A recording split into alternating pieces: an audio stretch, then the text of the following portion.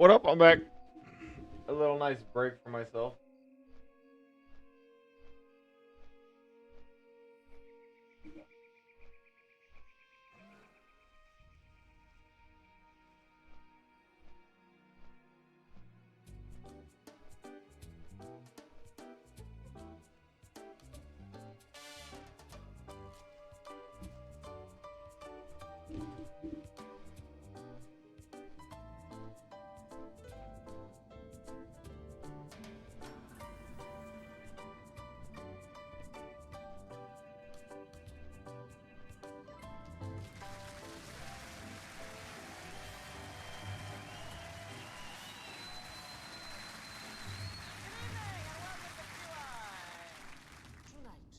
Tiptoeing through our quiet episode.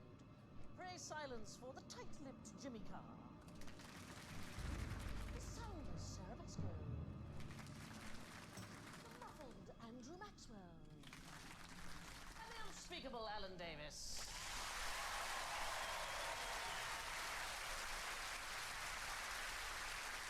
And their buzzers are all appropriately quiet. Jimmy goes. Quiet! Sarah goes. Quiet! Andrew goes. Will you be quiet? And Alan goes. Oh, do shut up. Now, how long before a silence becomes awkward?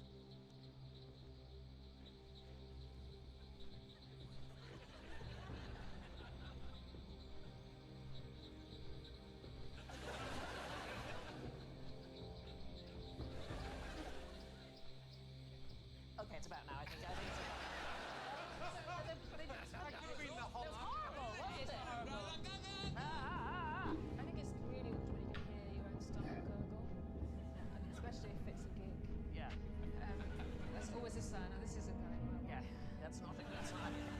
I think comedy is quite a lot like sex. That if they haven't made a noise for a while, change what you're doing.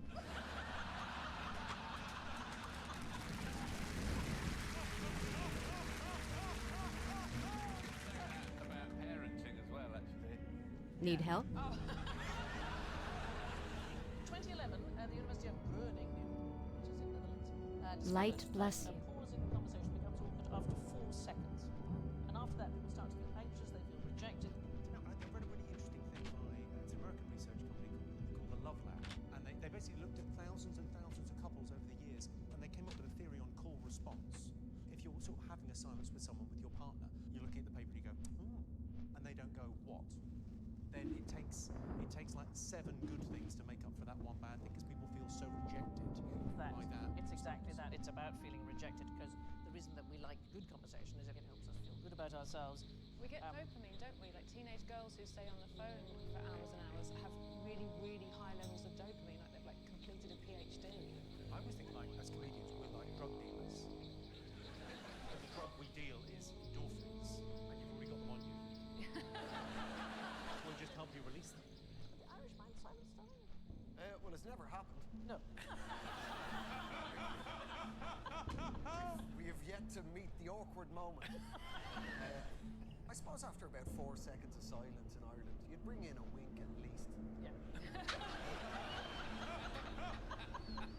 Just to keep things moving along. Or you know yourself. Yeah. A bit of pointing, maybe. You know? Oh, yeah. Yeah. There he is over there. It's good, those phrases that kind of break the silence that don't really mean anything. I spend a lot of time in Ireland, and it's always fair play to you. Yeah. Doesn't mean anything. Well, it means fair play to you. Some cultures have a different attitude. So the Japanese have a concept, something called harage, and basically means belly talk. And the idea is that you use a prolonged silence in business negotiations. And they're content with an average silence of about 8.2 seconds, so twice as long as we are. So I think it's very much a cultural attitude to it. Maybe that's why, especially in dating, you do feel the silence a lot, because usually the instinct is, he's awful. A couple of bottles of wine and 2 years later, there you are. Let's fire flat. Yeah. Well, isn't that the theory? When you look at someone, you either want to kill them or you want to. Yeah, if you're looking someone directly in the eye, it's either kind of sexual or aggressive after about 3 seconds. It's one or the other. You can't. Not both. It's not neutral, Alan. That's sexual. Do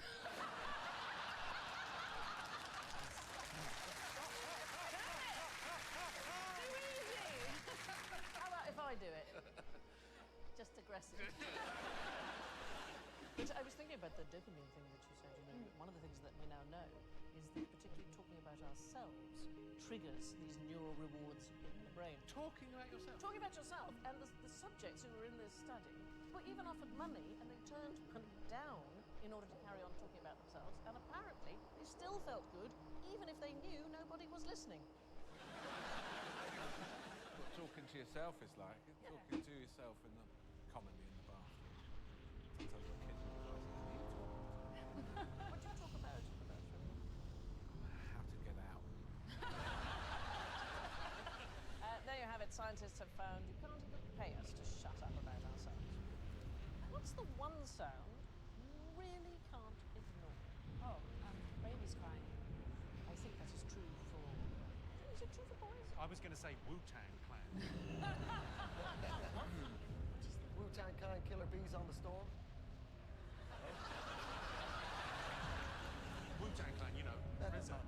RZA, Method Man, Ghostface Killer. You know Ghostface Killer, Sandy. Keep going till we get to Gangnam Style.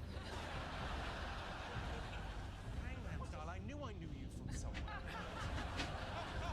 I would say our fridge makes a noise if you leave the door open. I never hear the fridge. It stops.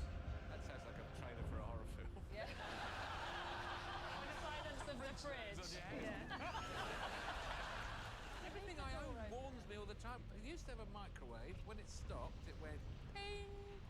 And now it goes beep, beep, beep, beep, beep, beep, beep, beep, beep, beep. Is it reversing? Beep, beep, beep, beep. But it keeps reversing forevermore, until there's a power cut. Making white goods for your house have seen you on this show. My car bleeps. If I'm in reverse, it bleeps. And if I'm near something at the back, it bleeps. It does a different bleep if I'm near something at the front. Who's It's letting got you three drive? bleeps. And then on top of that, my wife's next to me going, "This car's making too much noise." And all the kids going, "Oh, what's all this bleeping?" Shut up! I can see nothing behind. I can see nothing in front. I know I'm in reverse. I put it in myself.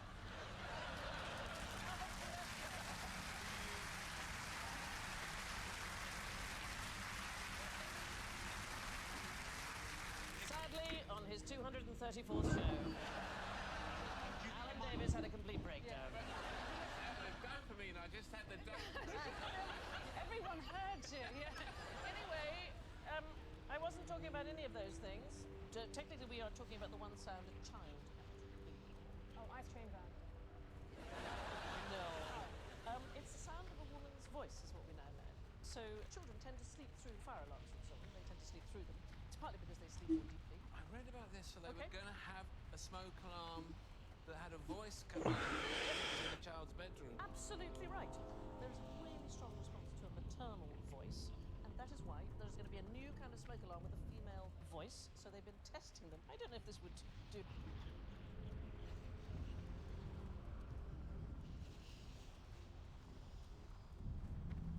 We all hear warnings from a young age about the importance of trusting our gut in dangerous situations. We're told to be cautious of suspicious strangers, especially after dark, and always to be safe rather than sorry if we feel that something is off. Sometimes it can be easy to brush off this advice. We may think that there's no way anything terrible could actually happen to us in our own lives. We've all heard stories in movies and on TV of deranged killers and cold-blooded psychopaths. But if we really came face to face with these monsters in a dark parking lot one night, how would we react? Would we fight for our lives, flee out of fright, or freeze, unable to move and paralyzed by fear? The woman we interviewed for today's episode unwittingly discovered her answer to that question on a pitch-black night back in 1998. What is up, Iwu crew? We love hearing real-life, true stories from our listeners, just like the one you will be hearing today. If you or someone you know have had a similar unsettling encounter that you would like to share, please reach out to us to speak about setting up an interview that could be featured in an Iwu episode. As always, Be sure to hit the like button and subscribe. Now, let's get into it. Wesley Shermantine and Lauren Herzog were like two peas in a pod. Born only 2 months apart in the mid-1960s, they grew up as indisputable best buddies, navigating their youth side by side in the small town of Linden, a quaint rural area of California nestled a little way south of Sacramento and 95 miles east of San Francisco. During their childhood, the same street within the quiet farming town, which had a tiny population of less than 2,000 people. Wesley had affluent parents who made the young boy's life very comfortable, and he was never left wanting for material possessions. However, his outwardly idyllic family life held dark secrets that his parents tried to keep hidden from the public eye. The Shermantines had a collective reputation in the town for being people you didn't want to cross unless you wanted to risk being ominous. Glory to the Sindori. Despite young Wesley's We will have justice. with expectations for perfection, he and Lauren were never afraid to get their hands dirty, and they spent most of their time outdoors in the rugged wilderness, hiking through the surrounding hills or hunting and fishing in the woods. In 1984, the pair graduated from Linden High School, and despite their troublemaking tendencies, it seemed as if they were headed on the right path. However, just 1 year later, an incident would shock the whole town, sending it into disarray and throwing these two fresh graduates into the eye of suspicion. A local teenage girl named Chevelle Chevy Wheeler went missing on October 16, 1985. She had been dropped off at school in the morning, just like any other day, but she apparently had other plans for the afternoon. She confided in some of her girlfriends that she had an exciting meetup to attend. She was going to skip class to hang with a boy she knew. But when Chevy gleefully snuck off the school grounds that day, neither she nor her friends could have ever guessed that this was the last time the innocent young student would ever be seen alive. When Chevy failed to return from her secret excursion, Wesley was identified as a person of interest. Authorities pinned him down as the boy that Chevy had made plans to meet up with. Unfortunately for Wesley, word of his troublesome antics and mischievous inclinations had traveled fast in the small town, and his reputation had preceded him. Townspeople knew that he and Lauren had gotten into some shady business throughout the years, like roughhousing, drinking, and most concerningly, hard drugs. Specifically, the two boys had begun to heavily use methamphetamine. If you're familiar with drug terminology, you may be realizing how the duo got their infamous title. The word speed and the moniker Speed Freak Killers originated from the influence of meth on the pair's violent activities. Authorities and theorists alike believe that this behavior-altering drug was largely responsible for the boys' alleged killing frenzies.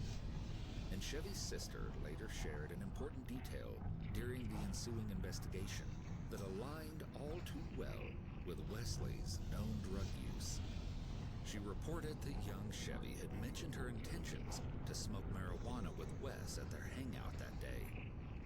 Accordingly, because of Wesley's already questionable public image and connection with 16-year-old Chevy, the police obtained a search warrant and investigated the young man's secluded hunting cabin. Inside the small building, they discovered blood. At first, they couldn't be sure if this evidence was meaningful. After all, it was a hunting cabin. Perhaps the blood was from a freshly caught deer. And indeed, Wesley and his folks maintained that previously slaughtered game was to blame for the red stains. But when the blood was tested, the results seemed to confirm law enforcement's worst fears. The blood type matched Chevy's. And then another strange turn of events fueled police suspicion.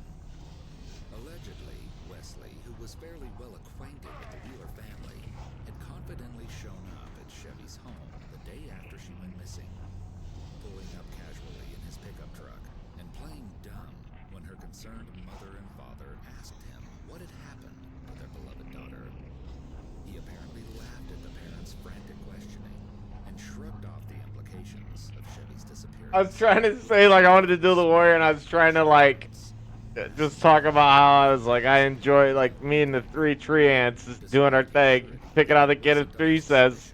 We're not really picking out anybody. Ready on his trail after finding the incriminating blood samples. As concerning as this revelation was, the fact remained that the police were unable to locate any concrete evidence to charge Wesley. DNA analysis technology was not sophisticated enough at the time to garner any real conclusions. So, the case went cold, and Wesley walked free.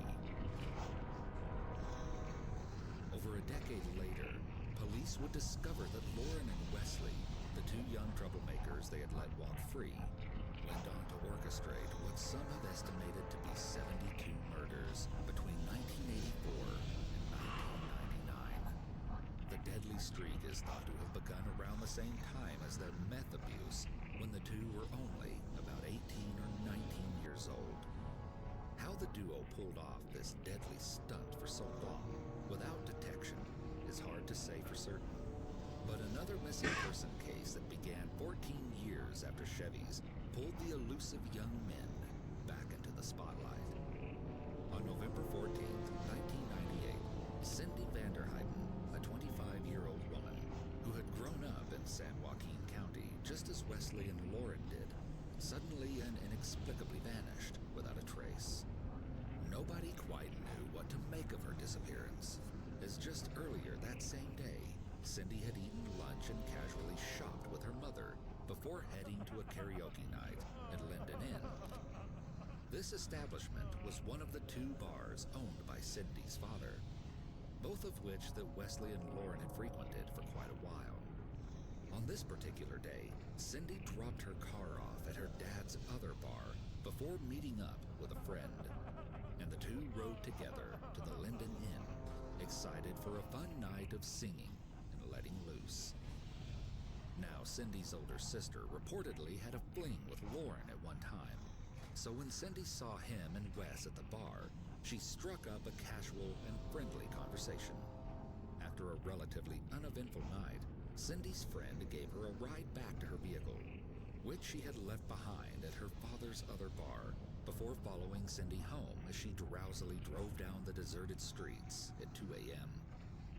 After the friend was sure that Cindy had safely pulled into the driveway of her home, she drove away, secure in the knowledge that Cindy had made it back safe and sound to the household, where both of her parents were already asleep.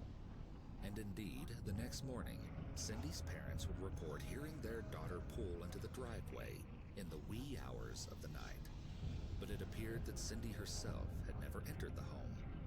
In the morning, she was nowhere to be seen, and while her mother grew increasingly nervous, her father decided to call up Cindy's workplace and see if she had somehow managed to wake up, get ready, and depart for her shift without either parent knowing. This seemed like the more obvious solution, but unfortunately, Cindy's parents' misgivings were confirmed when they were shockingly told that Cindy had never shown up for work. Her father immediately began driving around town in a panic, searching for any possible signs of his missing daughter. But what he soon discovered didn't help to ease his worries. Cindy's car was abandoned in a local cemetery. Her money, cell phone, and purse were all inside. But of course, there was no Cindy. When the police arrived to investigate, their first instinct was to suspect foul play. But they couldn't deny that there were no signs of a struggle present at the scene. Over 1,000 citizens dedicated their time to searching for the missing girl over the following weeks, but to no avail. By then, authorities were putting the puzzle pieces together. What a strange coincidence, they thought, that Wesley was not only a primary suspect in the disappearance of Chevy all those years ago, but now he was also one of the last witnesses to interact with Cindy before she vanished. Attempting to delve deeper into this theory, they focused on searching the isolated hills and scouring mine shafts that Wesley and Lauren were known to frequent. After these intensive searches, they were left empty-handed. Still, with all reasoning to believe that Wesley was involved, the police couldn't turn a blind eye to the small young man. In 1999, they searched his vehicle and once again found blood. But this time, the bodily fluid was definitively identified as that of Cindy Vanderheiden. While these DNA analysis results were being confirmed, the police began laying the groundwork for their case against Wesley. And to do that, they knew their best bet was to get his faithful friend Lauren to start talking.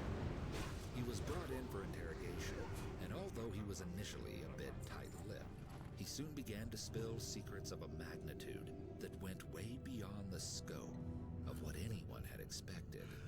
At first, he was defensive and refused to throw Wesley under the bus.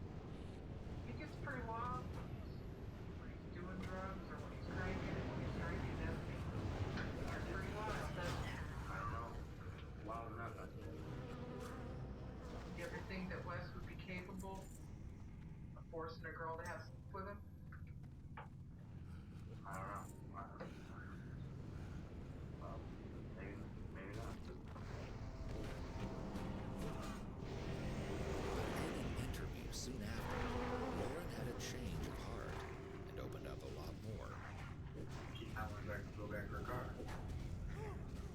She said that 7 times. We're going that way. I'm still in the backseat to say, son of a bitch, to the road going.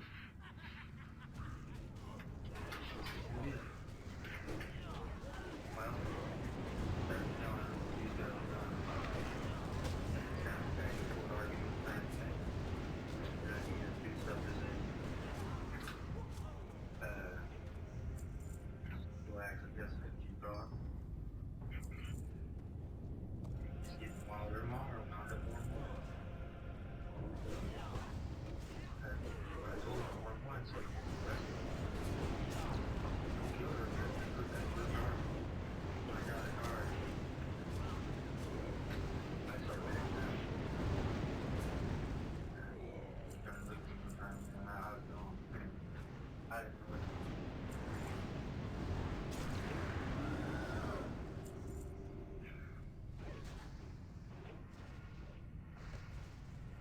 Yeah. His speech is hard to decipher in this dated footage, but he seems to describe something about Wes holding down the victim. On top, but I hold her down, you know. Everybody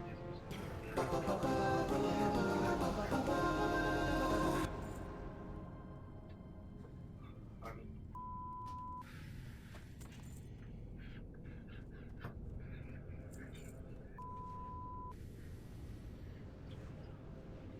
dying, you know.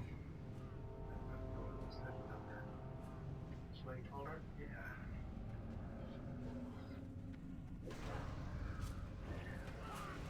He then makes a point to claim that Wesley tried to get him to join in on the foul acts.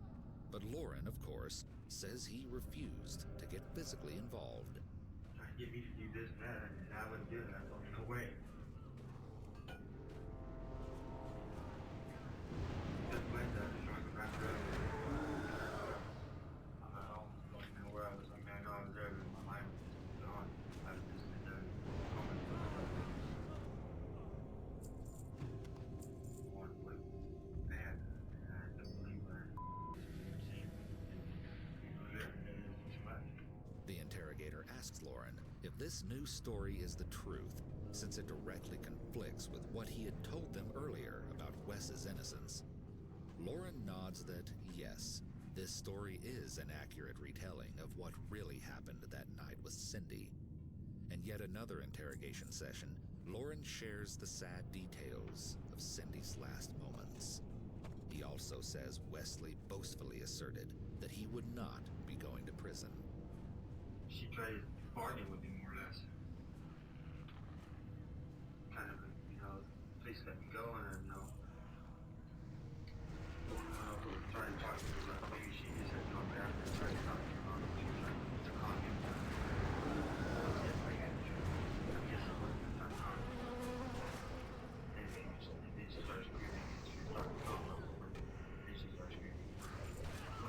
so what's the story? What did you tell him?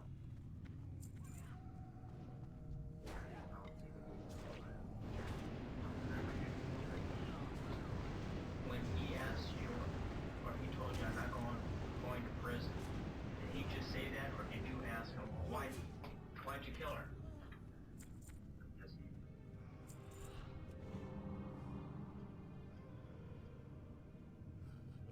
I didn't ask you that.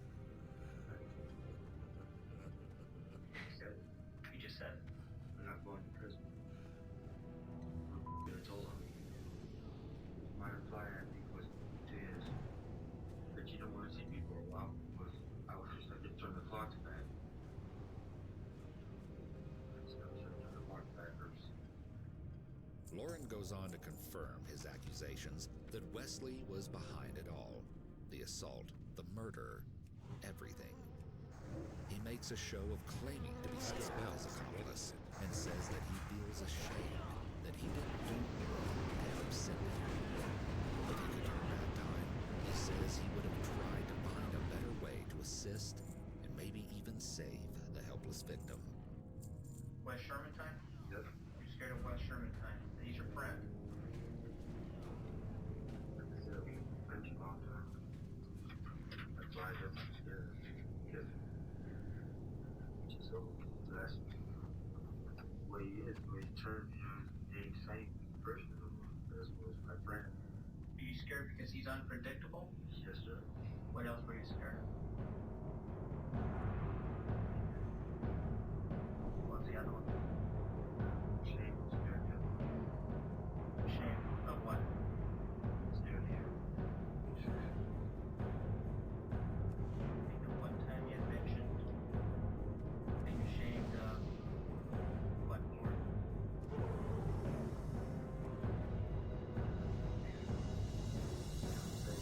It's too far away. Do nothing for what?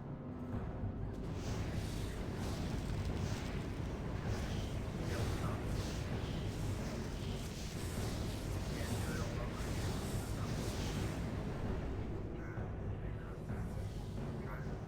The officers warned Lauren that Wes had already made incriminating statements, confessing that the duo in question had already hunted everything, including the ultimate game. Wes is making comments about you. Things such as, you know, if Lauren and I have hunted just about everything, including the ultimate game. You know what that ultimate game is?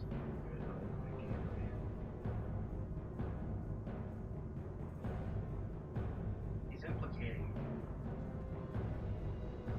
What I foresee here is that when we haul Wes in here, he's gonna pin it on. It's still recharging. It is clear to see the trust and loyalty Lauren once had for Wes was dissipating as the interrogators carefully selected their words to drive a wedge between the facts and the justice behind them.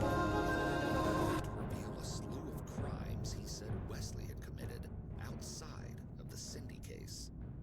Lauren first explained that the previously unsolved death of a hunter from Utah in 1994 had been Wesley's doing.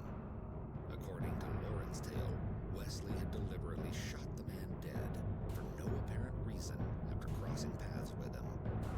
Lauren continued to spout his surprising confessions. He reported that Wesley was behind the murder of a man named Henry Howell, who had been discovered in his parked car on the side of a highway. God damn it, dude. His mouth grotesquely bashed in.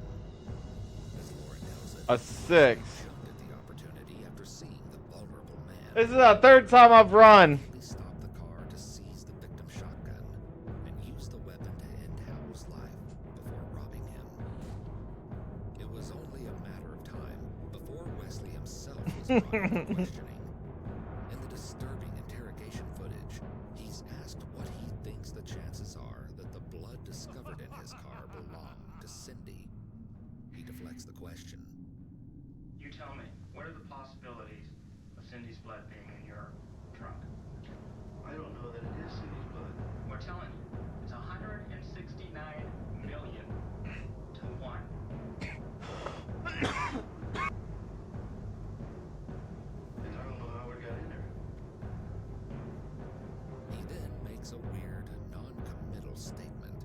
saying that he would have already been long gone if he had been up to no good with Cindy. His whole attitude towards the situation is clearly not that of a concerned friend who is worried about Cindy's well-being. If I had something to do with Cindy's disappearance, I would have been gone a long time ago. Are you afraid of anybody out there, somebody threatening you? No. The annoyance is evident in his facial expressions and tone of voice as he recounts the night at the karaoke bar with Lauren. He says they talked with Cindy, but left the bar when it shut down for the night. He's asked what he thinks about the possibility of Lauren's involvement in the case. Lauren might be responsible for Cindy's blood in your trunk. I didn't say that. Okay. I don't know. I thought that's where you were going. I can't blame no one because I don't know. Is there somebody else involved? That night? The fact is, I wish I'd never stopped that bar that night. well, you're not the only one. So do we. I figure right now, look at everybody else. The scenario is this. Cindy's blood is in the back of your car. No question about it. It's proven scientific.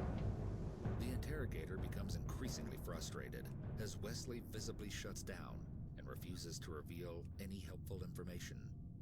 They try to make him understand the benefits of coming clean, but he's just not having it. Lauren is responsible, and you're just trying to help your childhood buddy, trying to protect him. If that's what you're doing, if you want to go down the boat, I'm trying to help him. Has he threatened you in the past?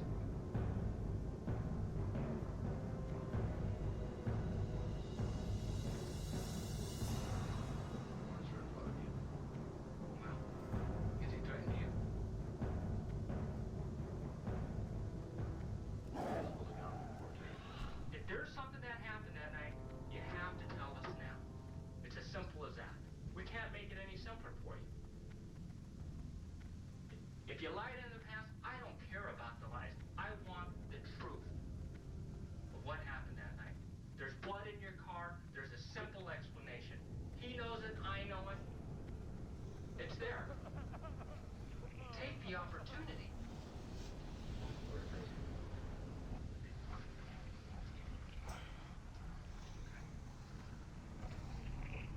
But it wasn't long before Wesley began to shift the blame completely onto his accomplice, as Lauren had done to him.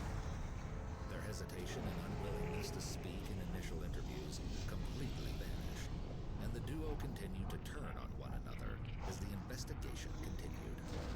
At one time, the two lifelong friends had been roommates who enjoyed each other's company in a small apartment. Now, watching the interviews, you cannot tell that the two had ever felt anything resembling trust or friendship in one another.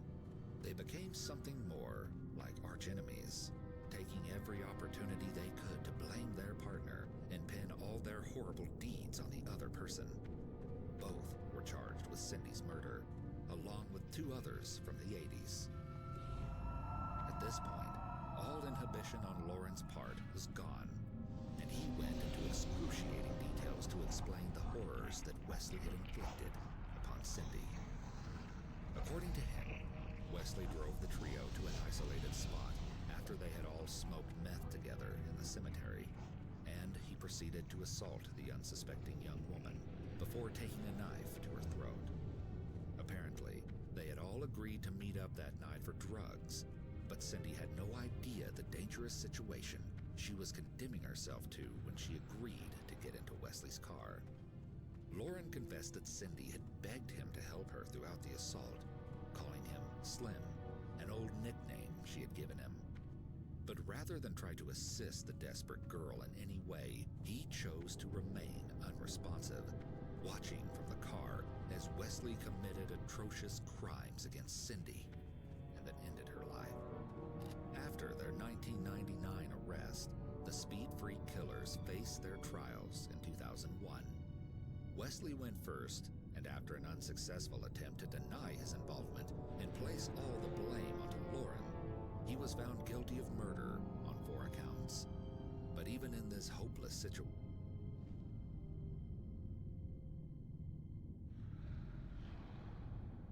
Hi James, thanks for joining us today.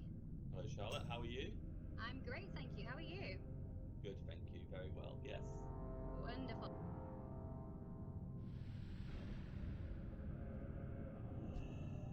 I'm out of range.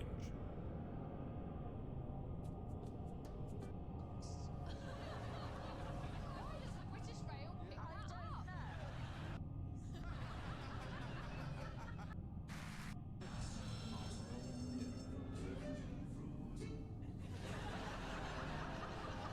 It was a mishmash, just for you. Right, here we go. This is a portrait from the Qing dynasty. First of all, how would you spell Qing? Anybody? With a Q. Yes, Q-I-N-G. So, why is this woman so made up? Did she walk too slowly through the makeup department at Army and Navy Guildford? Oh, that is the most terrifying thing, isn't it? My mum paid for me to go for a makeover in one of those. Did she? Yes. Recently? No, when I was about 17. Right. I honestly looked like a woman in her late 80s. I actually looked like Mary Berry. That was what happened. This is a portrait of Prince Zhu. He was the uncle of the then emperor. So we're talking mid-18th century, and his wife, who was called Zhu, he's about 60, and she's 14. Yeah, it's one of those. But it's very typical of court paintings of the Qing dynasty because it was tradition for the wives and indeed the concubines of the emperor and his family to be hidden from public view. So this posed a problem if you wanted to allowed to actually see what the woman looked like. They had to decide to paint the concubines to look like bits from sketchbooks, basically. We have no idea what she actually looked like. This is entirely a made-up. Yes. It's kind of neutral. Yes. Compared to like his detailed pics. Hers looks like, you know, when you buy a kid a comic book, it's like you could add whatever face you want. And it's the basic style. It looks like they've started on him, they've really nailed it, and they realise they've got 5 minutes to do her face. She looks like an emoji, doesn't she? Yeah. But the whole concubine thing, it was considered absolutely crucial to Qing dynasty court life. So the idea was you wanted to make sure that the emperor had multiple offspring, so you wanted to make sure he had a very healthy sex life. In fact, in the 1670s, they started a government branch called the Office of Respectful Service. So it's like a guy outside the bedroom seeing how many times a woman has been in and out of that week. So it mattered because if you went in that bedroom, say 3 times into the emperor's chambers, then you would go up. It's concubine status. For him. That smells. They're going, it's just like, we can just watch TV.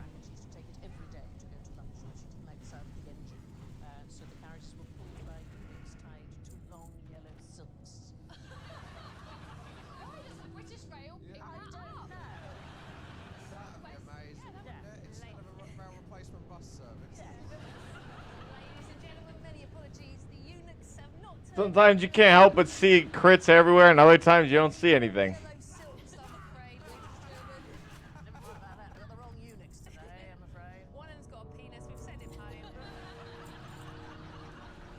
Right, moving on. What do bacteria talk about? Is it Love Island? Other bacteria who aren't in the room. I love it when I confuse chance. You're correct. So the argument is they actually emit and detect each other's chemical signals.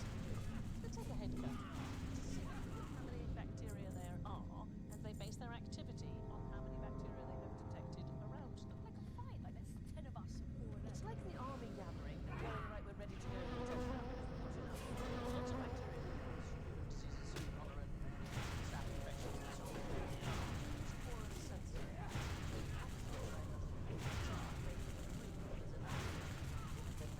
it's a bit like social media, right? So one person tweets, but then it's repeated and repeated and repeated, and it goes viral. If you have enough to make it a story for a lazy journalist. It was very first observed in the 1970s. There are some bacteria called Vibrio fischeri, and they live in the bodies of the Hawaiian bobtail squid. Isn't that beautiful?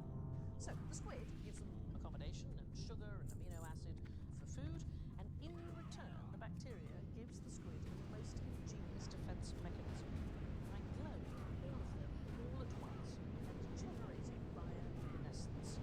So the squid is able to control this light, which is created by all these bacteria living there, and basically any potential. I don't know why it feels like it's so quiet. The squid will think it's looking at them because the squid can point this light downwards. Isn't it clever? I know. So it's working with bacteria. In order to do this trick, it's called counter-illumination, and the squid can even use its ink to dim the lights. It's useless for the bacteria to glow unless there's enough of them. That seems like a really fair payment. Yeah. Like you get that incredible party trick just for getting some bacteria. Like if I got that every time I'd have thrush, I wouldn't. I am so in love with the idea of getting thrush and suddenly being bioluminescent. Yeah. It would definitely be literally the silver lining. Yes.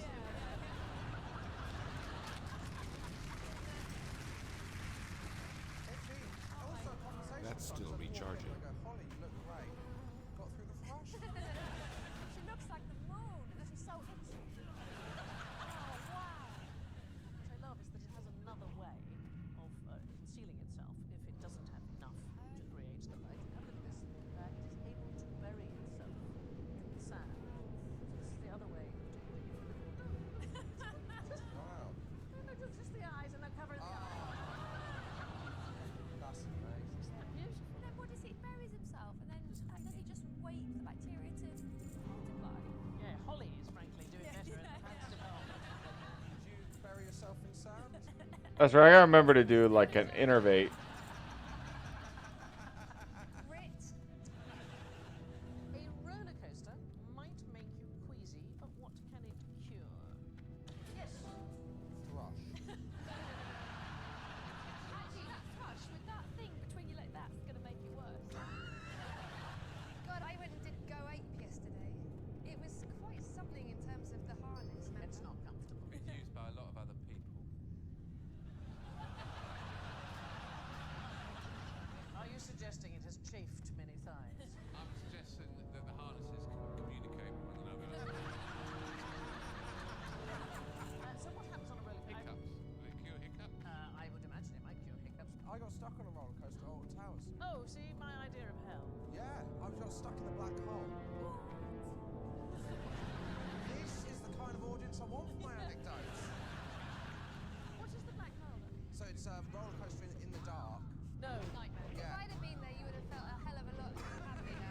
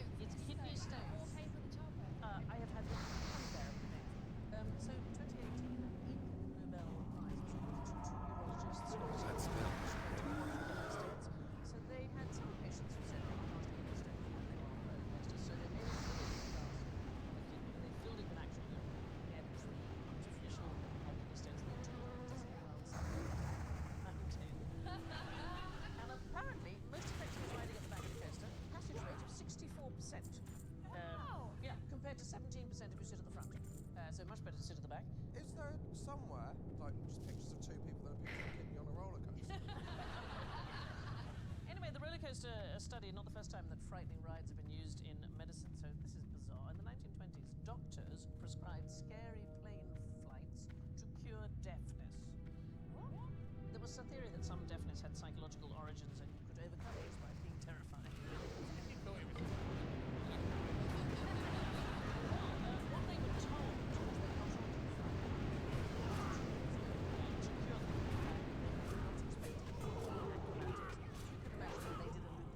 That if it was psychological, the deafness definitely went. Everybody could hear them screaming at that point. Yeah. Even the great aviator Charles Lindbergh advertised deaf flights for his business cards. There's no evidence of it. No. Now, what can you tell me about Philip the missionary's position? I was sat at home. Who's Philip the missionary? I could sing Lord of the Dance if that's what you want. It's so tempting. Why did you say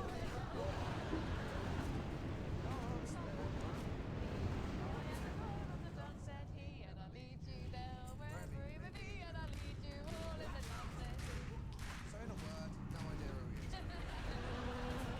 Is he in the Bible then? It's in the New Testament, you're absolutely right. It's in the Middle East, performing miracles and You preaching. couldn't get tickets though, could you? It was hard. So here's So weird when you've got all your hair is on the bottom of your head. Does it look like you could flip his head, doesn't it? Just flip it over like that. And then your mouth will be at the top though, that'd be weird. Your eyes will be under your mouth. Yeah. And every time you eat, you get food in your eye. But at least your hair will be in the right place. But when it rains, all the water will go down your nose.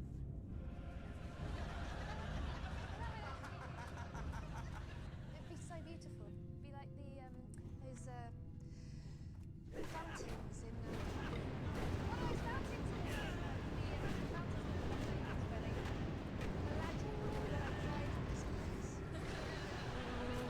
Far out, land in a hole. No. They're my favourite films. Honest to God, it's like being in an old people's home. He toured the Middle East, did he? Yeah, he toured the Middle East. Right, Josh wants to sing Lord of the Dance again. Did you? Okay. So he toured the Middle East. Tell us about the dark room again. That's still recharging. When we going on the roller coaster? You said we was going on a roller coaster. I'll never piss myself. I've got front. Who called the train? What kind of person? You know. Nuno. So, this is him. Here's what happens. Not gonna say. So what happens is the eunuch gets set up and baptized, and Philip has disappeared. So the eunuch never saw him again, but went away on his way rejoicing. Meanwhile, Philip found himself further north at the town of Azotus. So it seems to provide the Bible's only example of teleportation. Because there's a moment he's there, and the next minute he's in a completely different town. So here's the question, Philip aside, Yes. do you think that humans will ever teleport? Yeah. Yeah. Yes, okay, Holly, bye. If you think about it, 10 years ago we didn't have Uber, and now we've got Uber.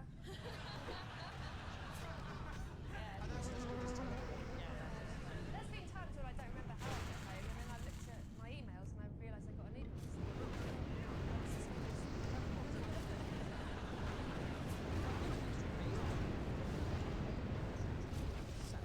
We are heading into quantum physics, but it is not difficult at all. So quantum physics is essentially the study of extremely small particles, so atoms, electrons, photons, which are Molecules? light particles,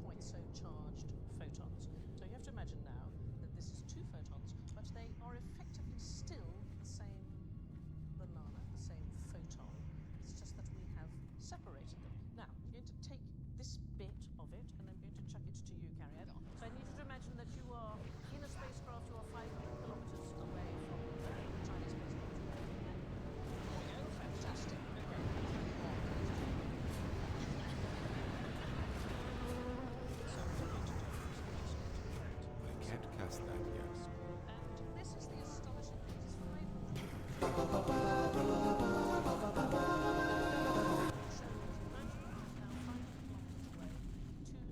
Alan on it.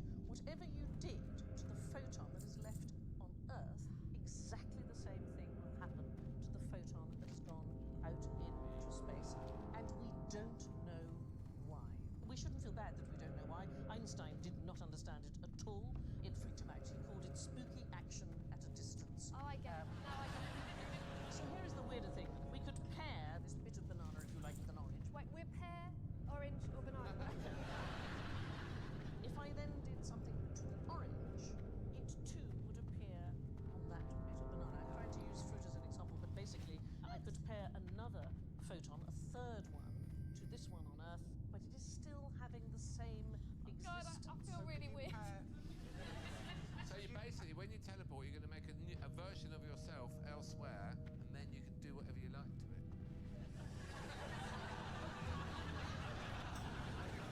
In a way, you're right, Alan. The trouble is that we just don't know enough about it. I do know. I know what it is. Okay. 2 words for you. Yes. Fax machine.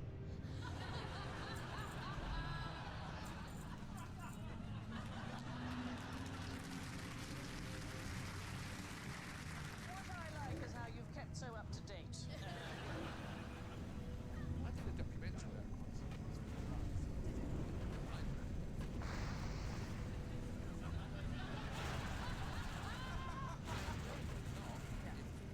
Once all the experts have left the room, God, you can't really retain it or use the knowledge. Showed me a laser beam split. That spell isn't ready. They told me it was impossible, and then they did it.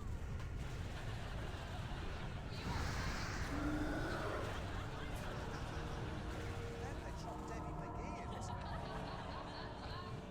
Hopefully it's on YouTube. You can watch it. I will check it out. Anybody know why teleporting took place in Star Trek? Oh, was it like a budgetary thing for the show? They didn't want the show to show it. It was too expensive to show the Enterprise on so the creator of Star Trek, that was his workaround. They simply couldn't afford for Just doing the background. Carry on. I thought you were making sex noises. Wow, Holly, it really has been a while, hasn't it? Holly has Doing that while you're in the dark room.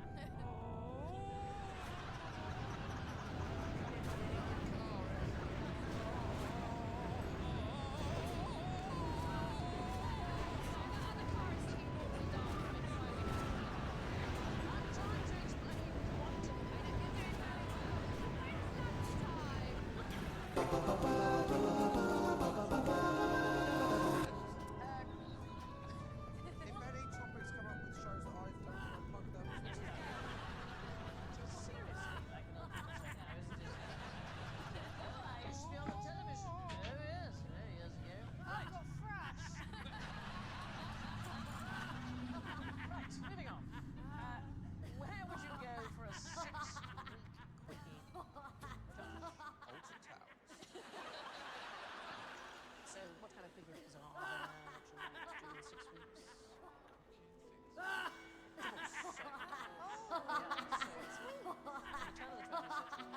From all over America so they reduced the residency requirement Talk to me. from 6 months to 6 weeks. And also, they made it fantastic. Off with you. Grounds where you get laws, they applied them unbelievably broad. There was a man who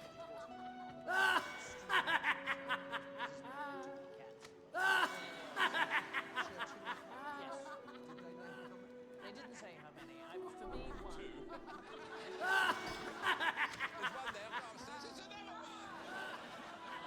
And this carried on right up until the 1970s. In fact, they think it's such lax grounds for divorce, and they went to divorce hotels where you could go and the couple could do 6 weeks of residency. They especially targeted women and dude ranches where women would go for 6 weeks sunbathing. This is kind of the part about this place I don't like. Male staff. It was marketed as renovation because it was in the town of popular places. And women would often arrive with a male cousin who they married as soon as the divorce went through. They held a man-made wedding derby to see who had officiated the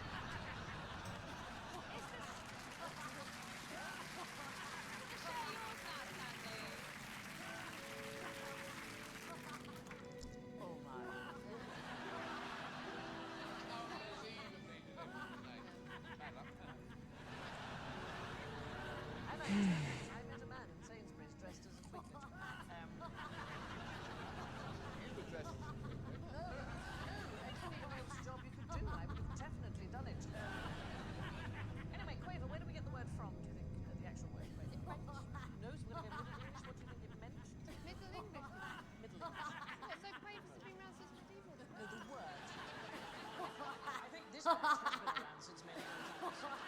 It does mean to shake. It's a letter S. Look at that. Isn't that for you? You are so easily pleased. That is how I imagine the scene from Alan's documentary.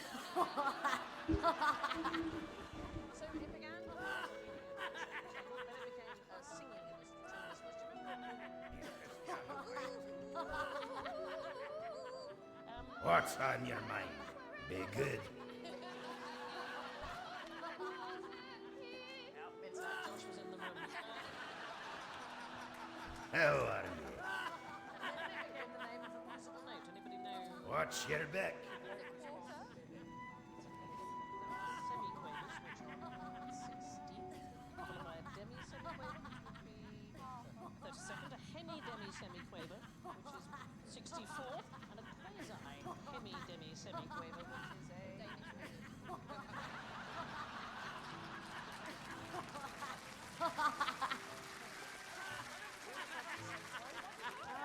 What did you say? 128. So these notes are quite rare. So it's rare because it's so fast. So if you took a word with 4/4 time, so the tempo of 100 beats per minute, a quick 0 2 seconds, and that is too short to distinguish. But in fact, You got my attention. to describe brief sections of particular rhythms. Now the shortest note in any published work is a 1 count. Off with you.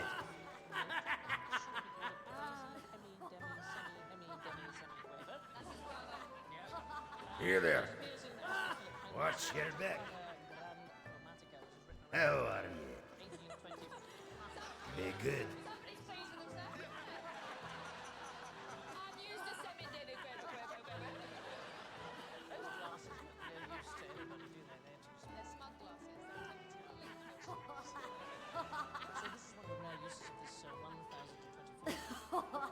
extra bar into the note, which meant it was actually missing note, which would be a demi-semi-hemi-demi-semi-hemi-demi-semiquaver. Notice. I mean, how fast would that go? Pretty. Yeah, bonkers. So could we hear? Like, what's the There is an extreme piano channel on YouTube. It's a You know what else is on YouTube?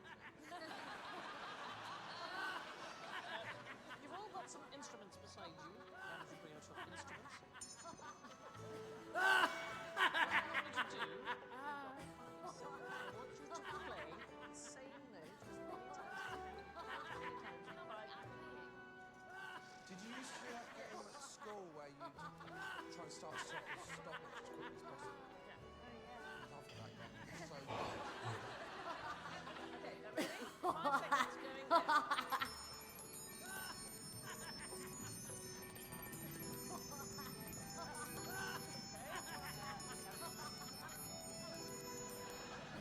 Alan, the bus is here. I lost count about 12. After about 12.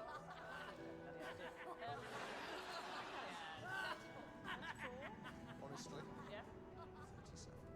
Oh, Josh wins that one. That's very impressive. Hollow victory if you happen to give your own score when you know what the other scores are. And most piano key presses in 1 minute is 824, which is 68 and a half every 5 seconds. It's a Portuguese-American pianist. He's astonishing. Called Antonio Domingos, and you can see his work on extreme piano. Does he just do all the same notes again and again, or is it like a tune? No, it was just one note, but he played it with 2 fingers. Most claps in a minute? How many claps do you think? Well, the flamenco people About can go very, very 400? No, 300. 300, anybody else? 200. 1,080. Wow. By a 9-year-old. What? By 9? It's called 7 Wade. 180 every 10 seconds. Well, just for fun. He's not even doing flamenco. He had his toe in a plug socket.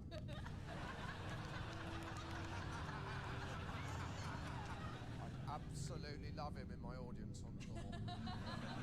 Right, things away, instruments away. For what sort of business would you want to use a queer plunger?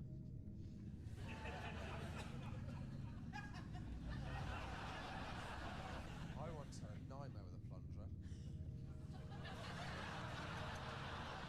So we had a New Year's Eve party, and then the next day our toilet was blocked.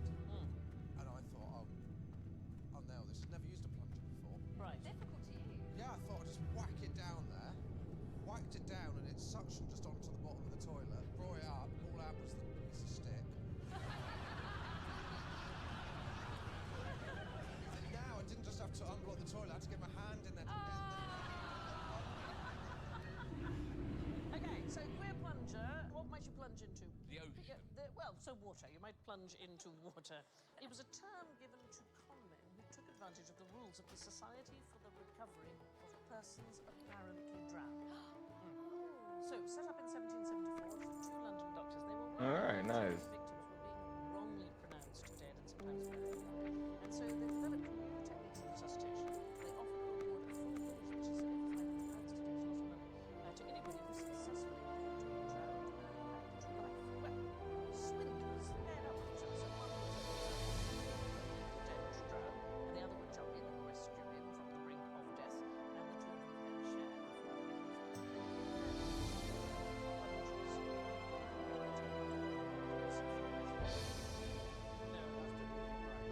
He was an amazing one of his very first jobs was to drown several times a day.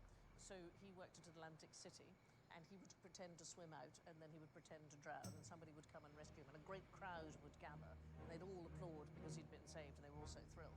And then they would buy beer and hot dogs, and it was the beer and hot dog guys who paid W.C. Fields to drown several times a day. The Netherlands was the first country to have a society for resuscitation. Why the Netherlands? People falling in canals. Lots of water. Yes. Yeah. Sometimes it's just a really simple answer, isn't They it? have fjords as well. No, No. don't have fjords there. Have you? For God's No. sake. No. You know, Netherlands is famously flat. Bow. Fjords are famously steep. Right. So no. You know what? I'm so glad I didn't say it on national television. No, that's a good thing. That is. So the very first society in 1767, the Netherlands Society for Resuscitation, and they had incredibly strict rules about what you should do in order to bring the drowned person back to life. So first of all, you had to take them inside, and you would take their clothes off, and you had to rub them with all of the materials to warm them up, and maybe, if it really was necessary, give them tobacco smoke up the rectum. They used to do it in London as well. You know how I know that? Yes. Had it on this show. That's fine. It was considered an effective means of resuscitation. My sister fell in a canal. One of the best days of my life. So we went on a canal holiday in Birmingham, and Does that go through fjords? it's got more miles of canal than Birmingham. I do know this. Doesn't make it a better holiday. And my sister fell in, and there was panic. My dad was shouting, "Get the camera! Get the camera!" And then she found her feet, 'cause it was only about that. And my brother threw the plastic polo and it hit her on the head and knocked her out. I thought you were going to say your brother threw in the camera. So there were other things you had to do. You had to do bleeding for the arms and neck. You had to pour liquor down the throat, and then place the person in a preheated bed with a naked person next to them. Yeah, well, that makes sense. Yeah, to provide natural Yes, heat. yes, because that's what happens when you're a keen bivouacker, like I was as a teenager. No wonder you got a thrush. You learn that if somebody gets quite severe hypothermia, that you should both strip off, get inside a plastic bag together, and just keep each other warm. Okay, who told you this? Was it someone holding a massive bin liner? Come on, Holly, come on, in you come. We've got to stay warm, Holly. Our Kayla said. Is this why you're a go ape? Yes. Now we come to the quintessentially QI brand of torment that is general ignorance. Fingers on buzzers, please. What's the tallest building in Europe? The Shard.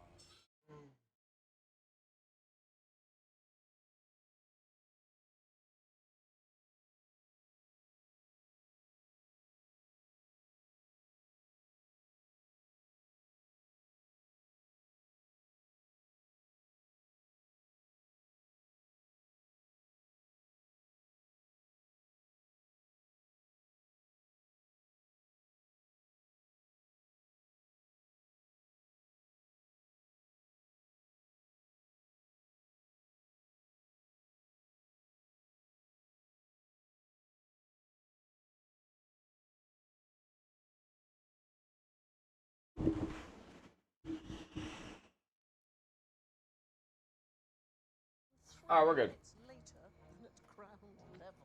That is how high the building is. And during Ramadan, there are clerics who have pointed out that Muslims who live and work there, they have to stop fasting at different times depending on what floor they're on. Yeah, so there's one Dubai cleric, he reckons that people living above the 80th floor should fast for an extra 2 minutes, and those on the 150th floor and above should fast for an extra 3 minutes. I was doing a gig in Dubai with Jack D. We went up to the top of that. I've never seen someone less excited. Europe's 4 tallest buildings are all in Russia, with the Shard coming in a paltry 5th. What shouldn't you do to a sleepwalker? Absolutely fair, you shouldn't do that. That's one thing. Great to meet you. No! You were winning up until then. Now you're stuffed. Safe! Contrary to popular myth, there's nothing wrong with a sleepwalker. I mean, they might be slightly disorientated at first, but it's much safer than leaving them to walk around the corridor unconscious. It's just not as funny. Depends how you wake them up. Yeah. If you wake them up by picking them up and putting them in the middle of the road.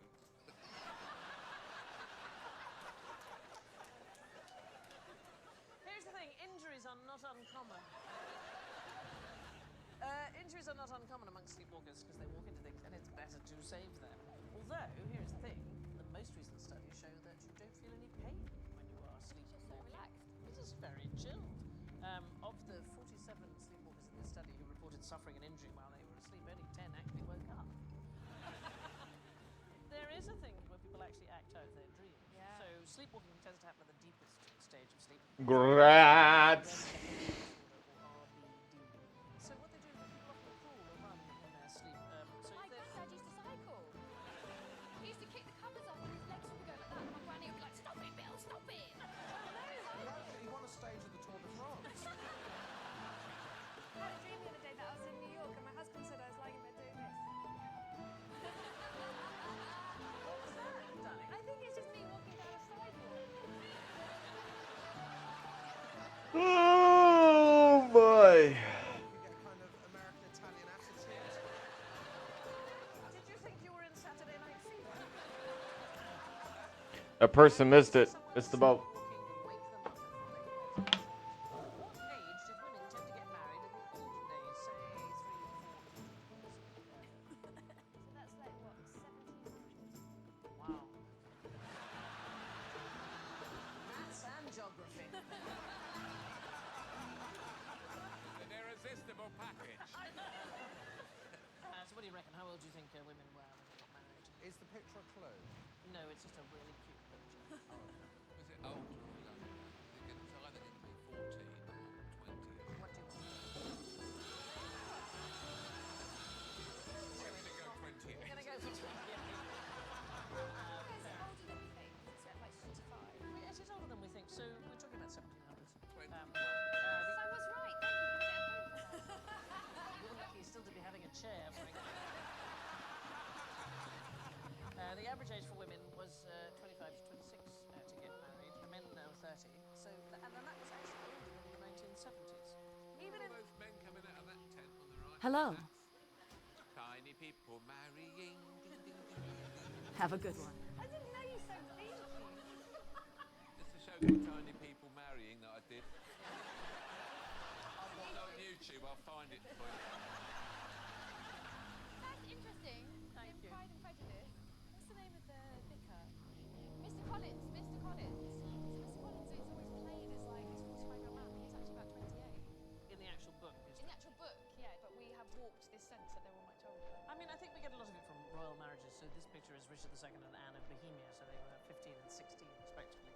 For the average person, they were much older. Even in medieval times, women didn't marry till their early to mid-20s. But also with the royal marriages, they would be married, then they would be... Well, sometimes they got married at birth. Yeah, Would you exactly. be Then they married weren't off- like putting a flat No. together with some toasters and a kettle. Today, the average age for women in the UK to get married? 29.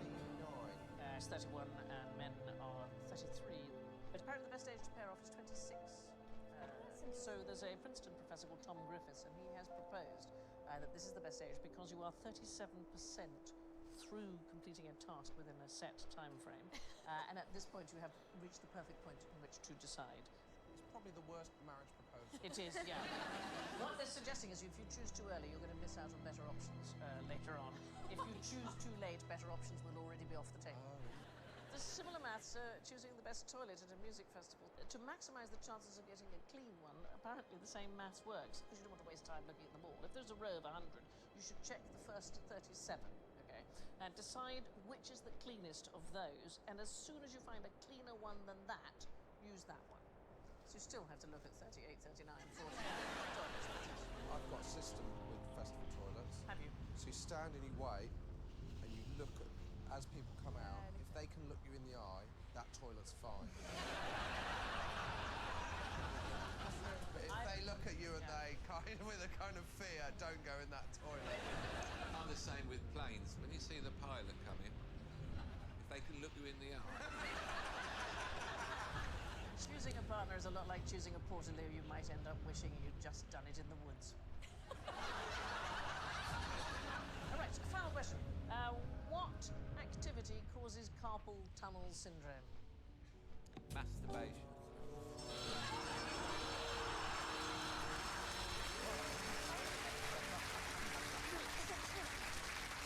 Well, I should hope it's not masturbation because my grandma had it. She didn't see the salt. Probably an RSI thing, right? Isn't it quite common with typing and the...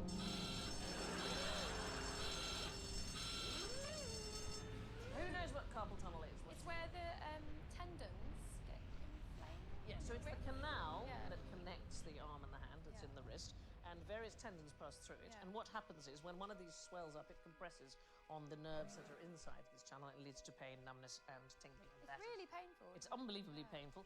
You won't get it pretty much from typing or from playing video games or any of those things. Those cause problems like tendonitis. It's idiopathic. So idiopathic means we don't know. It is an unknown.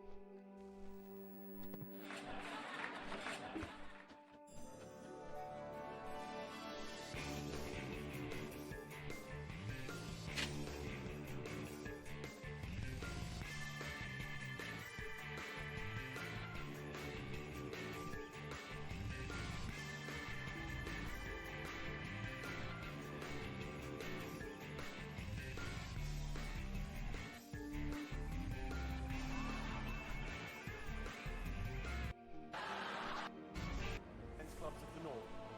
It's Alan Carr and Michael McIntyre.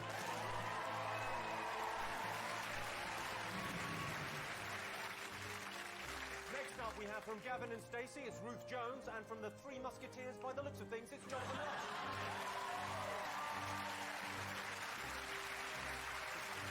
And finally, two cool characters who listen to bands you've never heard of, only watch films with subtitles, and wear fashion so cutting edge, they're already rocking the noughties revival. It's Noel Fielding and Richard Iowadi.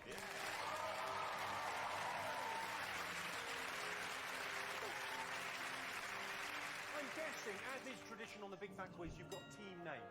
Alan, Michael, any thoughts on a team name for you two? What about Posh and Specs? Posh and Specs. Chatty and Fatty. Yeah, I think Posh and Specs does it for Posh me. and Specs. Posh and Specs, are you happy with that? Let's do it. Go Posh and Specs. Jonathan, Ruth, what about a name for you two? We want to call ourselves Wagner.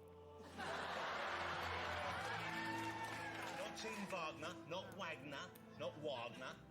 Wagner. Wagner. That's good. Yeah. No, Richard, anything? Right. What's happening? What's happening is we're thinking about team names. Like you had a name for a team. I thought the moccasins, which I quite like, but then I thought we could soup it up. We could be the electric moccasins. Sound like a psychedelic Cool band. names for bands just trip off your tongue, don't they? The Electric Moccasins. Yeah, the electric moccasins. Or Robson and Jerome. Which one are you? Well, Jerome. Have you had a good year? No, Michael, you had a good year, didn't you? You wrote your autobiography. What's it about? I did, I wrote it. Did you make anything up? Or was it all true? Well, I didn't, I know this is hard to believe, I didn't get a lot of women before my wife. And so it looked so bad. It basically looked like I'd only ever slept with my wife. So I added some pretend women in. And they didn't exist. And my wife won't let it go. She keeps saying to me, who were they? And I'm like, darling, I made them up because I didn't sleep with enough girls. And she comes to it every day. Was it Janet? So I don't know who Janet is. now, don't.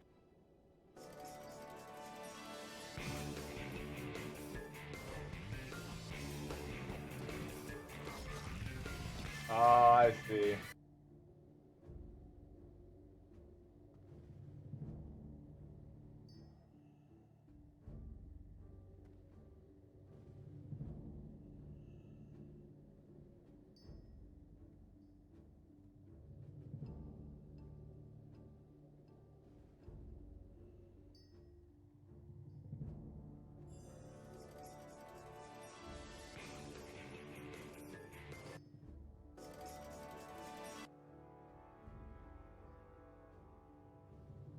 I'm going to give you.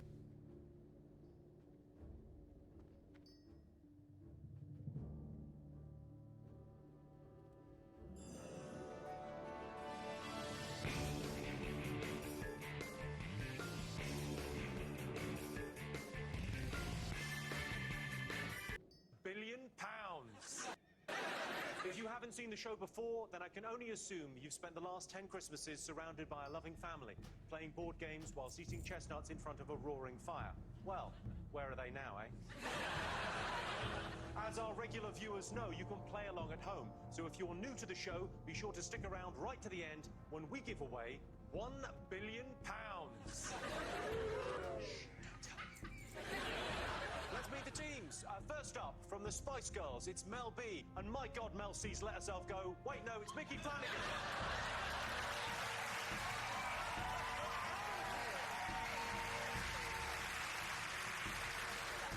A Scottish funny man and a Geordie funny woman, so press the red button now for subtitles. It's Sarah Milligan and Kevin Bridges.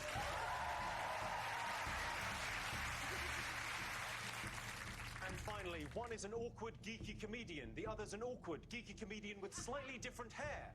It's Richard Iowati and David Mitchell.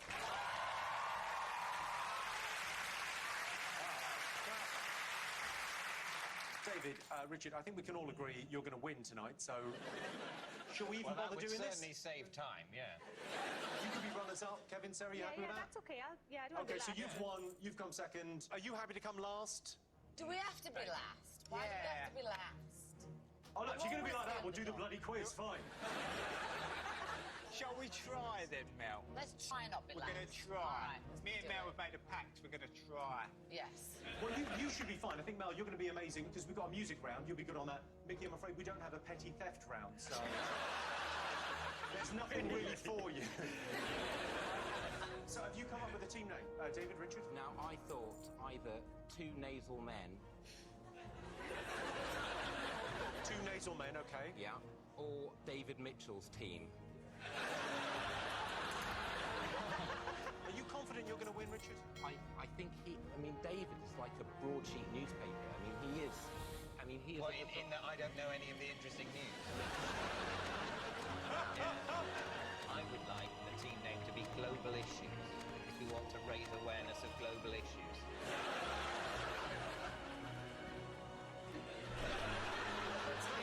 If our team was called Global Issues, then people would be more aware of global issues. Particularly at Christmas, I think it's important that everyone's aware of global issues. It's an excellent team name. Let's go with that. What about David Mitchell's Global Issues?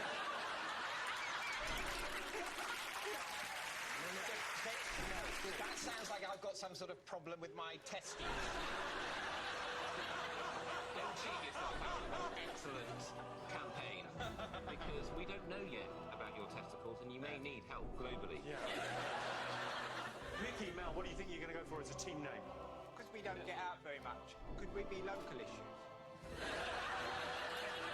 You've gone right behind my back.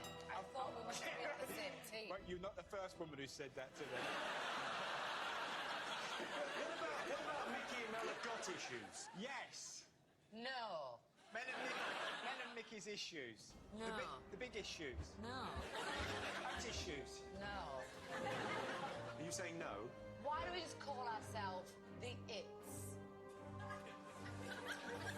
Yes, that's the obvious thing. Yes, let's do that. Sure. Sarah, Kevin, do you have a team name? I thought of mother and son. How old are you now? 28 years old. Oh. Is that biologically possible for you to be? Where I'm from, yes. Yes.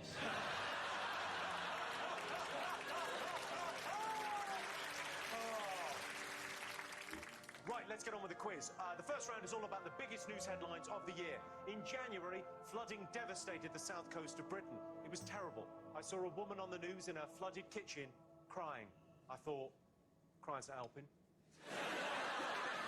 In the phone hacking trial, Rebecca Brooks was found not guilty. During the trial, her husband, Charlie Brooks, said he threw a laptop computer away not to destroy evidence, but because it had lesbian porn on it, and he didn't want to be humiliated. Charlie, you shagged Rebecca Brooks. That ship has sailed. Russia sent peacekeepers to Crimea. Peacekeepers as in, see this piece of land? We're bloody keeping it. That is how Russians talk. Can I just pick up on the body language in the Mickey Mel camp, which is... I don't know what's happened, but it looks like he's gone badly over there. What's... Well, because I did like him, and I thought No, you we were didn't. team You never players. liked me. Yeah, You've well, always not like played that. me along like some broken heart. Can I turn round now? Oh, here we go, see. Trying to get round It's me just now. makeup. Get on with it. Get over it. Get your balls back. Where did you put his balls? Cut them off a little bit. Okay, of course it wouldn't be a quiz without questions. Should we kick off with the questions? Come, okay. So for our first question, it's over to the one and only Michael Palin. Hello, Jimmy. Now, the big news that dominated the summer was obviously the Monty Python reunion, but there was also the small matter of the Scottish referendum. After the result, David Cameron got into trouble when he was overheard discussing a phone call he'd had with the Queen. How did he describe her reaction? So Michael Palin wants to know how the Queen reacted to a phone call from David Cameron telling her that Scotland had decided that we could, after all, take their freedom. I think she made an animal noise. You have to write it down. Oh, go on, you've got to write it down. Don't tell them what the answer is, for Christ's sake. It's not really a television programme, this. It's more like an exam. Okay, so next question. This year, what was blamed on either a military coup, an addiction to Emmental cheese, or a Cuban high heel accident? Oh, I know this one. Do you want to write it down? Yep. Rather than saying it out loud. I'm really confused. You're really confused? Very confused. You used to be in the Spice Girls, you're now on X Factor, and somehow it's led you to this. I can only apologise. So, why is he eating a banana? Sorry, that's really confusing too. This quiz is a marathon.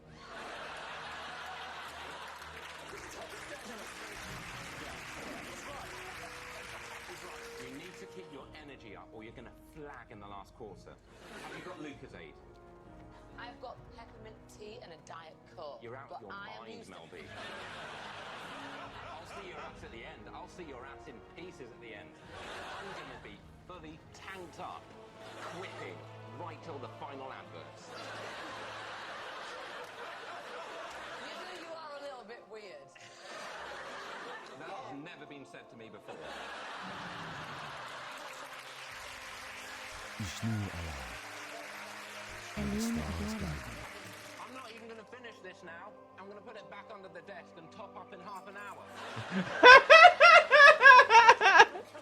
Tactics, Melby, tactics. If you've seen Big Fat Quiz before, you'll know that every year the children at Mitchellbrook Primary School in Neasden put on a rather unconventional school play. What news story are they acting out here?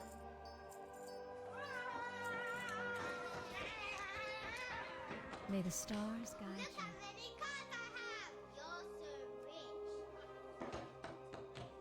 You're under arrest! Ah, no!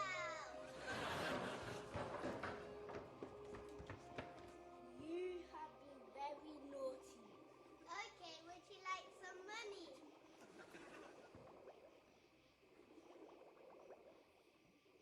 You are free to go.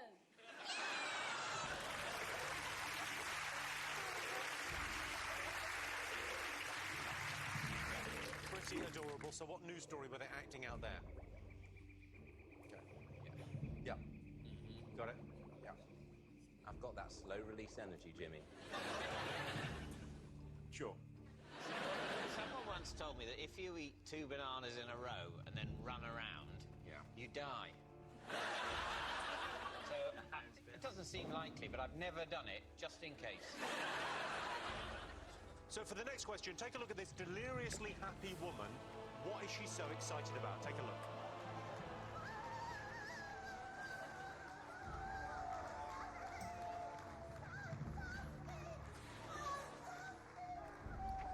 Oh, I just am so happy.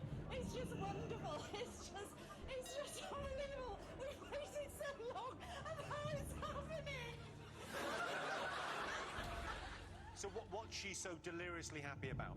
That she waited so long and now it's happening. You're going to need to be slightly more specific than that. It's a very good answer. Did you get that, Mickey? I've watched it, yeah. You watch it? Oh, yeah, it's pretty tremendous. Okay. Yeah. All right. Okay, last question in this round. This year, same-sex marriage was finally legalised in England, Scotland and Wales, but what phenomena did the then UKIP councillor David Sylvester blame on the new legislation? What's happened, Mickey? You all right? He can't spell. Jesus. He can't spell? I can spell. You did It's that. like you're a 3-year-old. Trouble in paradise.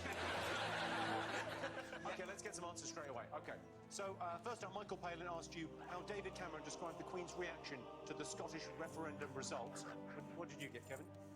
Well, Sarah wrote she purred, the Queen purred, but I don't know how do you purr? I can meow, but... Paw. Did you say paw? No, I said she purred. Do you mean bird? No, I mean purred.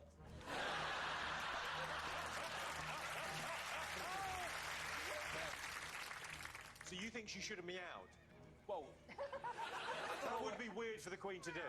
I'm impressed by her range, is what I'm trying to say. Maybe one would have been good, like a like that. Kevin, what did you make of the vote for independence? Well, it's kind of like you don't want to move out your mum and dad's house, but you want Sky in your bedroom. So, we want a lot. I never knew there was as much love. Everybody was pleading for Scotland to stay. So I reckon we should have had an English referendum on Scottish independence first, and that would have helped people in Scotland make their minds up. But if you want us to stay, we're going. And if you want us to fuck off, we're staying. Were you pleased that Scotland stayed? No? Don't really care. It would have been good, though, if they got independence, because it's one more place we could have got duty-free. Richard and David, what did you get on this? Popped up a hairball and made a low hacking sound. Okay, so everyone gets a point on that. Fabulous. Okay, I asked you what was blamed on a military coup, a cheese addiction, or a Cuban heels accident. Did anyone get this? What did you put, David and Richard? Kim Jong-un's disappearance. And then he reappeared. He didn't disappear like in a flash. Like we don't know how he disappeared, because we weren't looking at him when he disappeared. He was just generally around, lots of pictures of him, inspecting troops, smiling. Then suddenly he wasn't. And then he was again. Go on. Kevin, Sarah, did you know this? Can you see these answers on the screen? Oh, sorry, am I getting in the way? No. Just because. Can you see these answers? Can you see these fucking answers? I think that's a fair point Kevin makes. You make us write it down, and then you refuse to read it out yourself. Exam board in the country was, oh, well, thanks very much for the exam papers. We're not going to mark them, but we will listen while you read them out. So initially you write it down, and then a couple of minutes later you tell me what you've written down. But why don't we just remember it and then tell you? I don't feel I need to write this down. It's in there, man. But then it wouldn't make any sense, because you just go, yeah, no, I got that. Once I asked one of you, the other two teams to go, yeah, we got that. Alright, so it's there for the evidence. That's it's evidence. One thing that really annoys me is that you can't erase it. You have to scribble over it and then rewrite over the erased thing that you can't erase. Yeah. You know what I mean? I know exactly what you mean. We've been asking for an eraser on this show since Thank you, since the testicles. noughties. Thank you. So Kim Jong-un disappeared for 40 days, and then he reappeared. Probably went to a yoga retreat or something. Didn't they call it personal discomfort? Which is just thrush, isn't it? Oh, those are those that you get them in Greggs, don't you? Are they Those are like yum-yums? Yum-yums. Yeah. I didn't know there was a Greggs factory in North Korea. I didn't know you'd ever been in a Greggs, David.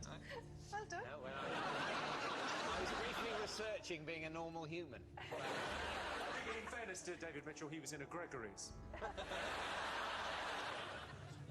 Okay, points all round on that one. Okay, next up, the children of Mitchellbrook Primary School were acting out a news story from the last year. What did you get on this, Mickey? I put down that it was to do with the Formula One scandal. Kevin, did you get this? Yes. Yeah. Bernie Eck, I've wrote there. ECC. ECC. Everything. It's just going to happen the whole time, Jimmy. No, that's it. That's it, I'm done. But I can change my accent if you want. I can just answer like this, if that's okay.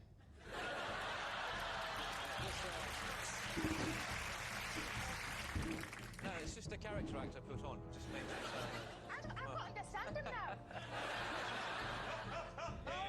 No, this says Bernie Eccleston. Did you get this, David and Richard? Yes, he did, yes. He looks like he should be driving a normal man from the inside.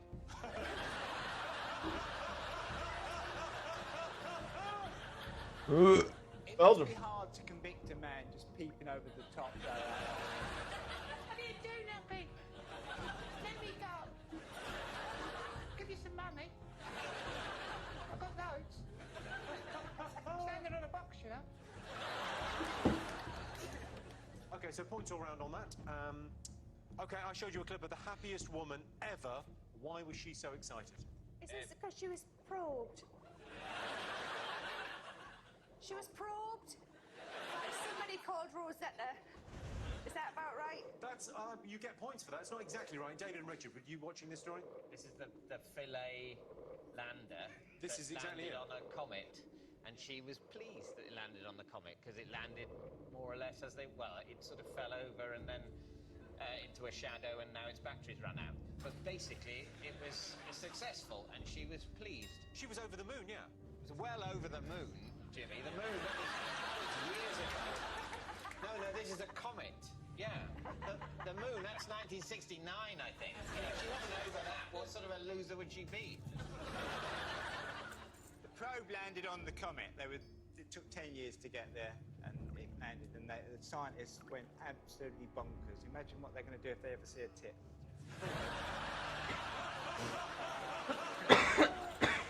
That was a professor of planetary and space science, Monica Grady, CBE, celebrating the Philae lander landing on comet 67P. Everyone gets a point there. I finally asked you what phenomenon the then UKIP councillor David Sylvester blamed on same-sex marriage. What do you think? The floods. What do you think, Mickey? Yeah, he said that gay marriage being allowed had caused God to go, right, that's it, you're all going to be wet for a little while.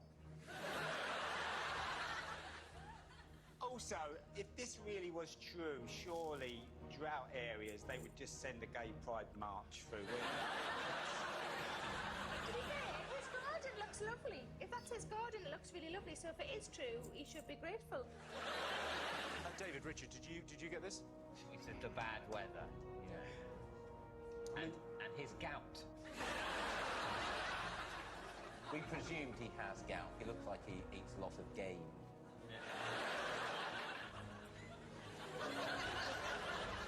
For legal reasons, I have to say, he is a fat fella, isn't he? As terrible as it was, though, you know, and there was during the floods, no matter how bad it got, there was a little part of you thinking, I'd be able to blow down the shops. Just for a little while you're jealous, and you're thinking, that'd be great, wouldn't it? Where are you off to? Post office. You get annoyed with the guy because there's always a guy on the news in a canoe going, oh, have you not got a canoe? Yeah. Where's he going? Boots? It's not open, mate. It's been a flood. What? Is that... I was rowing. I was rowing a canoe. What you look like was a very narrow aisle on Supermarket Sweep. So at the end of that first round, everyone's got maximum points. You've all got 5. See you in a bit.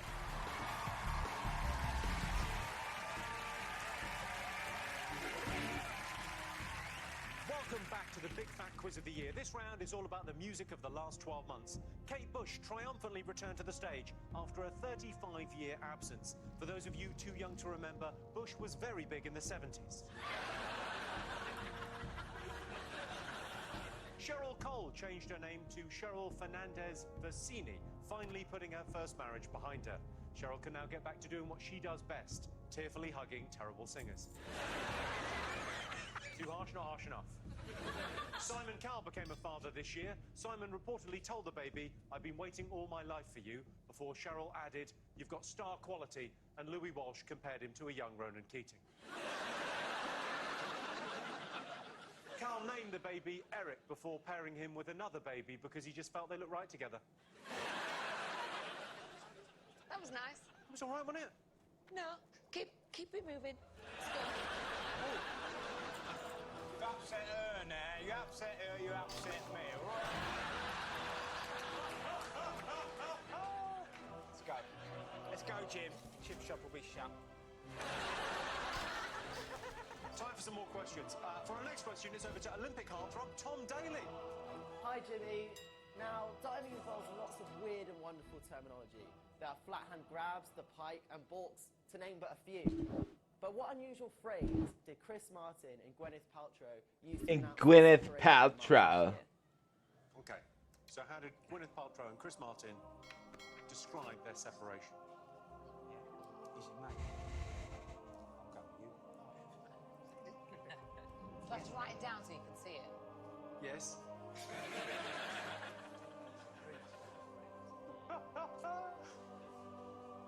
Okay. Dolly Parton drew one of the biggest crowds ever seen at Glastonbury, with over 100,000 people seeing her performance. What I want to know is, what did she play on the rhinestone-studded saxophone that wowed the crowds? And guess a saxophone song.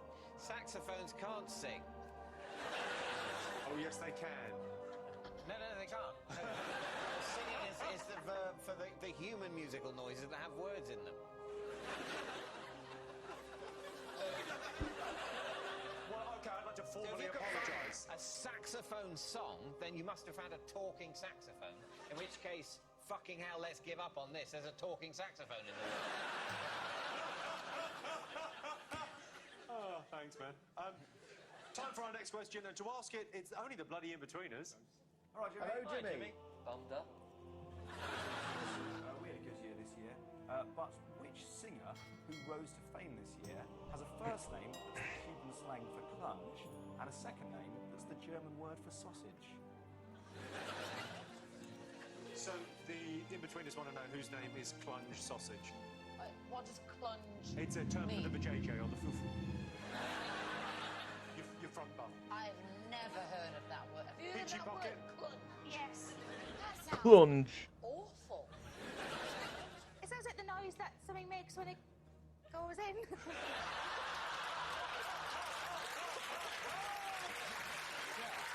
No, I'm with you, sir. Like a Wellington being pulled out of mud. Yeah. Have you ever used the word clunge? Oh, my clunge. Yes, numerous times. I would never. Get out me clunge. That's a good one. Get out me clunge. So you're just referring to that you have a clunge. No, I don't have a clunge, I have a clunge plunger.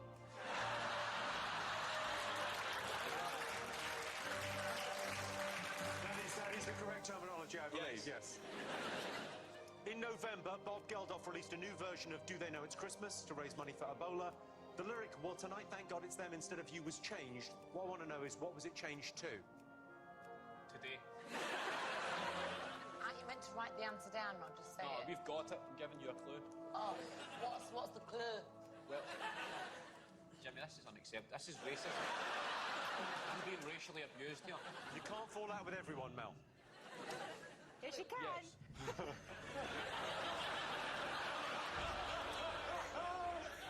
Okay. For the final question, it's over to our roving reporter, Jon Snow, who's reporting on one of the biggest songs of the year. But what is it? Over to you, John. A 20-year-old woman from Massachusetts has been diagnosed with a rare medical condition, leaving her unable to recognize high-pitched sounds. Doctors have dismissed the woman's claims that the condition is linked to her body mass index, but conceded that she does indeed have the boom boom that all the boys chase, and all the junk in the right places. In a statement issued earlier to the skinny bitches, the victim stressed that although she was indeed bringing booty back, she wished to assure them that they too were perfect from the bottom to the top.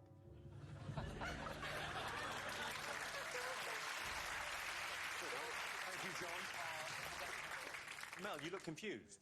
You've just got to write down the song he's talking about there. Well, there's like a few booty songs out there. Well, this is one of them. There's lots of them. I was having trouble. Which of the booty songs is it? I was asking myself. Well, don't mention it. Just write down the one you think it might be. Or booty. How does it go? Big booty, yeah, I got a big booty, work big. Why am I even singing? I was going to say something there that would have landed me in Hollywood.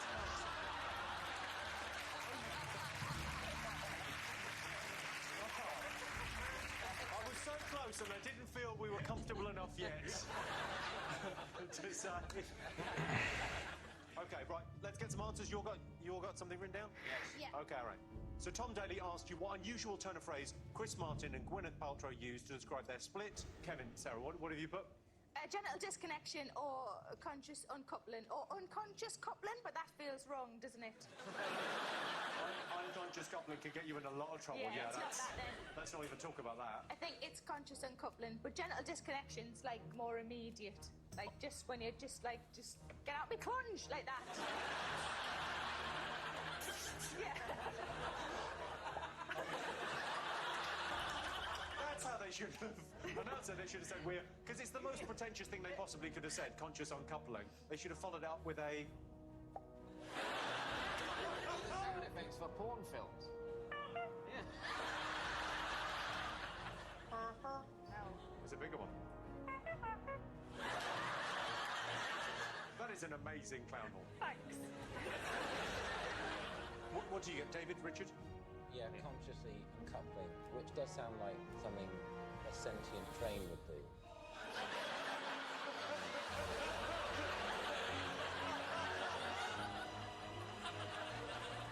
Mickey, Mel, did you get this?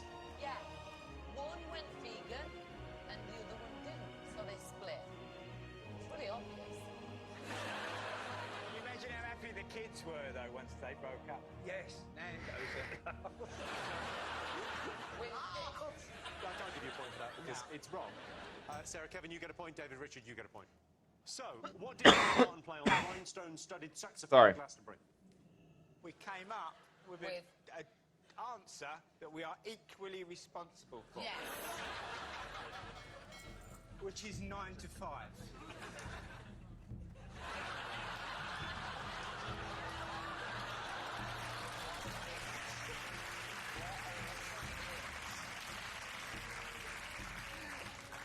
What a little bitch. Okay, I can tell you that is the wrong answer. Kevin, Sarah? The Benny Hill theme. You guys, did you get this as well? It was Yakety Sax, best known as the theme from Benny Hill, and she played it in Glastonbury. Take a look. I thought, well, I wanted to do something to impress you. So I put the stones all over this. And now let me see if I can do the rest. You ready?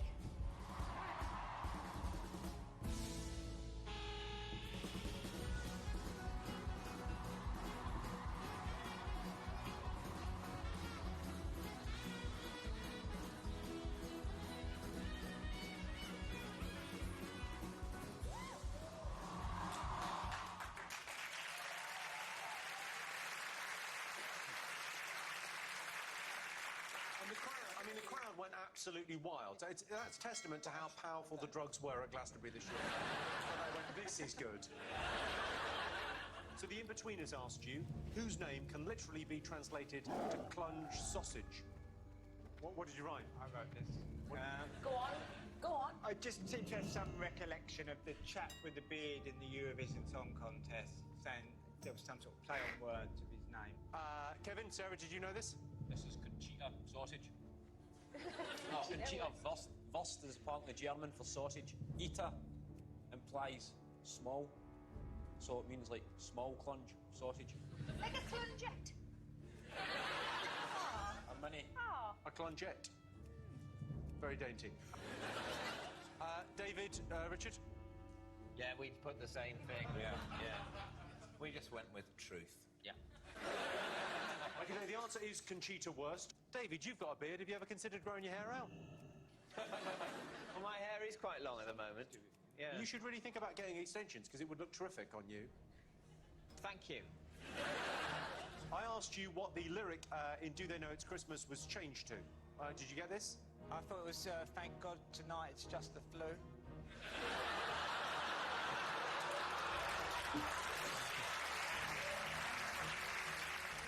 Kevin, Sarah, did you know this? It's a reaching out and touching like a reaching out and touching you, or reaching out and touching your Ebola. It is reaching out and touching you. Well, tonight we're reaching out and touching you, which if someone's got Ebola is a terrible idea. It's like literally the worst thing you can do. Yeah. It's literally the worst thing you can do. But I mean, they're recommending it in a song, so fuck it, let's do it. Reaching out and touching your Ebola. That's my answer. It was more, the song was more about raising money than to be a sort of treating Ebola mnemonic. Well, still, they could have said reaching out and like touching like near you. Reaching out and sort of. Tonight we're raising I don't know what that is. What's that? Raising money, physically distancing ourselves from you because for fuck's sake you've got Ebola. It's not as catchy what you just said, though, is it? It's not as. I couldn't see them all. Tell you what's catchy, Ebola.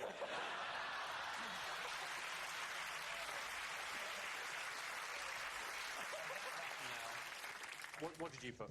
I've got a brand new combine harvester. So can I just... So you thought the lyric, well, tonight, thank God it's them instead of you, was changed to... I've got a brand new combine harvester. Plagiarist. That really feels like they're rubbing it in. It's absolutely fine. You're so King's sensitive Honor, about friend. these issues of taste and decency, Jimmy. It's absolutely fine. If it was about a famine campaign, yes, it would be For the insensitive to Alliance. mention a combine harvester. When it's a disease, it's fine. It's just chit-chat. No, I thought genuinely the lyric they replaced, thank God it's them instead of you, I thought was the most honest lyric in the whole song, because that's exactly what everyone in the West thinks about the fucked parts of the world, global issues. We think, thank God the global issues tend to happen abroad. Finally, you saw Jon Snow reporting on a smash hit of the year. What did you think it was? Well, I said it was the Buoy song from J-Lo. And you agreed, didn't you? You thought it was J-Lo's... Because you know that song, don't you? I've got the album. Yeah. I've got it at the car boot yourself. Kevin, Sarah, did you... All about the bass. No, the bass. All about the bass. It was called. Meghan Trainor, All About the Bass is the right answer. David, did you get this? You're a big pop music guy. I didn't contribute to this answer. Richard wrote this. I wrote this in collaboration with Ben Elton. What did you write? Bass song that widens the parameters for objectification. Thank you. Is Jon Snow actually going to release that the way he said it there? Because I'd buy that because he was awesome. Well, if you want to see awesome, check him dancing to it. Because you know I'm all about that bass, no trouble. I'm all about that bass, no trouble. I'm all about that bass, no trouble. I'm all about that bass, yeah, it's pretty cool. I ain't no size, but I can show you like I'm supposed to. Got one walk and all the boys shake. I wanna ride you. I see the man.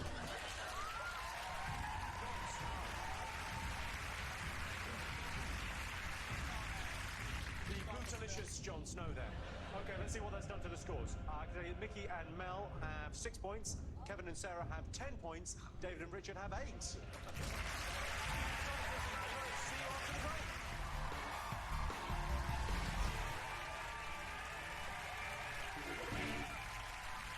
Welcome back to the Big Fat quiz of the year. This round is all about the year's television. Kylie Minogue replaced Jessie J on The Voice. The Voice's USP is that the judges don't see you when you're auditioning. And then, in a weird twist, after you've won it, the public don't see you either. Peter Capaldi became the new Doctor Who. I watched the whole series, and to be honest, it was just nice to see an old Scottish man in a phone box who wasn't urinating. I'll take that. What can I do for you? Safe travel. We invented the phone, so we're entitled to use the phone box for whatever reason we see fit. If you invent something, Jimmy, you can piss on it. That's the rules. Look at James Dyson. Chris Packham criticised Ant and Dec for allowing the killing of creepy crawlies on I'm a Celebrity and said they were misunderstood. Of course they were misunderstood. They're both Geordies. Let's remind ourselves what we watched this year. Time to go and be Sherlock Holmes. Monster Monster? No.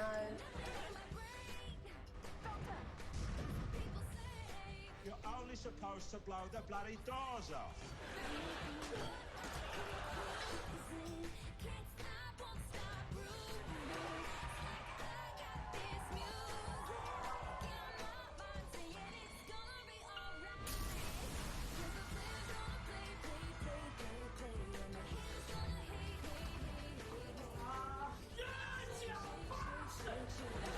Good night and goodbye. You can't hit me. I'm a child. But he can.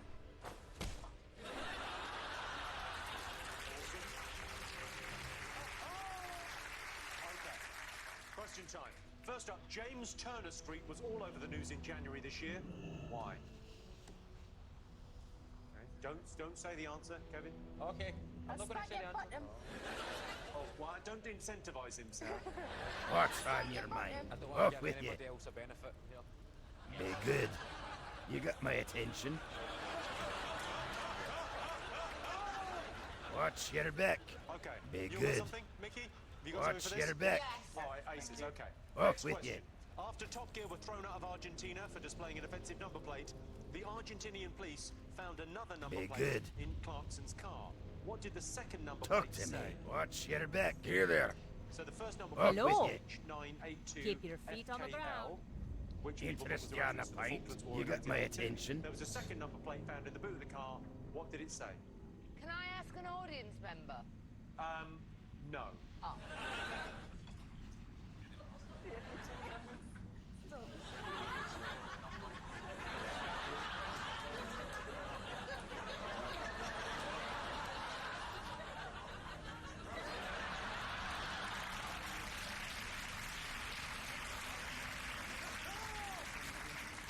For our next question, it's over to the Queen of King's Landing, Game of Thrones star, Natalie Dormer. Hello, Jimmy. On the set of Game of Thrones, I'm used to some pretty high-end drama, but that's nothing compared to what unfolded on the Great British Bake Off.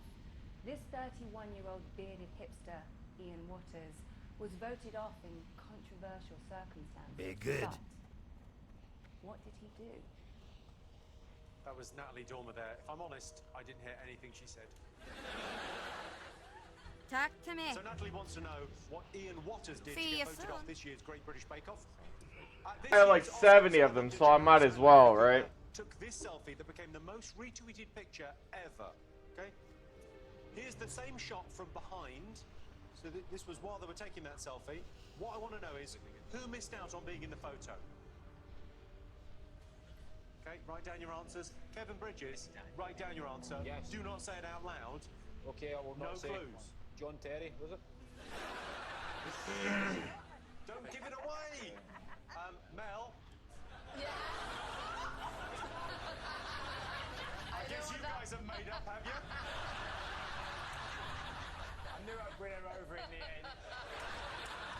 What was going on there? No, I didn't want to say move, so I just leaned over to really get a look. Well, I don't Because think we I can... know the answer. You win. see. Okay, posh period drama Downton Abbey returned to our screens in September, but we were all devastated when the Downton dog sadly died. What was its rather unfortunate name? What was the Downton dog called? I don't want to get in your head, Mel. Richard's eating another. Well, I know. I think it's the way that you're eating it is like kind of disturbing. I think it's just because I'm very sexual.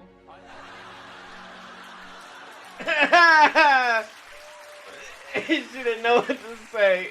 Let's not go any further down this road. I think I know. Ready for some answers? Yes. Okay. I asked you why James Turner Street caused such controversy earlier in the year. What did you all think? Benefit Street, the show. It was dubbed poverty porn. That's what they call it, no? Right, yeah, no, I think they did, yeah. Did people wank after that then?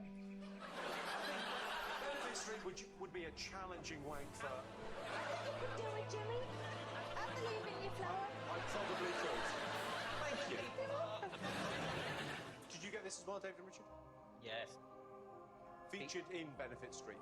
Benefit Street, or as what we like to call it, Memory Lane. It was, of course, that it was the location for the controversial documentary series Benefit Street. I asked you what the second number plate found in Jeremy Clarkson's car said. What did you all think? I just put down a random number plate. That is the right answer, Mickey. You nailed it. No, it's not. It's not LX6 2CW. You're joking. Has he changed his car? David, Richard, did you? We didn't know, so we wrote that, which was an amusing number plate that might exist, which would be B008LES, which would spell boobless nearly, but you'd need another S, and we thought it could be provided by an S Sweden sticker. Kevin, Sarah? BE11 end, which it could be perceived as saying bell end. Bell end is exactly the right answer. Yeah, you get a point for that. You guys don't get points. No. Okay. Next up, the beautiful Natalie Dormer asked you what Ian Watters did that got him voted off the Great British Bake Off. What have you written? I think he sort of chucked it or something all over Mary Berry. He went, have that, you bitch. Chucked cake is... I think I may give you that. Did you get this? Well, I wrote put his pudding in the bin, and Kevin changed it to pulled his pudding, because is that a reference to masturbation, Kevin? Well, it's terrible when your mum pulls you up on this stuff, isn't it? I didn't pull him. Well, it's also good for the programme, at least once, to have some sexual innuendo in it. Not all the time, but just at one point in the 2 hours. Something a little bit saucy. David, Richard. Well, we put baked Alaska bin. I think you all get a... Well, let's take a look. Where's my ice cream? It's here, sorry, Ian. Well, you've got your own freezer, haven't you? This is all melting.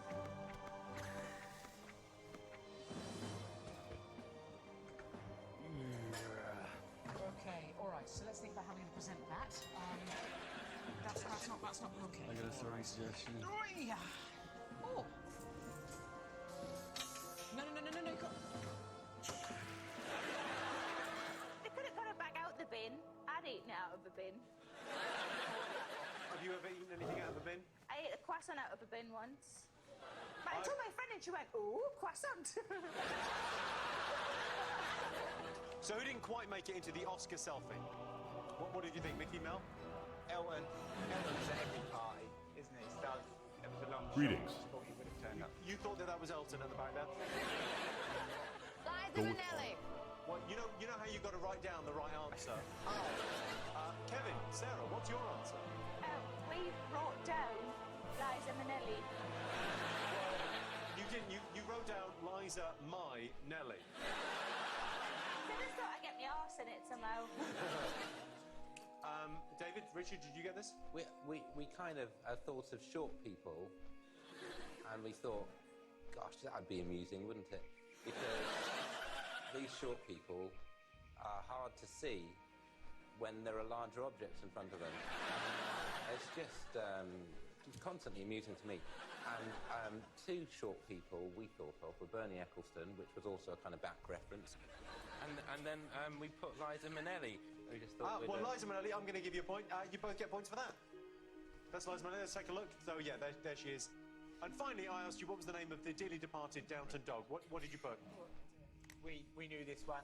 ISIS dog. Yes, ISIS. I would have accepted Islamic State or ISIL. Kevin, Sarah? Al. The dog's name was Al. Al Qaeda. No, and then we put ISIS. David, Richard, did you get this? We put ISIS. Okay, so points all round on that one. Okay, now it's time for a special bonus round about films. I'm going to show you pictures from 3 of the biggest movies of the year, which have been subtly improved. All I want you to do is tell me what are the films. So here's the first one. That is the sex tape that me and Sarah made, which is... That's why I look so disgusted in the picture. I'll show you the second one. It's, David and I had summer jobs. So what film is that from? Third one? Yeah. It's good that I don't look too happy about that. Hours in makeup. I'd have my hair done special. Maybe, yeah. Okay, have you all got 3 answers? Yeah. Well, let's have a look. Yeah, so the first one? Interstellar. There's no one green in Interstellar. My TV's going, that's what it is. What do you think the second one was? Pink Panther. And what was the third one? We decided that was the Wicked Witch. Which some of you may not have seen, it's just come out last night. Kevin, Sarah, what did you get? Well, the first one's got Galaxy in the name, but I can't remember, but it's got a dancing tree. The second one is, I think it's the Grand Budapest Hotel. And then the third one is all pornography. David, Richard, you seem to have nailed this one. What have you got? Guardians of the Galaxy. So, Guardians of the Galaxy, here's how it should have looked. Grand Budapest Hotel. Grand Budapest Hotel. Fair enough. Maleficent. And Maleficent. That was it. What we just said. But it was there. It was there. No, it wasn't. Mickey, that's not the answer, mate. It is. Okay. Well, let's have a look and see what that sounds with the scores. Mickey and Mel have 9 points. David and Richard have 15. Out in the lead is Kevin and Sarah with 17 points. See you in a few minutes.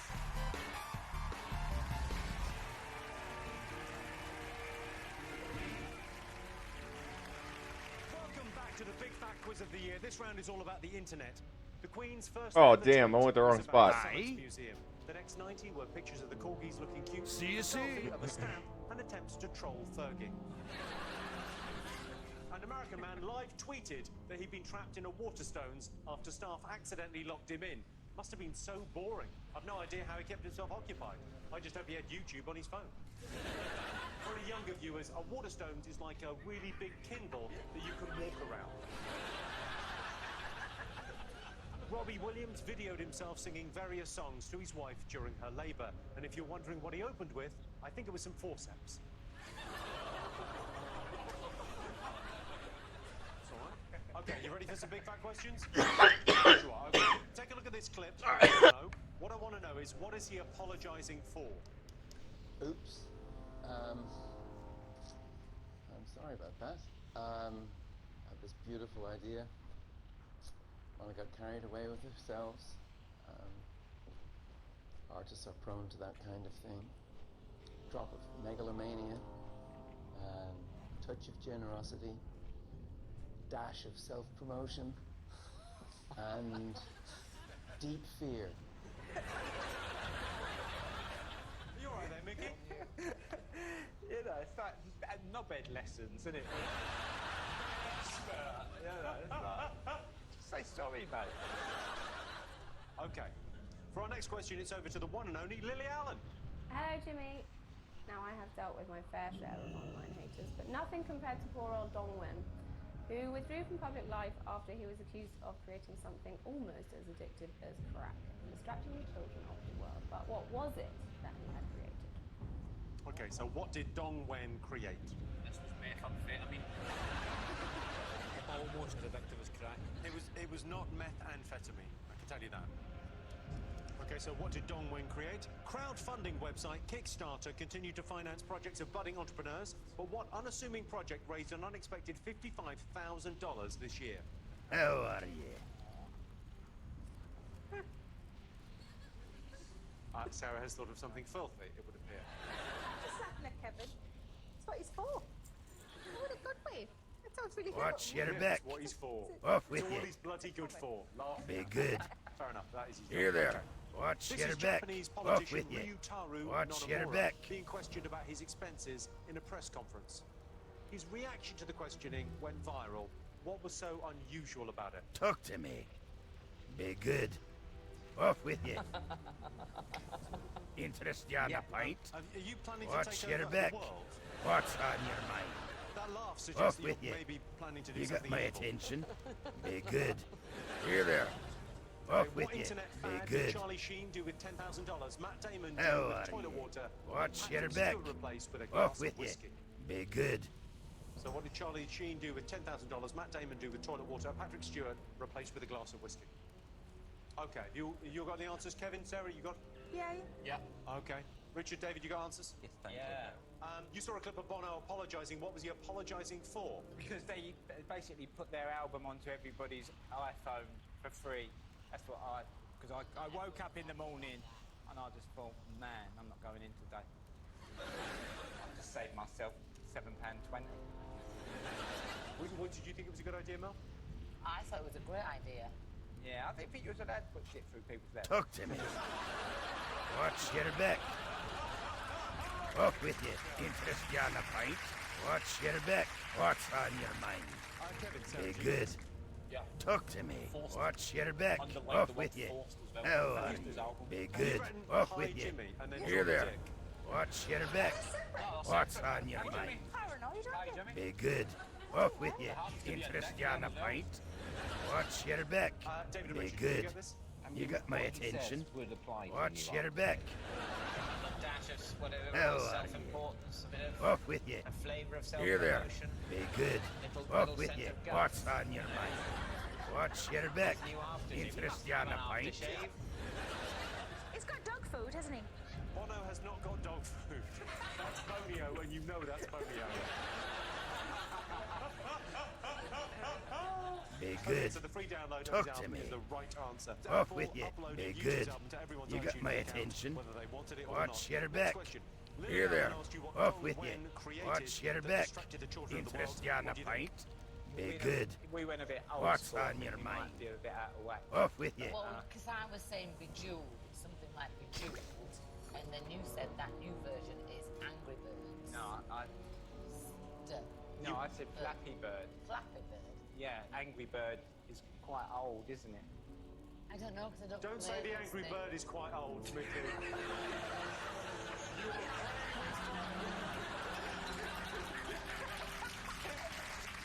I think I'm tempted to give you a point there because Yeah, you I knew it. would, I You would. knew it, Mickey. Yeah. You knew it. So You I said was- Flappy Birds. Yeah. I knew it was a bird doing something. Okay, what did you get, David and Richard? For this one, Yeah. I had no idea for this one. But you got... Flappy chicken. How are you? Well, I will give you that on the same basis that they got Angry Bird, you got Flappy Chicken. It's Flappy Bird. Oh, right. What did you get, Kevin? Game, something thoughts. We knew it was something birds and it was a game. Okay, you can all have a point with Watch that. your back. Dong Wen was the creator of Flappy Bird. He took the game off sale because he said, I don't need the attention. I don't need the hassle of He didn't operating want this the game. attention. Yeah. And yet we Be bring good. it up. Very point. He wants everyone to stop talking about it. Who compared it to crack in terms of how addictive it is? 'Cause surely you'd need somebody who's tried crack and played this game. Watch your Imagine back. it's genuinely more addictive than crack. The people who are addicted to crack forget to take crack because they're so keen to play this game. What's on your mind? That would be brilliant. So I go, oh, Safe I've got trap. to go and need crack for 2 days. This guy... You know, Stubber, I want that piece kind of a way to take a break because I was loving it kind of hard. Thanks very much. And I'm high now. So good.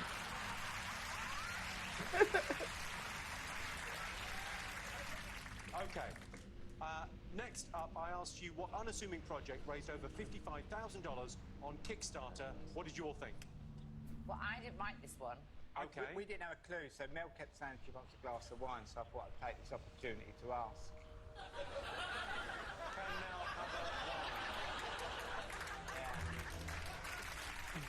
So what did you get, David, Richard? It's already crossed out. So, I mean... I don't know, you read it out. I mean, I'm tired, I'm depressed, we're completely demoralised. So you put a foot pedal operated cake bin? Yeah. Okay, Kevin, Sarah, what did you get? Potato salad. That's the right answer. How much did he raise? He raised $55,000 for a potato salad. He used the money to Damn. run a festival called Potato Stock 2014 with bands, food, and potato salad, of course. Yeah. It was money for charity in the end. Yeah. It would do something Oh, good yeah. there. All right. So you saw a picture of a Japanese politician, Ryutaro Nonomura, being asked questions about his expenses. What was unusual about his reaction to the questioning? Yeah, he was getting really upset and crying, from what I remember. He It's quite wasn't- something. Yeah, he was crying, but as I remember, it looked like he was really trying to cry. And that he'd done something that was obviously wrong, and he was trying to seem upset about it so people might take pity on him. I think he genuinely looked upset, but I mean, you can judge for yourselves in a second. Did you get this, Kevin, Sarah? Yeah, either cries or he gets his cock out, because either would be unusual. You wanted unusual, that's unusual. I normally do them both at the same time. I have a very specific order I work in. Okay, well, let's have a look, shall we? Let's treat ourselves.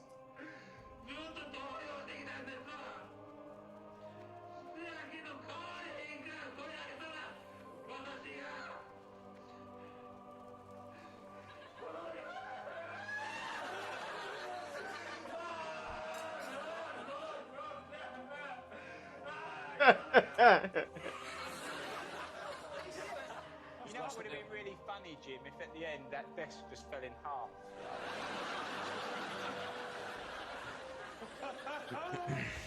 Okay, all right, so I think you all got that. Yeah, you all got that. Well done. Okay, I asked you what did Matt Damon do with toilet water, Patrick Stewart do with a glass of whiskey, and Charlie Sheen do with $10,000. What do you have? The ice bucket thing. And I did that. Did you do that? Freezing, yeah. Kevin, Sarah, what did you get? We've got Ice Bucket Challenge. Lovely.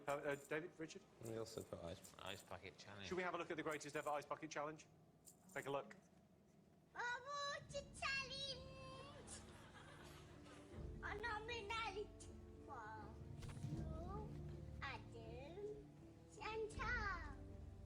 We go.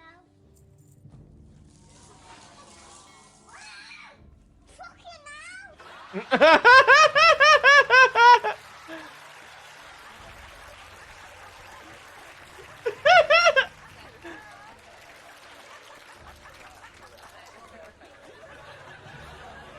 Nothing we say this evening will be as funny as that. So it's the part of the show where I introduce a mystery guest. All you have to do is guess who they are and how they made the news this year. I probably You can only like ask yes or could no be saving myself time overall by doing math, simple math, but I refuse to do it. I don't want to. I don't want to say too much. They can ask you questions, yes or no questions only, and he will reveal Sorry, afterwards how are he yes made or the no news. questions yes and no, or questions to which the answer is yes or no? Can I ask, did you win Eurovision? No.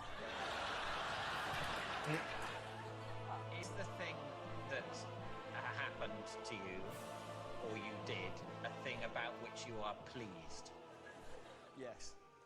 Did you create something very unique? No. Was it a protest sort of thing? You're sort of on the right lines there. What? Not deliberate, but yeah. I think not deliberate. Well, that's exactly what. I'm not giving you any more clues. Like an accidental protest? Yes. Did you get stuck in Waterstones?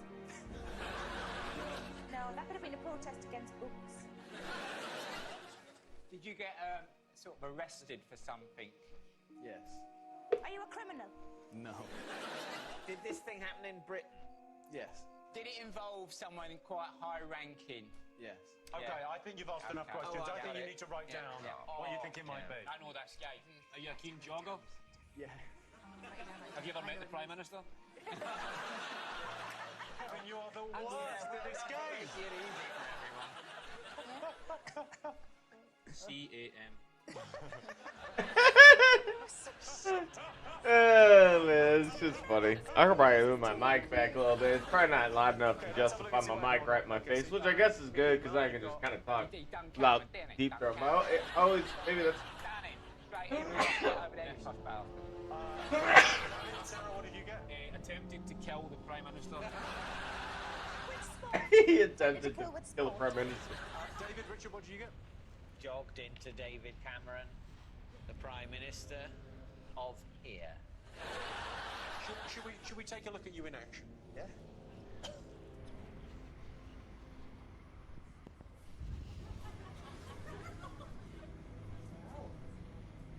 Oh, we got that on camera.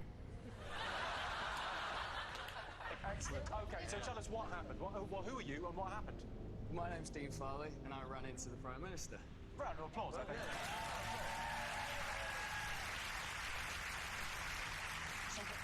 So what happened?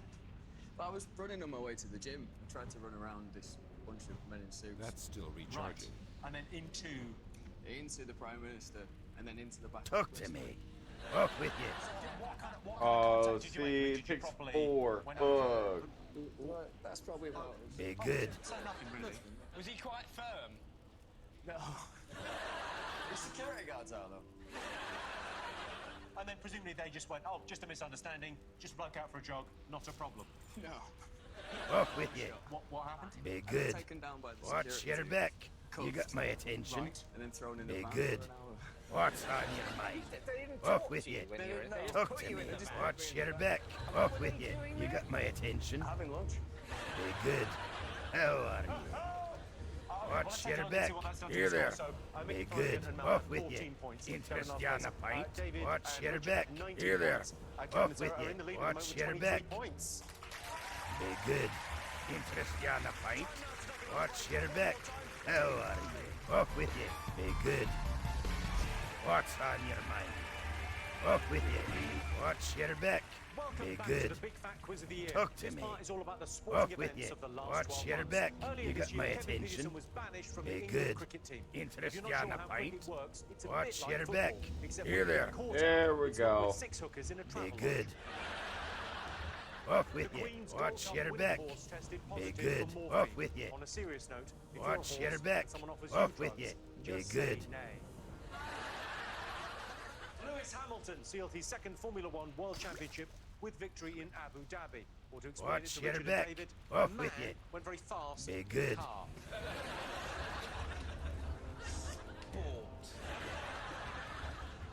Right, more questions for everyone, okay? All about sport. Okay, my first question, it could not be more simple. Take a look at this photograph. What just happened? I mean, seriously, can we just opt out of this round? Look at us. You'll be fine. You'll get this one. This I'm could gonna not be guess. easier. He actually knows the answer. Okay, everyone got something on this? You got this, Mel? Oh yeah, we Off have with got you. this. What's You nailed on it, your it's okay, mind? cool. Yeah.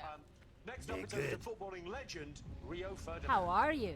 Now, Talk 2014 to has me. been Travels. an unbelievable year for sport. Watch your back. Twitter alike. One particular sporting moment got an amazing 35 million tweets, making it the most tweeted about sporting event ever. You got my But what was attention. it? Here there. Be Okay, good. so Rio Ferdinand wants to know what was the most tweeted about sporting event ever? Badminton. I can give you a clue. Everyone can get a clue. It's not badminton. Which badminton is the game badminton or the horse trials What's badminton? on your mind? It's not the racket sport badminton. Okay. Take a look at this clip of a farmer, Keith Chapman. Why is he doing this to his sheep? Play the right clip. He says, you don't fancy colouring it cheap for me, do you? I says, yeah. I says, I'll shear them and then Talk to me. get some dye and dye them for you. Anyway, we've got this dye that we use for tupping time. It's, marking it, and I mixed it with water and put it on. It was just like having a bath, really. Yeah. So that was Keith Chapman. Why did he do that to his sheep? Okay. Off with it. And finally, Glasgow hosted the Commonwealth Games this year. One of the most memorable moments took place when the Queen attended the Australia versus Malaysia hockey match. What did she do that made global headlines? The Commonwealth Games were on? Yes. How often does that happen? The Commonwealth Games were on. They were in Glasgow. What did the Queen do that made global headlines? Okay, have you all got something? Well, let's get some answers. I showed you this picture. What had just happened? There was an incident where Suarez bit this chap on the shoulder. Do you know who he bit? One of the other players. Okay, not too much detail. Oh. Italian defender Giorgio Chiellini. If I want to get what I want to get from him, I got to go to the Black Rock Depth. Luis Suarez. Actually, Suarez explained that he actually lost his balance and he fell and his mouth was open and his teeth went and hit off Chiellini's shoulder. Look at all that deep gas. Fuck it. That's the, like, a fell on the Hoover, isn't it?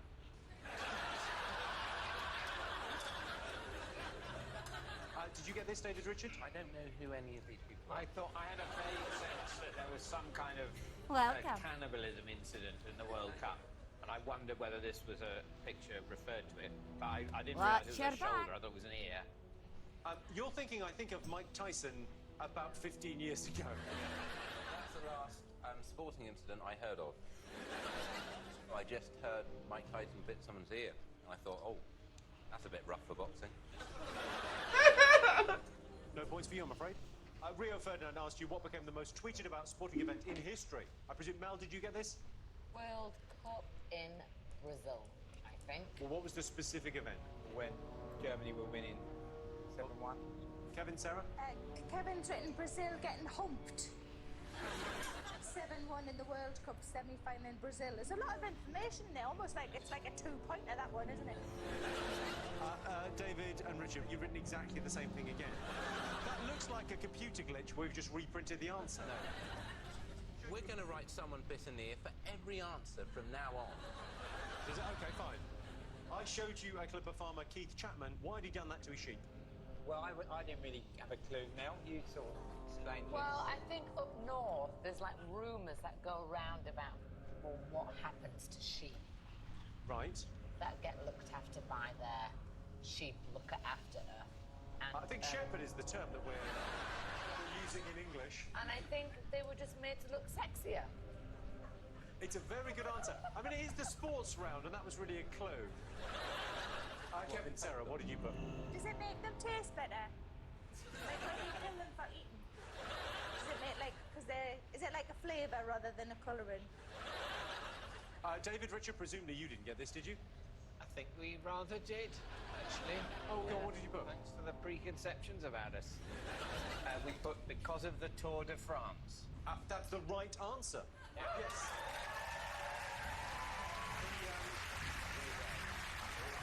As you can see there, he decorated his sheep so that they match the colours of the shirts in the Tour de France. Fantastic. You get a point to David and Richard on sport. Come on.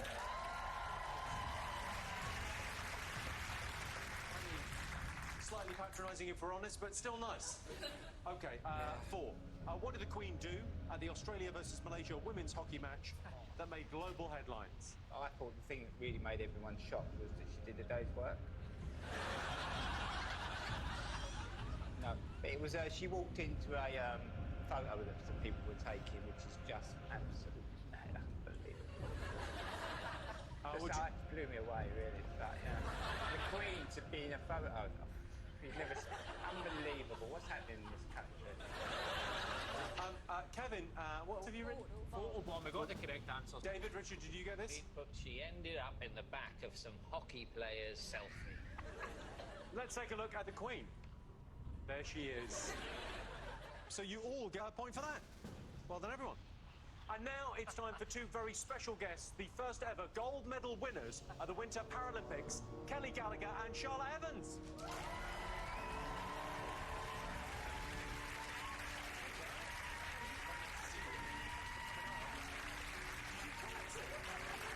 You've done a curve. That's my favourite thing that's ever happened. Well, first of all, gold medal winners at the Paralympics.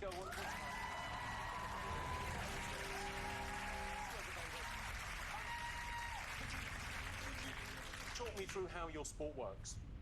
So basically, we communicate through headsets in our helmets, and I can communicate to Kelly, and Kelly can communicate to me. At what kind of speed? That's 75, 80 miles per hour. Okay, it's quite fast to be skiing downhill, and you're visually impaired. Yeah. But so, what attracted you to this sport? I love it. Like, I can't drive a car safely, definitely, or ride a horse, or cycle a bike, or just generally running. I'm a bit clumsy.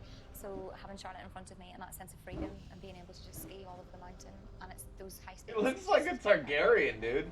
It sounds really cheesy, doesn't it? It doesn't sound cheesy at all. Yeah, It sounds like the most exciting thing that could possibly happen. Okay, so now you've got a question. What's your question? Our event, the Super G, is one of the many outdoor events at the Winter Games. Oh, you know what I could do though while he's waiting is I need to take a look. That was covered in the Winter Olympic and Paralympic Games. Or mine. So point for each, you've got to name indoor events at the Winter Olympics. I have room for an empty glyph, and I am just interested. And I'm like, Everyone else is able to write things down. Wait, I'm going to write curling down, and I'm going to say... I'm wondering That's the wrong answer anyway. Have you got any other thoughts? what the innervate one is, because I've been really struggling with it. So hang on, while How they're far writing can things you down, gotta go before have you innervate had any becomes accidents touch? while you've been... I skied into a Does rope it and I ever pulled my get face touched? apart to here. And You got did sort of- what? Yeah. You skied into a rope and pulled your face apart to... Yeah, like that. And then these are like all came out. I thought I'd lost all my teeth, and so I was just screaming about how I used to have beautiful teeth, and there was loads of blood everywhere, and I had her searching through the snow for my teeth. Searching And then through the snow for your She teeth? didn't lose That her is a teeth. disaster. I was searching for these teeth that were in her mouth. And then everyone kept on going like, it's fine. And then they take like the gauze away, and they go, oh. And then I could heal. I have the spec for it too. I just don't want to. I've been really having fun doing the boomkin. Well, you better win again, because I'll put money on it this time. Okay.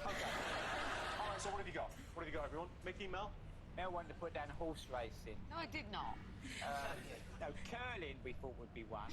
Curling? I wonder what you got that idea from. And then we had ice hockey. Ice hockey is, yeah. I thought of that. And then you've also written... And then I thought of basketball. Well done. And well swimming. Done. But they could use maybe a snowball and make it more wintry. Yeah. Okay, 2 out of 3 is not bad. Kevin, Sarah? We've got curling as well. I don't know where we got that from. I just went mental here, Jim. I just forgot indoor sports. I've just put pool, darts. What else did you write? Arm wrestling and bear bum boxing. I gotta think about. Okay, so 1 and then probably the last 2 in there. And what else have you written? Playing the fruit machine. Because even though I don't have the Starlight Wrath, Man, that's ever be. You consider playing the fruit machine a sport? How can you play it outdoors? Where are you going to plug it in for a start? Okay. David, an Richard, additional what do you get? 4% of your rat, additional 4% of your bonus damage effect. Ice badminton, speed skating. Is that a thing? Speed skating is, I mean, that's right. We're figure skating and we put curling. Well, you've got 3. Yeah. So you could have had curling, wheelchair curling, speed skating, figure skating, ice hockey, ice sledge hockey. Let's have a look and see what that's done to the scores. So Mickey and Mel have 19 points. David and Richard are far ahead with 24. Kevin and Sarah in the lead with 27.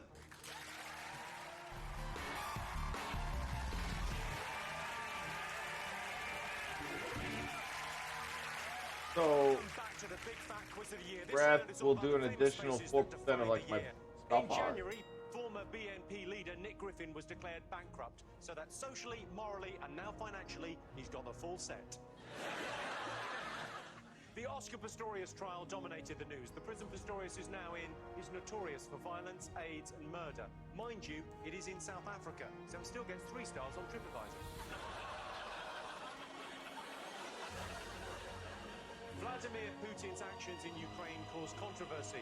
The only way Putin could be less popular now in the West is if he banged the John Lewis penguin on the steps of the Kremlin.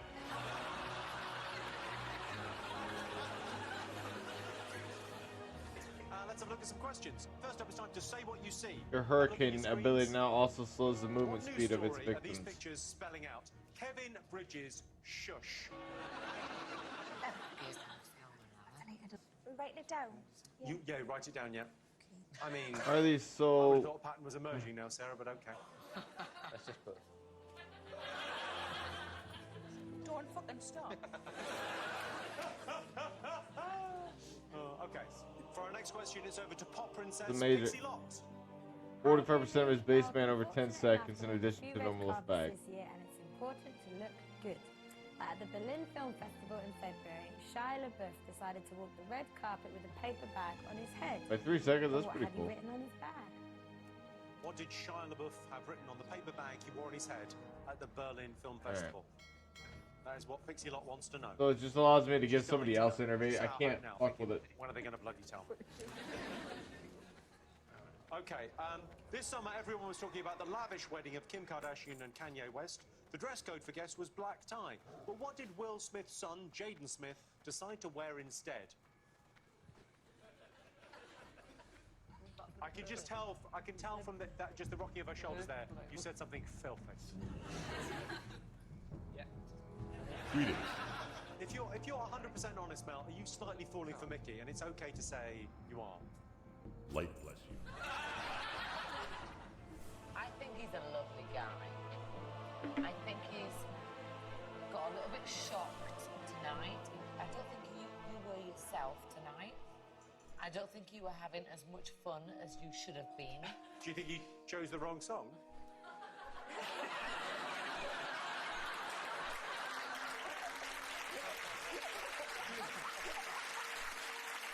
Mel, can I just say, I am ready to give the next round 100%. Thank you. I don't feel like I've been myself tonight. I know, that's what I'm saying. And, you know, but please, please give me one more chance. And Okay. I promise I'll come through for you. If you want to hear a tragic backstory, Yeah. Mickey, let loose. I've got one wooden buttock.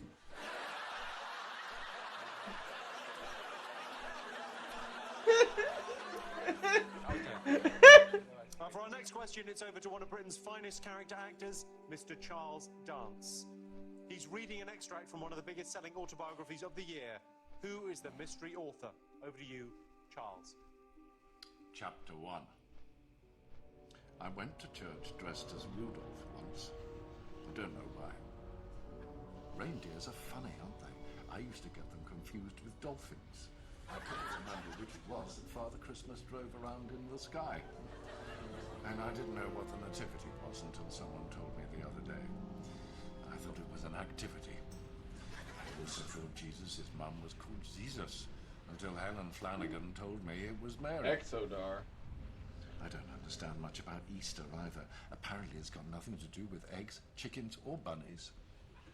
I know it's to do with Jesus, but I thought the eggs came about because he was born in hay and you get eggs in hay.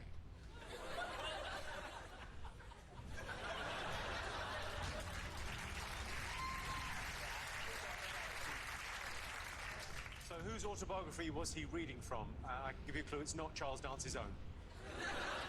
All right.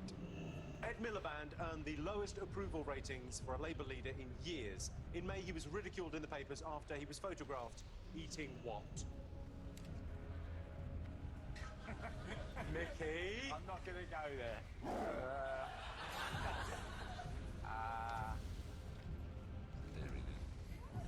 Okay, ready for some answers? Yeah. Okay, so I showed you a Say What You See. What did you see? David Richard, talk us through. Someone bit an ear. Not the right answer. Mickey, Mel? I just saw a guy, I didn't is he a singer? Is he a basketball player? That's Sol Campbell. He's quite a famous man. Right. I didn't recognise him in that picture. So you didn't know. You didn't know. Kevin, Sarah, what do you put? Who worked it out? Go on. Sol Campbell, Angie Watts, Solange, That was it, really. Nick Knowles. Yeah. Beat up their J's, and that's an E. So Solange Knowles beat up Jay-Z. Round of applause. I think that's the right answer.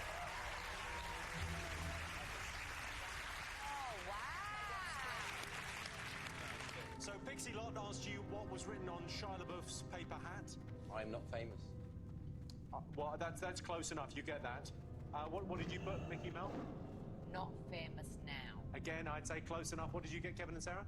We've got I'm no longer famous, or if found, please return to. I thought he might have just had a big M on, he might have just been to McDonald's. There was that as well. Why did they say that? I am no longer famous.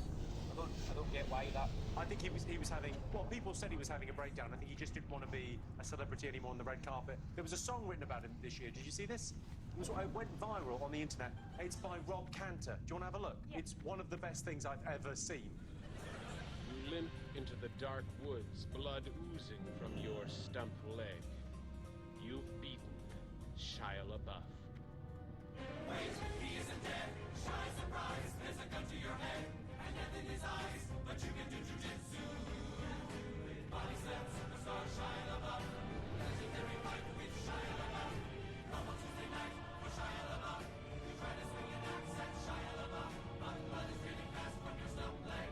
He's dodging every swipe, he parries to the left, you counter to the right, you catch him in the neck, you're chopping off his head now. You have just decapitated Shia LaBeouf. His head topples to the floor, expressionless. You fall to your knees and catch your breath. You're finally safe from Shia LaBeouf.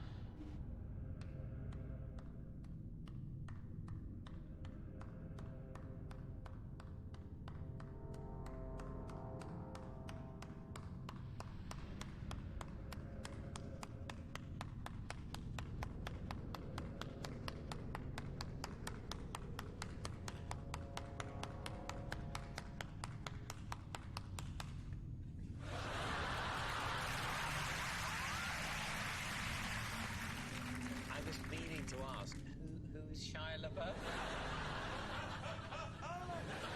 Okay, I asked you what Jaden Smith opted to wear instead of black tie at Kim and Kanye's wedding. We couldn't. We just put kilt because that. No, you put. That's what kilt. crazy people wear at weddings, don't they? Go, let's wear a kilt. Hey. I think markedly more crazy than that. Kevin and Sarah? You put a Millwall shirt. What's the other one? Sergio Tashini tracksuit. He's a young kid, isn't he? That's what kids wear. Well, kids round your way, yeah. I think. Is that a point then? Well, I might as well go plus while we're waiting on. Cricket white. Highly down the duel. I mean, I could cover it and keep the crown You've jump nailed for it, both. He wore an all-white Batman outfit. You see, how would you two know that if you don't even know who Shia LaBeouf is? You're assuming that David Mitchell and Richard Arwadi weren't at the wedding of the summer. Oh, they weren't. No, I mean, that is a fair assumption. Okay, so whose autobiography was Charles Dance reading from? Joey Essex. Oh, really? Yes. Because we put Joey Essex as well. So did we. Well, everyone got points for Joey Essex. I asked you what Ed Miliband was photographed eating. What did you put? We believe it was a sandwich. What was in the sandwich? Bacon. Mayonnaise. With mayonnaise, yeah. Which caused all the problems. Because it dripped down his face. All went down. Okay, Kevin, Sarah, did you get this? Yeah, we put a bacon. They get fed up, right? Just put a bacon. Yeah, we just stopped. You Just don't know down the rest. tools. What else can it be? A bacon. You know Yeah. the next word's going to be sandwich. David, Richard, what did you put? Well, we have elected to write both the words bacon and the word sandwich. Well, la-di-da!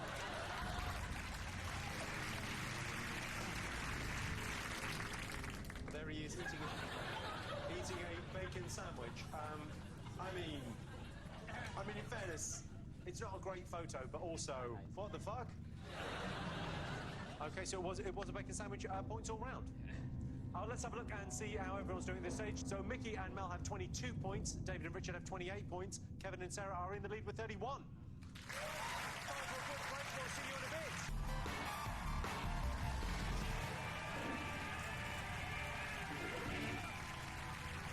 Welcome back to the final part of the Big Fat Quiz. This round's all about the talking points and water cooler moments that define the year. The first e-cigarette advert was shown on television.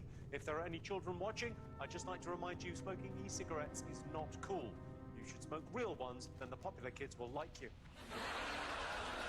Renee Zellweger made headlines with her new look. It certainly raised some eyebrows and got rid of some wrinkles. If you're watching, Renee, don't let the accusations get to you. You just have to take it on where your chin used to be. Revenge porn was made illegal this year. Of course, I'd never resort to using revenge porn on an ex. I think having slept with me is punishment enough. I like that one. Thank you very much. There's a ring of truth there, I feel. Let's have a look at some questions.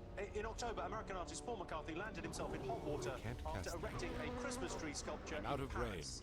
What I want to know is, what was unusual about the That sculpture? spell isn't ready yet. Have you got the right answer, Vicky? Yeah. It's weird, but it's true. This is a picture of 18-year-old Australian Jack Cooksey, who became one of the first people in the world to buy a brand new iPhone 6. What I want to know is, what was the first thing he did with it? Yeah. What'd you do with your iPhone, mate? You bloody larrigan. You drongo. If you're watching in Australia, I'm trying to do your accent. If you're watching in New Zealand, I'm accidentally doing your accent. Okay. What craze of 2014 saw people learning how to do the fishtail, the dragon scale, and the inverted hexafish?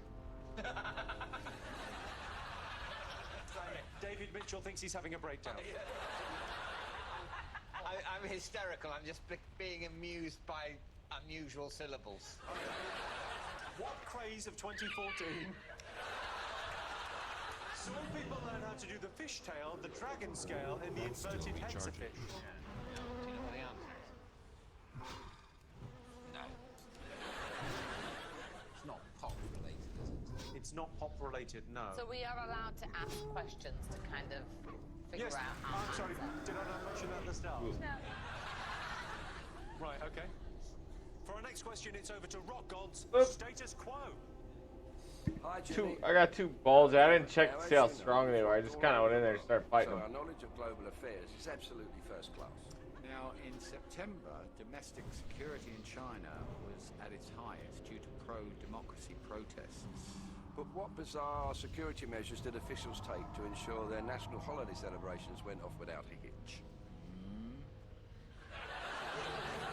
They're the funniest people on the show. It's too far away. They're amazing. Yeah. They look incredible. They do look incredible, yeah. They look a little bit like, and I absolutely love Status Quo, and that's why they're there, but they look a little bit like Waldorf and Statler from the Muppet Show now. And final question, Big Fat Quiz 2014. It's a say what you see. What news story are the pictures spelling out? Kevin, don't say anything out loud. You're a very naughty boy. I've not said a word here. Sarah's speaking at a much higher volume than me. She is a Geordie, she can't help that. It's lilting and sing-songing. If you don't get this stuff, then you need to take a long hard look at yourself. Listen, that's the sound that everybody... There's no murmuring out there. No murmuring. Okay. Mickey, Mel, Ryan answer, and then we're done with this. We can move on with our lives. We don't have lives, that's why we're here. You ready for some answers? Yeah. What was unusual about the Christmas tree sculpture that artist Paul McCarthy erected in Paris? What did you all write? It resembled a dildo or a butt plug, a sex toy of some description. What did you go for? Yeah, Mel, we Mickey? heard that it looked like a dildo. And David, Richard? We heard that it looked like, or was perceived to look like, a sex toy. I'm going to give points all round. No, because he didn't say dildo. Don't give them the point. Well, hang on. You were the ones I was not going to give the point to. Because it looked like a butt plug, but I would say a butt plug is a subset of dildo. That's still in charge. Let's take a look at it. That does look a bit like a butt plug. I mean, let's face facts. Whose butt is that going to look? It's fucking massive. I asked you what was the first thing Jack Cooksey did with his brand new iPhone 6. What did you put? Well, we went old school on this one. Called Mum. You think he called his mum? That's what they tend to do, young people, don't they? Yeah. They're always calling their mum. I've got it, Mum. You fuck off, you dickhead. Damn, dude. Ones I've not seen already. A lot of people post the same stuff.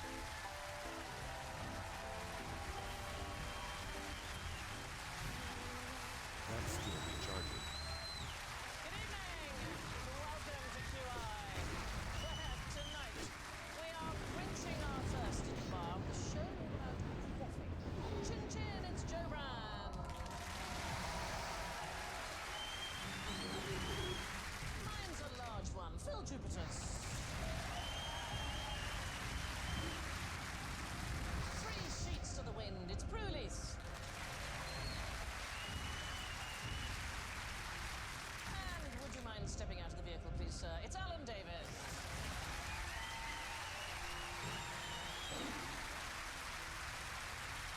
Right, the buzzers are on the house, so what can I get you? Prue goes. Phil goes. Joe goes.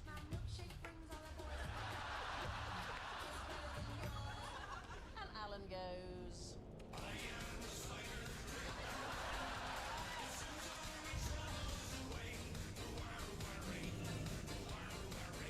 Right. When might it be a good idea to order 300 gin and tonics? That's a bit late in the week, frankly, to be doing it. Let's think it through. What is in gin and tonic? Quinine. Quinine! Yes, Can't pass that. Isn't it good for stopping mosquitoes biting you? No, it doesn't stop mosquitoes biting you, but it used to be pretty good for malaria. Yeah, so the problem is that today's tonic contains very little.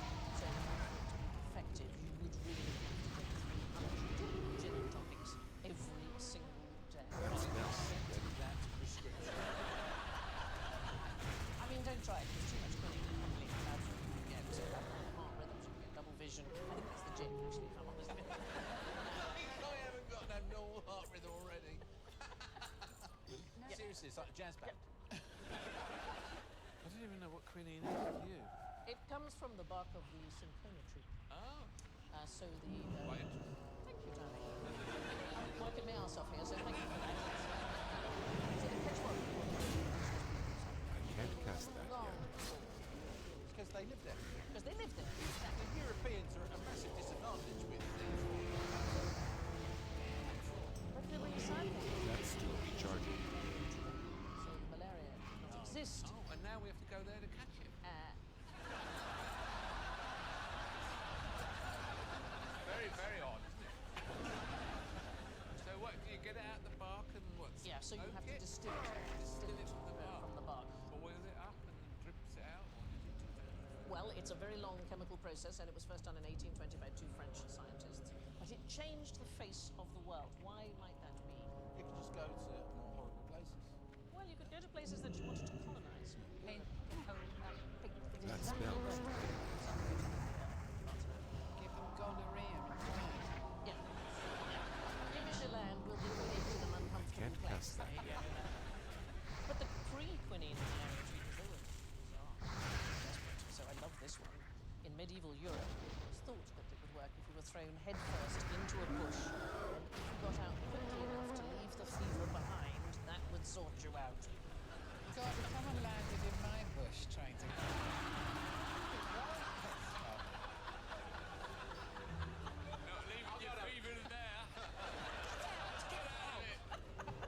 Also eat an onion with Amen written on it.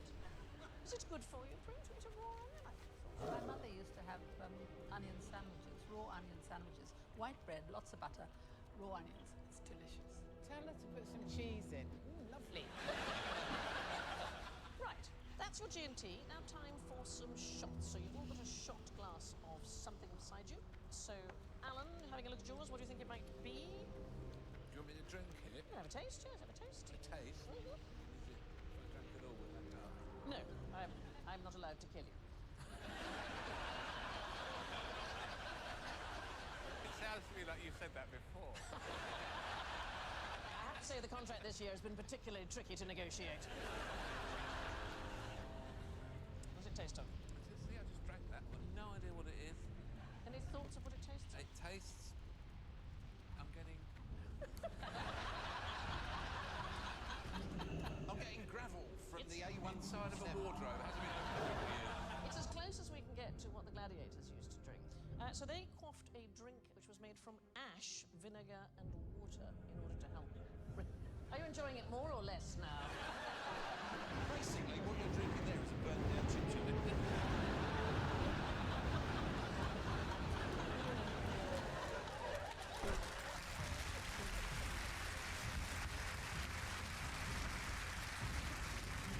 So, Getting Savaloys. what we know is that gladiators were mostly vegetarian. They had a diet of lots of beans. We know this from your eyes, great friend. Say, blood cures slow heights and determines lust. I can't argue with that. These are kind of early energy drinks, and the nearest we can find to the kind of ash thing is activated charcoal shots. And people do drink them now, and adherents say it's fantastic for, I don't know, hangovers, increasing your energy. I have to warn you that it can cause constipation and make your poo black. Just so you know. Okay, so ash for you. Let's come on to Phil. So charioteers. I'm straight away malt vinegar right out of the trap. Okay. Some malt vinegar. It tastes like watered down malt vinegar, but I'm getting a bit of a salty back end on it. Yeah. So well. I think you said that before as well. Had we been able to do this properly, That's a still salty back recharging. end is exactly what's missing That because smells what they already. drank was indeed vinegar, which had been watered down, but it also had dung in it, which would be a salted down back end right there. So what is it? This is just Posca, which is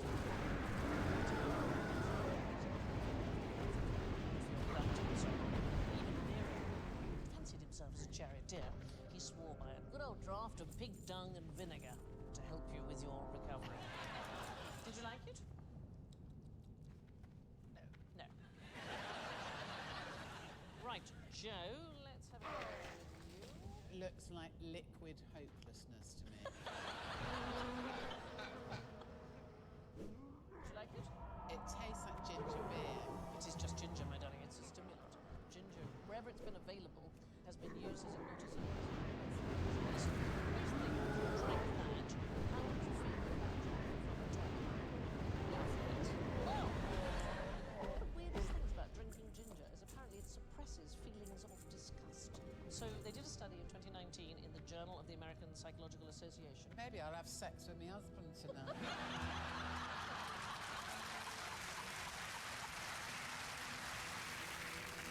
You see your wife having a ginger ale before bed. Oh, I see. I understand. I'll just get me back.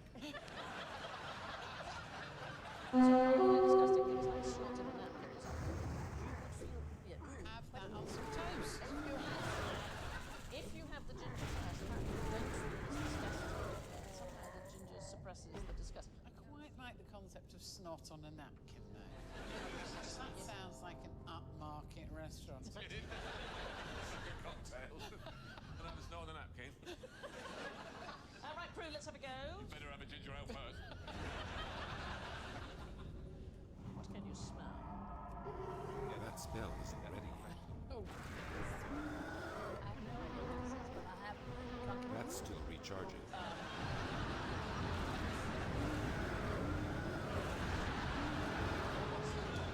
It's an energy drink. You don't like the taste of it? Well, it's a bit sweet. What's It's the Crack. That'll be crack. It's sugar and caffeine and something called taurine, which is supposed to be even more stimulating than caffeine. They're pretty much all Shall I have it all? I'll be jumping. high as a kite, darling, high as a kite. So these are all energy drinks from a long time ago. This is the most modern one that we've come to here. The money made by it is more than the fragrance and cannabis market combined. It is worth an absolute fortune. And since it's absolutely stuffed full of sugar, Yeah. all it's doing is making you fat. Your No. point being. Right, drinks away, please. Time to go from quaffing to scoffing, but we are staying with the letter Q. Can you name a cereal crop that begins with a Q? Yes! Quaker Oats. Quaker Oats is as close as we were able to find ourselves. You are exactly right. You get extra points. It's not quinoa. Because I think quinoa isn't a grass. It is not a grain, it's a seed. It's a seed. It's a seed. Yeah, that's the amount. No, it's a seed, so strictly speaking, it cannot be custard. You can't cast that yet. And in fact, it's good news for as a juice, for example, they're not allowed to eat grains in custard. Bad luck to them. It tastes shit. It's one of those foods that you need to add actual food to it to make Yeah, it taste like a better. cake. Yeah. Have you had quinoa? Of course he Get has. credit with a staff, bro. It's annoying on your plate. It's annoying in your mouth. Irritating stuff. Have you cooked with it, Prue? Of course I've You like it? Yeah, I like it, but I. Here's the thing about quinoa. It's a superfood. need to It get contains closer. a lot more protein than most plants. Plenty of iron, high in vitamin E. It also has That's still all recharging. 10 amino acids needed to support. Say this in fairness. Haribo contains 9. Oh, I accidentally activated it. So-called. I really want to believe that. That is true. Haribo has 9 of the building blocks of Right. life. Haribo Day keeps the doctor away. Now, seeing as we have Prue on the panel, I thought I should test your baking skills. The rest of you, so we're going to make some Danish lemon waffles. And Prue, I'm going to ask you to judge, please. So, everybody bring out your tray with your ingredients. So, Prue, that is the instructions. Have you made Danish lemon waffles before, Prue? I don't think they exist. Don't be ridiculous. That spell Okay, isn't here we go. ready yet. Right, you've got 1 egg, 1/2 cup of buttermilk, 5 teaspoons of baking soda, 1/2 teaspoon of lemon juice, 1 cup and a quarter of sugar, 7/8 of a cup of all-purpose flour, 8 tablespoons of melted butter. Prue, what are the instructions, please? All right. In a small bowl, beat the egg until foamy.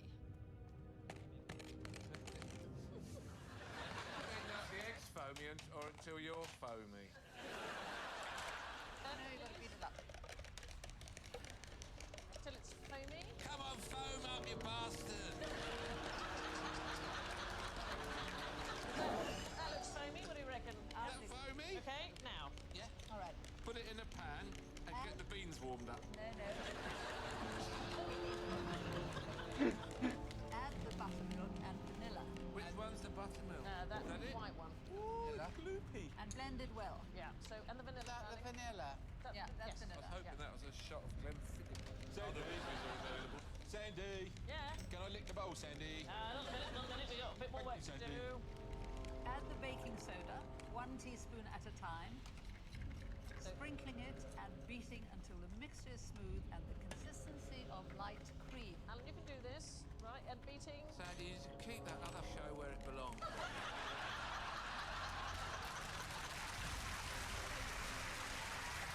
There's your teaspoon. Let me help you.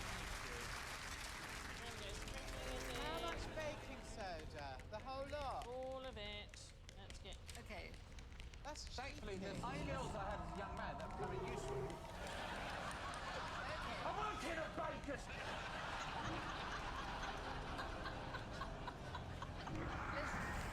Right.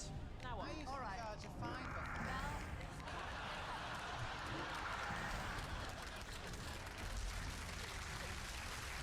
I'm out of range.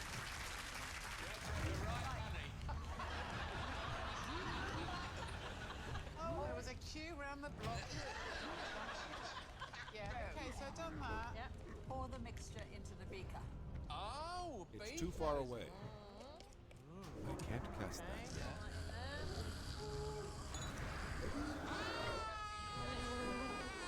It's going to be a...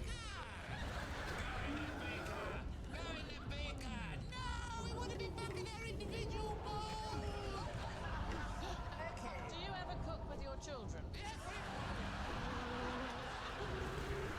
like the process, but they won't eat anyway. Okay, add the lemon juice all at once and blend into the mixture. Blend, how do you... Oh no, I spilled some in the egg cup.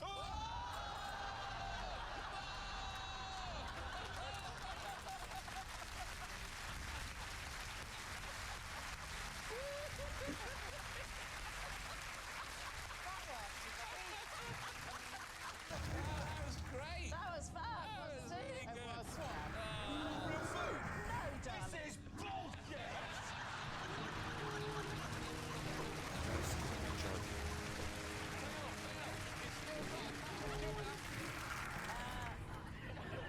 Anybody know why that happened?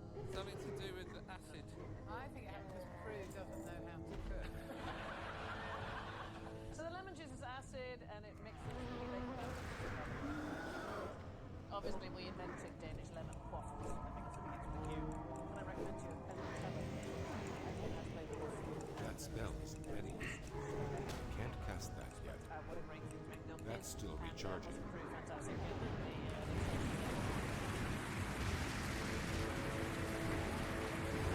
Thinking on television, it'll never catch on. Now for a question on quips. jokes would you exchange for this person? Well, it's my child, so I've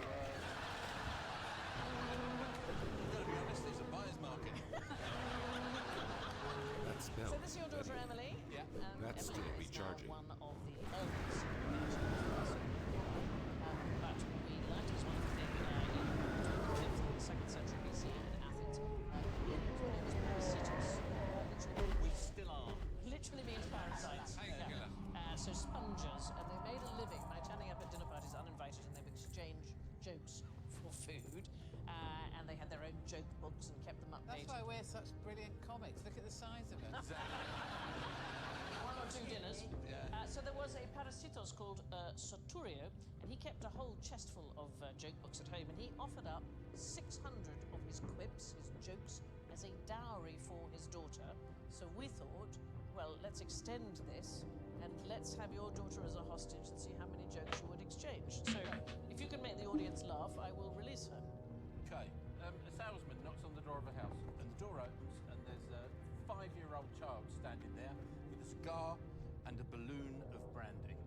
And the salesman looks at the boy and goes, "Hello, little boy." He goes, "What?" He goes, "Are your mum and daddy?" He goes, "Think about they are."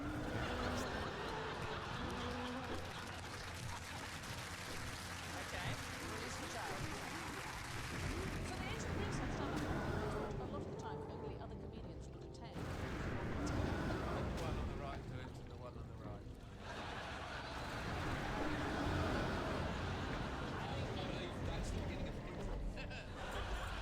One on the left's not keen on it.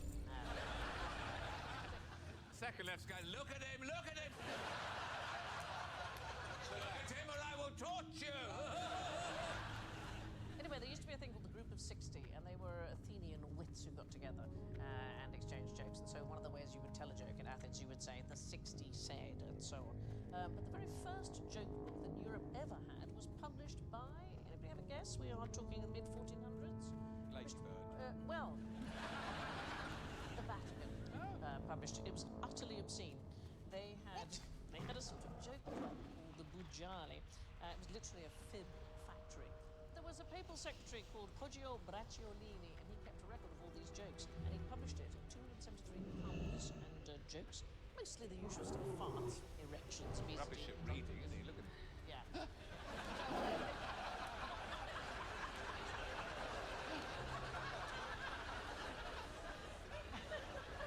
Excuse me, is that Athena? The frame of my picture has fallen on my head. Right, now, what was the most exciting diet in history? I reckon in the siege of Paris. Oh, they ate the zoo apple. They did, darling. 1870, there were recipes for elephant, Recipes for his trunk and his, whatever you call it. Yeah. Cock. I believe some roosters were eaten as well. And so that is an interesting one, but it's probably not the most exciting diet. End of the 19th and indeed the 20th century. And there were professional fasters, they're called hunger artists. And these were people who would, in public, see who could fast for the longest. I'd love to do that, wouldn't you?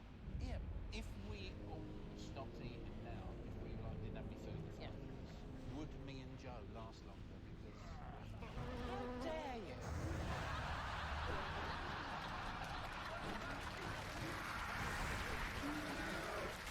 I point out I'm much heavier than Joe. I'll slaughter her in a fasting competition. it's not a competition, but do. I in think these reserves, Yeah, of course you would last longer. Yeah. I don't know that's necessarily true. I think it depends on your metabolism. So, how long do you think you would last? Because if you could last for a very long time, you would make thousands of pounds. There was a guy called Giovanni Succi. He was paid more than £250,000 back in 1890. He lasted 40 days on stage in London. And afterwards, he missed eating so much, he went on to found Pringles. What we now reckon is, doesn't matter about your initial body weight, you probably lost 8 to 12 weeks. Okay. All of us will be about the same.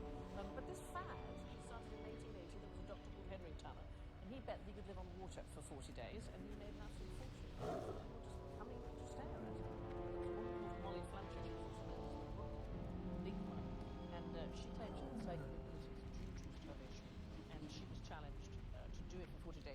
with round-the-clock observation by doctors, but she said, if doctors are bound to be male, I'm not going to do it.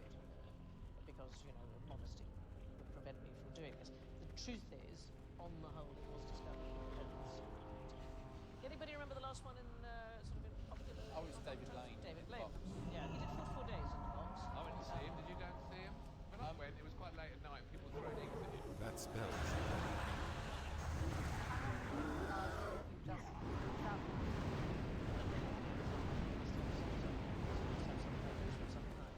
There's a rule of 3. You can survive 3 hours without shelter. You can survive 3 days without water and 3 weeks without food. What was the first one? You can survive 3 hours without shelter. Cricket match is longer than that. I mean, the one that is extraordinary is the breatharian diet. Is it breathing air? Just that. Literally just that. They claim to live purely off light and air. I would guess they're the only people who can bore vegans at dinner parties. What's the least amount of food anything can survive? I'm out of range. 2% of your body weight? I mean, we need at least 1,200. Only 1,200? 3 muffins.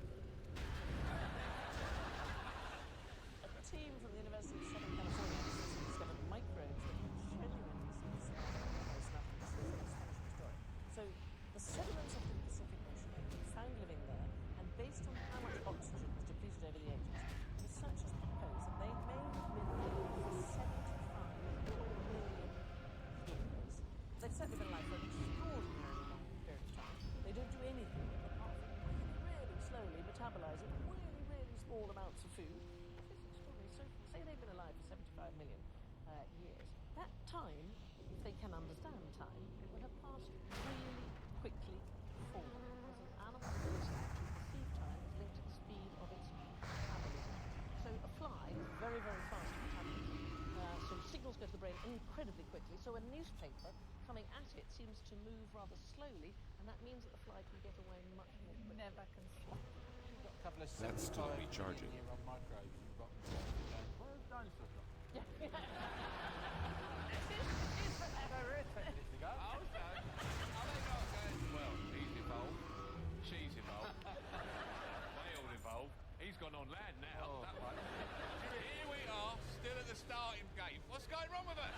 You remember that comic? Which one? What about that asteroid? That was a bang. Oh, wasn't it? they got it. Anyway, 75 million. Isn't that astonishing? Brilliant. Right. Now it's time for the round that's guaranteed to make Alan's stomach turn. General ignorance. Fingers on buzzers, please. What is the most expensive liquid on Earth? It's probably a wine. Oh, yeah. Anybody else? Elvis's bath. No. Really? Go online, have a look. People are buying it. Vinyls of bathwater. Yeah, because when he died, everybody went, oh, I know, save the bath. Exactly. Can't cast that. Yeah, that's much cheaper.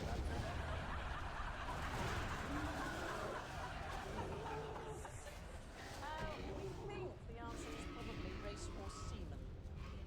There is an internet factoid that says scorpion venom is the most expensive liquid on Earth. It is 30 million pounds per gallon.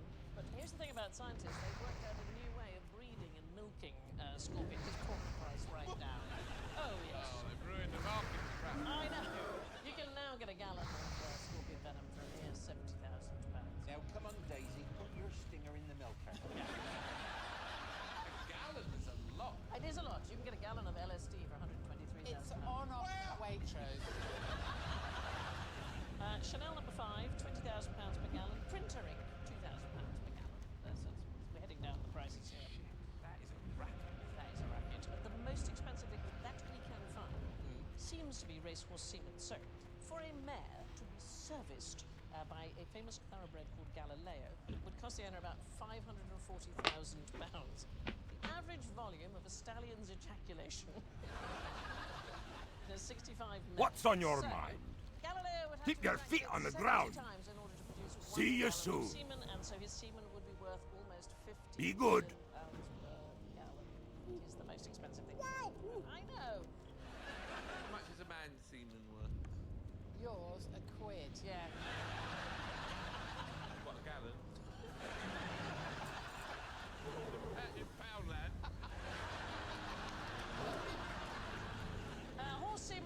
expensive than printer ink, but even if it was cheaper, it would probably cause some kind of paper jam. Now, what is traditional marmalade made from? Quinces? Oranges.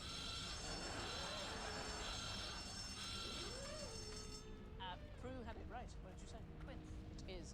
So etymologically speaking, marmalade should be made from quince. Anybody know where we get the word marmalade from? Well, the myth is it's Marie Malade, isn't it? Yeah. Mary Queen of Scots. That Mary Queen of Scots supposedly ate it when she was sick, and it was the French, she is sick, and so they made the marmalade. It's absolute nonsense. It comes from an old word for quince. It's Portuguese marmelo. Joe, why might you not want to be a marmalade madam? Is that not free? What do you reckon, marmalade madam? You run a brothel and you Yes. get paid in jam for your hookers. Well, you don't run the brothel, you are a prostitute. It was a 17th, 18th You century. have to make them toast afterwards. The young ladies of the night. I used to live next to. Welcome, friend. Keep it real. Which newsreaders used to come in? Have a good one. I'm not telling you. Oh yeah. Did one of them just before he finished go, and finally, No. this just in. And now showers. Oh my god, I'm joining in.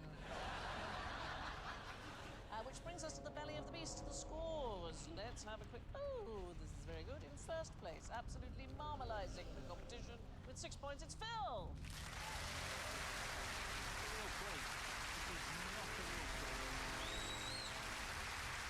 In second place with 2 points, it's Alan. And in penultimate place, making a fantastic debut with -1, Prue. But busting a gut, yet still in last place with -13. Joe.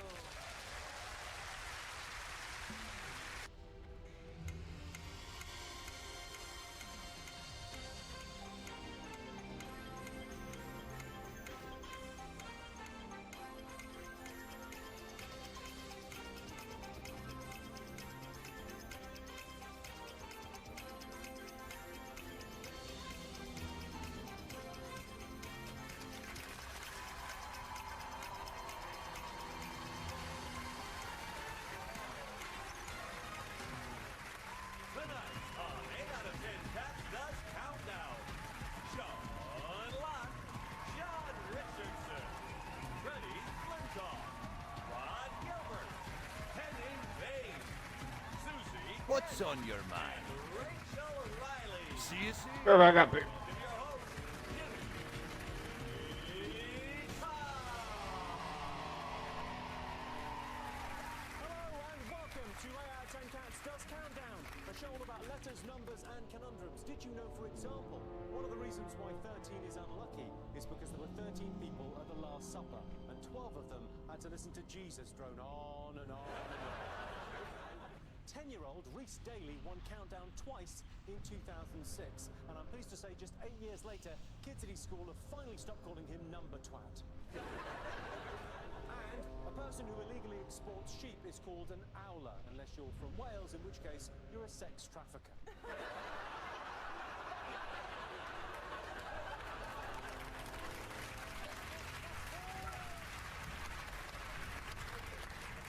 Round of applause, you genius.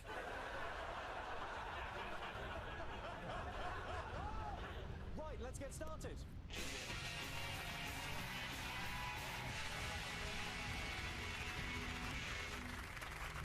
Okay, let's meet tonight's players. First off is Sean Locke.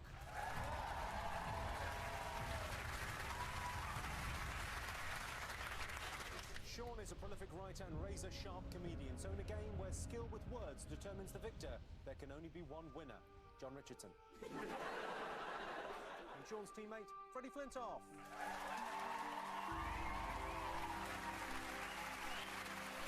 Freddie is unique among cricketers in that I've heard of him.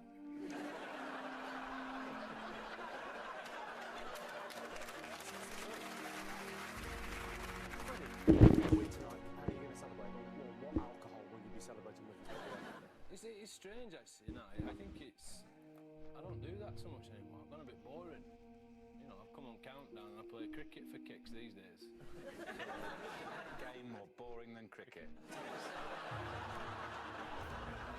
You've got an MBE. What's more nerve? Did he not just re-queue? I think it's quite similar. I get the feeling I shouldn't be at either place. It was. You turn up to the palace and you get an MBE for doing your hobby. It was quite a bizarre experience. It's one which you'll never find out, but it was bizarre.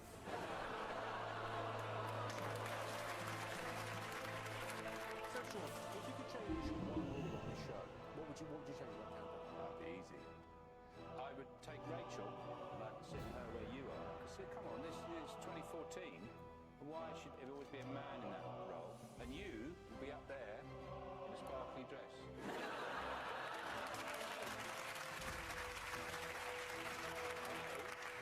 We know that you're very creative with numbers, so I think you don't know.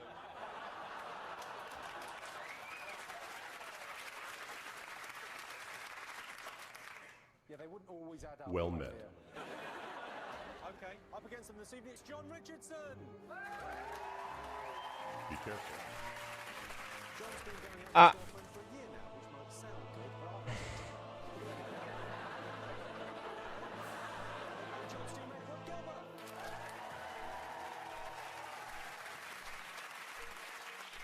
Rod currently hosts a radio show on BBC Wales. The show I guess I don't remember. I haven't done PvP in a long time. Probably pretty entertaining. No round of applause, amazing. So I'm trying to I'm like hitting that stage where I kind of don't want to do any, I just kind of want to go to sleep, but I've not been up long enough. Gotta keep myself up. I think they're born. They're not born Countdown champions, though. They're born pale, unpopular, lifeless people who spend their days with books and calculators. They were born with muscles and that. They'd play sport, wouldn't they? Or cricket. Rod, you're quite. I mean, I don't want to. Let's see what else is around. A lot of the time. Brush my teeth as well. There's only one thing that's got in common with me. Over the last couple of years, you guys have probably noticed a lot of your favorite content creators trying out other MMOs, and it's not just because of the fall of the Shadowlands and those content creators going over to other ones. In fact, a lot of people who play other MMOs are coming over to World of Warcraft and vice versa. Yet it can be incredibly daunting to try out another MMO, especially if you've been entrenched in one for a really long time. Perhaps all your friends are there. Perhaps you're a collector and you've got this one more mount you need to get, and therefore you're going to stick it out despite how the game might be performing at the time. Well, today we're going to dispel the things and the mistakes that people do when it comes to trying out an MMO that's on the other side of the fence. The video says I played 10,000 hours of MMOs. He's gonna give us this advice. This is just World of Warcraft, but shinier. Oh, look, I got less spells. Doesn't even have as many spells. Why is everyone making just World of Warcraft, but the same? What's this? Oh, I got a dragon, Dragonflight. But it's worse. What is even this now? It's just World of Warcraft again. Ooh, health bar, mana bar, bunch of spells. But now it's all yellow and rubbish and weeb. What in the hell is that thing? Why is it so small? It's staring at me. Ah! It's waving. Don't like that, mate. What do I even do here? Why is Star Wars here? Mate, this is just World of Warcraft with guns. I've got the same thing. Health bar, 5 buttons. All these games are the same, man. They're just World of Warcraft with just a different skin. Is he doing a bit? Because I don't like the bit if it is. And if this is him in his videos, oh. Mate, this is perfection. One of the biggest mistakes that we all make, and I have made this a ton of times, is having preconceptions about how a game works because we base all of that knowledge on whichever MMO we're currently playing. So when it came to Guild Wars 2's announcement and release, all I saw was a WoW clone. Same tab target system, same skills at the bottom, same sort of target bar, same look and feel to the game. And when it came to Final Fantasy XIV, people often tried to get me into that game by sending me ridiculous screenshots of people played as Power Rangers or dressed in maid outfits or whatever, and I dismissed these games out of hand because I like my game, I like it works. It takes about 1 to 2 hours to start realizing how these games are different different once you actually play them. And all of them do something better than the other ones, because they've all done something different. Guild Wars 2 doesn't have a tank healer DPS system. It has something similar to that, but it doesn't work exclusively on the Holy Trinity. In fact, it doesn't even have dungeons in the traditional sense anymore, instead opting for a fractal drop-in, drop-out style. If you wanted the hardest raiding in MMOs, that would be Final Fantasy XIV.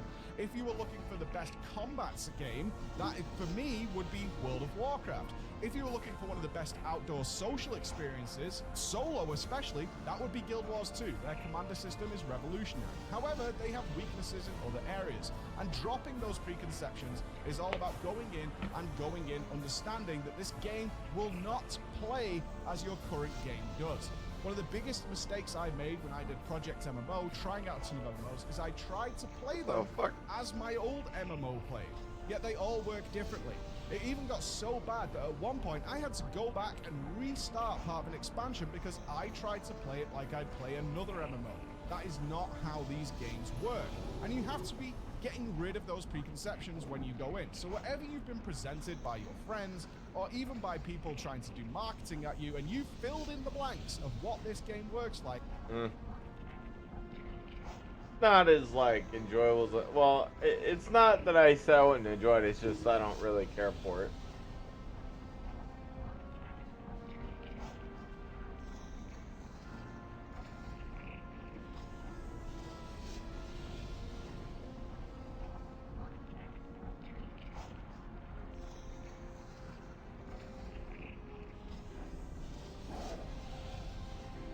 I finally made WotLK for long. I ordered a pizza, I bought a beer, and so I took my work pizza because somebody died for me to get this pizza. I enjoyed every deal, but I really did. My only regret is that I hadn't killed 30 more sons of later. Located in the Orlando, Florida metropolitan area, the idyllic suburb of Winter Park is an affluent city, including the Park Avenue district. Oh, I was about to say, could I have just flown there, but no. The exclusive area were Reed Berman and his son Oliver. Reed, a successful commercial real estate executive, had a very demanding schedule. His salvation came in the form of an assistant who served as both nanny and house manager. Her name was Jennifer Fulford, and she'd worked for him somewhere between 6 and 7 years. She was extremely reliable, and she did a wonderful job ensuring everything within the household was taken care of. To top it all off, she was said to be an exceptionally kind soul. The morning of September 27th, 2017, had all the makings of a normal Wednesday, but it would quickly turn tragic. Oh, Jennifer and no. Oliver headed out on their commute to school around 7:15 or 7:20, and when Jennifer returned to the residence afterward, she and Reed briefly discussed the day's agenda. Jennifer had a dental appointment scheduled for 9 o'clock. Then she'd meet with an art framer at the residence shortly thereafter. Other than that, it was business as usual. How are she'd ya? perform her maintenance Safe tasks at the travels. Berman home, then pick Oliver up from school at 3:30. As for Reed, he was on See you his way to a soon. breakfast meeting. They Keep said your a quick feet on the goodbye, ground. and though nothing Safe seemed out of the travels. ordinary, things were about to take a terrible turn. The first indication that something was off came in the form of a phone call from Oliver's school at 4 o'clock that afternoon. Reed was informed that Jennifer had failed to pick up his son upon dismissal. Though he tried, Reed was unable to reach Jennifer on her cell phone. It seemed it had been powered off. He picked Oliver up, and the pair returned home around 5 o'clock. Upon entry, the house was eerily quiet. Jennifer was nowhere to be found. What Reed did find, however, was quite peculiar. There sat Jennifer's purse right beside the toilet of one of the downstairs bathrooms. He noticed that the seat had been left up too. This was unusual. I was about to say, I was like, well, I considering did notice it's like nobody's out here leveling and stuff. Like this place isn't brimming at all, and it's just like it was an interesting feel, like it's just like a wave of people who did it. Her vehicle, a 2015 Hyundai Santa Fe, was nowhere to be found. At that point, Reed contacted law enforcement. However, it wasn't until approximately 6:25 that he made the call, and the reason behind the delay is unknown. Nevertheless, a Winter Park officer was quickly dispatched to his home. Reed shared what information he had with the officer. See the you last soon. time he'd communicated with Jennifer had been through a text message he'd received from her a little after 11 o'clock that morning. Interestingly so, Reed had no contact information for Jennifer's husband, Robert. However, officers managed to locate him at the home he and Jennifer shared, somewhere around 7 p.m. He stated that he hadn't recently seen or spoken with Jennifer. He explained that she had an upcoming trip scheduled to visit her son and newborn granddaughter in Dallas, Texas, but wasn't due to depart until the evening of the following day. Even more troubling was the fact that neither Jennifer's children nor any of her close friends had seen or heard from her. It seemed that Jennifer had simply vanished. That very evening, Robert examined bank records in hopes of uncovering something that could aid in the investigation. As expected, he found a record of payment to Jennifer's dental office at 10:08 that morning. However, it was the transaction that followed that gave Robert pause. A Wells Fargo ATM was visited at 12:10 that afternoon, and a withdrawal of $300, the maximum amount allowed, occurred. According to Robert, the idea of Jennifer having withdrawn the funds was completely unlikely, or at least he thought so. Then a development came in the form of a realization that Jennifer's vehicle happened to be equipped with a service known as BlueLink, which allows Hyundai drivers to remotely access their vehicles using their smartphones. It was the hope Jennifer's SUV could be located with help from the system, but it was soon discovered that the vehicle was still registered under previous owners, and thus the account was inactive. When business hours resumed the following morning, Robert frantically completed necessary paperwork in order to have the system reactivated. And upon completion, Detective Dawes, who was one of several working the high-profile case, would be notified with any available data pertaining to the vehicle's whereabouts. Also that morning, the lead and assistant detectives paid a visit to Reed in order to conduct an interview. Reed led the detectives through his sizable home and showed them everything that seemed out of place or suspicious. He explained the details surrounding the unusual location of Jennifer's abandoned purse. Strangely enough, Reed hadn't noticed anything to be missing within the home, at least not yet. He hadn't found any sign of forced entry either. Nobody. The previous evening, when he and Oliver Nobody the front door was is locked, looking for any of these dungeons. Probably because they're too hard. clearly had a key.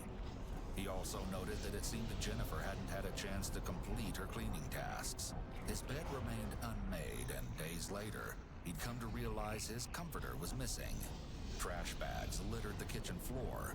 It was as if The Jennifer plague had lands, been you say? interrupted somewhere in the middle of her duties. Yeah, that wouldn't be bad. Reed was able to provide some extremely 51 to crucial information. 58. He reviewed his alarm system activations for the previous day What's up over with the here? detectives. Initially, there was no sign that anything out of the ordinary had occurred.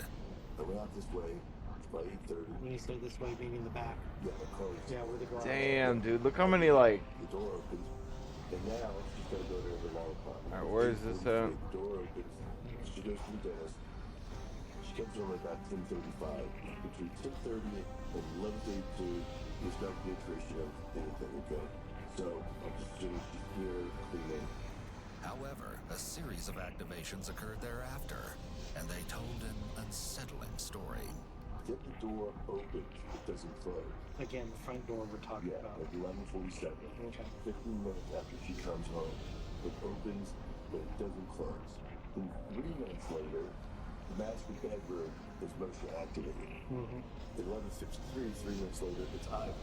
Get ready. Goes out. Then, 1 minute later, the front door. It's right out the front door. And what time is that? What's the time? 11:54. 11:54. And that's the last you say of, I guess, the door opening and closing. So It doesn't open up till 4:58 when I come home. I always got mail. from the garage. Same. Detectives gathered additional crucial information from Reed. Can we get one thing we do need? You said she had a card, you allowed her to have one of your credit cards. We need that number and that bank name.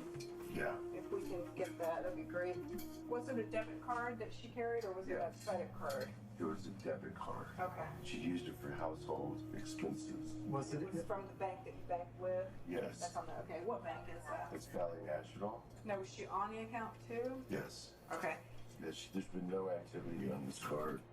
The detective reviewed Reed's activities that occurred the previous day. Yesterday, you had an 8 o'clock meeting around Golden Lake. And that was at the water park center or Winter Center? Is that one in the same? That was at 8:30. Okay. And then at 3:30, right? You had another visit. 3 o'clock. And that was where? Do you know where about this? Because we have So like I upload my YouTube videos. Like I've just kind of just been like whatever and just upload what I have on Twitch. And some of them will get strike, not against me, but like it'll tell me that it's not visible in some places, and it's always Belarus and Russia. In order to produce a sample of his DNA, though it would appear to be a routine process, seeing how Reed was one of those closest to Jennifer, perhaps there was something more behind the request than just standard procedure. All right. The other thing was that I believe was Detective Wagner asked you about earlier was if you were aware of her having any male friends. And if you knew Jen, she's a really upper-station. I mean, she'd come at 6:30, and man, she'd have it turned on like, hey, Albert, and they would do this thing. I mean, she was just fantastic. I'm confused. Is it him that it's showing the question mark on? You got my attention. Watch your back. Off with you. Watch your back. Be good. Off with you. Be good. Though Jen was a lively person who enjoyed good times with friends, Reed didn't think she was the type to run off and leave everything behind. You got my attention. There was one thing. You mentioned something earlier about the Enzian. There's a bar there, and you say. Yeah, here he is. Why can't I see him now? Did he spawn? Last night, right. We were trying to figure out, like, you know, we were going, okay, how could this happen? Right. We didn't think worst case scenario. We just thought maybe went out and drank with her girlfriend, and maybe she had a little too many, and it was just unusual that she would have done something like this. But my friend did say that he's seen her at the Enzian after work after leaving here with her girlfriend. I don't know any of her girlfriends or whatever, but she liked to have a cocktail with her girlfriend. I had no idea that she ever even went to Enzian, but he said that's. He's a dying archaeologist. Is he underground? We may need to talk to him. Can you give me his name? That might be what he is, the underground guy. Yeah. I just asked you a question. Sure. They haven't found body. Oh no, we haven't found her yet, so that's why we're keeping up hope. Yeah, there was a boyfriend or something that they took off. We don't know, and that's what we're trying to find. Detectives had to probe all of the possibilities in order to ensure a thorough investigation, regardless of potential viability of each theory. They explored the idea of whether Jennifer had grown so tired of her routine that she'd left everything behind in search of a new life. Of course, it didn't seem at all likely that someone as reliable as Jennifer would do such a thing, especially considering the fact that she was due to be in Texas, spending time with her newborn granddaughter on that very night. Suddenly, a shocking development landed in the laps of law enforcement. And if detectives had any suspicion of Reed prior to the finding, or if they'd surmised that Jennifer had left on a whim, all of that instantly dissolved with word of the discovery. Surveillance footage had been obtained from the Wells Fargo ATM, where the $300 withdrawal had occurred the previous afternoon. The time was 12:10 p.m., roughly 15 minutes after the last activation of Reed's alarm system at a location less than a mile from the residence. Though they expected to see Jennifer, what they found instead was shocking. Video showed a mysterious man stationed at the ATM. He appeared to be middle-aged and was wearing eyeglasses, a white t-shirt, light-colored shorts, and bright blue tennis shoes. He had a white towel draped around his neck, and his hair was pulled back in a ponytail. On his left wrist was a watch with a distinctive plaid band. Reed was shown images of the man and the unique watch, but neither were familiar to him. Apparently, the man had later returned to the same ATM at 4:33 that afternoon, and what proved to be an unsuccessful attempt to withdraw more funds from Jennifer's account. This time, however, he was dressed in different attire. He wore a dark-colored baseball cap along with what appeared to be a dark-colored jacket. His white t-shirt bore the logo, Workout 32789, the numerals representing the zip code of Winter Park. In addition to the clothing change, another difference in the man's appearance was noted. This one, however, was chilling. The surfaces of his hands clearly exhibited multiple fresh cuts and wounds. When shown images from this ATM visit, Reed recognized the t-shirt. In fact, he stated that he owned one that was very similar to it. Upon inspection, it didn't appear to read that his bedroom closet or dresser drawers had been rifled through. However, this would come up later in the investigation. Detectives were able to track down Jennifer's contact, Janet Grimm, who'd been scheduled to deliver the framed art the previous day. Jennifer had texted Janet at 10:18, stating that she'd be back at the residence in less than 10 minutes. Not long after this time, Janet stated she'd missed multiple calls from Jennifer's number. My bad, I was muted At the whole time. I don't know how long I was muted for, but I was talking. And on the Maybe other that was for the end best. was I don't know. Jennifer, who Janet could only describe as totally panicked. Jennifer stated she'd have to cancel the appointment as the school had just called and she had to pick Oliver up right away. Naturally, Janet found the conversation odd. She attempted to reach Jennifer on her cell phone approximately an hour later, but there was no answer. Oh, Evidence I was needed to beginning update. mount. Okay. Also, on September 28th, Jennifer's SUV was located less than 5 miles from Reed's home in the parking lot of a public supermarket. The vehicle was processed for evidence the following day, on September 29th, 2 days after Jennifer vanished, and each finding was more grim than that which came before. A beer bottle was found in the front center console. According to Robert, Jennifer would never drink on the job. There was no doubt in his mind that the bottle did not belong to her. A tan canvas bag had been placed on the front passenger floorboard. Inside the bag were a white t-shirt, a white towel, and a men's watch with a distinctive plaid watch band. Worst of all was the revelation that each item appeared to be stained with blood. The items clearly matched those the man was seen wearing on ATM footage from the first transaction 2 days prior, before the wounds to his hands had appeared. Word of a third unauthorized ATM transaction came on September 29th, but the location wasn't even remotely near Winter Park. It was in Jacksonville, Florida, where a $100 withdrawal occurred, approximately 140 miles north of Reed's home. A sworn statement via phone was recorded between Robert Fulford and a Winter Park detective that same evening. Did anyone have permission or authorization from you to withdraw that cash? No. Okay. And in regards to that transaction, would you like to press charges, if applicable, to anyone for criminal charges? Yes, I would. The most recent ATM activity cited in the statement was a major turning point in the investigation. It led detectives to contact the Winter Park Amtrak station, where they were able to get their hands on some critical information.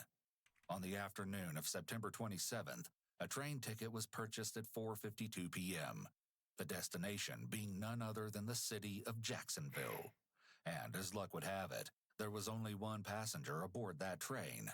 With this information, law enforcement had what they believed to be the name of a previously unidentified individual. His images had been plastered all over the media in an attempt to put a name to the menacing face. To the He menacing was a face. 53-year-old man by the name of Scott Nelson, and a background check indicated that he was extremely dangerous and had an extensive rap sheet. Furthermore, Scott was currently on federal probation for armed robbery. Hope that Jennifer would be found safe was beginning to dwindle. The following day brought with it the much dreaded, terribly devastating news. Just 3 days after Jennifer was last seen, the worst-case scenario had become a nightmarish reality. Jennifer's cell phone had been pinging off a... No, that's you. But are there any words that get you kind of irritate you? I get angry with the things that the words represent. I find there's no point in getting angry with the words themselves. It's just shooting the messenger.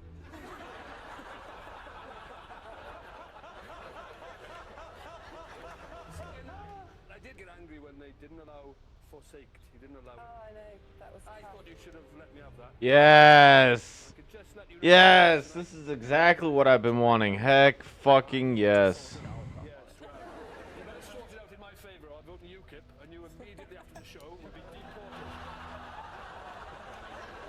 That's Nigel Farage's worst nightmare, a German in charge of the English dictionary, isn't it?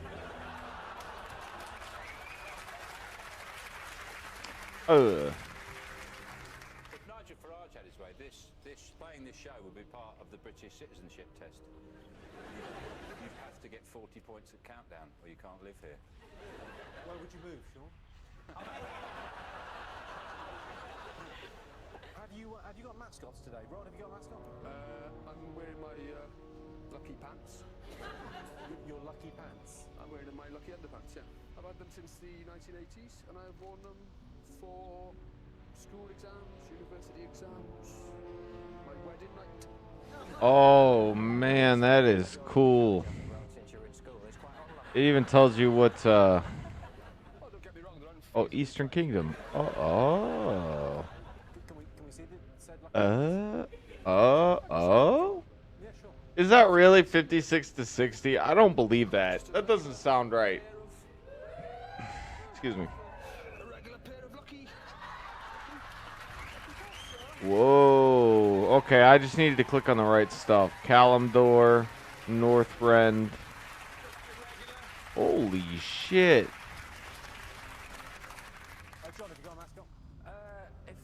Holy shit. That's awesome. There's only 2 instances. That can't be. 2 bosses. Yeah, that's good. It doesn't give me all the information, but it gives me enough. I'll be very much endorsing in all the joy of the World Cup today, since it hasn't properly started yet. I will confidently state that if I get a 9-letter word today, England will win the World Cup.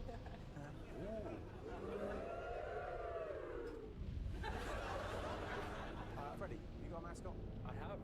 It's probably the only other cricketer that you've heard of. It is Lanky the giraffe.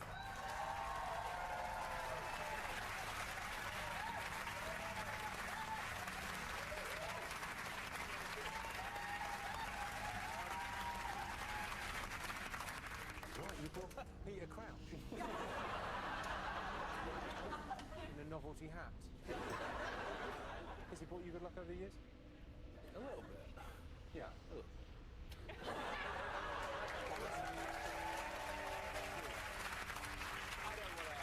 don't want to have a go at Lanky the giraffe, but I think he's got a limited repertoire. Yeah. Just that and. He's a hell of a mascot. Blanky, everyone.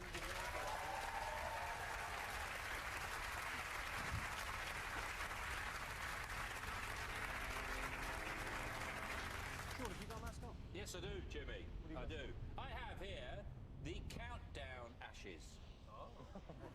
These are Paralis offering 50s. in here are the ashes of Carol Vorderman's first pair of Spanx.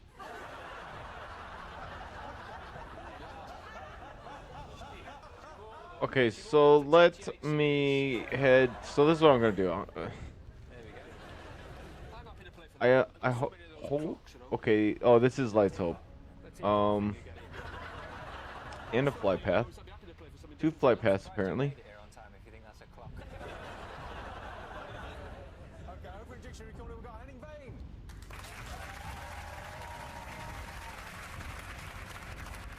One of the most famous German words is Schadenfreude, which is defined as the pleasure one gets from the misfortune of others. Oh, I have Western Plague Lands. Trip over, or if they lose 2 more wars and 1 more cup.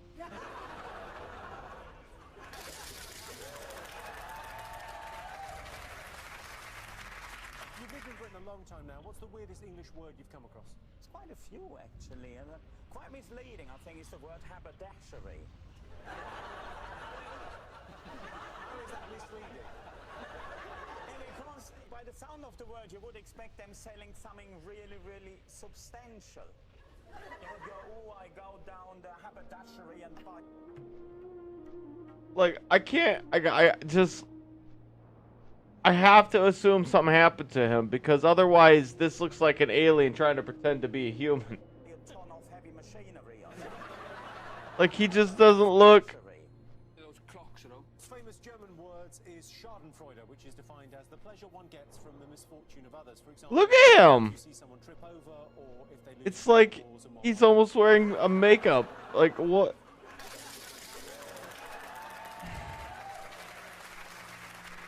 You've lived in Britain a long time now. What's the weirdest English word you've come across? It's quite a few, actually, and quite misleading, I think, is the word haberdashery. You might not even need to use makeup for the man. By the sound of He straight just looks like you could just put him in a film and you could be like, yeah, he looks like it. Go down the haberdashery and buy a ton of heavy machinery or something. Otherwise, all you get is bits and bobs. So, Come on, flannel bareback. probably is gubbins. And then I really like Herbert. I really like that. Oh yeah, well, right on Herbert. And with Henning, of course, is Susie Dent. Okay, we've got a famous Lancastrian on the show. Favourite Lancastrian word? Oh, we were having a chat before, weren't we, Freddie? And you haven't heard of half of my favourites, which are things like piss mowers, which apparently are ants. What are piss cats? What are piss cats? People who drink a lot. And you've heard that phrase? Oh, shout it at me. And the one that you had heard of, meat pies are meat growlers in Lancashire. Yes. I'm not sure what we're talking about now. Okay, and in charge of numbers, it's Rachel Riley. Rachel is a mathematician with a background in quantum theory. Let's go. A remarkable aptitude for mental arithmetic, which is all well and good, but can you do this? Come on, not your maths degree, come on. Is that it? Strangely arousing. Rachel, how do I compare to Nick Hewitt as a host of this show? Well, Nick's kind of got his own catchphrases now, and you don't really have any, so he What's his catchphrase? Like, be sure of it. When Susie does her origin of words, he talks about her special spot, and whenever Be sure of your special spot. when it's my numbers game, he tells the contestants it's time for them to enter my area. He's a disgrace. Okay, tonight the prize the teams will be competing for is this, the Countdown Tandem.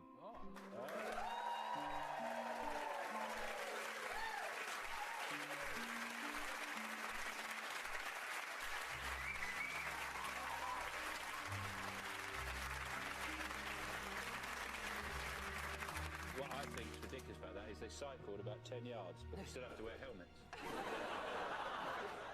Why is he dressed like that to go on a bike? Why is he? More to the point, he's got a helmet on, but if he comes off with a bare top, he's got skits, he's got all spread. He should have a stronger rider at the back, just a little tip. Okay, let's count down, everyone. Time for the countdown.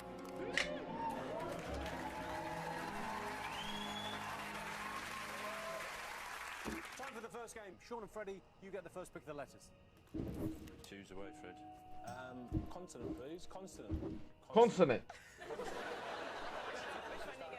Consonant, please. Thanks, Freddie. Oh, hang on, Jimmy. I've written a few countdown-related poems for this evening, and before we all get going, I would like to read you one of my poems, please. Yes? Do we have any option on this?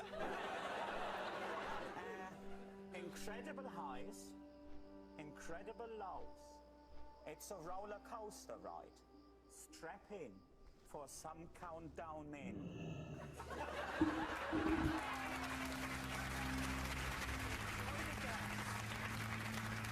Okay, Sean and Freddie. Why is Freddie dressed up as Sean? You look like a before and after for some miracle cure. Are you short-sighted today? Yeah, I can't really see past over there. That's so weird. I'm exactly the same.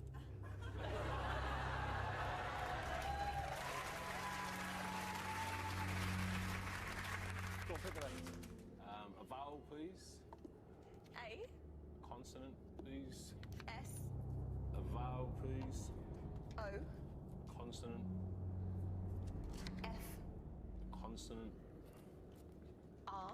A vowel, please. U. Consonant. M. And a vowel, please. And the last one, E. Okay, so for the first time tonight, here's the countdown clock. Each day is a blessing. Die on this, You need something? For the Alliance. See you around. Well met. Be careful. See you around. Can I help you?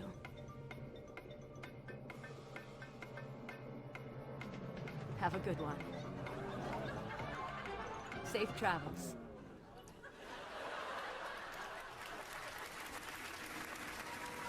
Hey there. Rod, how many letters? You what? Farewell.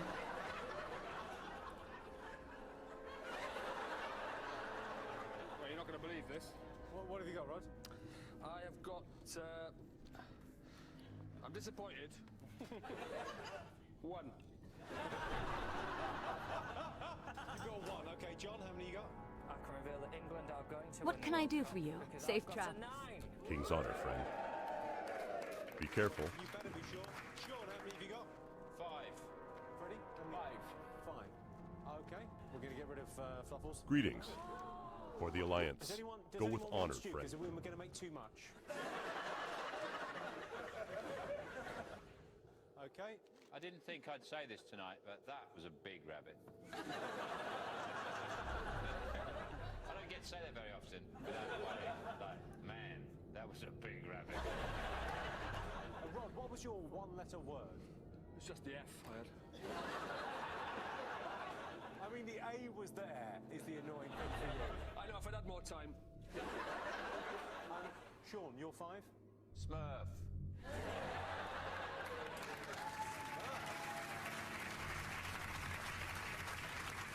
The reason I chose this, Smurf, is my bondage safety word. Smurf!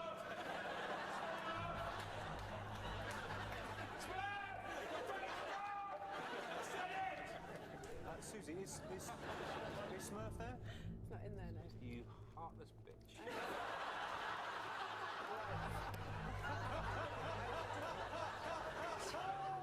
Okay, Freddie, you're 5. Forms. Forms. Is it foams? Foams. Like forms or foams or... Is it like that? Forms. With an R or an A? Foams or forms? You say like foams. What's that? Okay. How the fuck do you say it? Say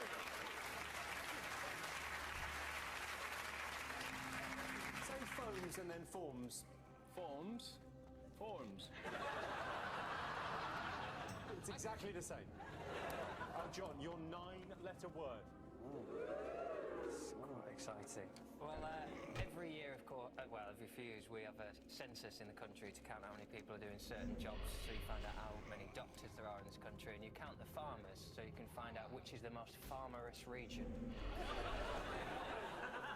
Farmerous. I mean, really? I hope and pray.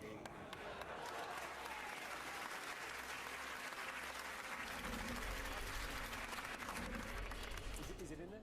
Well, just because Sean called me a heartless bitch, I'm going to say yes, you can have it.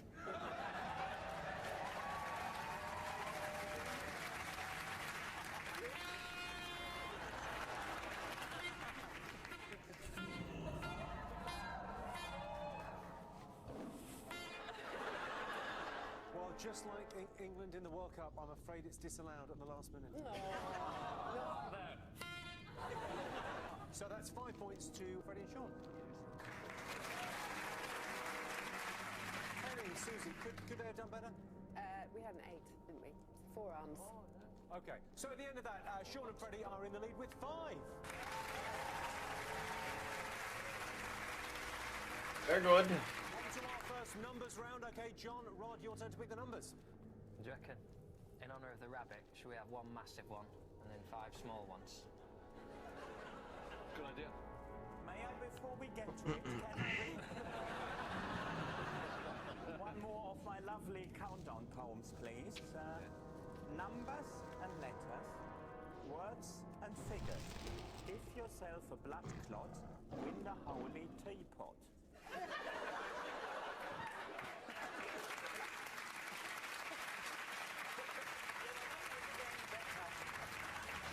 You people will just clap anything.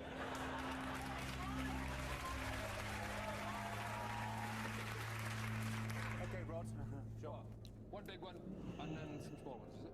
I already picked ages ago. Oh, why hasn't Rachel done anything then? I'm just letting you know that. 2.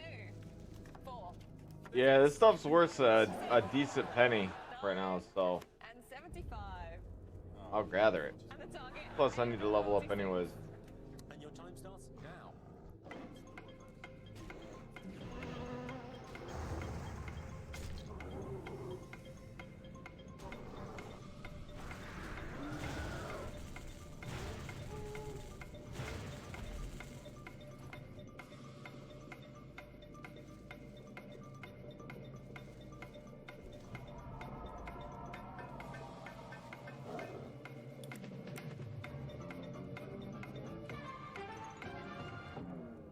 So the target was 846. John, did you get it?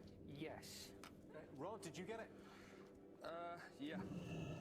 You seem to still be doing it. I was just, it was just a delay going from my brain to my hand holding the pen. Sean, did you get it?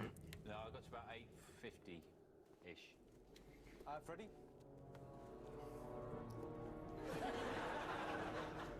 I'm not sure. Do you think you got 846? I think I might have done it. Well, talk us through. How do you think you might have done it? Oh, fuck. 9 add 2.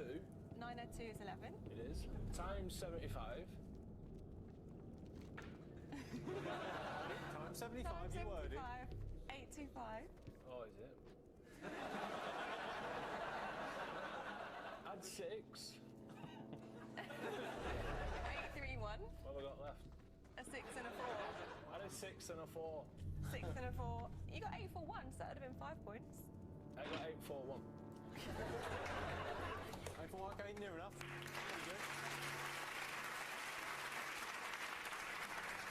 What? I'll tell you. 75 plus 9 is 8. Oh, what does that mean when it's controlled? 6 plus 4 is 10. I don't know what I'm writing. 6 plus 4, 10. Multiply them together and add 6. Lovely, 846. So that's 10 points to John and Rod. We've scored at the moment. Sean and Freddie are on 5. John and Rod You are do on more 10. to the undeadies. And here is your teaser. The words are Nude Fred, and the clue is get what you deserve. That's Nude Fred, get what you deserve. See you after the break. Welcome back. The answer to the teaser, the words were Nude Fred, and the clue was get what you deserve. It was, of course, refunded. So John and Rod are in the lead. Okay, time to mix things up. They've been playing in teams so far, but this game is just for Freddie and John. So John, your turn to choose. I would like a consonant, please. C. Could we have another consonant, please? R. A vowel, please. A. Consonant, please. N. A vowel. E. That's a word! Consonant, please. V. Consonant, please. W. And a vowel, please. O. And a consonant, please. And the last one, T. And your time starts now.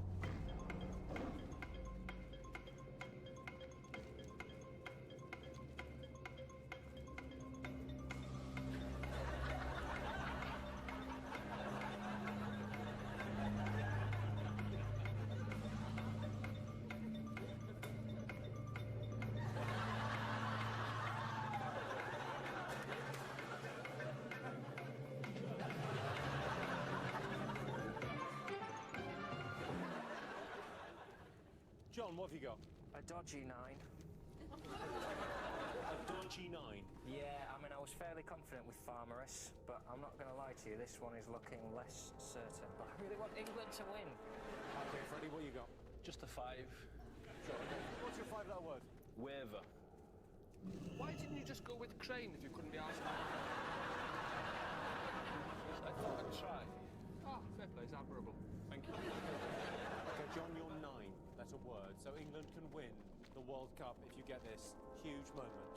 Well, sometimes on the back of a horse you have a cart made of wood, but sometimes you have a woven cart made of wool.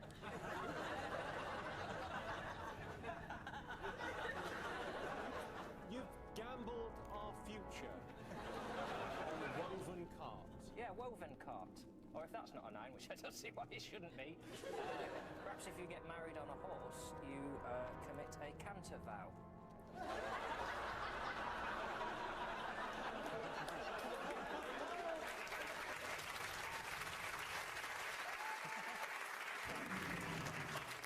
to disappoint you, Nice, Jordans, dude. but I think that's the World Cup in the bag, Henning. I wish you the best of luck. Woven cart or canterbury, either of those 9-letter words that are definitely real in the dictionary. They're not in, I'm afraid. You definitely hit the post, though. So that's 5 points to Freddie and Sean.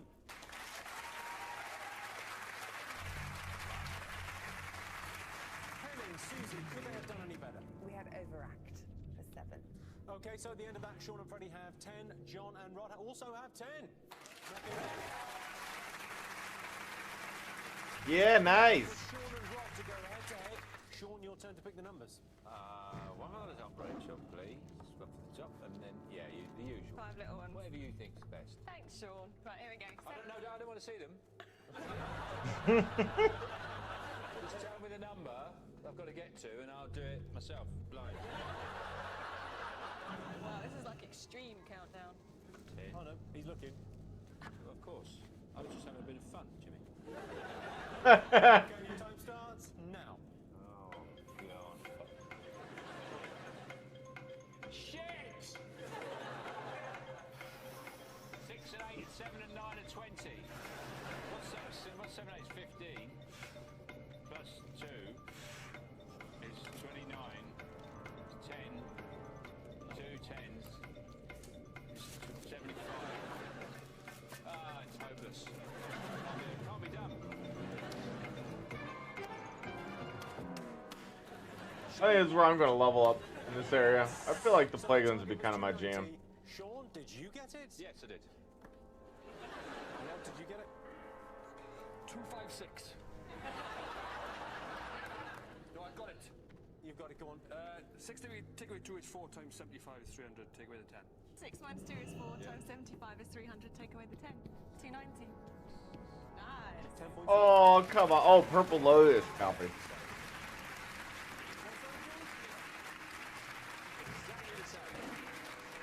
You got it, Hal? Damn, dude. Purple Lotus, too. That's the most expensive. Got it. It's Unfortunate. I'm really close. 297. It's like that moment in Beautiful Mind when he just sees the equation, just goes. I'll probably get asked to work for NASA. In the canteen, obviously. You don't believe me? It's incredible, that is. After all the stuff I've done for you. Okay, time to go across to Dictionary Corner. Henning, what have you got for us? Well, obviously I came up with very basic school English, so didn't know any idioms, didn't know any colloquialisms, had next to no vocabulary. The only thing I had was grammar because I learned that at school, and I would say everything exactly the You way want it to was written in my grammar book. So I guess the question is I gotta do the druid thing. You were, he, she, it was, we were, you were, they were. Yeah, having lived in London for the past 12 years these days, I go, I was, you was, Angoro. he, she, it was, we was, you was, they was. Which is... Whoopsie. Over here. When I say we was, how do people take that? Do they go, oh, look at that Henning, ever so well assimilated? Or do they go the other way? What? He has been living here for all those years and he still can't get the most Wither basic things. Spring, It's huh? embarrassing. Recently got me answer, did a gig round here in Bolton and got heckled with that wonderful line, fuck off back to London. Well, assimilated. Henning, thank everyone. Very well. So the scores at the moment, Sean and Freddie are on 10, John and Rod are on 20.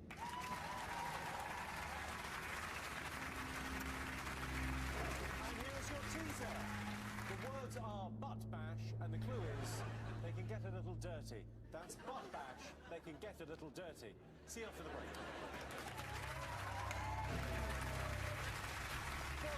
Right, okay. Alright, I almost made a mistake. And I actually wanted... Okay, I'm gonna do a bounce back then, damn it. See you soon. I can't believe I can't attune anywhere here.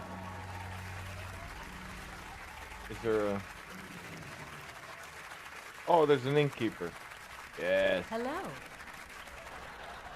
Have a good one. Thanks, lady. I'll be right back, you sweet thing. What's going on, Joe? On a chicken wang. I was fired at the end of the last series. Ridiculous, but it's given me a lot of spare time, so I've become an inventor. I'm becoming an inventor. This is one of my inventions. It's a shopping trolley that grown-ups can sit in. So it's one of those ideas. When you come up with it, you think, why has no one done it? Greeting. Jimmy, you're thinking, that is fucking brilliant. But hold your horses, mate. It also comes with this.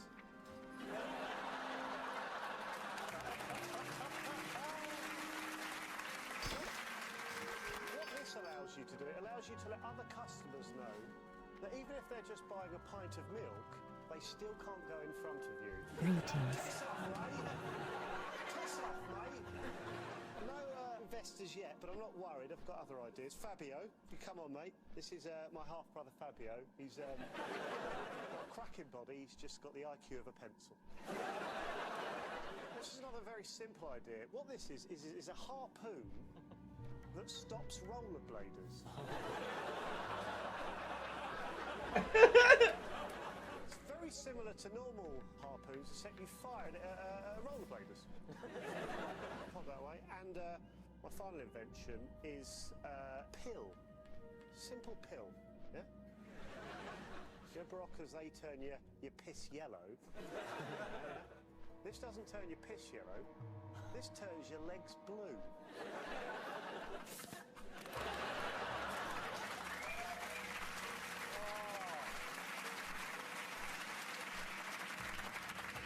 I'm just wondering how Sean first came up with his safe bondage word.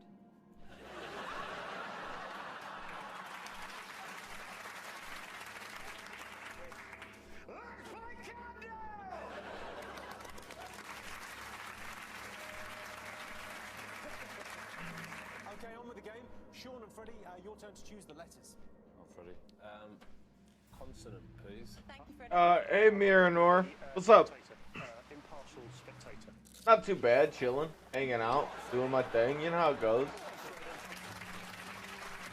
I'm doing the World of Warcraft thing. Give him two.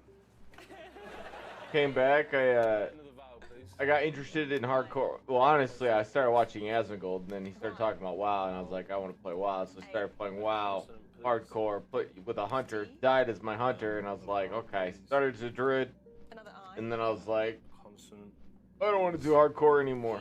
So I didn't do hardcore anymore, and I changed it to doing this. Yeah, I mean, yeah, why not? Before you do that, can I read my final poem? So now I'm on like classic world, classic WoW. That's what I'm on. And passion all over the country. People How are you? to hear the countdown clock, and then you press. I hope you're well. Seamless.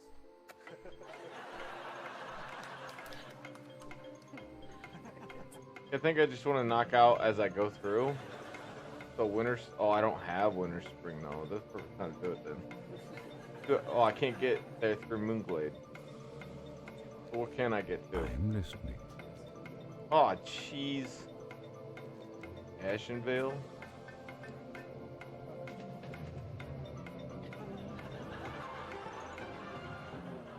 Ashenvale will get me into Fellwood, which has stuff that I need. Fellwood will allow me to get into Winter Spring, which I have to do with. Okay, so we'll May the stars guide you. 6. And John. which is rapidly. Yeah. So Classic is doing. I think this is technically Classic, but they've. But the game is brought the game back to the old days. Is like they release stuff as time goes on. So you're playing on the server as they release stuff. Like they use like. I don't know if you remember, but on Courage or whatever the fuck it was called with the beetles and bugs and stuff, and you had to like donate a bunch of resources to get the doors unlocked on your server. I don't think they're doing like that particularly, but like they're slowly releasing stuff, and they're about to release Ice Crown or whatever here real soon. I'm glad you're doing well. That's good to hear. Really, it really is. Big deal. What have you got? I've got reaped. Or diaper. Reaped or diaper? Reaped or diaper. Oh, he went for words that are in there. Yeah. Let's hear the 9-letter word that's going to take us all the way to the World Cup. Oh, okay. All right. Nice. We're all familiar with the popular technological item, the iPad, and we all know that use of the iPad is iPadry. So, Sure, that much is clear. if you were to head to the most farmerous region of this country, which we all know is Somerset, you'd encounter Old MacDonald. And what does he use? Well, he uses an EIE iPad. Sorry, I need to get the mic a little bit further away. I don't. EIE iPadry. EIE Padry. EIE iPadry. Old MacDonald had an iPad. EIE iPadry. What, Susie, is it in the dictionary? I'm going to be solely responsible for England going out to the World Cup, aren't I? It's not in. It's funny with farmerous being in there, but that not being in there. I feel a lot of the time this dictionary just gets in the way of the fun. So that's 6 points to John and Rod. Susie, Henny, what could they have had? Just sixes. I'm sure there is more there, but I couldn't spot any. We paid another six. I'm sure there is more there. Sure. You can have a little look then. So at the end of that, Sean and Freddie have 10 points, but John and Rod are in the lead with 26. At a certain point, I got to get all the pathways anyways. So 56, I think, is a good time to do it. I heard you can get to the next zone at 58. Badlands. How I feel about this. Maybe I'll do that. 5 small. Right, we've got 1, 6, 8, another 6, 3, and the big one, 75. I'll keep 75 out of this. 626. Okay, and your time starts now.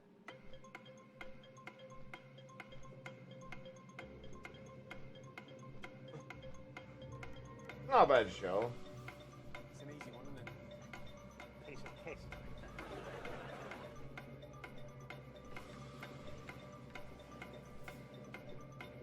Yeah, that's good.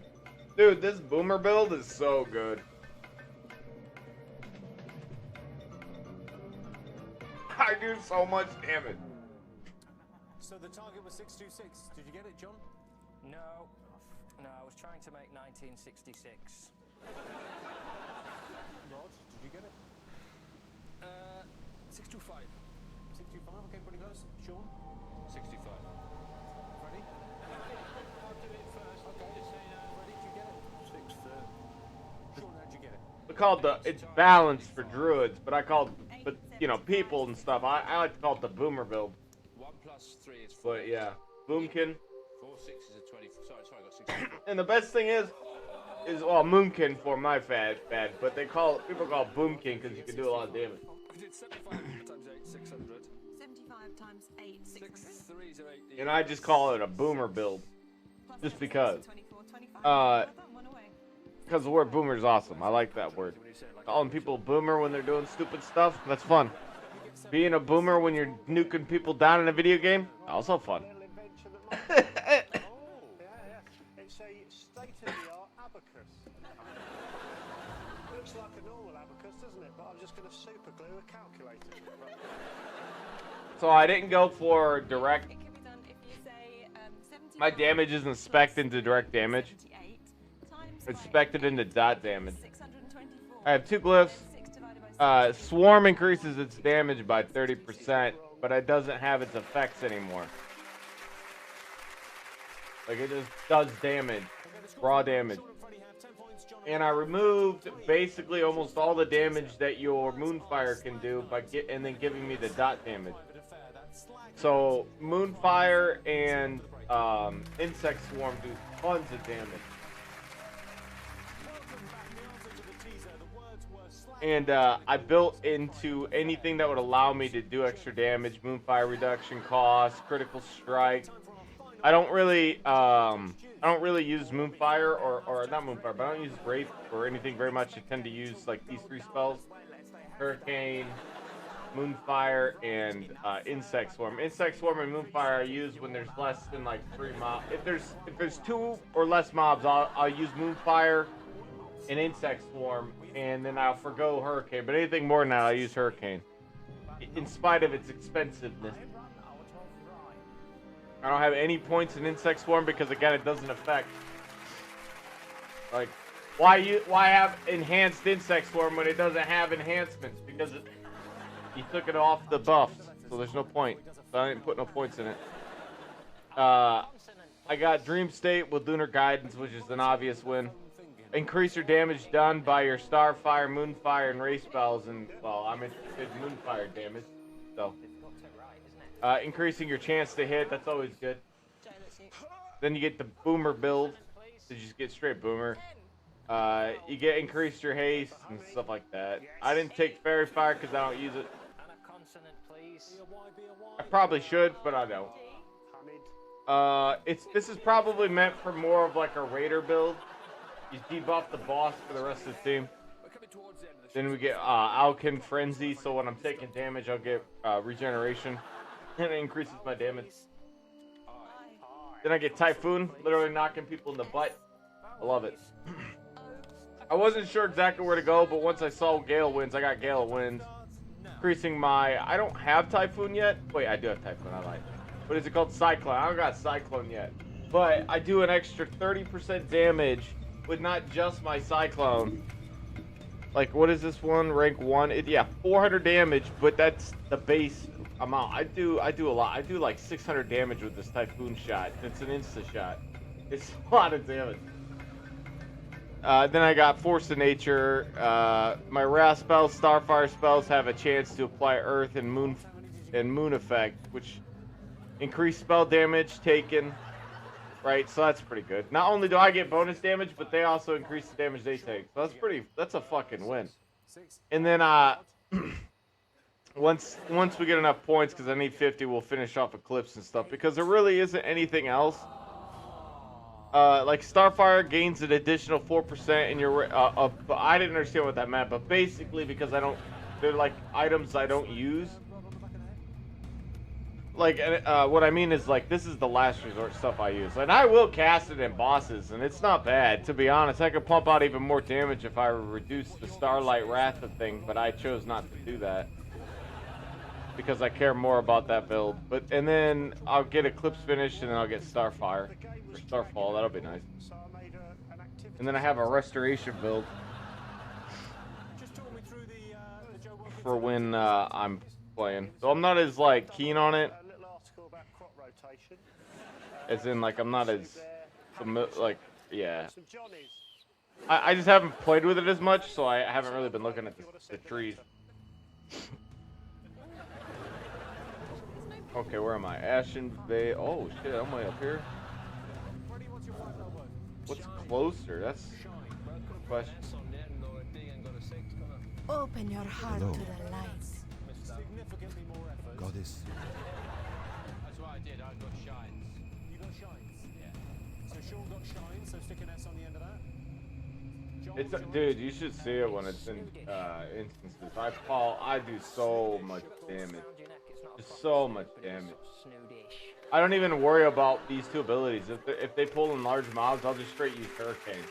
And it's such a mod. It's like, from what last time I've done it, he does around 250, 270, and now crit for almost 400. I haven't seen 400 yet. Per tick, and yeah, it's significant.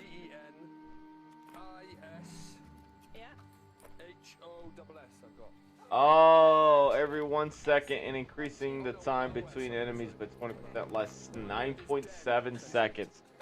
That just, it doesn't mean I get less, it means it ticks faster. That's why. That's what it is. So this is still 15. I think this is just ticking. Because honestly, Susie, could they have done any better? Hoodies. Hoodies. Yeah. Hoodies was as good as it got. It was for us, yeah. Okay, Sean and Freddie have 16 points. John and Rod have 33. Okay, fingers on buzzers. It's time for today's Countdown Conundrum. If I get this, does that count as getting a 9? If you got this, yeah, that would count as getting a 9, I think. Ladies and gentlemen, would that count as a 9? Okay, fingers on buzzers. It's time for today's Countdown Conundrum.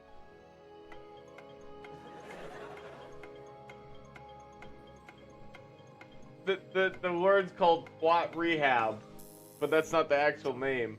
Is it bathwater?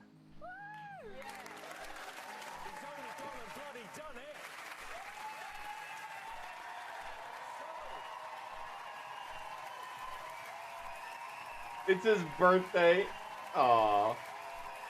So the final scores are Sean and Freddie have 16, but tonight's winners with 43 points, John and Rod. But yeah, they cracked it out of the moon.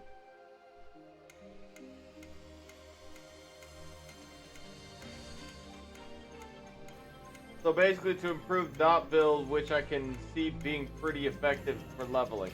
It really is effective. One of the things I like to do, because Smoothfire costs 223 mana, but this only costs me 93.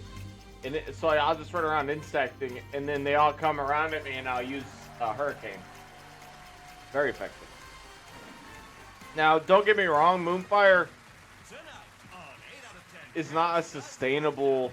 Like, you want to find a more sustainable thing than to use Moonfire, because it's expensive. But it pumps a ton of damage out, though. I mean, 800 flat in over 15 seconds. That's a lot. And it doesn't...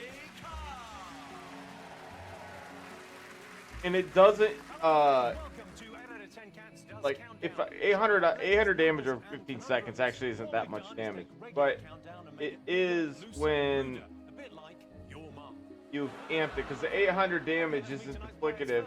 Well, it is with my glyphs. It takes the glyphs into account, but it doesn't. It's not like that. It's a lot more damage than that. Because you know, if I was to, it would be 100 damage. Wait. Shit, dude, I can't even do that math properly. It'd be like 80 damage a tick at 10 seconds. And then it would be... dude, that's too much math. I don't want to do it. But it's a lot more than just, like, a little under 100. 70 there. 215 a tick. That's not true. I'm quite good at maths. But it is a lower mob, so they'd have, like, worse resistances and stuff. Higher resistance would do less damage. But like I feel like the reason why, well, it's so expensive because it's supposed to do a lot of damage initially, and then it has like a little tick. But if you change that up, I feel like that dot damage turns into a valuable dot damage. And most mobs can almost be one shot. Can almost be one shot using Moonfire and Insect Swarm and Boomkin form without having to do anything. Like, like at my level, I might have to hit them with a staff or do just a tiny bit more damage, but it'll kill them. Like it's crazy. Just two spells will oh, what am I missing? Did I go down the wrong road? I think I did. Whoop.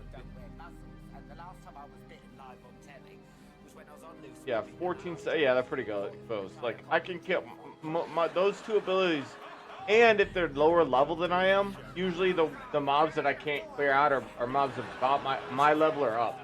I can't do that. But if I can, I tend to just run around and casting my Moonfire and Insect Swarm, and I just clear it out. It was really cool. I've been trying to figure out a good way to play, because I actually didn't really like the Boomer build in the beginning, man. I stuck with it. I didn't switch to Feral. I was almost persuaded to do it a few times, because I was starting to get frustrated with the mana consumption. Damn Boomers are thirsty. And it was starting to frustrate me because I was watching like Paladins, for example, clear mobs like crazy. They would just come in at the same level I was, coming into a zone that I was farming, and they would take mob after mob after mob after mob and not slow down at all. And here I am sitting there clearing out 2 mobs. Oh, I gotta drink again. I don't have any mana left. Oh, I gotta drink again. 2 more mobs. I gotta drink again. And then once 40 came around, is it 40? Whenever I got Hurricane, it made a big difference. I respected my character, and like I put glyphs on him. And then once I thought like maybe I'll go for the dot build or something, because I started to notice how effective the build, how easy it was to be able to just toss dots on mobs, and that felt like a little bit easier than having to constantly focus fire I'm not having very well. Oh, is it issues with casters? Yeah, I agree for sure. You know, I was just stating that like even other casters have a way. Like I didn't even have Innervate until, you know, rather recently. I can't remember exactly when I got it. But other characters have ways of mitigating. Oh yes. And I thought, why is it just? The issues with their lack of spells, like mages, for example, can literally make food. Well, I guess the other thing too is frustrating is that I was constantly consuming water to fill that, and I know you're like everyone's got that issue, and I get that. My point was just that like, you know, as a druid, I didn't have any way of mitigating that. Warlocks have a way of mitigating it. Mages have a way of mitigating it. Hunters have, well, they don't have a way of mitigating it, but they don't need to be spammy, right? Their damage doesn't necessarily come from their abilities because they have a pet and they have really good right click. Like just auto attack damage alone. As druid, yeah, you do. It's a 3-minute cooldown, but yes, you do. All right, let's take care. Okay, we're gonna keep. I don't want to do extra quests here. I mean, maybe I should. I mean, what I want to do. I don't know how cool Felwood is. Oh, it's got Plague Bloom. Arthas Tears. Whoa. I don't know how hard is Felwood to level in. Is it better? I think I'm gonna go to Western Plaguelands. I don't know what this place. You know what's weird though? You're dealing with corruption about the same level. Because Eastern Plaguelands has got corruption issues. What's this? Centurion plant cell? I don't know what that is. Yeah, Innervate is nice. It really does help. Oh, it tricks you. It's not even an actual flower. Faded. Oh, wait. No. There's something you can farm and you can give it to that flower. What is it? I can't remember. You get a buff. Like a decent buff, I think. I'm a bit of a ladies' man. Unfortunately, that bit is very small. Last time I was here, I tried to use the language of maths to woo the brilliant Rachel. Yielding Felwood, though. I don't know. I don't think I've ever leveled in Felwood. But I also haven't. It's been not decades, but it's been such a long time since I've actually leveled it in around here either. Not Felwood, Plaguelands. I feel like I'm gonna level the Plaguelands. All those spiders. With me, a collection of extremely obscure words so obscure not even Susie will have heard of them. And if this doesn't impress you, frankly, I'm out of ideas. First one, Palarie. Now, Palarie. I think the weakest era of Druid was Classic. Not Wrath, not with Lich King, because they made big changes. I think. I think the biggest weakness was legitimately Classic because they put you in a box. They boxed you in, and all you could do in high end was heal. Even the gear that you got, high end gear was healing gear.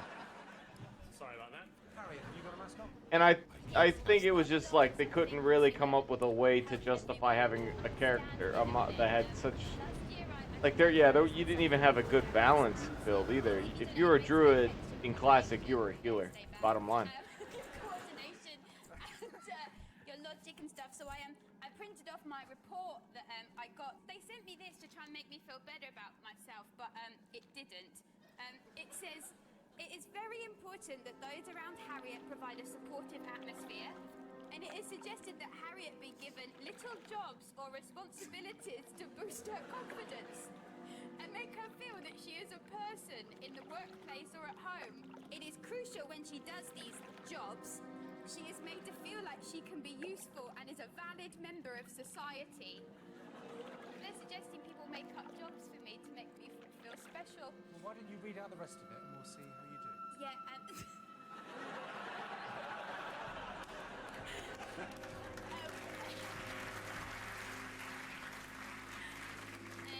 it says we recommend that those around Harriet use encouraging statements like, "Good That's job, still Harriet, recharging. or it's the taking part that counts. You might need that, yeah. Great job.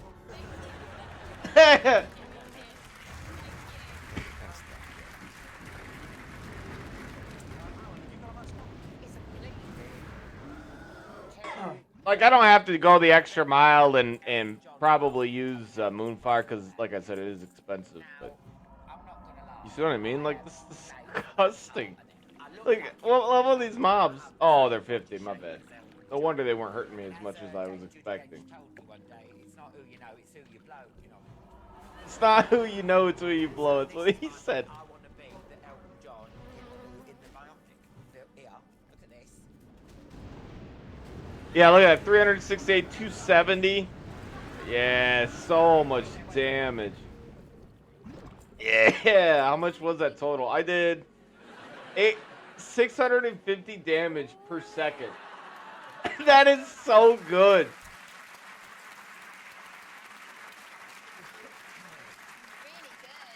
At level 50 or 56 or 56. No, yeah, you're not wrong. You're not wrong. Hey, can shamans tank? I don't think they can tank, can they? It was either that. I know their shamans were locked into healers. They definitely weren't DPS. Wait. Wait, what are those three things for shamans? Nikita, you would never know. I've even got his temperament. Say something to me, Harriet. A melee spec enhance. But that's not for tanking though, right? That's just damage. Caster elemental. And then heal. Oh, okay. Oh, okay. How is Caster Elemental? Is it any good? I've heard everyone raving about melee spec enhance. Everyone talks about how good it is. You got some entertainment. What, Caster Elemental's DPS melee or melee spec enhance? You've got Kiki D. Yeah. Don't go breaking my heart, Kiki D. She's my cleaner, Veronica. Bring her in.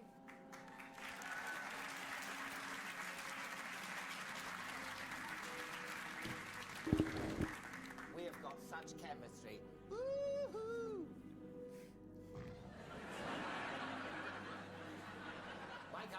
Wake up, Kiki.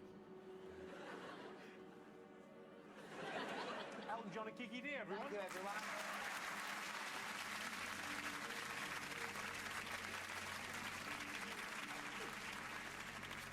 It's me, Alan. Okay, over in Dictionary Corner, we've got David O'Doherty. Sorry.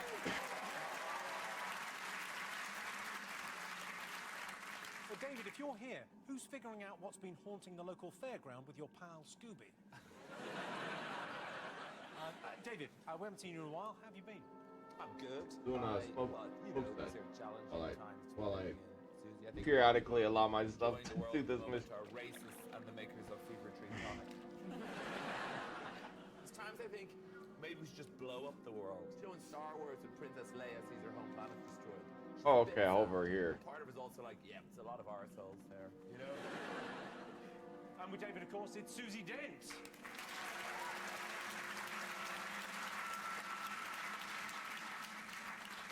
Here's a fun fact. Susie's 14th book came out recently, and the Ministry of Defence are keeping Britain's nuclear codes on page 2, where no one will ever find them.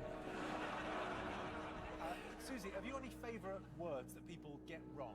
Because I eavesdrop all the time, so I'm always picking up. So it's not so much words, but just expressions. So when I tweeted about quite recently, I was standing behind a woman in a coffee queue, and her friend got her a cappuccino. She said, "I'm internally grateful." And then in a supermarket, a couple of years ago, there were a group of lads just buying beer, as much alcohol as they could get in their trolley. And they said, "Come on, lads, we're going to put ourselves into Bolivia." And in charge of that, Rachel Riley.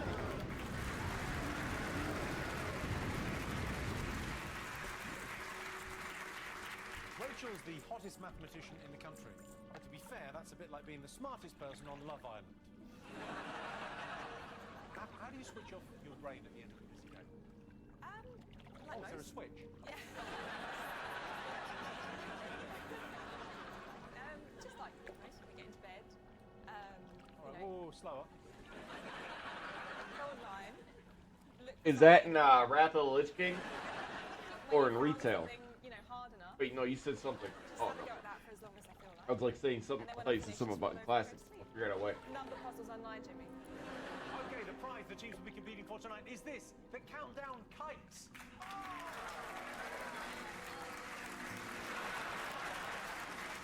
You know, I don't know if it's what I don't know if it's the case or not, but I do vaguely remember something like that, where people would do that. Like you're someone come in as a shaman, like you're like, okay, we need a tank, and like, no, where I can tank, and you're like, wait, what? And you're like, no, I got this, and like the shaman thing is fine, but you gotta have some finesse. You gotta know how to do it correctly. You can't just face take it like a warrior could. Man, if it wasn't for the fact that I saw a bunch of warriors, I would have done it. What the fuck am I here for? I gotta be doing something wrong. I need to read. Everything on my head the same length. A little slime goes a long way. I got this haircut about a month ago. He had no English, and there was 2 pictures in the barber shop. Oh shit, I gotta fill this jar. And I think I got the motorbike. Here, you can have this back. I don't need this. I've got this. Saturday. Watford, where are we? We've got an O and a Z. It's a good start. We're doing very well. Oz, write that down. Let's have 3 vowels. Come on, let's get going. 3 vowels. E, I, E. Alan, let Harriet pick the letters. Good chance. Here we go. Some consonants. Dude, I didn't. Well, okay. To be fair, I didn't start doing it beforehand. But like, I had this issue where like, I had to talk to a fella to get that shadow key or whatever, or whatever it's called, or BlackRock. And I didn't read. I didn't realize I had to just listen to the guy. Like, well, not listen to him, but talk to him. Right? Have him talk or whatever. And I went and read myself, did the whole quest, only to realize I had to do it. And so I ended up getting that the key, but I just thought it was funny because of how ironic of the fact that I could have prevented it if I had just read. And I don't like to read. Maybe it's more like I don't like to read because I'm streaming. I should just read more. Cause like I just don't like the. It takes a lot of energy to be vocal. Okay, invalid title. But we're good here. Can I go further north? Yep. All right, now. Oh, Larry. I mean, you were a very handsome young man. Which one are you talking about? Have you started drinking yet? Aw. I love her. I mean, look at the swag as well.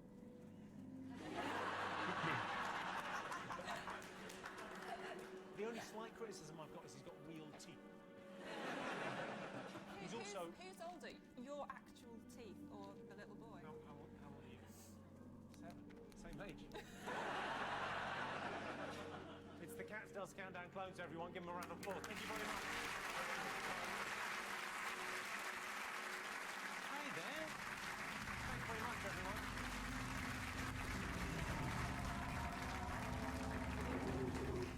It's like when you see the first Harry Potter and the last one.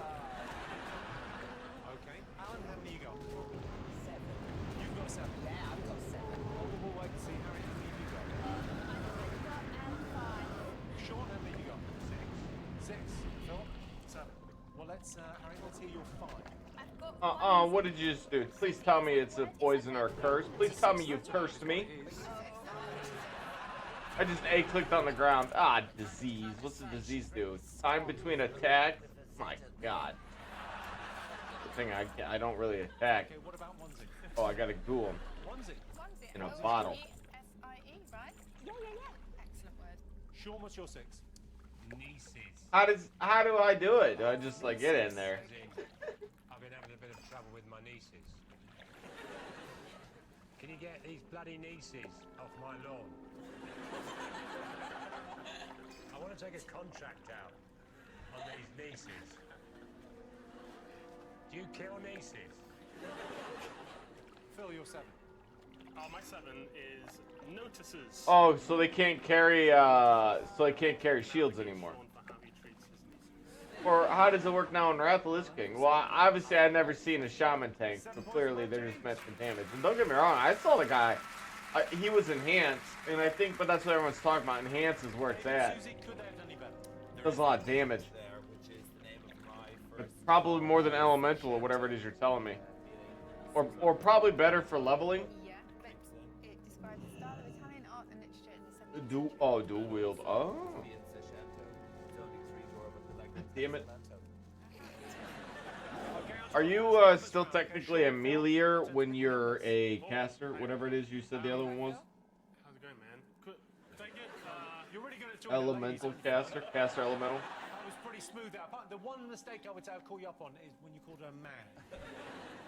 Sorry, dude. May I have 2 of your largest numbers and 3 not large? Can. And you know how we've got 6 gaps? Yeah, I'm still trying to think about the last one. I'm feeling small. Are you? Yeah, that's right. What we have now are 7, 4, 2, 9, and the big ones, 125. And the target, 488. Okay, and your time starts now. Ooh. Oh. Yeah, see, you come to this corrupted flower, and you give it something that you have to go farm, and it gives you a buff. Yeah, Centurion plant. Something.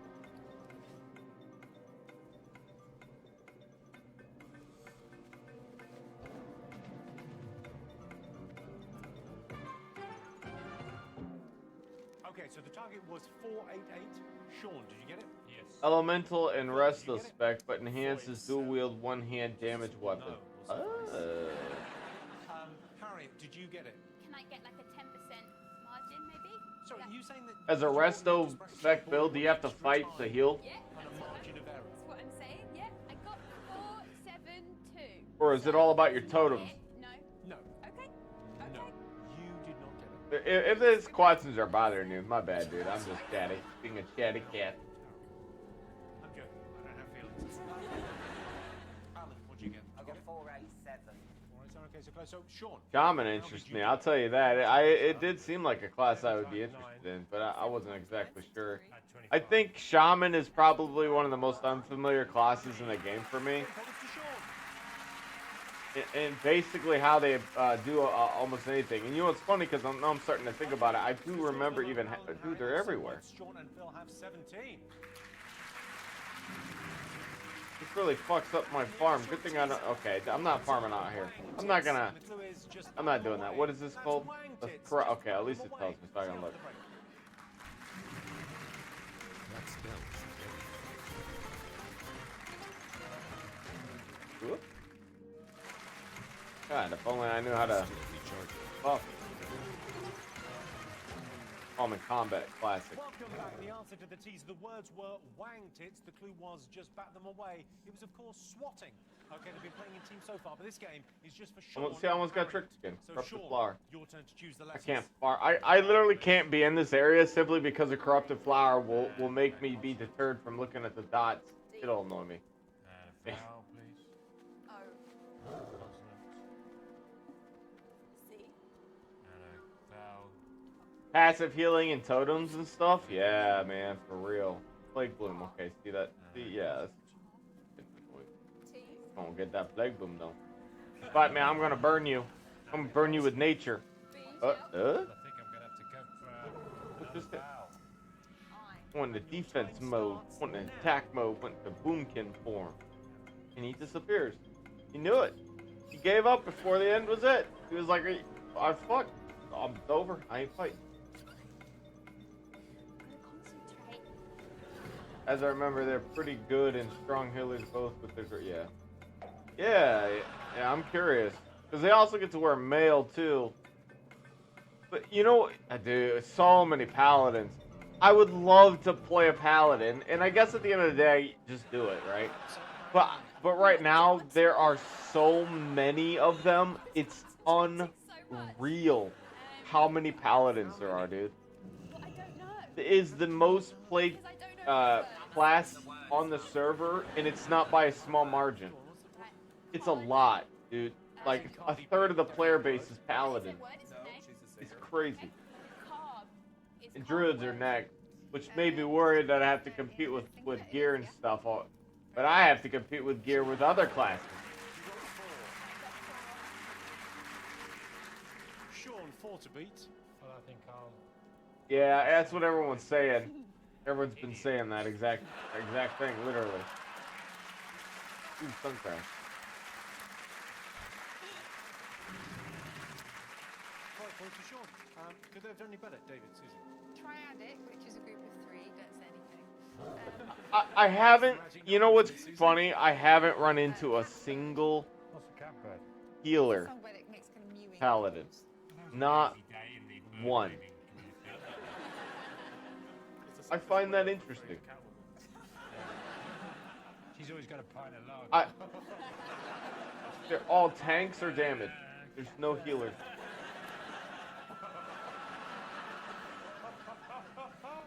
Okay, so at the end of that, Alan and It Harry tricked have me. 7, Sean and Phil have 22.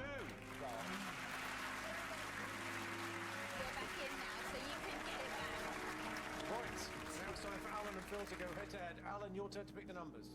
2 big ones and 4 little ones, please. Got 1, 8, 4, 2, and the big one's 25 and 50. Corrupted Songflower 241. and corrupted So 241 is the target. Whipper Root. Your time start. Oh, I can't reach the button. Do you want me to? Ah, fuck it. Yeah, if Thank you press the button, that'd be great, and then Never we'll start. pressed the button before. Time starts now. Cool. Could you grab my head? This one.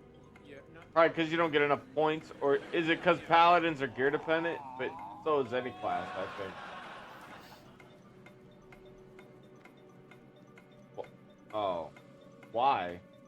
It has to be because they unlock certain spells that change the game for them. God damn it.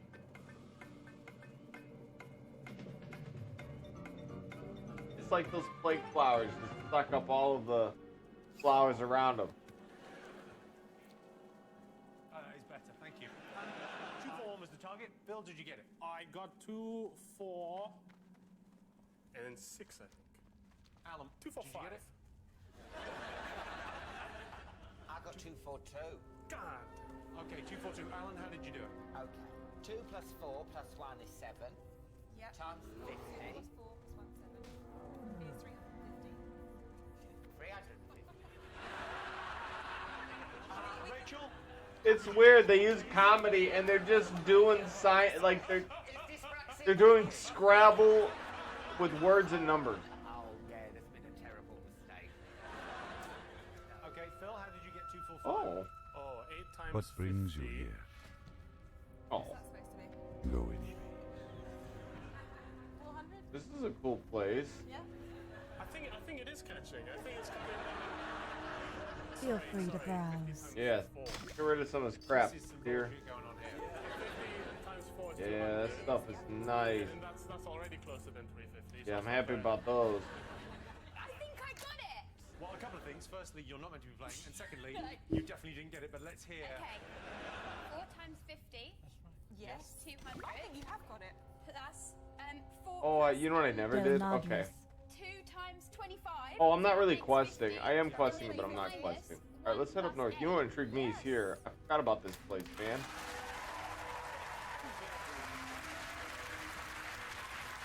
I wonder how many paladins you can find yourself running into. Hey, well, I don't know if you know or not, but I'm wondering if like, well, no, they are long cooldowns though, unless they reset in battle, like in PvP. I think that's the case. You get resets every time you go into a new arena, but getting lay on hands or like the bubble where they're immune, it's gotta suck in PvP. Well, I've got, what is this? It's the party machine. You guys, Age ain't nothing but a number, Susie. But it's also a very accurate barometer of how old you are. Hey, I leveled while exploring. Very good. If I could just go back and talk to the 18-year-old me, you know, what would I say? Oh my god, I almost confused myself. What's this? Is this for him telling me to go somewhere? 18-year-old me, this is you in the year 2018. Damn, look at the experience. He's giving me 12K for it. Tell you so much stuff. Oh, he wants me to do something though. I thought it was like maybe, hey, go talk to this person. I'd be like, sure, free experience. David, pay attention. David, take out your headphones. What the hell is that noise? In this song, I'll be playing two Fuck it. characters. This is you in the year 2018. Bullshit! If this is me in the future, tell me something about myself that only I would know. Before the mathematics state exam you took when you were 14 years old, you wrote the quadratic equation on your dick. Yeah, that is true, but I bet a lot of people, hey, what's it like in the future? What do I do in the future? Is that like, I'm a footballer? Am I like a rock and roll star? Oh, shit. You do have musical comedy. Oh, the worst genre of comedy. You know, what instrument did I choose from the pantheon of musical instruments? I played a guitar like Bill Bailey or a grand piano. Oh, shit. Do you know the, Oh, healer? Yeah, I would agree, because you get really mana dependent.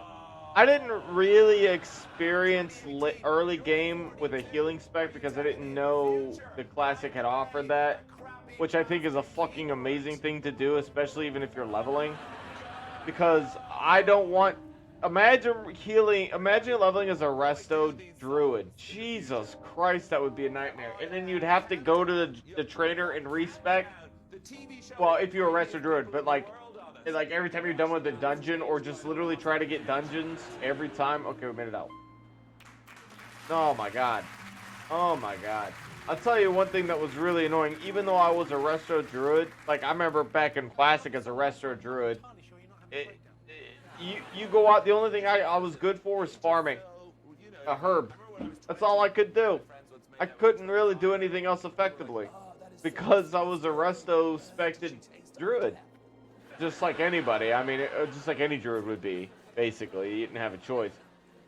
But I'm so glad they came out with that. And you can actually buy that even at lower ranks to change your spec at any time. That's such a genius switch. I love it. But before I knew they had that in here, I was stuck with balance, and I was just offering to be a healer. And it was funny enough because I found myself healing far more. Like, I never did damage in the early spec, and thank God I didn't do it. Because I didn't realize how poor you really are as a boomer without boomkin, well, without moonkin form in typhoon or hurricane. I mean, hurricane makes the difference. Like, and the funny thing is once I became that form and respected and got the 2 specs, well, that's not true. I have healed since. But I have done DPS stuff far more than I have done healing in dungeons. And I do so much damage. Maybe more like time spent. Because I've done 3 runs in Blackrock Deep, and all of those were DPS runs. I was going to do a run too here recently, but that didn't work out. Because that fella, because like, one of them was drunk and couldn't figure out how to do one of the quests, which was like a massive red flag for me. Second thing is like, wasn't in the mood to heal, but they were looking for a healer.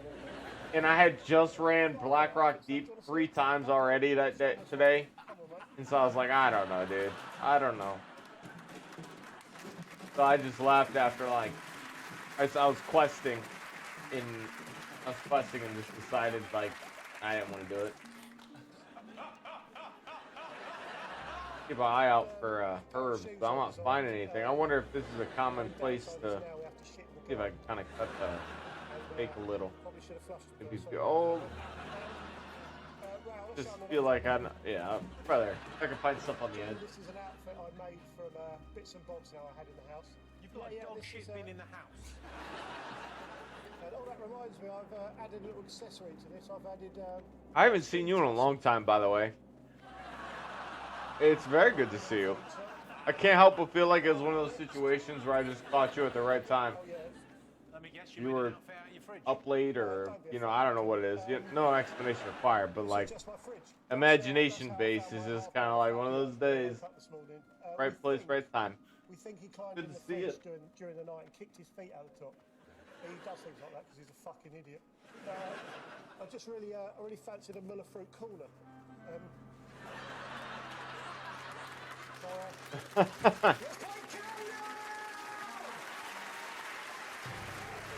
All right, where's this guy? I gotta talk. Here he is. Time is money, This friend. is the letter I gotta back. give him. Glad I could help. All right, if I want to do that, okay. I don't want to mission here though. What does it offer me? Ice cap.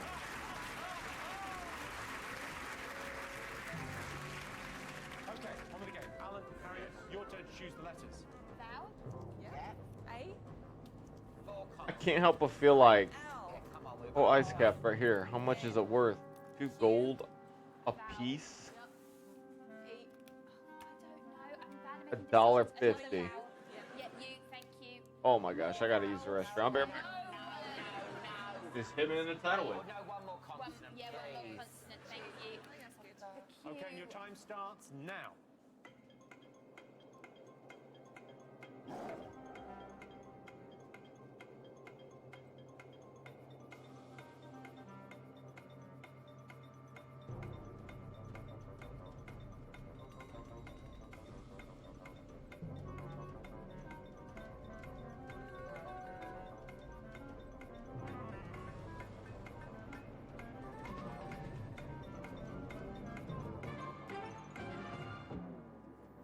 Okay, Alan, how many?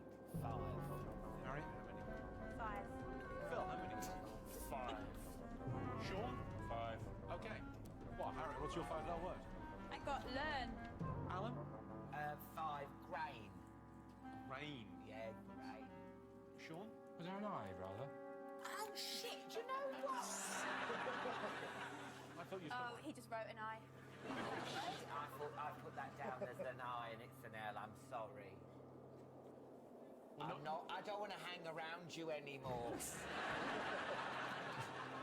I'm actually doing very well, so. Sean? Gruel. Gruel. As in, nieces, it's time for your gruel. Phil? Oh, glare. Claire. Well, 5 points to both teams.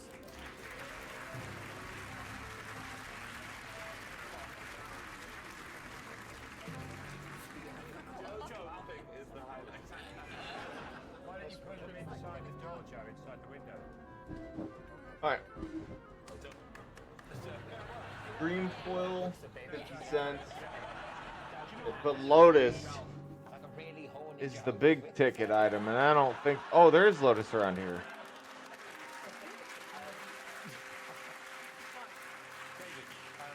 Let's do Western, anyways. Alright. Wait, did I confirm the flight path? I feel this isn't going to go well for me.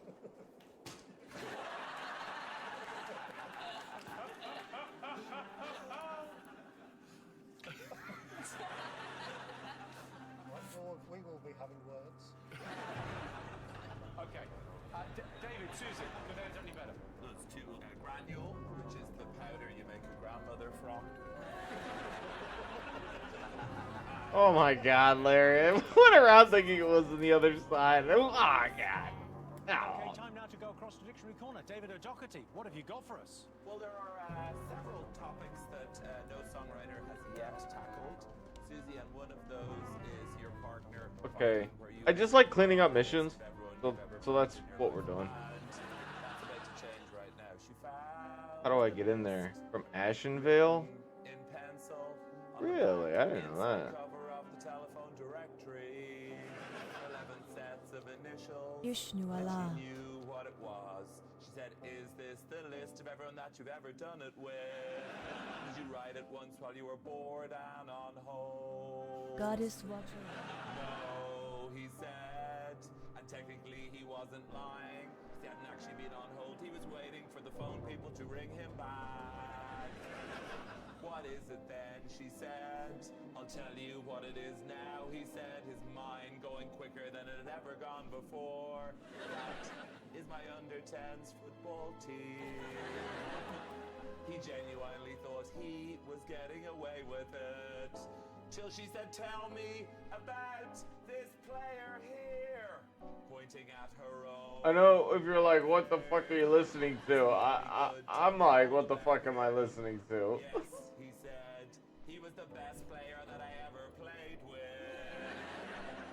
But he quit the team when he found out that maybe we were a slightly larger team than he had originally anticipated before joining the team. That's not why he quit the team, she said. He quit the team when he found out that according to the list, he wasn't the last person to have joined the team.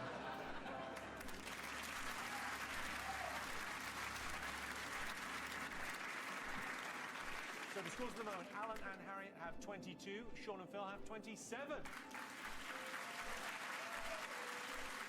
And here is your final teaser. The words are knob dose, and the clue is take one at both ends. That's knob dose, take one at both ends. See you after the break.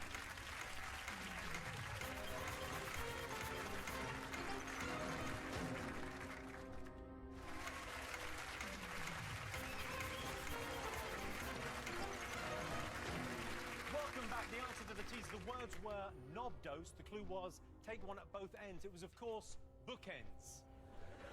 Okay, time for our final letters game. Sean and Phil, your turn to choose the letters. Do you want to take this, Joe? Yeah, go on then. A consonant, please, Joe.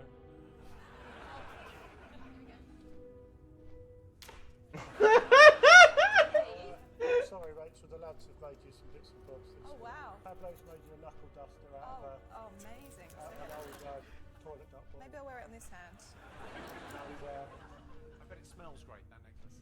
yeah, it's an ashtray, mate. There you go, it's nice. Lovely. Rachel, I know you love the D, but we need more letters.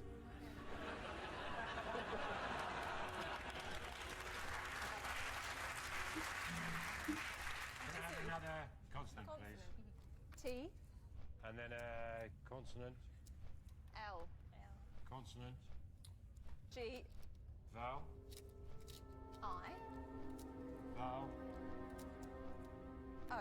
vowel, E. consonant, S. Toilets. consonant. Just find a T. G. Best I can do. Okay, and your 30 seconds starts now. I'm not good at like the word twister stuff. There's just no way. Dude, every time they have to solve it, he does something weird.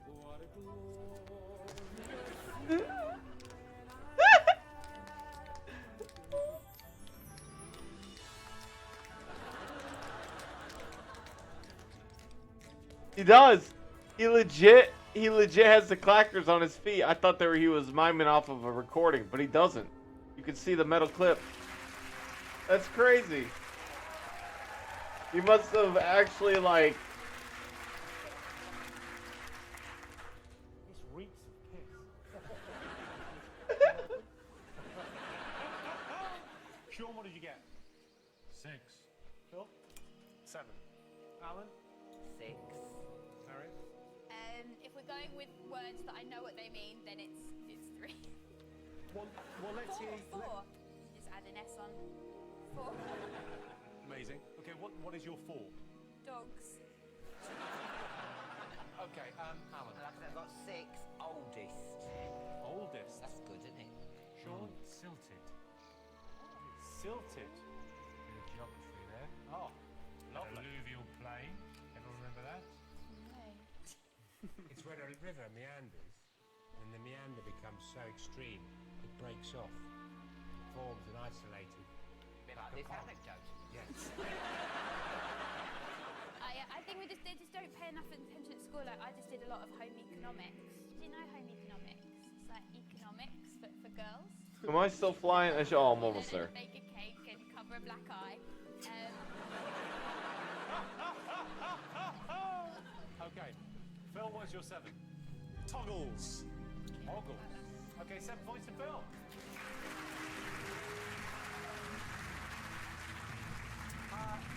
David, Susie, could they have done any better?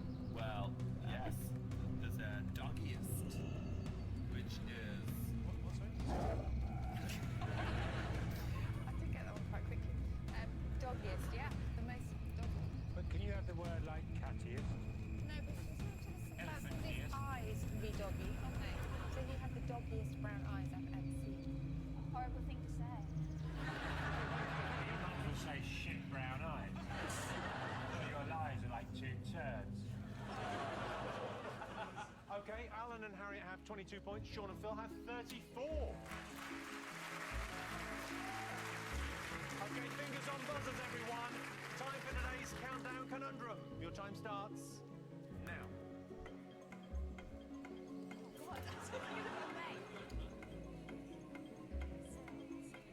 I remember when I was like, whoa, she's 30. I can't fight that. What, do I press something? Yeah, there's a buzzer. Press the buzzer. The buzzer. Whoa, cool I mean, plays. never failed to press the buzzer before. Oh, there is a fly path here. Yeah, fingers on buzzers was the clue to that. What do I press? And then you were just banging stuff. Right on the edge of absolutely everything. There's a flight path. What is it? Cool place though. What's this place called? Ashara? Wow, I like that. Oh, wait, what? Why does it feel like kind of remnants of like the Blood Elves or something? Taking part that counts. Okay, fingers What on this? buzzers. Who's Too far Sunground? away. Get out of here. Be undead somewhere. Yeah, very good. Hairstyle. I had style. Hairstyle. Style. I'll fight you for this shit. So the final scores are Alan and Harriet have 22, but tonight's winners with 34, Sean and Phil. Congratulations, you're now the proud owner of this, the Countdown Kites. Thanks to all our Yes, fans, very our good. wonderful studio audience, and all of you watching She live. had Thanks money. so much. Good night. Varro Then's Ghost. Where you at, Varro? The connoisseur of chicken, Elijah, and his crew review everything from fast cars to kebabs. Peng Life, it's the new series tonight at 11:05. Before that, in betweener Joe Thomas and comedy fella John Bishop. They're both live on the Friday leg.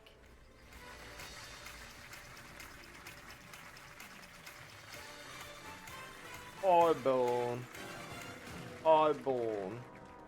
Yes, I'm a highborn. Uh-huh. Yes, yes, yes. Truly good I am. What server am I playing on? Pagel? Oh, I can't art because I haven't messaged nobody. Yeah, Pagel or whatever it's called. It's the, it's the normal... Oh, there's one. 8 out of 10 cats. What's cooking good looking? It's Preston Blumenthal. A lot I was expecting. That spell isn't ready. Let's see what you drop, dude. Yeah.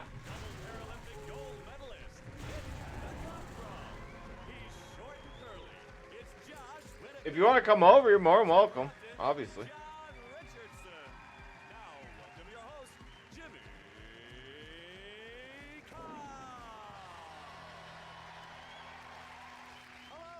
Dude, what better game than invite anybody to play on, to be honest. Except for the $15. Plus $15 a month. But it's free otherwise. You don't need to... I don't know. Yeah, it's good. 83% of British people admit to stealing something from a hotel room. I stayed in a hotel the other day and decided to throw caution to the wind. Opened up the minibar and I downed all the bottles of bubbly. And then I woke up and realised I was in a travel lodge and all the shampoo had disappeared. 30% of Brits think it's acceptable to answer the phone during The weird thing about this server, and it's because they did a cross server for PvP, and I think that's actually crazy smart. So all the Alliance players are playing on this server, and all the Horde players play on the other server, and they just connected the servers. So you don't even interact with other Horde players. You just don't. I almost never see them.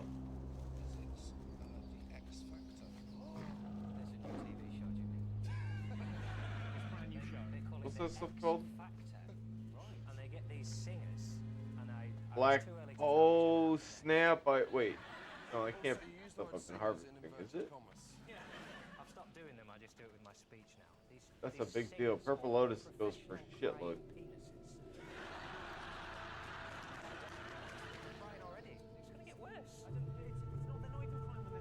Get out of here, Mr. Spitlash Warrior.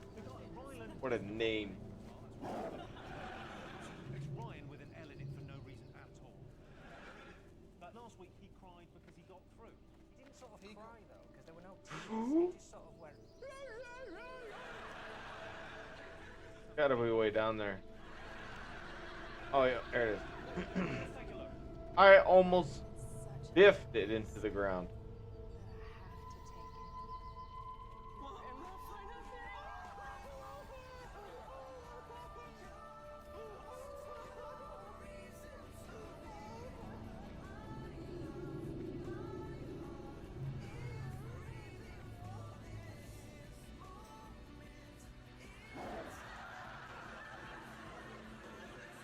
No way! No way!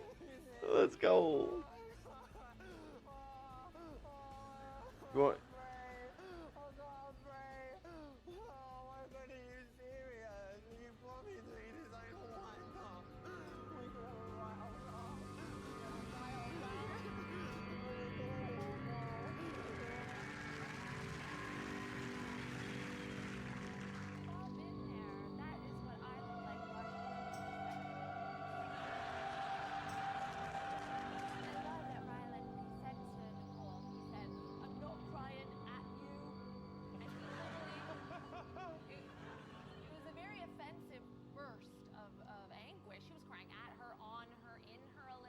Known them for decades. I wouldn't drink the water around the X Factor. I mean, they put something in the tea. Uh-oh. I didn't need to be in here. Dude, what level is he? 1. He's level 1. Oh, you made a shaman. Let's go. Oh, God, Larry. Is there any way to get on the coast? It's a special type of tea that brings melancholy. Right here. Oh, I'm looking at the map. That It's actually made with melons. I'll find out, I guess. Get out of here.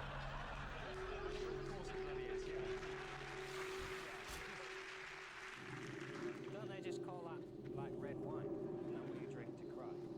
Dude, here I am still trying to explain the server to you, like which server it was, and you already had a character creation and coming in and stuff like that. Do you need anything? Or are you fresh? I got some gold. I can get you some bags and shit. You can also take a gold. You can take a single bag. You can. Oh, fishing. Yes. You can take a single bag from the guild inventory once per day. They got weave bags and stuff in there too. Completely fresh. Okay, brother. We'll get you hooked up. No worries. Switch this over. Oh.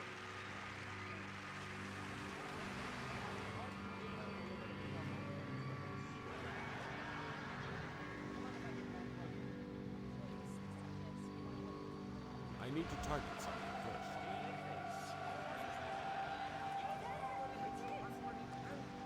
Finish that sentence.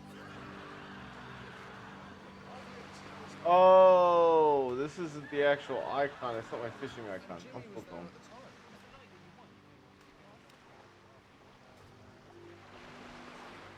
Oh, you're a shaman, so you're in the... Oh, I don't have that place unlocked. I'll probably just mail you, like, gold.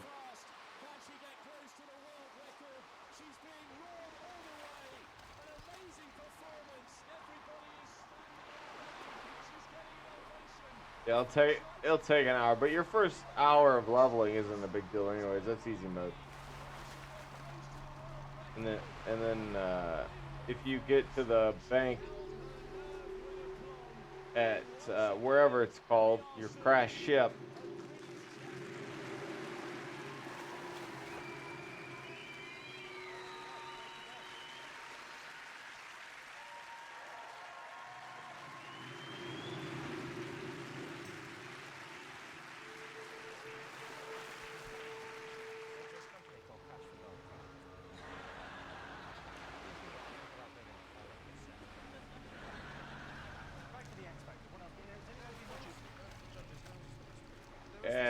There you go. I haven't really done a lot of fishing. Still looking for dungeons. It's Saturday. People got drunk and had fun, chilling. Oh, there it goes. Speed. Speed, because I dropped my staff in here. Where could I put it?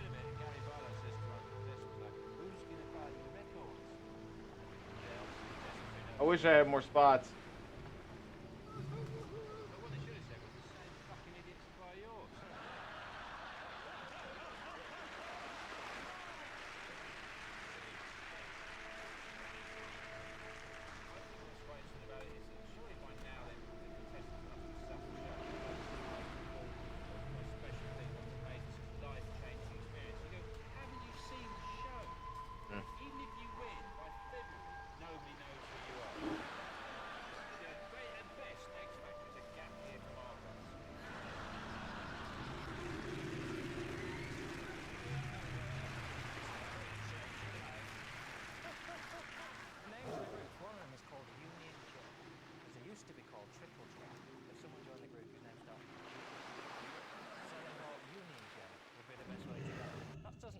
I'm gonna finish this quest and get out in the area. And then I'll send you some. I'm gonna send you 500 gold. And honestly, like, you know what's interesting? 40. A fella sent me 40 gold. It was more than enough to get my mount to 20. I got myself some bags, but I don't have access to the bags like the other guy did. So I figured 500 gold, because I think the netherweave bags aren't that expensive. It's pretty reasonably priced. That's the big thing, dude. Was inventory space for me. Freak me, dude. Inventory space was like the fact that the guild one. I was like a big thing I was kind of holding off on was getting into a guild, and then I kind of thought about it, and I was like, you know what? I want to find a place, and I just kind of watched the LFG channel. And eventually I came across the amazing group, and they were just like, hey, you know, you're leveling or whatever, no big deal. Come join if you want. And I was like, man, I like that group. Come to find out they're 420 friendly and really cool group of folks. They'll help you out. And like, apparently, yeah, and they want to grow and so, yeah, good group. I like them. We'll see what they're like when we get to 80. I'm worried I won't have a spot because I'm a druid, but if you never know. A completely fresh shaman, man. That's so cool. Yeah, here's mine. I can't believe at 52 I'm that close to him. Oh, kelp doesn't really go for much. That was actually a waste. Disappointed. You really brightened my day today. Coming out here being all cool and shit. Getting into the same servers I'm on. Genius. Oh, I went completely out. I just wanted to see if it was like an elite or not. And it's not. Was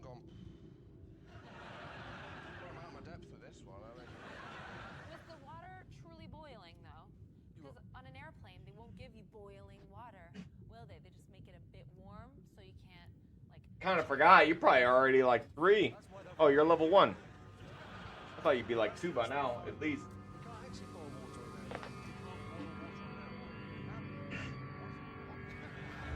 Unless you're just getting back into WoW yourself. Yo, what up, Rap? Hey, man. You want to come join us on WoW? Come play WoW with us. Join the server. Bumping my viewer rate up. Yeah, let's go.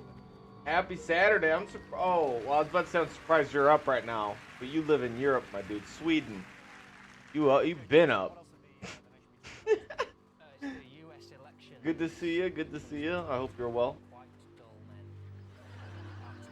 Well, I had to set up my add-ons. Yeah, that's what I was thinking about it. I was thinking that was like what, because that's what I had to do too.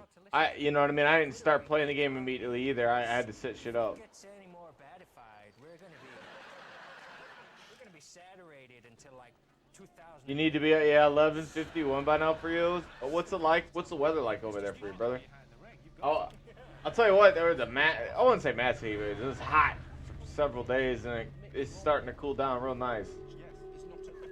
It was enough to affect nighttime too. It was pretty muggy at night, but now it's cooled off. All right, I need to read this quest. Love potion.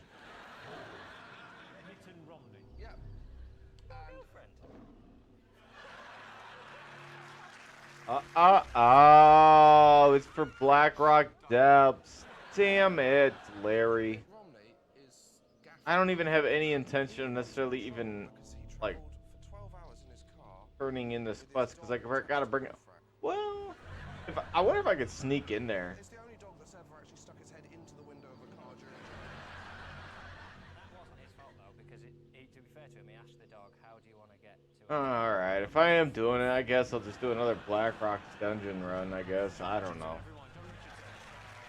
I'm kind of murked out on it, as they say. Whoa, that is cool. I don't remember. What a cool looking bird. Thunder. That's cool. I don't remember ever seeing that, but I don't ever remember seeing this zone. This zone is not familiar to me. Legitimately do not remember.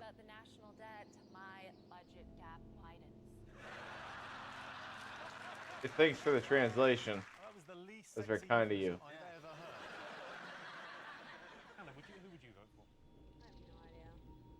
Oh, you prefer warm weather, yeah. I'm debating whether or not I ever want to touch Blackrock Depths again. It's good. I was a little bit busy winning 2 gold medals, and I kind of had this week where I really could go for Spire, to be honest. everyone talked to me for a week, and then I've been back in training for 3 weeks. So it's been a little bit. I do need a recipe in there.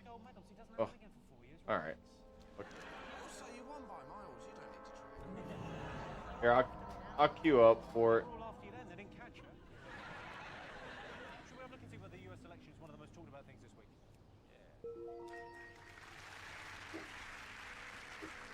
Yes, the first American election debate took place last Wednesday. Obama's been described as a cross between Martin. Oh, I'll queue up for everything, because I guarantee. Oh, not everything. I wanted to do everything, and I just didn't have Blackrock Depths, but. Oh my gosh. Nobody's running. All right.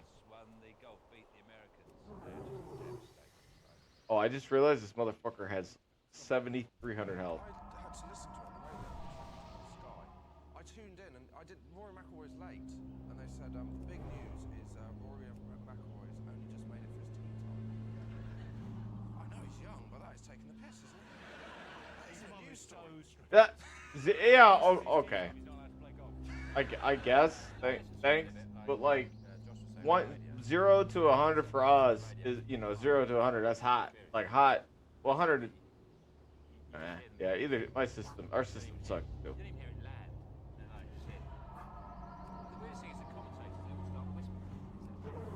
If you grew up with your system, it's understandable. But even as I'm trying to translate the relatableness, like it's just kind of one of those things. Like I would have to hear it. Like I would have to be around and be like, how hot is it outside? And then someone had to be like, it's 23 solid. You know what I mean? It's just something I've gotten used to over time.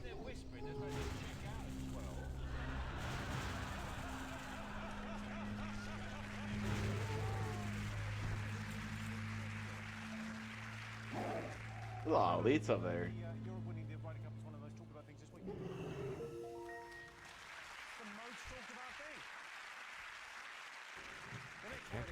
Held in Scotland, where golf originated. Even now, most people in Glasgow own a golf club, mainly for use in pub fights and hooking people's car keys through their letterbox.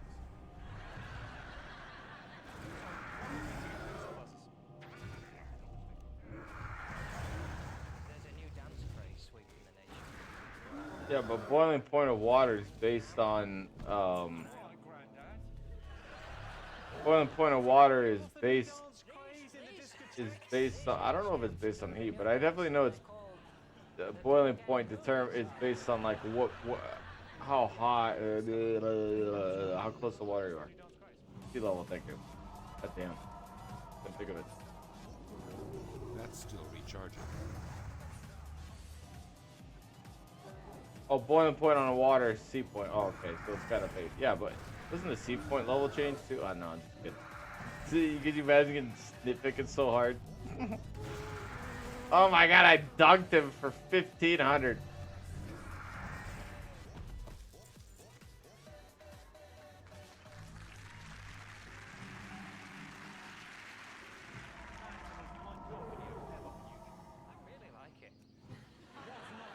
I didn't expect how is it like when he puts his hands on his hips and his little legs stick out.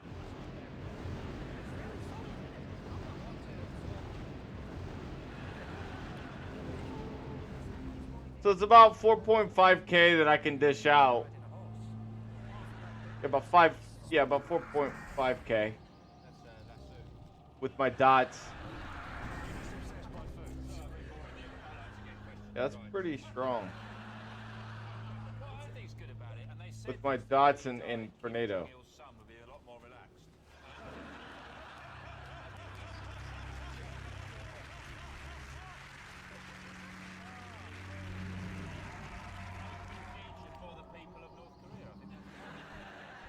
It's not one of the most talked about things this week, but Gangnam Style has become one of the most watched pop videos of all time. But I still prefer the one where Talisa gives it to her boyfriend, Camden Style.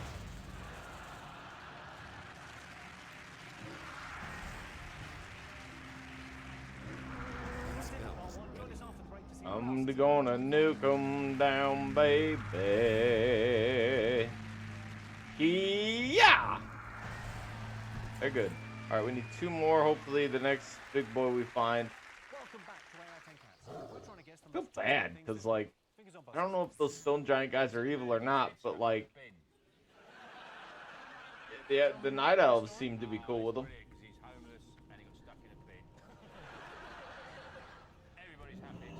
In StarCraft 3 at least. Maybe the elves lied to him and told them that someone stole their stone breakfast or dinner or something. And then they found out they were lying. Oh, they hate us. Alright. Night owls. Always lying.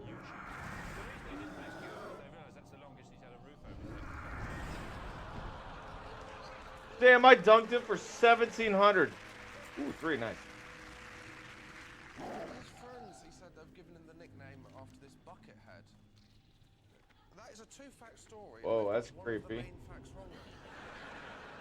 Not creepy. Creepy cool, I guess.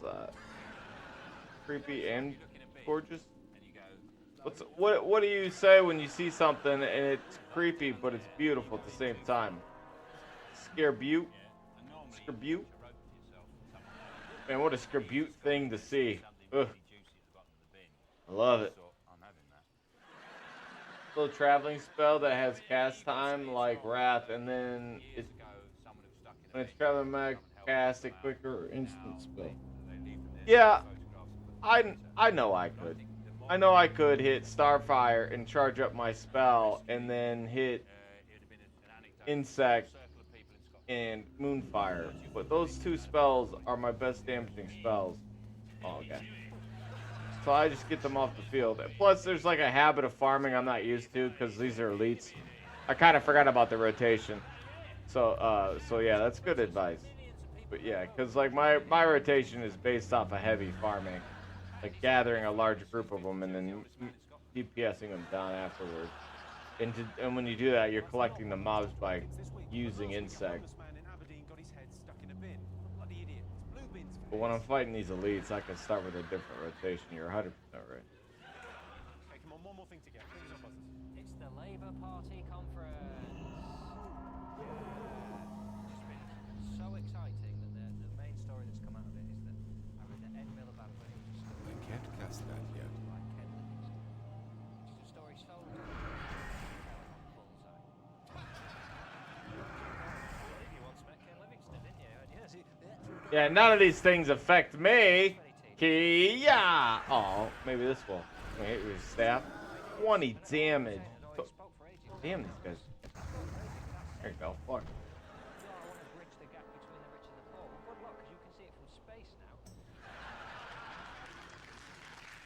Yes. Hey, there's tons of room. Oh, what am I doing? I'm done farming these. Dude. I think you talked about my rotation. I got distracted. They could call themselves like David, and they could have some style. You know, they can wear like Milla bandanas. Really, dude, you're right over. What is it? Dream foil? I actually do want dream foil. Can you fuck off, Mr. Rock, that I can't do damage to unless it's arcane? Oh god. Wow, you're committed. I'm committed, but I don't want to be that committed. Oh, he's gonna be mean to this. Are they like intentionally pathing on this? These fucking pricks. He's gonna path back.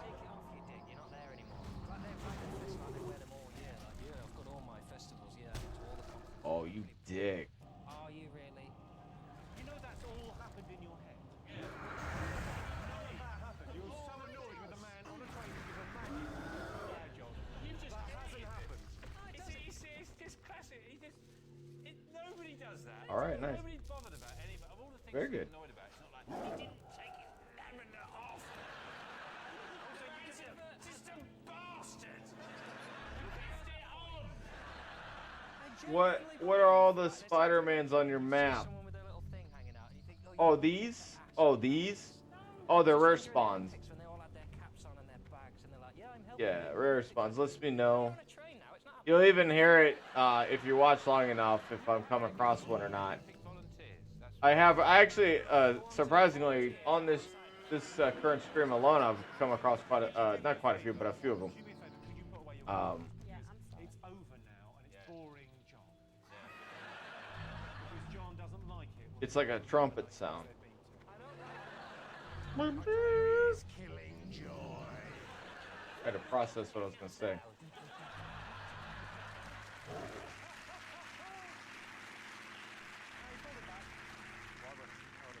Very good. Dude, I'm scoring a ton of stuff. This is where it's at. Nobody's out here. I also found that if you want to go find resources and maybe you're a little fresh off the wind, like you're trying to level up a resource you don't want to pay for the auction house prices, which is understandable. I have found literally going to the horde areas is what you want to do because there's nobody there. Nobody. No, I'm not even crazy like this. I'm out of range. That spell is dead. Can't cast that yet.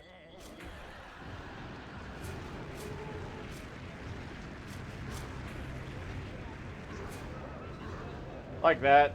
That's the normal way of doing it for me.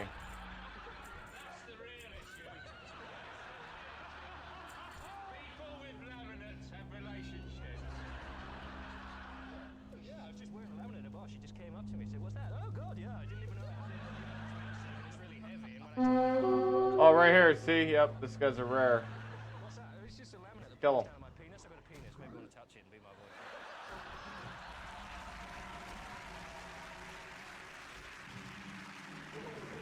Should we have a look and see whether the Labour Party conference is one of the most talked about things this week?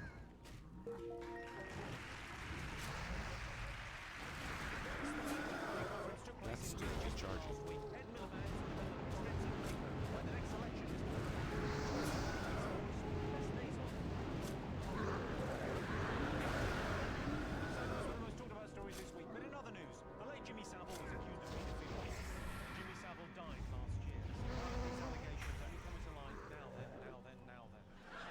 Oh shit!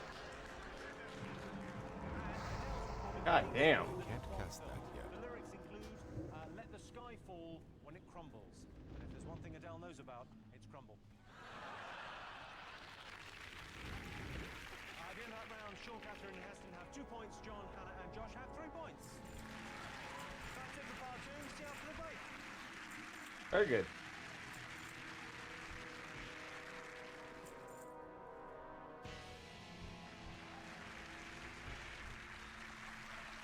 Welcome back to 8 out of 10 Cats, and the winner is the name of our final round. Here is your first one.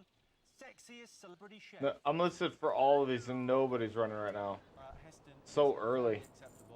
This is probably like peak time though. Everyone's got like all fucked up and drunk and they've logged off. Was it only 607? Yeah.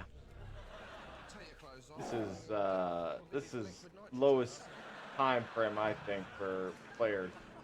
So many people are on the server or in the group. Yeah, look at that, dude. Nobody. Yeah, everyone's offline right now. I guess that makes sense. And you know it's interesting enough is he's level Miranor's already level 4. Holy shit.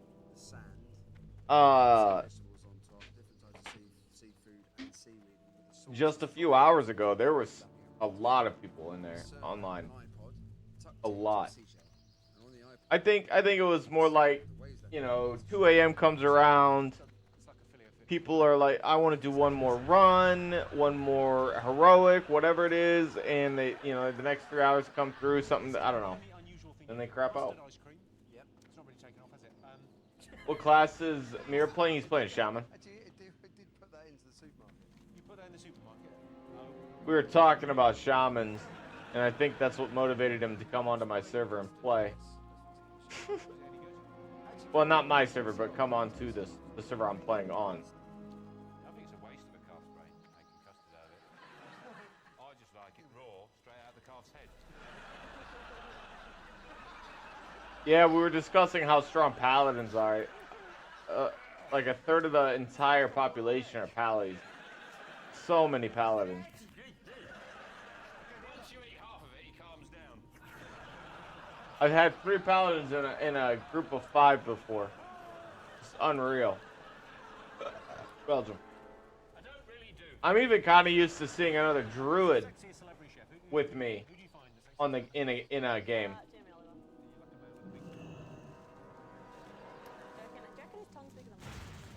You prick. I don't know how we got to this conversation. I'm so glad we did. You've got a big tongue.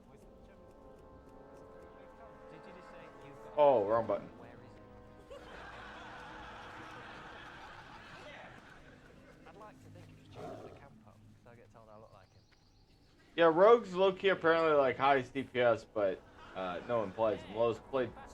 Lowest class played by a lot too. But I actually understand why. You don't want to make a rogue unless you fully intend to PvP, because you're, damn it, I don't know. Maybe that's wrong, but early game stuff, level 5, holy smoly, Miranor. Dang, blowing it out of the water, my friend. That seems perfectly natural. Well, I mean, make him mind who you asking the question to. You asking Heston or me? Oh, why am I walking back this way? Do I have any business? Or can I teleport back?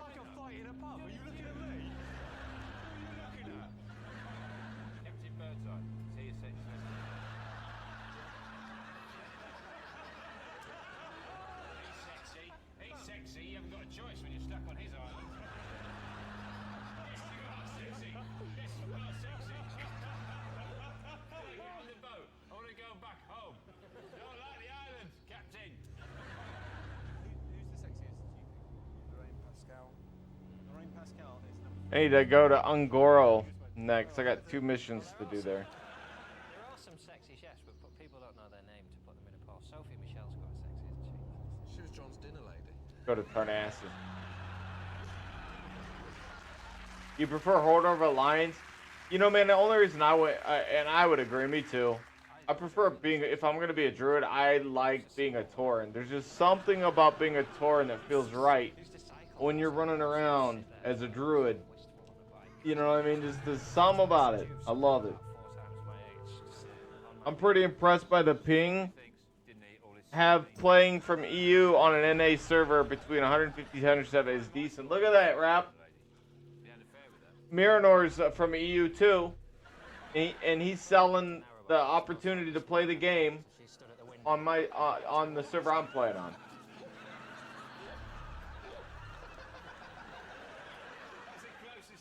That's fucking where it's at, dude.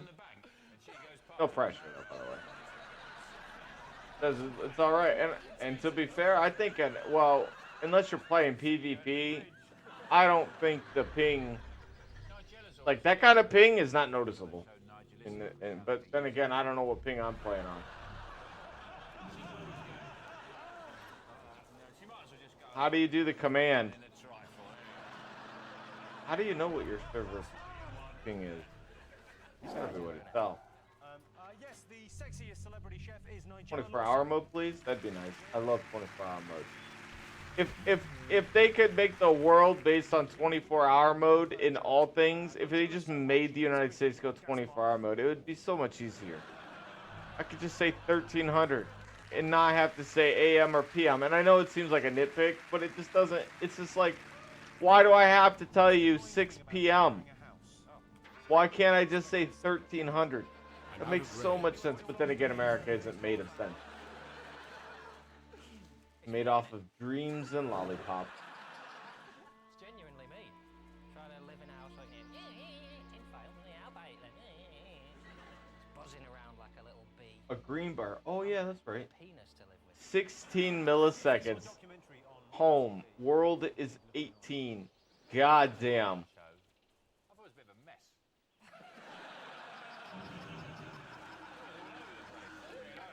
Have you been sitting on that joke all summer? Yes. Totally worth it. Thanks, dude. I need to get closer.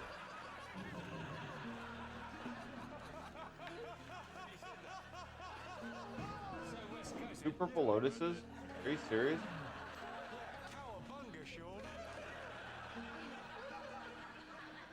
Oh, black lotus is what they're called. I'm looting purple. Okay, yeah. See, I wondered. That's pretty annoying. You don't like Jimmy Carr? Yeah.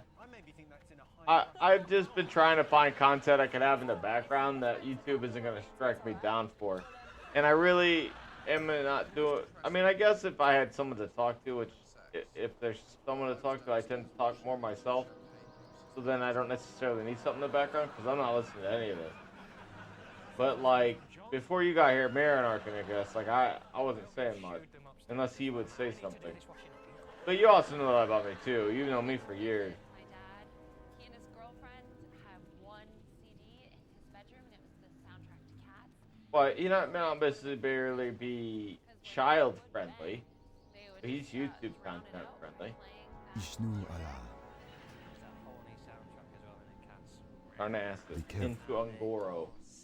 Which I almost never do Ungoro.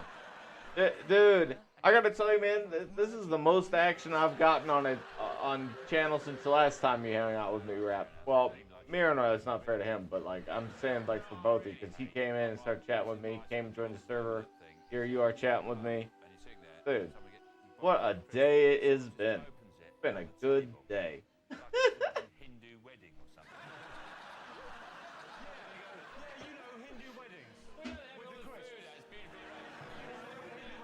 Just have some Chris, they're my Chris, I want to eat the Chris. They go, come on, it's a banquet. It's a banquet. Most annoying thing about sharing a house. Tidying up after people. I'm so excited for Starfield, man. It is free right now. The week is saved. Yay, huzzah! I mean, but I didn't know if I wanted to wait to be able to pay for it. And then if I paid for it, I could add mods and stuff through Steam. Because like, I'm playing it through Xbox. Like, I actually have not even started it up. I haven't even touched it. I just installed it. Pre-installed it, and that's it. But, like... I'm not even going to ask about if it's anything like Fallout. Because I goddamn well hope it's not. I hope it's its own game. Its own vibe.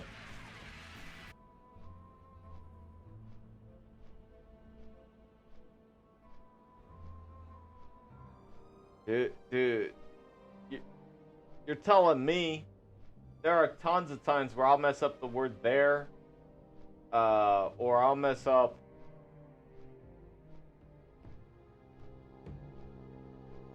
meat, M-E-A-T, well, maybe not necessarily meat. I'm trying to think of another word that I screw up that have different words with different phrases. I can't remember now, but I get you, man. I get you. Let's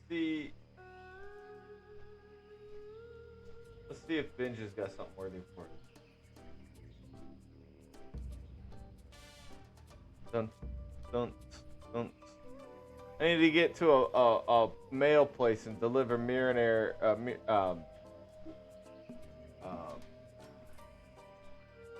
Miranor some stuff.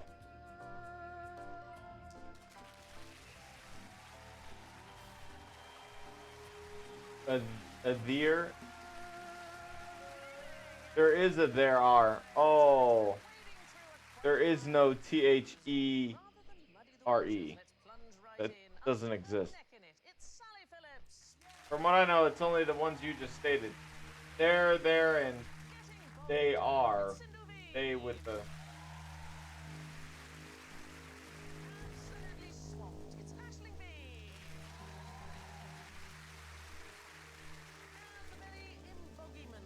Or wait.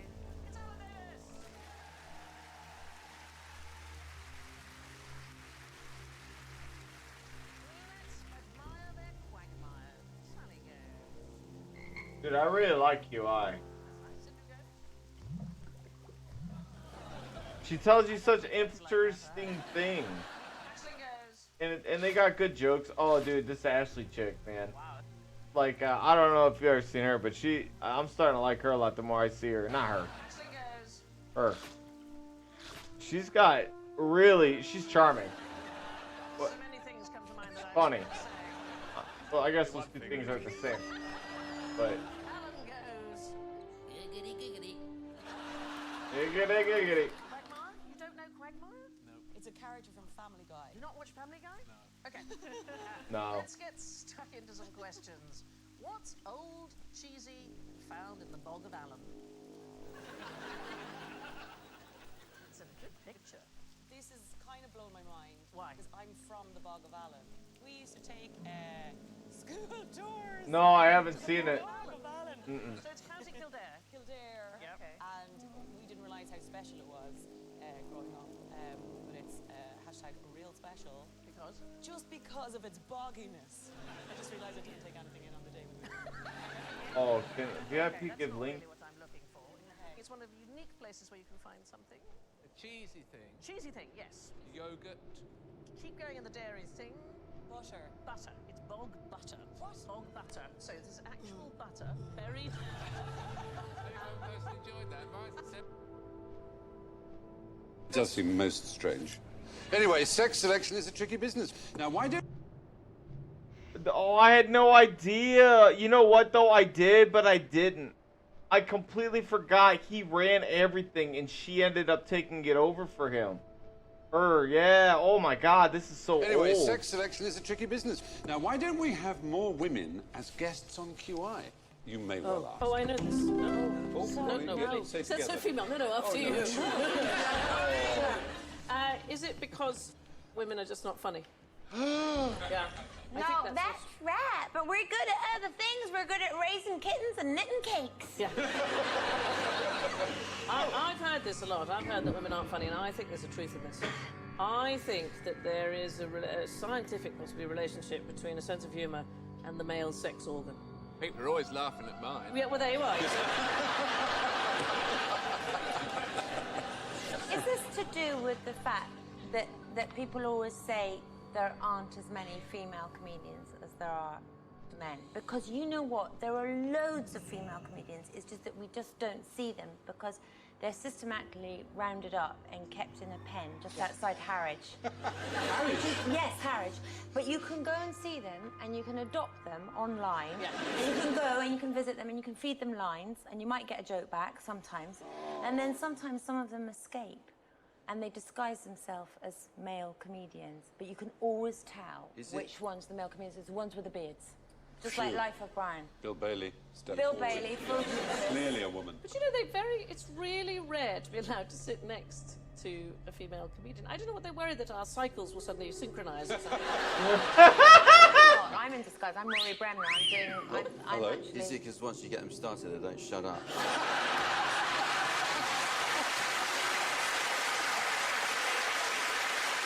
Whoa. Damn. Was that the punchline, what he said? Oh, he was, I mean, it was fine, but like... Oh.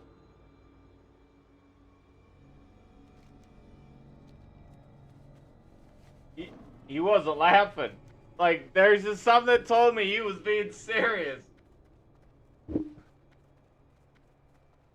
There's like some sort of like I don't like to use the word energy because it feels a little hipster, but like there's his expressions is told more than acting on that. Like there's like a hidden rage behind it. Oh, I'm going the wrong way. Oh yeah, here we go. I gotta stop anyways.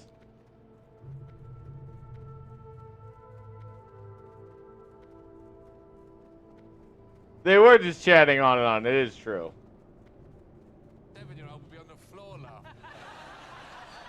Dang it, dude. I'm just gonna head back so I can send a mirror. Oh, I completely forgot because it takes an hour. The more time I procrastinate, it's procrastination time plus an hour. So I'm just gonna take the extra time now, even though because like I'll end up forgetting if I don't backtrack and just mail it to him right now. Plus, it'll be a while before I get back to an area because I gotta go to Angoro. And I don't think they have I don't think you can fly to Angoro. I think you gotta walk there. Know how you crossed the bog as school children? Did you go on planks? Do you know what? There were actually planks. And I remember one time we also went on a retreat that we had to cross it in the dead of night. It was a Catholic retreat now, so I think it was trying to make us feel a bit like Jesus or something. The story of Jesus and the bog is one that's not often told. You don't just immediately walk on water. No. You have to build up to it. Anyway, butter. Butter buried in cloth, sometimes in barrels, and left there. Why does it do that, man? I hate how you can't bring up certain menus next to each other. Because the cold temperatures, because of the high acidity and the lack of oxygen, it actually decomposes extremely slowly, and it makes our sell-by dates look rather ridiculous, frankly. Now, the question is, why did people decide to bury their butter in the bog? To stop the British stealing the butter. Theft is a really good reason. What else? To preserve it. Yeah, preserve it, particularly in the summer months. Putting stuff in mud is a really good preservation thing. When I was young in the summer, my mother would make yogurt and say, go and put it in the mud. And then you'd forget. And then she'd say, bring the yogurt. And then you would leave and try to get someone to adopt you because... Couldn't remember where it was. Couldn't be, I lost the yogurt because that would be it. So you would just leave the house. That's how you've ended up with us. That's how I'm here. Did you have any bog people come out of the Bog of Allen? There were. He went to school with us for 7 years. Denmark has shed loads of dead people in the bogs. In fact, one of the best preserved bog bodies was a Dane, a guy called the Tolland Man. Yes. And actually, if you have a look, isn't that extraordinary? Quite often, corpses like this were found with incredible signs of In violence. jokes and charades. Strangled, stabbed, and I don't mean one of those four. I mean all of them. And then thrown in the Yeah, bog. man. Really, really dead. That is what you call overkill. Yeah. Well, it is actually that is the technical term.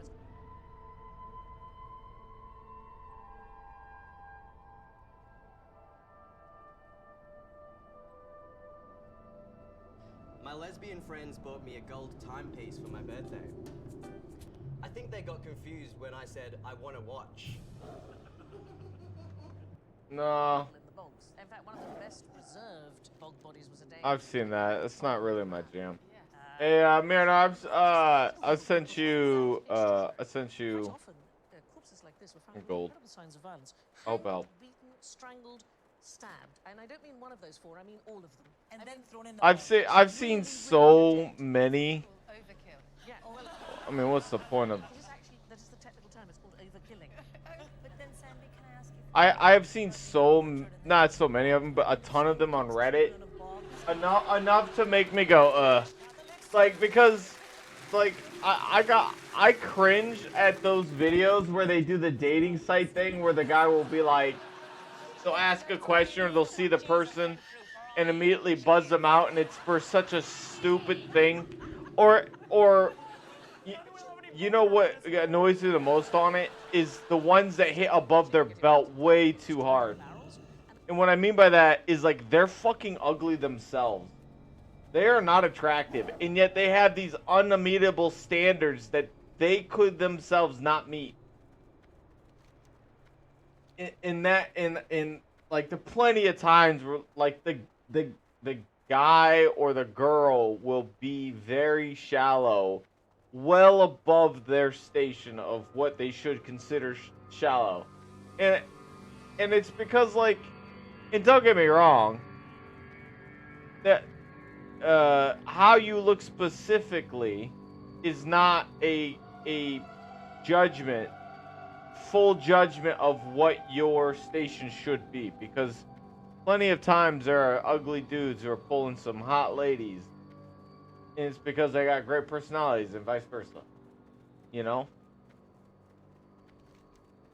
It's just that when you yourself are judging other people by a certain standard, expect to be judged by that same standard. And so, like, when I would watch these videos, away a guy because of something dumb, so the next guy just, yeah, he just goes in and hits it, right, to get revenge. Don't get me wrong, I find that funny. But that's not, find me those. Let's find some of those. Maybe I want to watch those. Now I'm talking about it, and as much as I hate it, talking about why I hate it, I don't want to watch them. So we can cringe together, I guess. I don't know what they're called, though. The only reason I knew what those were is because I'd see them on Reddit, like a TikTok-y thing-ish video, I guess. I watch TikTok, but through Reddit. If I'm gonna watch a Chinese-owned company, I'm gonna watch it through a partially owned Chinese company. It's not made by China, but they owned it.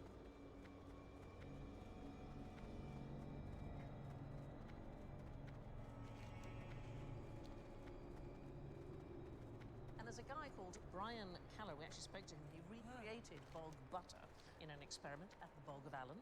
He only kept it for 18 months in the bog, which I think is not really long enough. It should be 2,000 years at the minimum. He says it has an earthy flavour, not unlike Parmesan cheese. Not unlike Parmesan.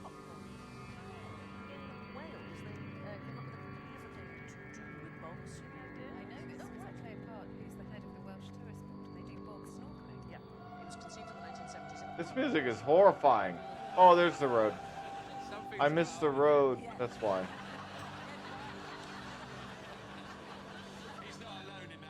Dude, it almost feels like we're going into Sweden or Switzerland. All covered except for one entry. Poop story on the Graham Show. And contestants have to swim 110 meters through the marsh wearing a mask snorkel. Can you just do these links? Because I have to type, like, if you know what they are, unless you're doing something. I know you say you don't want mod, but I don't think you can do it unless I mod you. So you're going to lose your VIP status, but now you're a mod. Congratulations. But yeah. Thank you. He's actually got the hang of using a snorkel. Now, presumably this tour will be, it's British. It's a British tour, yeah. Because you're not keen on anywhere where there's a language barrier. This story. I knew you'd want this. Yes. Well, no, I'm not great with the old language barrier. I was in Spain, and I was in a restaurant, and I needed to use the facilities in this restaurant. So I popped off, and I don't want to go into too much detail, but I needed to drop the kids off at the pool. So I did that. I went to flush. Didn't work. Flushed again 6, 7 times. I tried to get it down, James. Would not go. So I was like, I'm going to do the right thing. I'm not just going to do a hit and run and leave it here. I'll go out and tell someone that there's a problem with their facility. So I went out to the restaurant. I found the waiter. Unfortunately, he didn't speak a word of English. I didn't speak any Spanish. Ancestors watch over. I'm having to kind of gesture to this man. It's like, yes, could you just come here? No. Oh, there is a flight path. Just follow me. I ushered him into the toilet, right? I pointed at my poo. I went to flush. It went down straight away.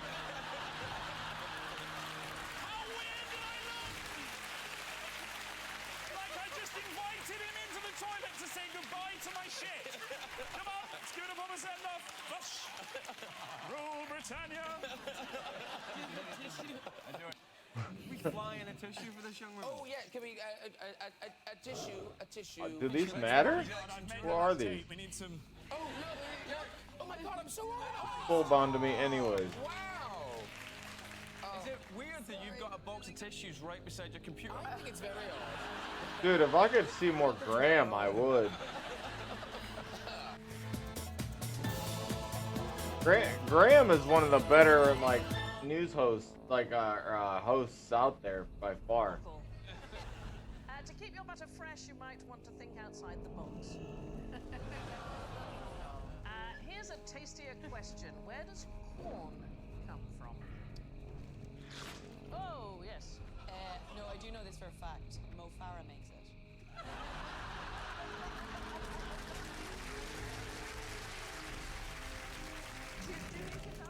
Yes, I ate loads of it. Do you know where it comes from? Sainsbury's, I get it from. Isn't it a fungus? It is. It's a mycoprotein, so it's made entirely from fungi. But why does it like it? Branding? I mean, it's called corn because if you said here's some microfungi,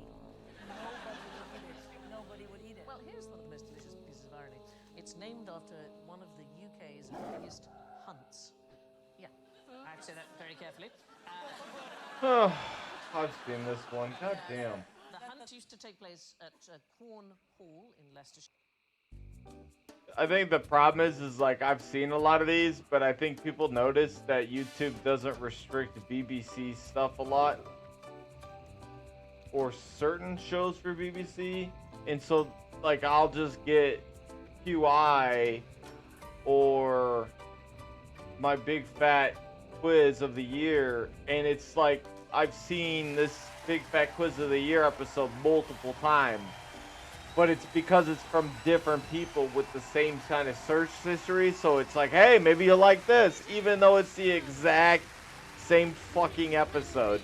And YouTube's like, I didn't know you didn't see this, even though it's the exact same shit I just saw. Because a bunch of people have posted the exact same episode.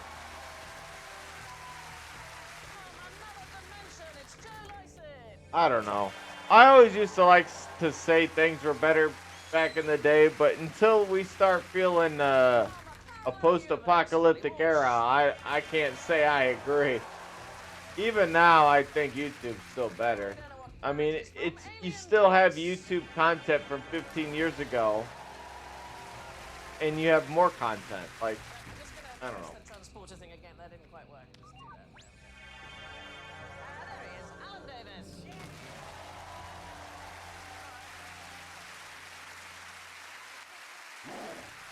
Their buzzers are highly illogical, Captain. Susan goes.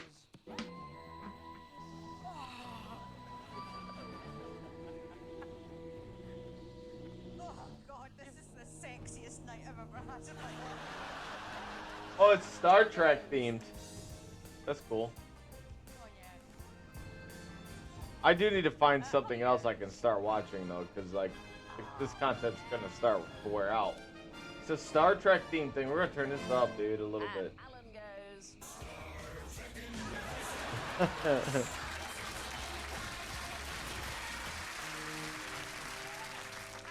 Question 1.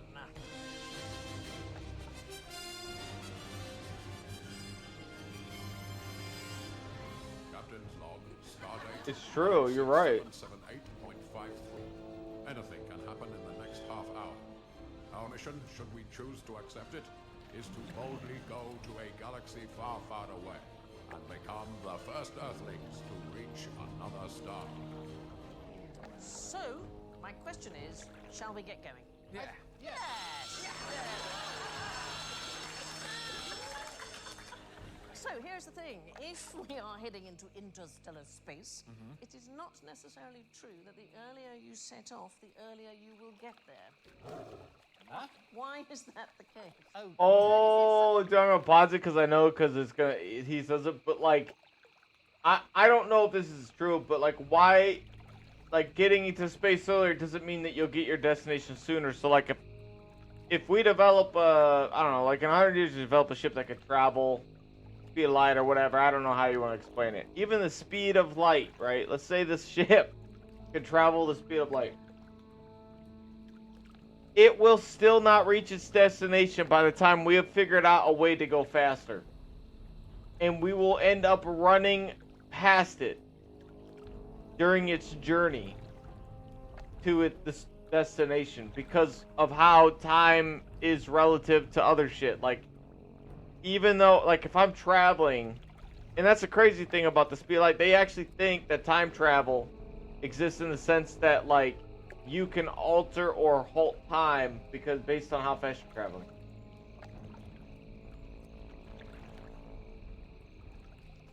At vast distances, yeah. Like, well, it's all has to do with like relativity and shit, I think. But yeah, basically like because, and you wouldn't age basically. The time and on Earth would continue to go on. So like I'm traveling, you know, 100 light years away, which means it'll take 100 Earth years to get there, at the speed of light, by the way. So 20 years down the road that we're traveling, and like on, I actually don't know how that shit works. Like, do you feel time? Well, I don't know. We don't know. I don't know. We don't know what it's like for you traveling light speed of light because we've never done it. But we don't know. Southern Rail. Is it because space-time is warps, basically? So the faster you go through space, then the time changes? No. If you set off too early, the technology on Earth will advance while you have gone off, and you'll be overtaken by rivals who've left later, See? but in a faster spaceship. Isn't that crazy? They could pick you up, though, couldn't they? They could, I suppose that's the thing, yeah. It's like splitting tickets to get from Glasgow to London, because if you think I'll go on the 7:30, but actually you're better to go on the 8 sometimes. And leave it a bit later. You don't have to.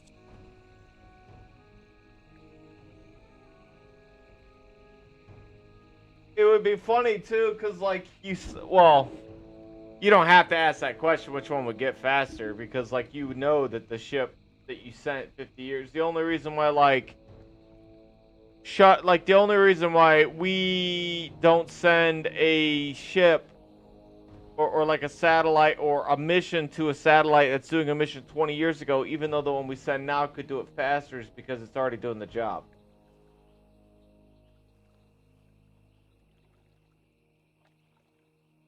All unmanned, of course. Well, like what? And based on today's technology? Or based on what? I mean, it would have to be based on today's technology. But we don't really have... Wait, did I do it?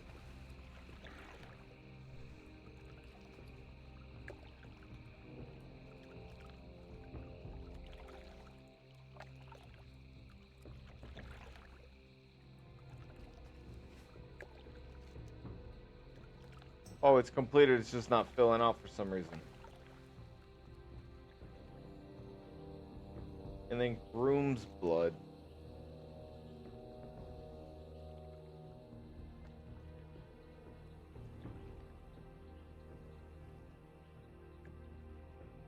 Oh, I just straight need the herb.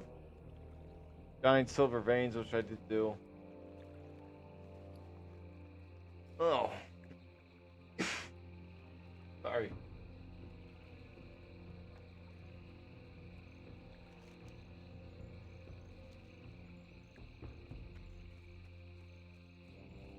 Change at Preston. That's it, exactly. It's just like changing at Preston. So the furthest spacecraft from Earth is Voyager 1. It was launched in 1977. Oh, here you go. 40 years later, Stephen Hawking proposed an interstellar craft which would theoretically use energy from the sun to reach enormous speeds and overtake Voyager in just a few months. So the ideal point that we should set off can be found using a really simple calculation called the weight calculation. I'm sure we've all jotted this down at some point.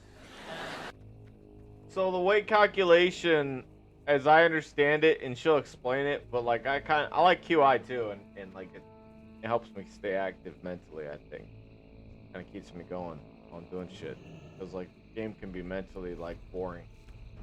But the idea is like humanity is scaling its technology at a certain peak, like humans. Well, like I think it also has to do with like human evolution too, but like we'll forget that humans are leveling up tech at a certain point. But like it's believed at a certain point though that humans tech will go, and then it'll start to plateau very hard, and it gets to the point where like humans can't figure shit out anymore. Like things, it's not that we're not figuring things out, it's just taking a long time.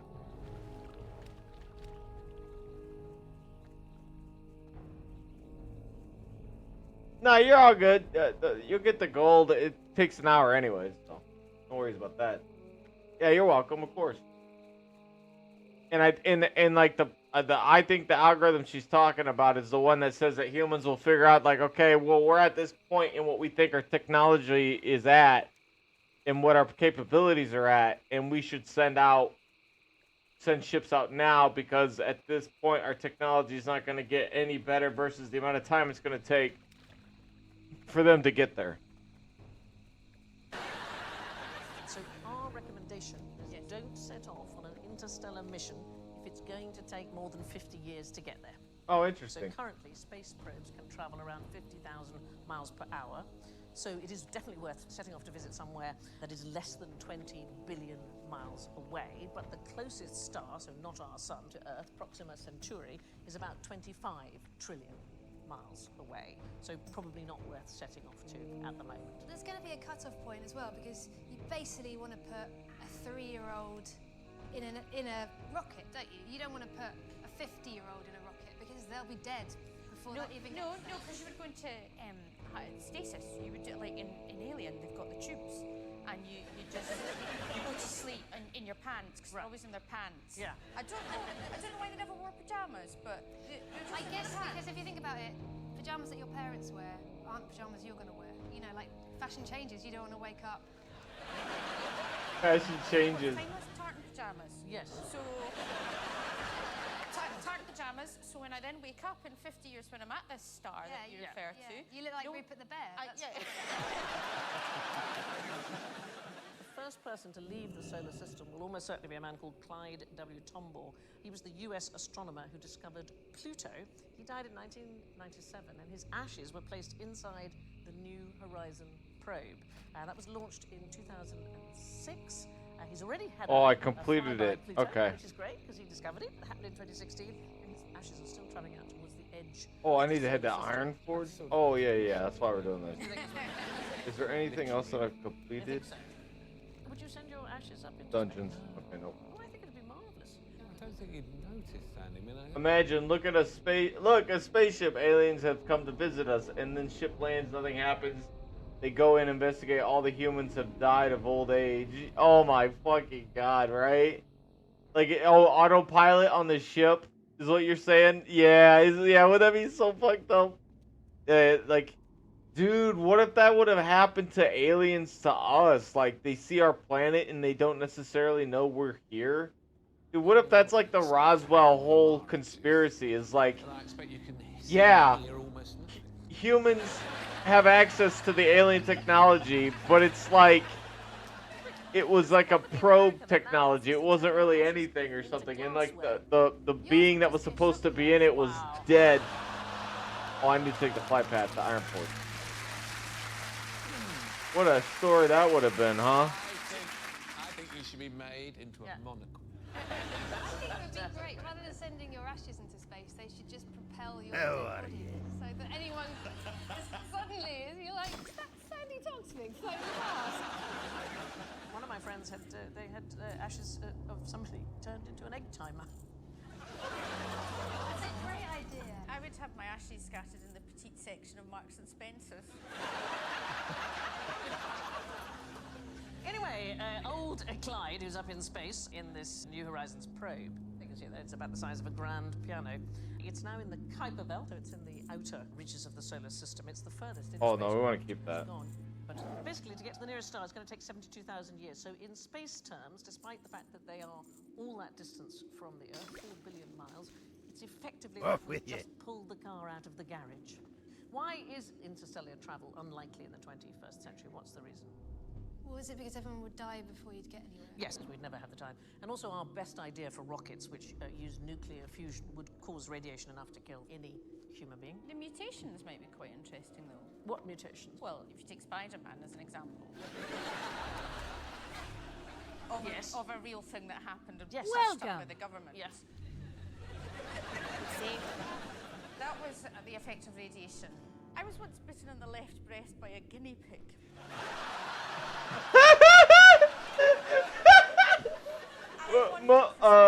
Most likely, if humans get to the point where they can reach other star systems, we will send unmanned probes long before we take. Oh yeah, dude. Humans, and I think that would be the other thing too. If like we did experience a crash, it would likely be a probe of some type from a different alien. Like, no way would they send their own creatures, like their own beings, to a location without it having it be secure enough to do so. And don't get me wrong, humans have taken crazy ass fucking risks, right? Like, just think about going to the moon. Voyager, for example, not Voyager. What's the one? The one that like just Saturn, whatever it was, I can't remember. Might have been Voyager, but it just blew up like on its way into space, like just fucking just got obliterated.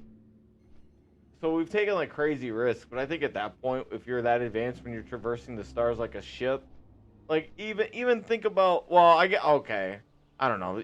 You think about the sea. I guess you got to think about like the old seas and old ships.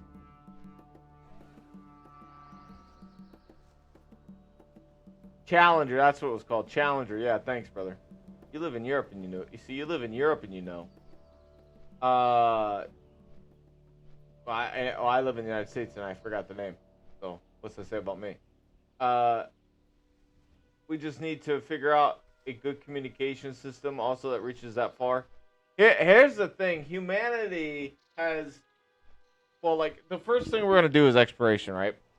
We're going to figure out how to get ships to get our ass to location.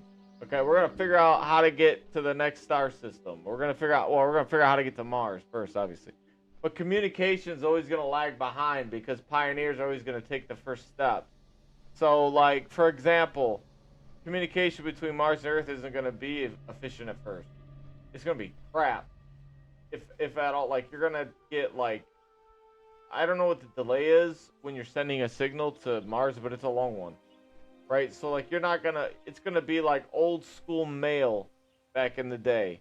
Basically takes you, you know, like a day to receive messages or whatever. I know it takes 5 minutes for light to hit the moon from Earth. If you were to point a laser from the Earth to the moon, it would take 5 minutes for the light to hit it. Or is that or is it 5 seconds? Shit, I can't remember, dude. 1 second to the moon, my bad. 8 minutes to the sun. Okay, there you go. I don't know what the fuck I'm talking about. Thanks. But so like you're gonna get those people living on Mars who are pioneers, and I think long distance traveling into other systems is gonna be the same thing. It's gonna be like the old Viking ships, dude, where like people are looking for better pastures than the solar system, so they take their ship out lost in the dark, in a way, you know.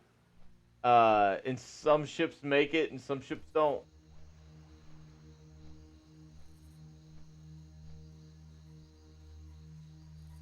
For 100,000 years, that's a long time, dude. Cooking, chilling.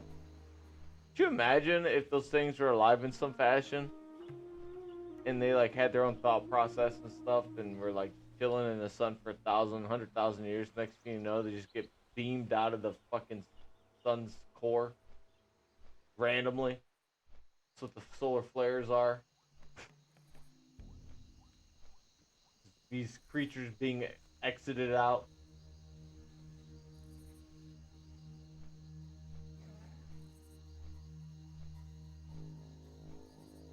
Dude, I think it's very interesting to talk about space travel and stuff. Dude, The Expanse is a very interesting take on how they perceive what it would be like to experience traveling in space.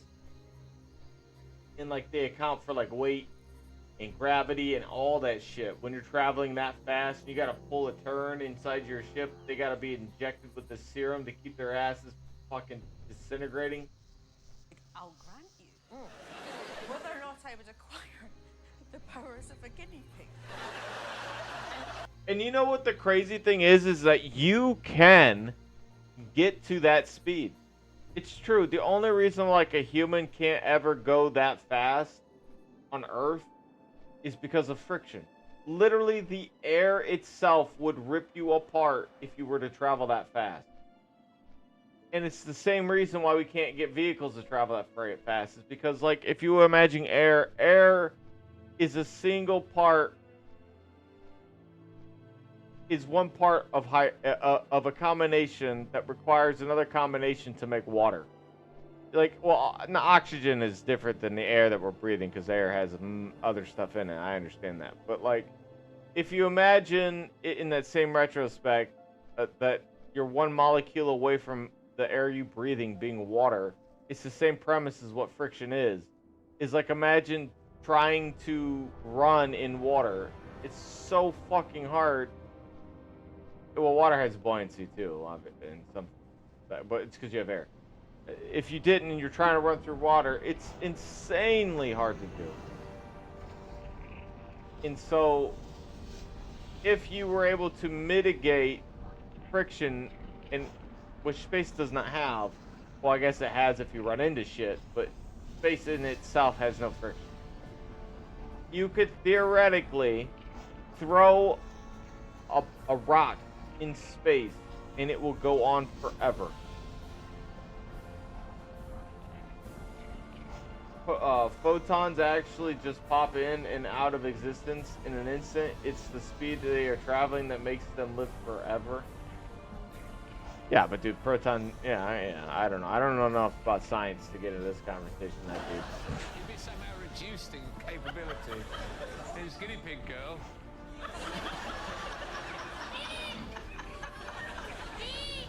What is the particular guinea pig skill? Well, they eat their own feces, is all I know. What you'd need immense speed in order to be able to get there. The real issue is we probably wouldn't be able to stop. Salutations. So, Right. because we'd be going so Daylight's fast burning. to Proximus You have a great by the day time we now. got there would not be the brakes in the world or in the universe that would slow us down. In The Martian, didn't he stop himself with a fire extinguisher? Anyway. All right, sounds good. No worries. Can I help you? Be seeing you. What should we do? Kill it. Off and away.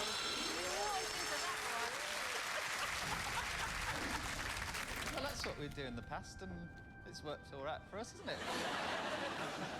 The truth is that NASA does not have an official plan.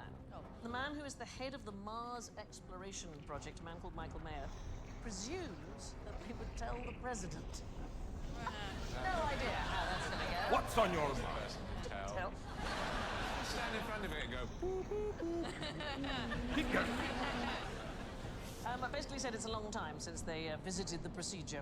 But the truth is, NASA doesn't have a great track record in terms of uncovering alien life. So, 1976, the Viking lander picked up soil from the dried lake. Yeah, they said something like, for you, it would feel like a minute or some shit. Like, it wouldn't feel like you actually traveled the distance or something like that. I don't know, man, how they explained it. Or like how you wouldn't age the same. For you, like, when you're traveling the speed of light, it has something to do with time based on their mathing, and it fucks with my brain a lot, so I don't understand it very well. I sometimes feel like science in its own retrospect is like religion, in the essence of like someone telling you, trust me, I know what I'm talking about, this is the way it is. Because I can't fathom the grasping of it. But that's because I live in a perspective of I don't know, dude.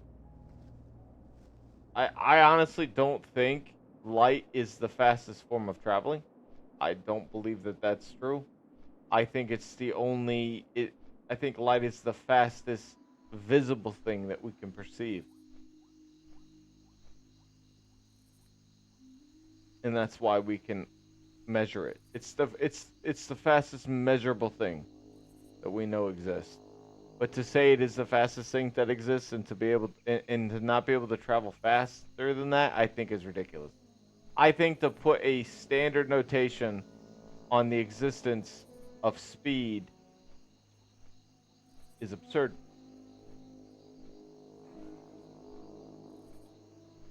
The faster you go in space, the slower you go in time.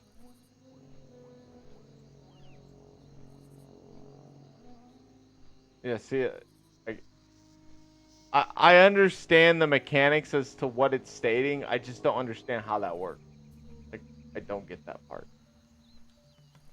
Like, I get that, like, if you're traveling the speed of light, basically there's, but see, I don't get it because that's the definitivization of it. Like, they are basically throwing in, like, mysticism, it feels like, when they're talking about speed. Because light, how do they know that light it's not instantaneous, though. Light is literally taking the time to travel from here, from the sun. It's 8 minutes, like you said. How do they know that those particles aren't aging? If speed is, if to that light is instantaneous, which it isn't.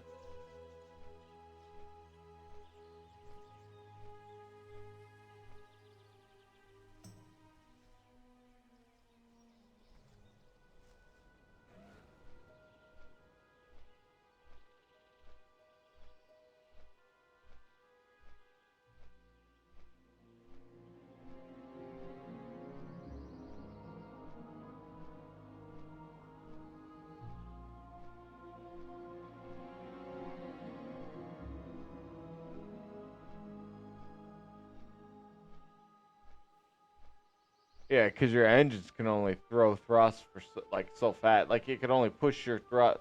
Like, your engines could only, even if you have like a small little thruster that was pushing a massive engine, it could get up to the speed it's intended for, but it can only go. It wouldn't be able to go any faster. Wait, could it? Does constantly, because there's no friction, does that mean that your thrusters will continuously increase your speed?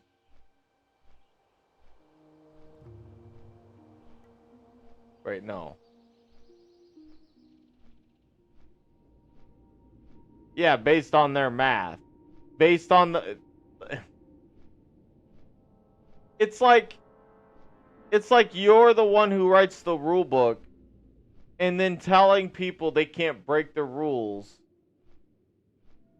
because those are the rules. Like, there's no way to... that's a terrible example. It's just saying, like, this is a square on this piece of paper, and there's nothing on this piece of paper that exists except with inside of this square. But you're like, what about the paper on the outside? No, the square is the only thing that exists. And for you, that's also a crap example. It's just like their math adds up because they're the ones who made it, right? Stephen Hawking's math is his math, so yeah, it's gonna come out all right.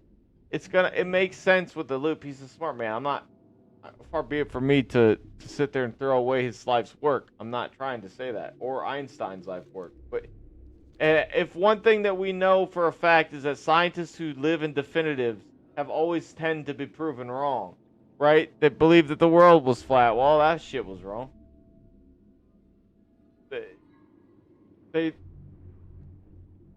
Doctors felt, I don't know. I'm very bad at defending my position because I don't have examples.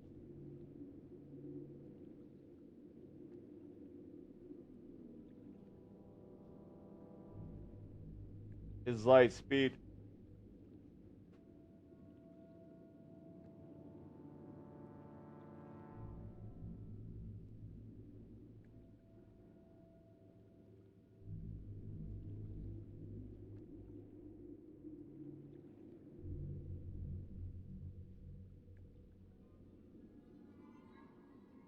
So what, you're saying light has no mass?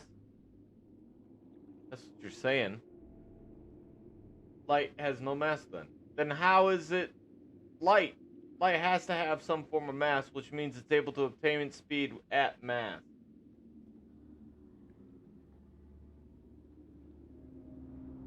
Protons have no mass, but they are affected by it. How does a proton have no mass? Isn't mass the substance of existence itself?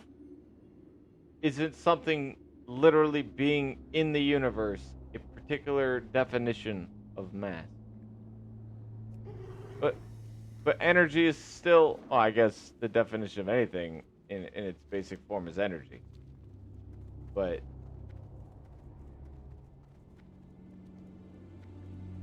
I don't want to level out here first.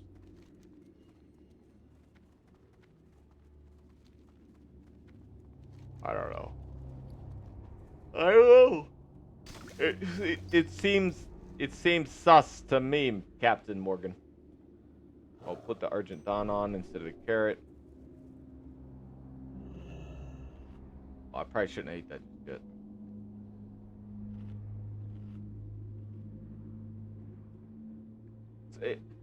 But see, that's what I'm saying. Like, everything it doesn't matter, dude. Everything has mass. If that means that somehow that proton of a mass was capable of achieving something that we think is impossible with mass, which makes no sense, because you're saying that if you have my wallet could never reach the speed of light because it would take more energy than the ability to push it into the speed of light would require, or could possibly be achieved, or some shit. I don't know how you're saying it. Or maybe you're talking about technology. We don't have the technology to do it or something. I don't know. But basically,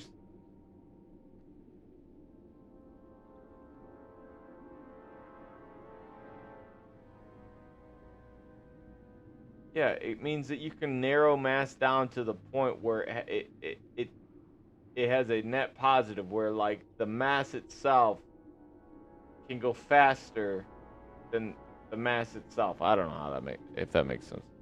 But like, I'm just saying, if protons have a mass and they are achieving something that we don't think is possible, then it's possible though. Protons can move the speed of light. So what we should do is take a piece of metal and absorb it with a bunch of protons and try to send it out in space. See what happens.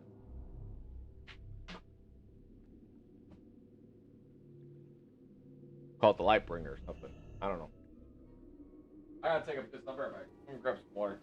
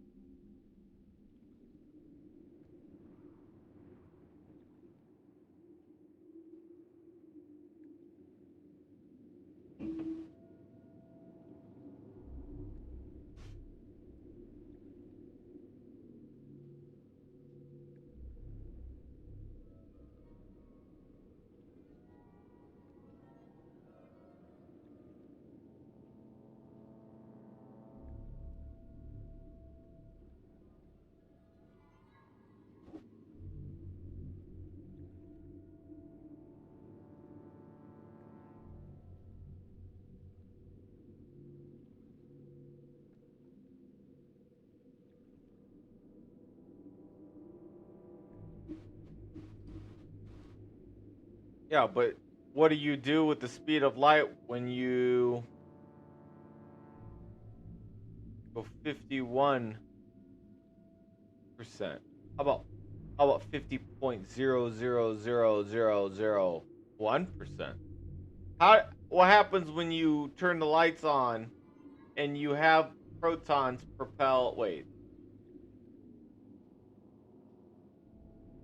I don't know. I feel like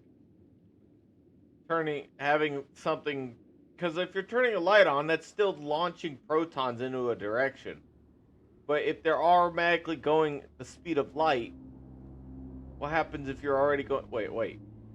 Never mind. Disregard that. Doesn't matter. Literally prove nothing happens because all you have to do is walk somewhere with a flashlight. And if I just realized like it's such a stupid thing to think about. Like what a stupid. Like I'm thinking of like high mobility, like high move speed, going half the speed of light. But like if you even went a fraction of this faster, because technically, like if you're driving somewhere at 50 miles an hour, and I take a baseball and throw it, and my throw speed is 60 miles an hour itself, or like right. The ball itself will be traveling 110 miles in total when I throw that ball. And I know that seems like it doesn't make sense, but I already have someone moving at a certain speed in my own speed of throwing the ball, right?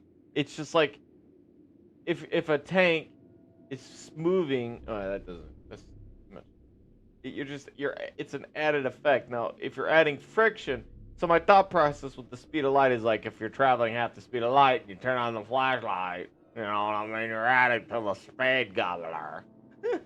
But you're doing that anyway, just walking with a flashlight or driving in your car.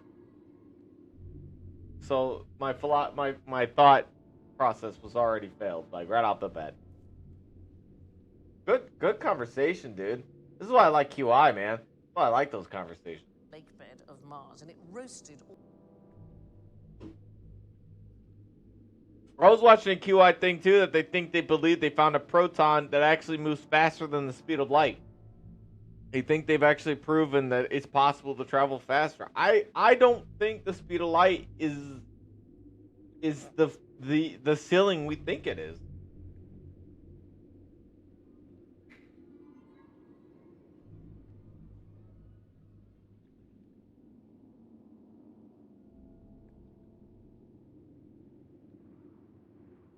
I think it's just the beginning. And I'll say this, if there's two things that we will know. If aliens are running around chilling and watching our shit and intermingling or whatever, or aliens have been to our planet, then it's definitely faster than travel the speed of light. It is definitely possible to travel faster than the speed of light, because for God's sakes, imagine traversing the stars. Well, actually maybe not. Maybe time for them is not the same. Maybe like aliens have like insane lifespans, so traversing the stars to them is not the same. But I don't think that's the case. I think they have the ability to travel. They might have longer lifespans due to technology or whatever, but like if we've known anything about the planet, there's not a lot of species out there that have longevity, even when they're taken care of.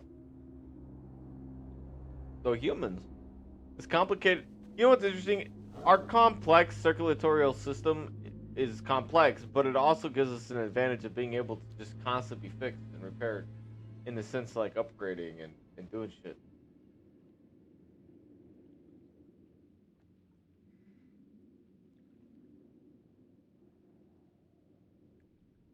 Yeah, people have already created the ability to do that kind of stuff. We don't have the energy to do it.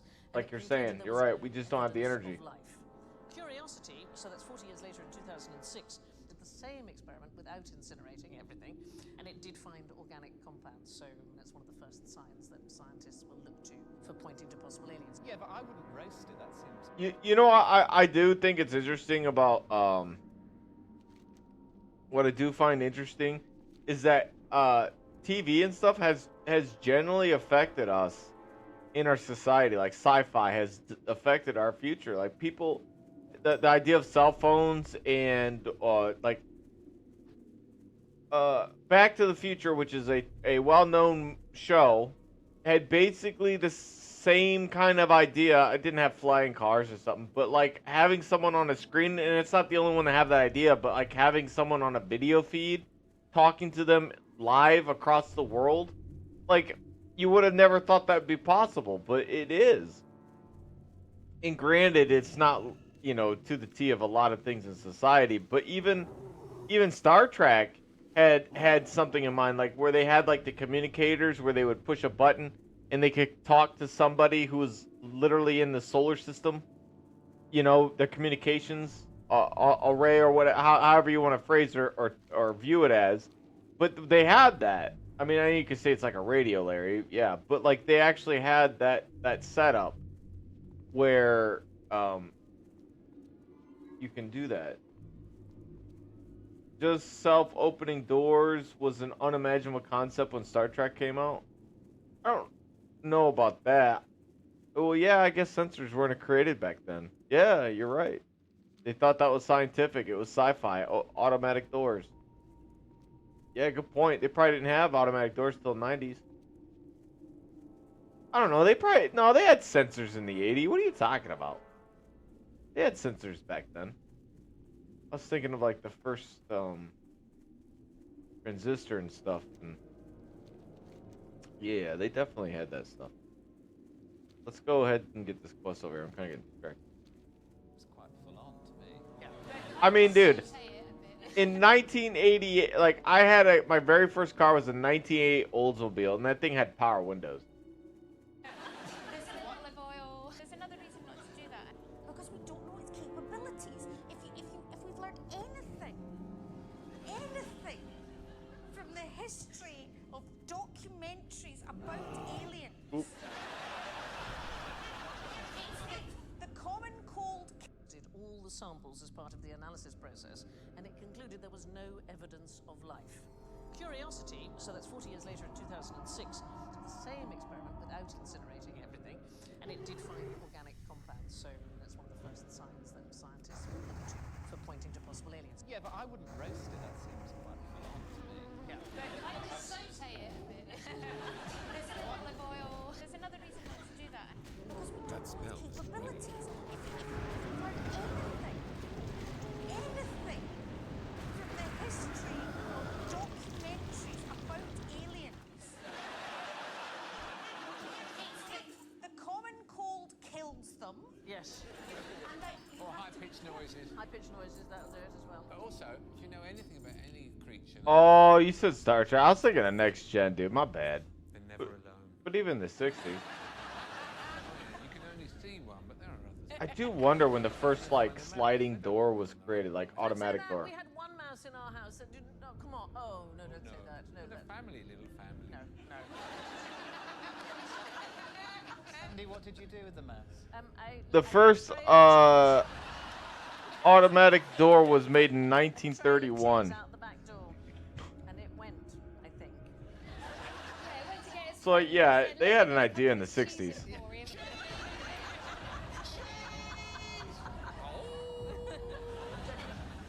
Who believes that aliens have already visited Earth? Straight up.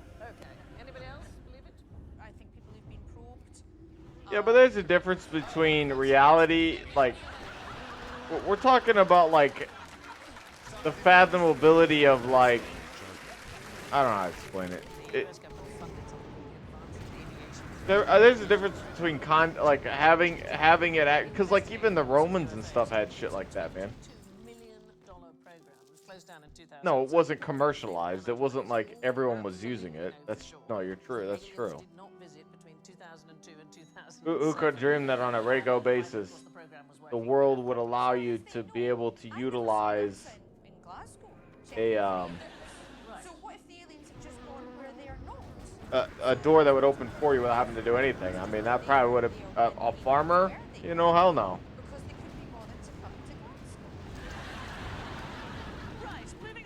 You're talking about public technology. If we want to get like specific about what we think the imagination would reach on a person, I agree.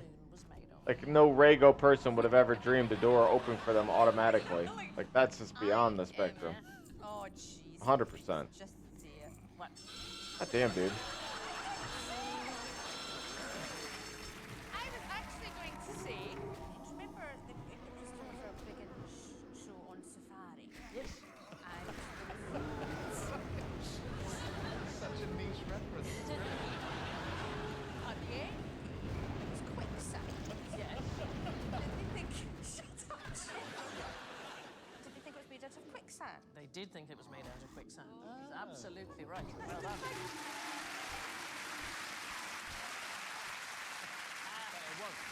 No, but they did think it would swallow the lunar module whole, and that is why they had those great flat. The self-opening doors, yeah, I think the rest of the stuff is for sure just insane. Like if you think about it, like automatic cars that drive themselves, no fucking way. Bring someone back and tell them that you can communicate with their buddy Carl, you know, 5,000 miles away. They shit bricks, dude. Yes, quicksand is something you get off the UK coast, isn't it? It can be really dangerous. It's not going to kill you, is that the thing? No, but it does kill you. No. So you're going to love this. And we wanted to show you how this works. We're going to kill Alan!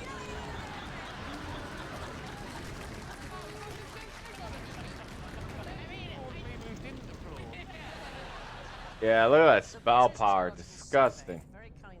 Oh, here's the question. Short film about Alan and myself at the beach and seeing what would happen if quicksand developed. So here we are at the beach.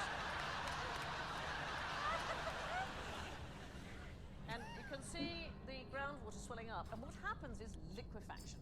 So all of the sand All in the particles cabinet. have drifted apart, making it a really mushy mixture. Basically what happens is you get stuck in the quicksand.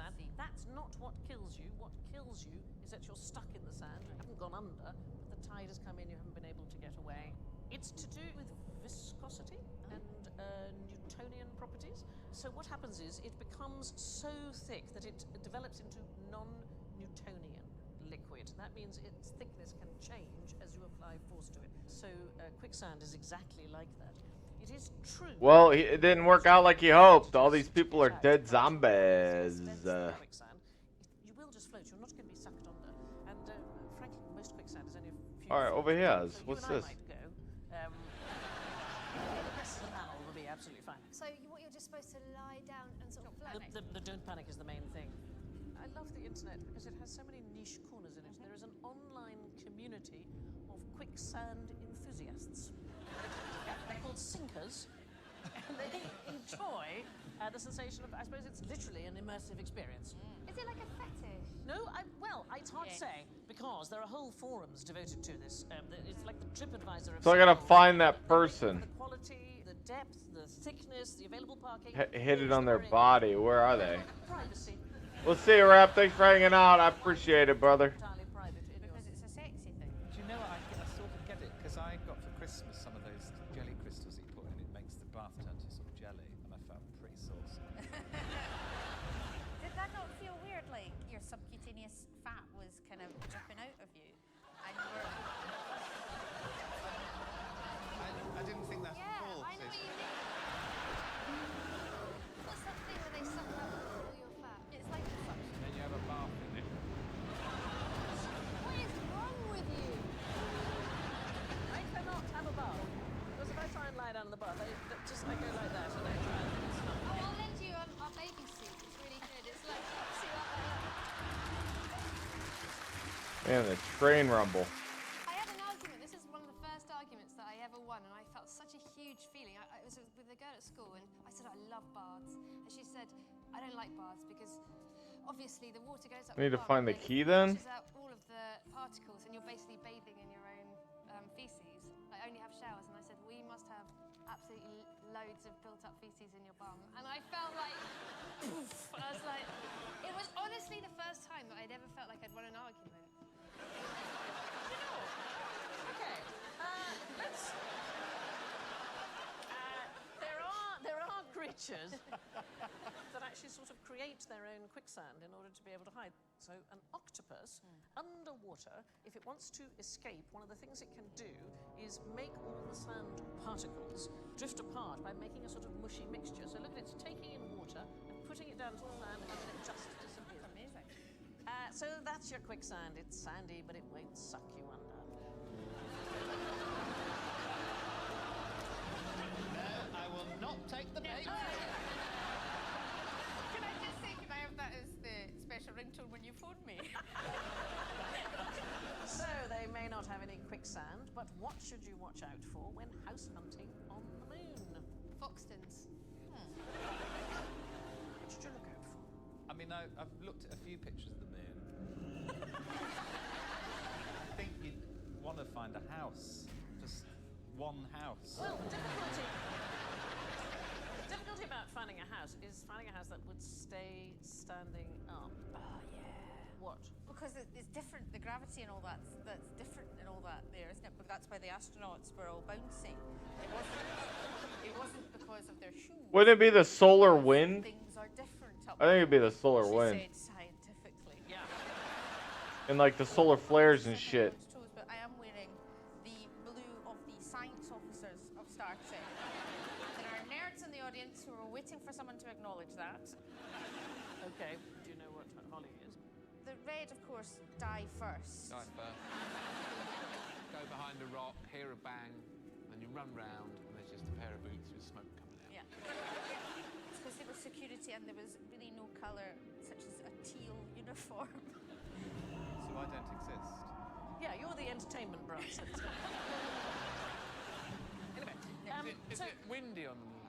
no, so the answer is the same as earthquakes, but there are moonquakes. So the moon is tectonic quakes are caused by the strain of changing temperature, also by meteorites hitting it or by tidal forces exerted by the Earth. Moonquakes are not just violent, they're really lengthy. Okay, I deserve that. A quake is about 10 minutes, and then it tails off, but it lasts for hours.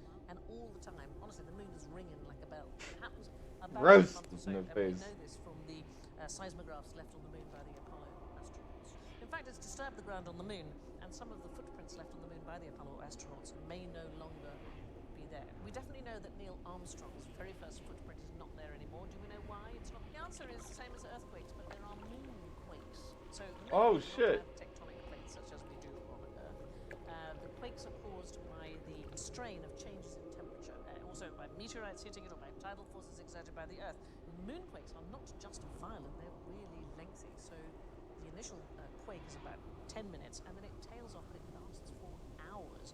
And all the time, honestly, the moon is ringing like a bell. It happens about every month or so, and we know this from the seismographs left on the moon by the Apollo astronauts. In fact, it's disturbed the ground on the moon, and some of the footprints left on the moon by the Apollo astronauts may no longer be there. We definitely know that Neil Armstrong's very first footprint is not there anymore. Do we know why it's not there anymore? Because they never went, did they?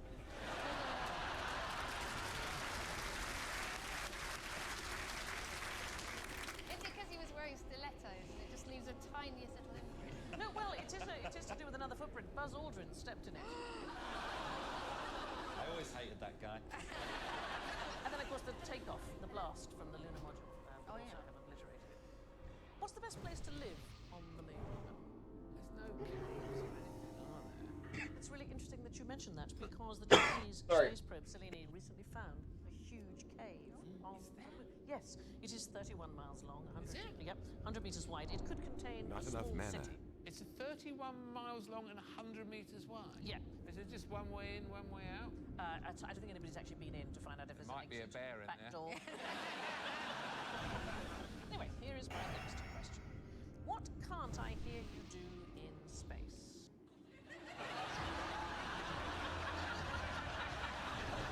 That's a very poor fishing countdown. Look at my head in that thing. It's fantastic. You cannot hear sound in space, so when you see films, pew, pew, pew, pew, pew, pew, pew, pew, pew, pew, pew, pew, pew, wrong, because you wouldn't hear the pew, pew, pew, pew, pew, pew, pew, because you couldn't hear any sound. What is that? That's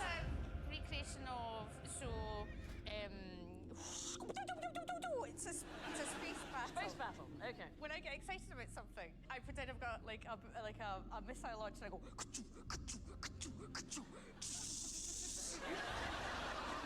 You don't do that in the car if you're in a traffic jam. Just give me the answer. What's the answer? Sound? Screaming sound?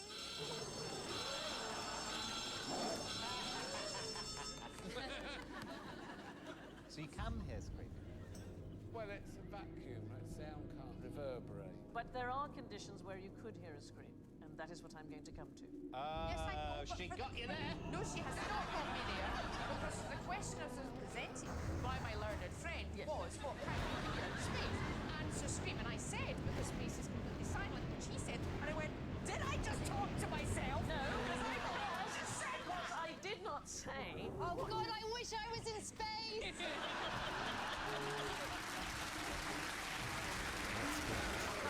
I did not say what you might be wearing. Oh, well, for the love of God, Sandy.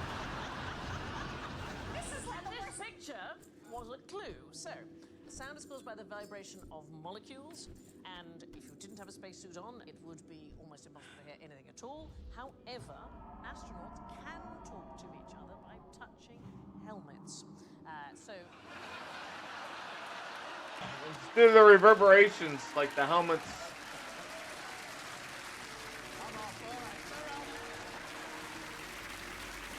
So the sound vibrations, they travel through the air inside the spacesuits and inside the glass, enough for them to be able to communicate with raised voices. And in fact, NASA teach this to the astronauts as a sort of backup in case radio communication fails. So we're going to try it. You both Why you got don't get any lesbians in space? you both got helmets. Pop them on. It's not gonna work. Smells really bad. They're enormous, much bigger than mine. Brian,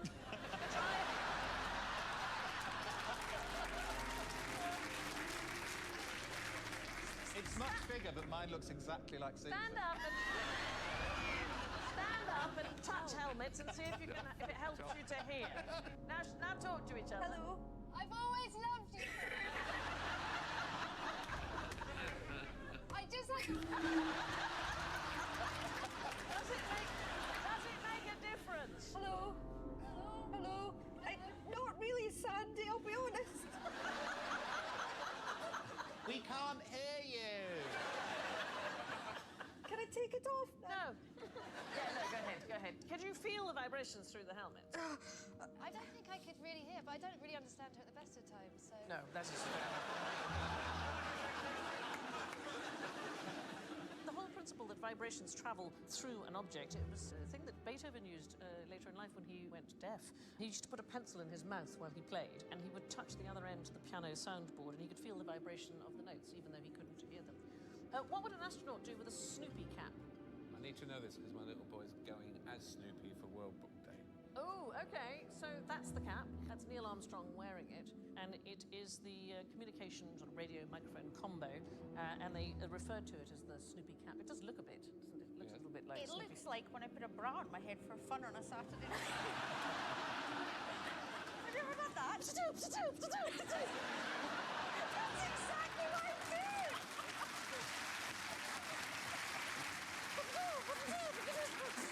If you've never walked into a room on a Saturday night with a bra on your head going, you have not lived. I've that to look forward to.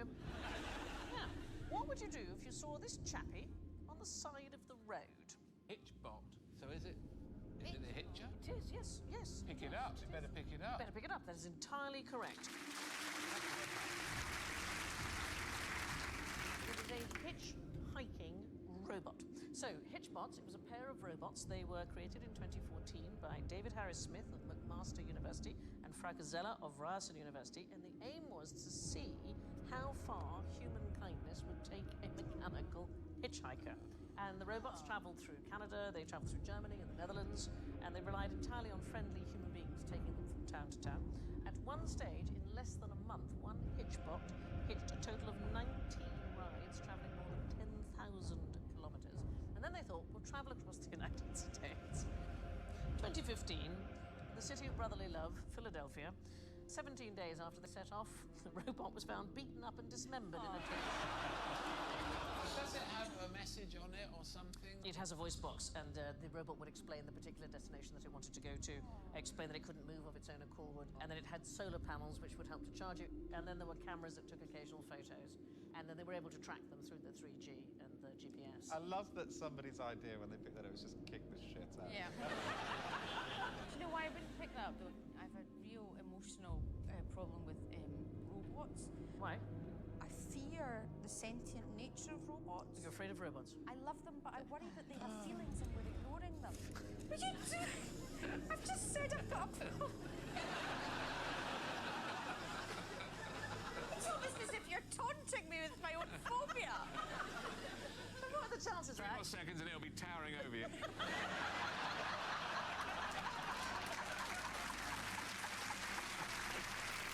The thing is, what's I think about robot-human relations, it might not all be bad. So they did a research in some Germans in 2018.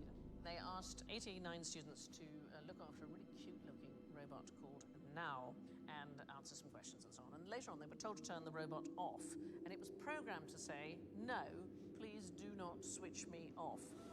Okay, listen to you. So, a third of the humans took twice as long as normal to turn off the robots that were speaking compared to the Please. ones that Oh, said... please.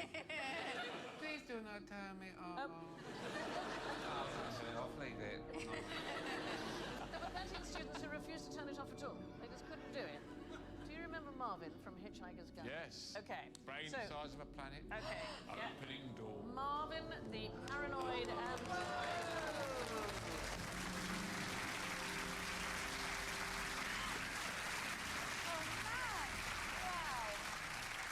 Okay, Marvin, the paranoid android from Hitchhiker's Guide.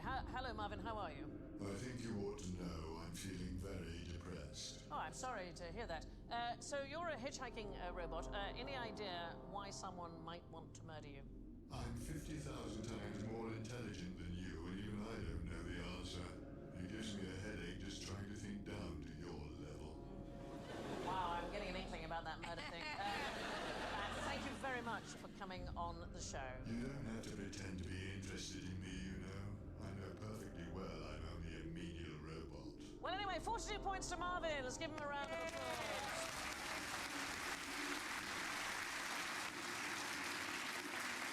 It'd be a nightmare getting on the tube with that. Was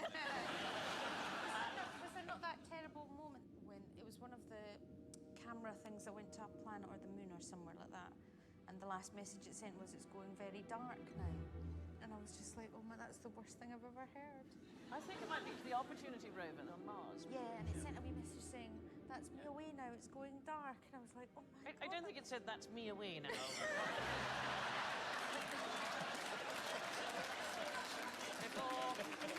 Before putting on tartan pajamas. Well, what I can tell you is that Marvin was actually designed by somebody.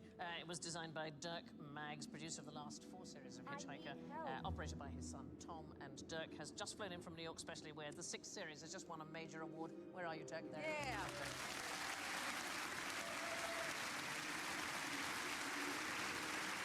And in fact, our very own John Lloyd was the voice of the book. Fantastic. Thank you very much for joining us. Now, back to quests. What are these people firing at each other? Not lasers. Not lasers, no. Light-emitting diodes. A torch. I like the torch best. So they don't actually fire lasers, why not? Because you'd die? You would die, yes. Which would be so fun. Yeah. I guess, though, like, Torch Quest doesn't sound as good as lasers. No, it's not quite as exciting. People aren't like, "Oh, God, I'll pay £16 to flash someone." Yeah, no.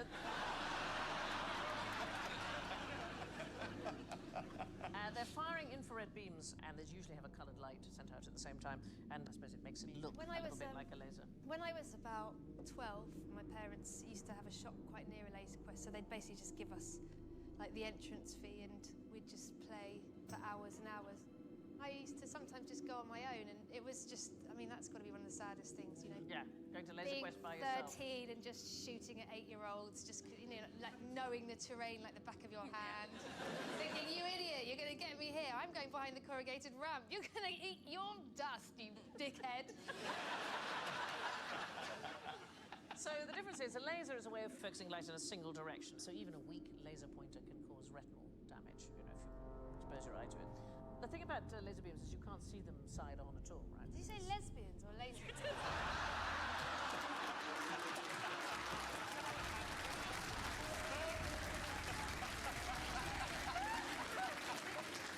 That's correct. A Freudian Yeah. slip, that Yeah. one.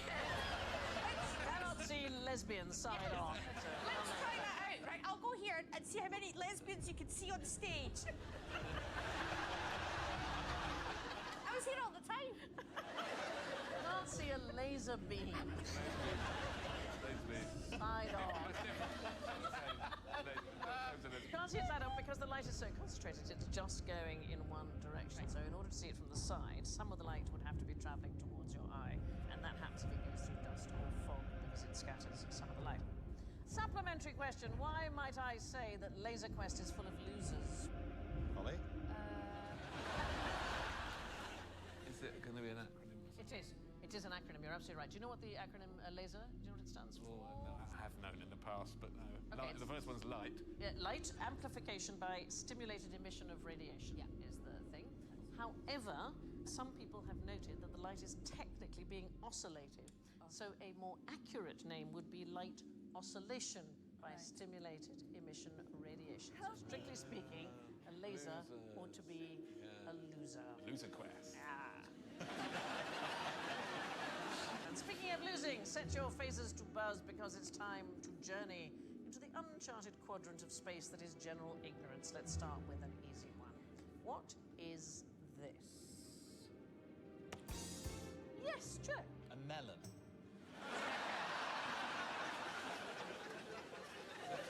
Is it the moon or is it the Earth? Knew that.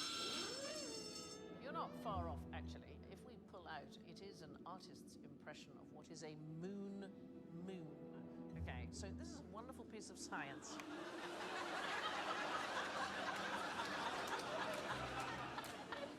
So in 2018, the astronomers Juna Kohlmeier and Sean Raymond, they published research based on one of the children's questions, Kohlmeier's children. Can a moon have a moon? So it's a really interesting question. So let us imagine that this is the Earth here, and let us imagine that this is the moon, and it's going round. So the question was, can the moon have a moon of its own? So here you'd have this going around the moon and the whole thing going all the way around to the Earth like this. And they worked out it is mathematically. That's still recharging. Yes, it is mathematically possible. Enough gravitation. Can't cast that yet. Well, what they worked out is that spell is ready. Okay, so the baby moon, Can't big moon, cast all if that. you like. Another word. I know it's I think it's technically taxi. This one, the moon's moon, would have to be no more than 6 miles in diameter. Any bigger than that, it would get pulled towards the planet due to gravity and it would be ripped apart. And the scientists have worked out that there are moons in our solar system like Titan, which is the moon of Saturn, and Callisto, which is the moon of Jupiter, and they are big enough to host a moon. Could you have a moon? Well, yes. Hey, what's the planning commission? I don't know. I haven't made a discovery yet. In fact, we have something called loose clouds. Extra They're not solid, but they are huge. Each one covers an area of space 9 times wider than the Earth. That's still recharging. Very slightly in the light of the sun, but very faintly. It's very difficult against all the light of stars, the galaxies, the planets, named after a Polish astronomer called WotLK. This is a very nice new football. Do you want it to take home? Yeah. Can I have the hockey ball? No, the moon. Can I have a present? You can have the hockey ball. There you go, give it to the kids, the one. Oh, that's really sweet of you. Do you want the robot?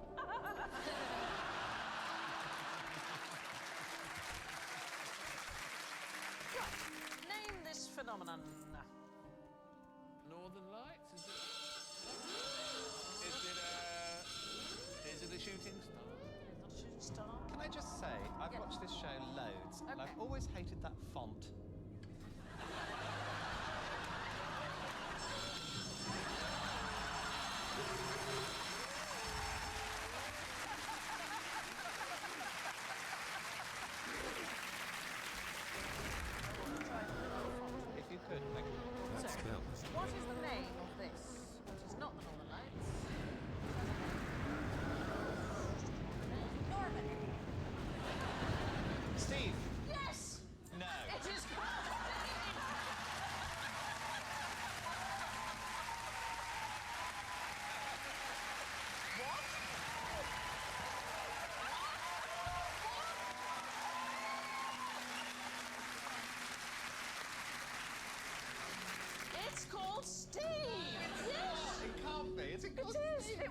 So here's the story. It was first identified in 2017. It appears for up to an hour at a time.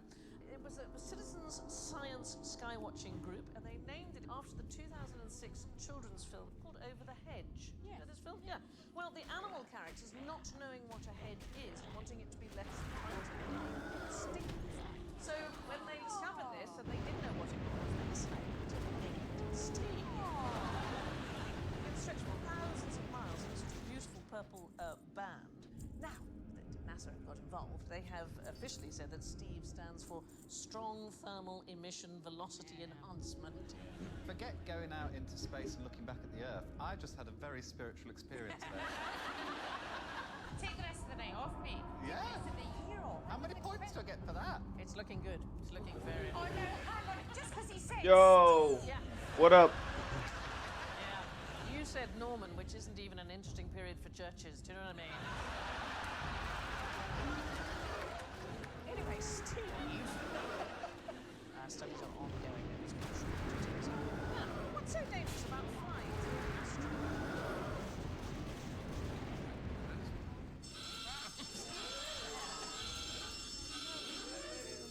No, there isn't a danger. There is Like no danger. Bloom. It's no more dangerous than flying through normal space, so we have to blame science fiction here. Sorry. What? Yes.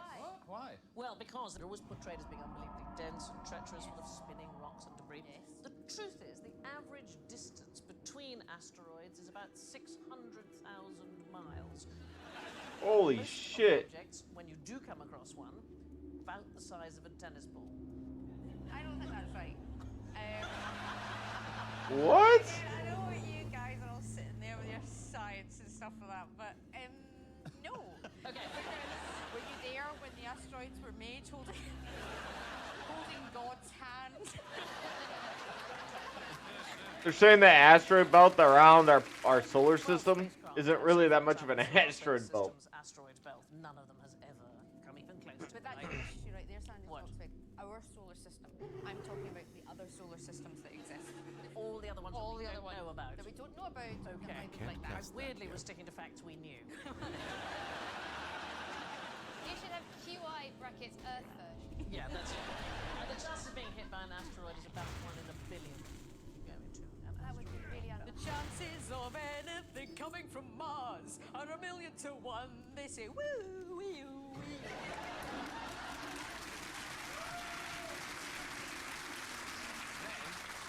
They cut to the shot of the two of us with bras on our head.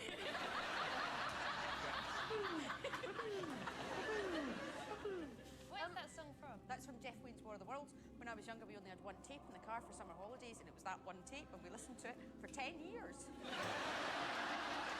That's a really long holiday. We had the same with Joseph's.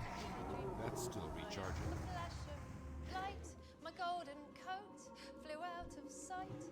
Colors melted into darkness. I was left alone.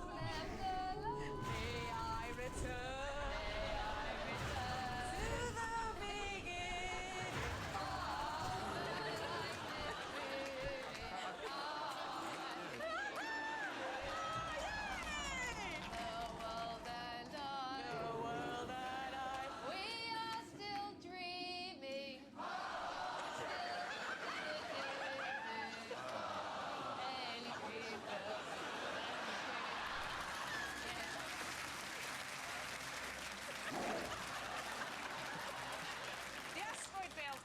a lot less material than you might think. Why is this skirt called? That really was intolerable. That was terrible. And you, all of you. Why is this skirt called a mini skirt? Because of the size of it.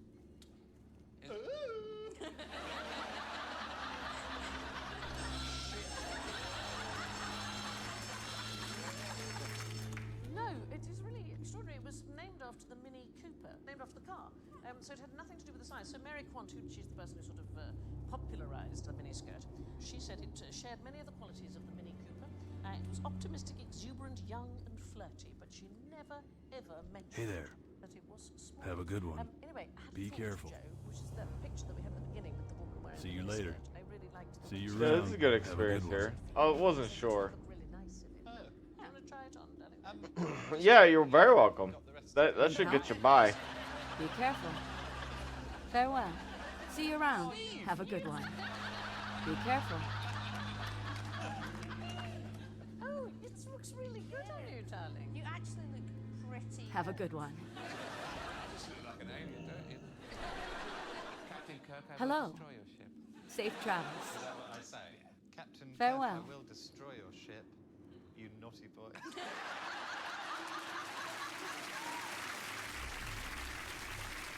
And so, before we terminate the show, it's time for Judgment Day. Let's take a look at the scores. First of all, in 5th place, light years behind the rest with minus 56, it's Alan. Receiving a special commendation from Starfleet with minus 3 in 4th place, it's Susan. Well, oh, I have a turning. Okay. Going down, all guns blazing in 3rd, it's Joe. Need help? Light bless you. Farewell. Lost in space, it's Holly. Be careful. And our winner tonight with 42, it's Marvin.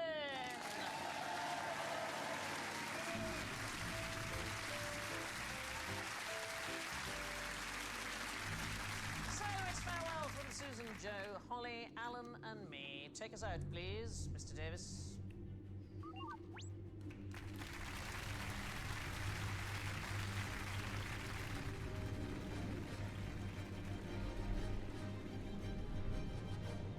Yeah, I don't think that's a bad idea. All my mineral resources go out first every time. Like potions get sold, but they don't sell as well as the mats sell. The mats sell all the time.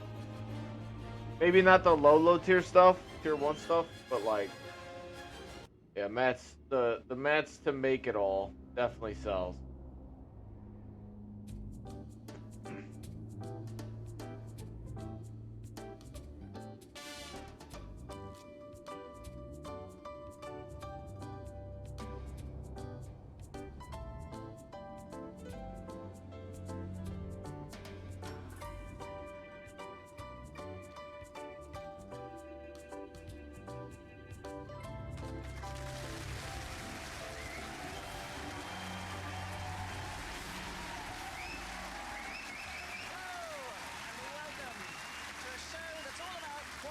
Twins and 4s and 5s, which is quite appropriate as I have 4 guests, or, 5 if I include myself. On the one hand, here's Aisling B. Why is it always in houses? No 2 ways about it, it's David Mitchell. David Mitchell. Cheers for Nish Kumar. All the quests are in houses. And at 6s and 7s, Alan Davis.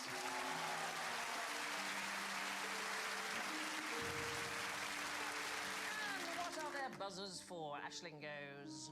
1, 2, 3, 4, 5. David goes. 5, 5, 5. Oh. Wait, I accepted a quest that's not a quest that's in the Western Plaguelands?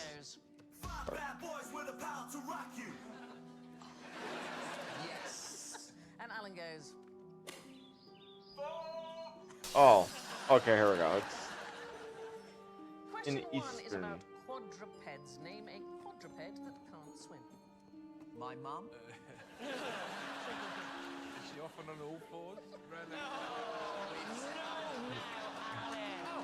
Alan Davies. Alan Davis. If we could come away from any thoughts about Nish's mother being on all fours, I would appreciate it. So, quadrupeds. Now, Sandy, I feel like this relies on everybody knowing what Okay. that word means. So, quad, 4. and ped. Hello. Feet. You had it. So quadruped. 4 feet. 4 feet. You totally knew it. And Your you just... mother has 4 feet. I am 4 feet. How do you swim? Is that the answer?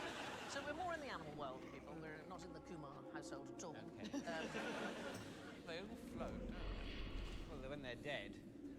Yeah, they'll float to the surface eventually when all the stomach juices start to decompose. Yeah, they'll bob up then. But is that really swimming? It's good to have you back, David. Is that really swimming? They float because of the air in their lungs. It's only when their lungs fill with water they won't float. So unless you can't keep your breathing passages above the water. You're right. Is it in the house again? Well. Of all the animals, probably the most likely to be able to inbuilt snorkel. I thought I saw the. Is it a blue whale? Oh, I see. Alright, I've had enough of it. I would watch QI. I would binge watch the shit out of it if it wasn't for that bell, dude. I cannot stand that bell after a while. It becomes insufferable after a while. It starts to really hurt the ears. Especially when they spam it. Like, maybe once in a while, whatever, but like when they make their little jokes right there, like he spammed it twice. The second one was for a joke. Well, yeah. You know the jobs you see on T-shirts like beer taster general, like to be that, or boob inspector, leader of the pussy patrol. Those jobs. Can you actually get those jobs? I ain't giving that job up. We're going to look back at it and say, what? Yeah. Can you believe there wasn't such a thing as gay marriage in church? Eventually, people go, I can't believe men used to marry women. That's mental.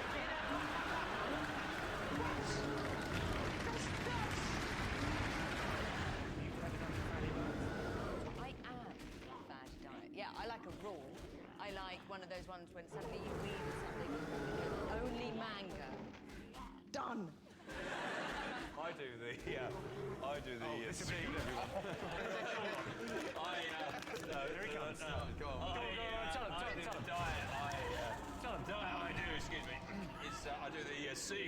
seafood diet. If I see some seafood. No. No, is that wrong? Seafood I eat. Edit that out. Chop that out. I don't want that in the show. Give him another cut. I thought I had this comedy thing cracked. I really did. I don't understand this. Why can't they play tennis in the rain? Just get on with it. The ball's wet. They slip around. It's funnier. Why can't they play in the rain? It's like cricket. Can play in a bit of light What the fuck? No, but why can't they play in heavy rain? Why don't they just play on if it's pissing down? It's all just play the bloody game. Get on with it. Want a pickled onion?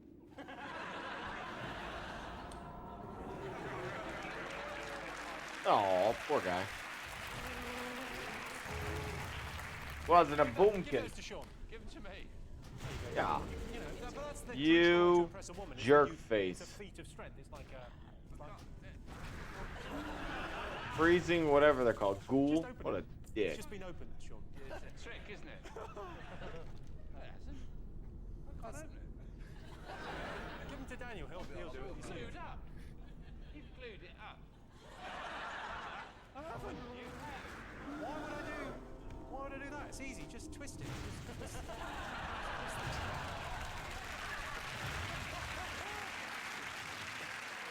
Haha, take that, Dodge. My granddad was a cab driver. Famous he said he drove through the Blitz.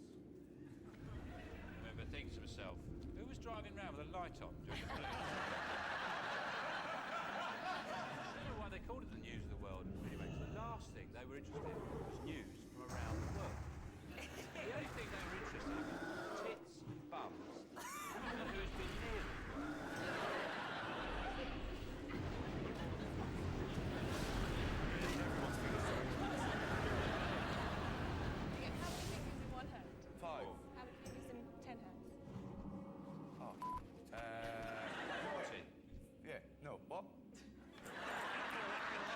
Ask him again. What's the question? Yeah, well, it's not difficult. Your top's not done up, so it's hard.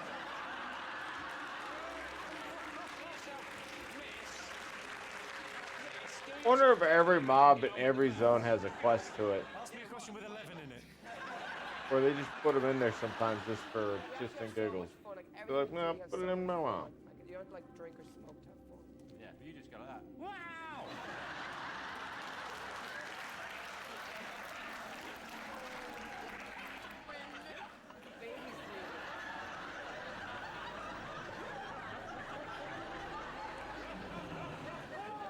time since I lived on my own. What I miss, I like about living on my own is the songs I used to make up.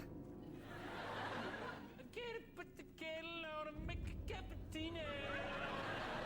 Make myself a cup of tea with sugar.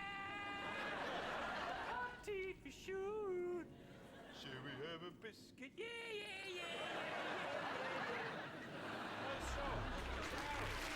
All those songs he'd make up. Someone cry. Sometimes I don't tell my kids how hot the food is. No, it's not hot. Eat it. That makes someone posh. How they speak. How they speak. You think that's what makes someone posh? 100%. I think it's more that you can always, with a real posh person, you can always see their teeth. I think a really posh person looks like a normal person halfway through a sneeze, like.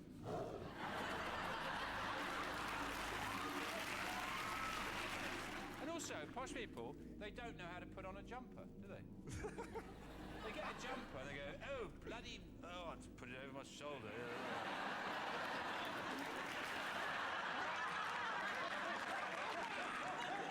So like mating kind of. If you or John was. I'm looking for infected wolves, and none can be found. They might come after John, thinking it's me, and then kill John. And I'll be like, it's meant to be. Why would they be? Care which one? We met Barack Obama, okay, and he was like. You're joking. But why, was he lost or something? How did this happen?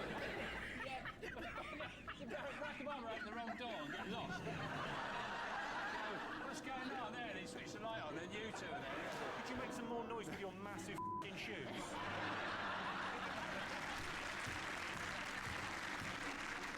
I think she should be on embarrassing bodies with the horse feet. She's got her. I've got the feet of a Shire horse. In a poll to find out who people would turn to for advice, Tons of spiders, though. search engine came second. Apparently. What came first? Don't know. It's not read Who is Mr. Jangles, Sean? Mr. Dangles comes up the stairs. You better be in bed. Before Mr. Jangles gets up there. That's everybody's scared, Sean. That's just get a bit panicky. I'm afraid that's the end of the show because we have to go to bed. Sorry, Sean. Like, imagine living on like, you went to a website, it's just like living on.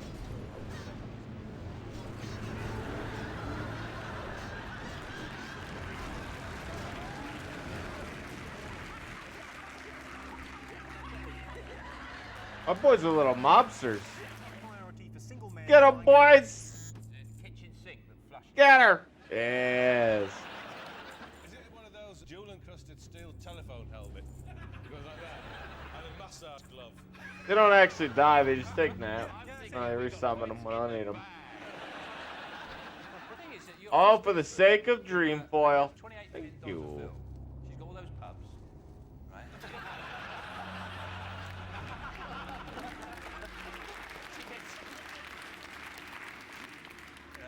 And they're packed. You try and get served on a Friday. You know that thing they say, if you leave your bags unattended, Oh, I missed. away and destroyed. That's hilarious. Oop. Imagine it's a big long Wait, room what? at Heathrow, Yeah, there we go. And there's some luggage at the end, and me at the other end with a bazooka. And I'll blow it up, and there's just sun cream and knickers going everywhere. 1 in 5 pet owners love what? Testing out shampoo at home.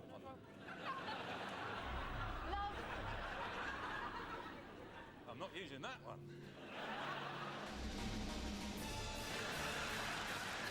Like a Bonnie Langford without a celebrity. Have you seen her, Bonnie Langford, in that show? I've never seen anyone. I'm having quite some trouble. Looks like she's going to explode if she gets any happiness. Finding wolves. They mix the fun fair and the zoo. I went there. Literally and I was found going, and one. The roller coaster goes over the gorilla's cage. And I swear, as I was going over, one of the gorillas looked up and just saluted me. You know, for my evolutionary superiority.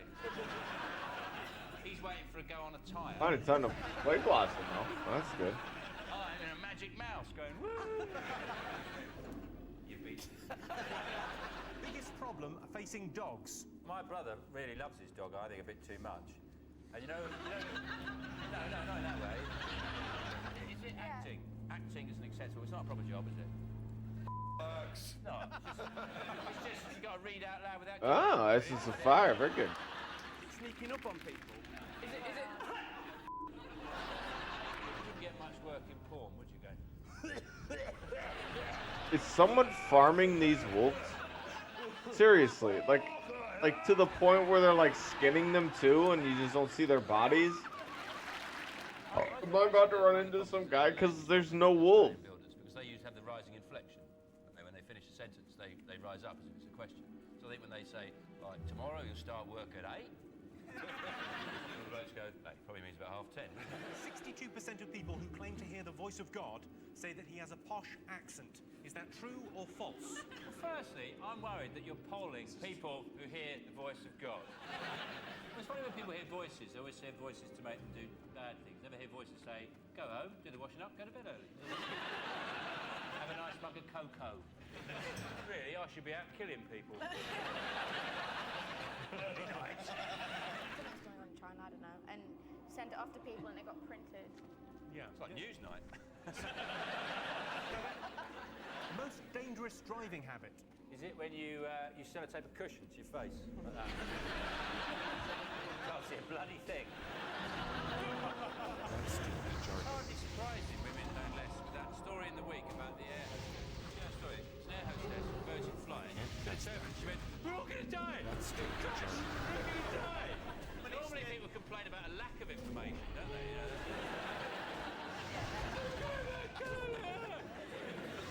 no wonder you're on 2 bob and a dozen eggs. 2 bob and a dozen eggs? You really understand women. I know, I've actually dealt with, I know how to deal with bears. I know that I wouldn't want to, but it's very easy to do. A lot of people get frightened. There's no need to be frightened. The thing about bears is you just let them come at you. Come at you, just get as fast as they want, just stand still. And when they're about 6 inches away, just do this, just go, whoa, like that. They've got those big, round feet. They've got no mobility. They just go, whoa. You ever try texting with gloves on? You end up trying to say something like, hi, how Yeah, are you take that staff hit, buddy. Another cup of tea and a biscuit. Oh, I might have hit options on accident. I never lost a Twix, it was a guess. Actually, lost 37 of them. You'd stop buying them, wouldn't you? What are you going to have? Mars bar, Twix? I'm right with Twix, keep doing it. It's always a bad 20% of dinner ladies see what as essential? Is it food? About Topless Friday. No fried food today. Come on. I'll give you a clue. It's It's too to do far with away. a kitchen implement. Axe. An axe. What about like a serving spoon? It's not, that would be higher than 10%, I feel. Yes, yeah. No, they just do it with their hands. Like that, there you go. I reckon it's falling asleep on the submarine, waking up in the Ascension Islands.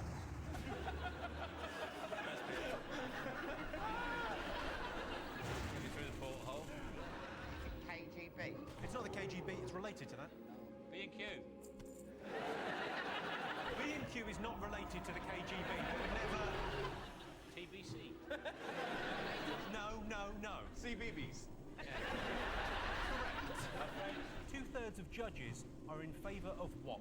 I think they'd be in favour of. I think it's a really good idea. If all the jury all wore fancy dress. Get one village people. One's a pirate, one's a cowboy, one's a spaceman, and they go. What made you across. think a pirate? I think the thing about people are so shameless now. It's very little embarrassed. Like a couple of 100 years ago, it'd be like leaving your glove in a gentleman's carriage. Shame. Very What I nice. understand is, why has he got handles on that thing? He's going to fall off it anyway. Why has he got like safety? Oh, careful! He's going to fall off And to be honest, I wasn't impressed with the whole feat in any way. It's just falling. Any idiot can fall. You could have broken the record twice if you'd had a trampoline. Or when he jumps out of that thing, there's somebody in there and they push an anvil out after him.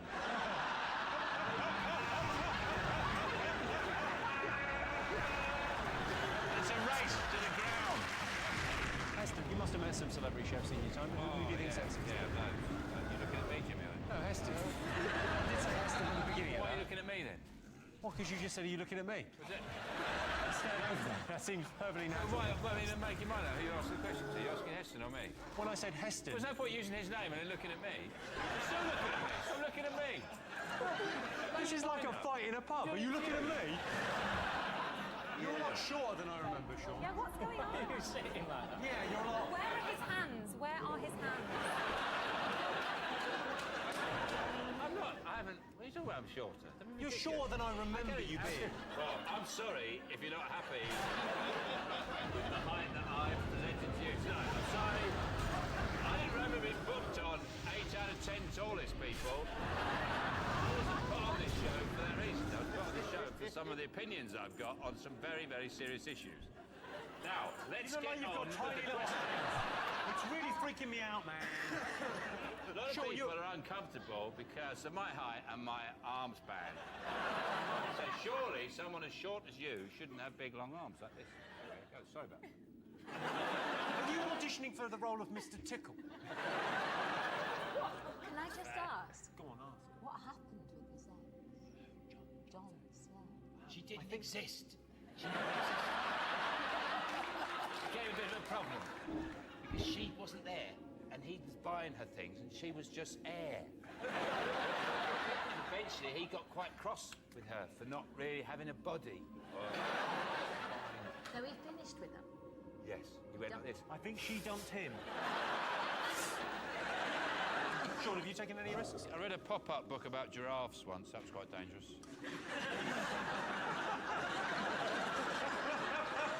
Well, I know why I was never a jockey. It's the RSPCA, Johnny. Stop that.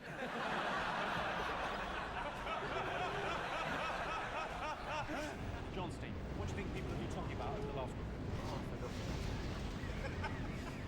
I get so nervous, I thought you were going to ask me first. Don't burn my mana. Rude. You ask John. Phew. It's not Sean and the twins.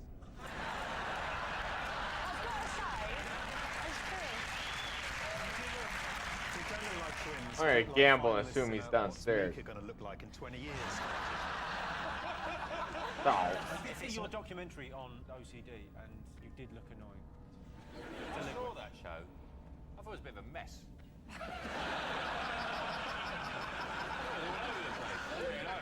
Have you been sitting on that joke all summer? Yes. Totally works. Thanks, dude.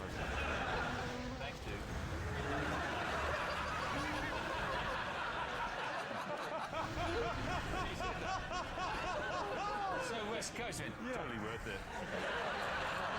Yeah, cowabunga, Sean. Most people love being the centre of attention, true or false? I think most people don't like it, do they? Most people don't like it. That's why they've got like us to take that space. We obviously like to be the centre of attention. Sure. That's why we're sitting here with the lights on us. We're mic'd up. I've got my special shirt on. Jimmy's lost all that fat round his throat.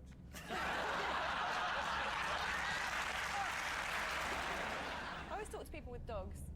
Because if you want to cuddle the dog, you generally have to ask, don't you? It's amazing how much people would talk to you if you throw beer in a dog's face. We'll talk quite loud.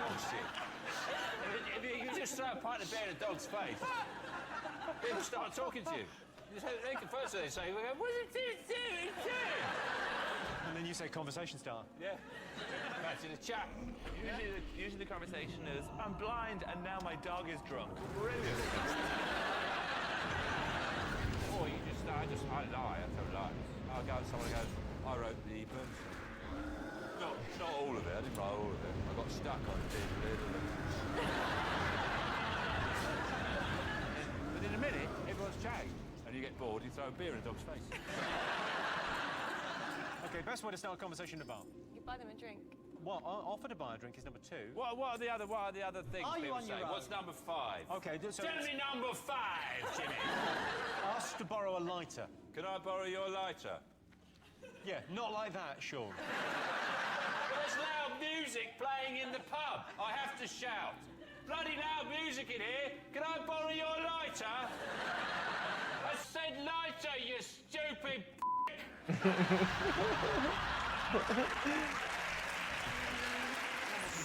Sean, what else have the nation been talking about this week? They're not. Tory party conference. Lovely. I was marvelled. Enjoy it? The part when I came on. Oh, did you? Yeah. I didn't see that, so I missed that bit.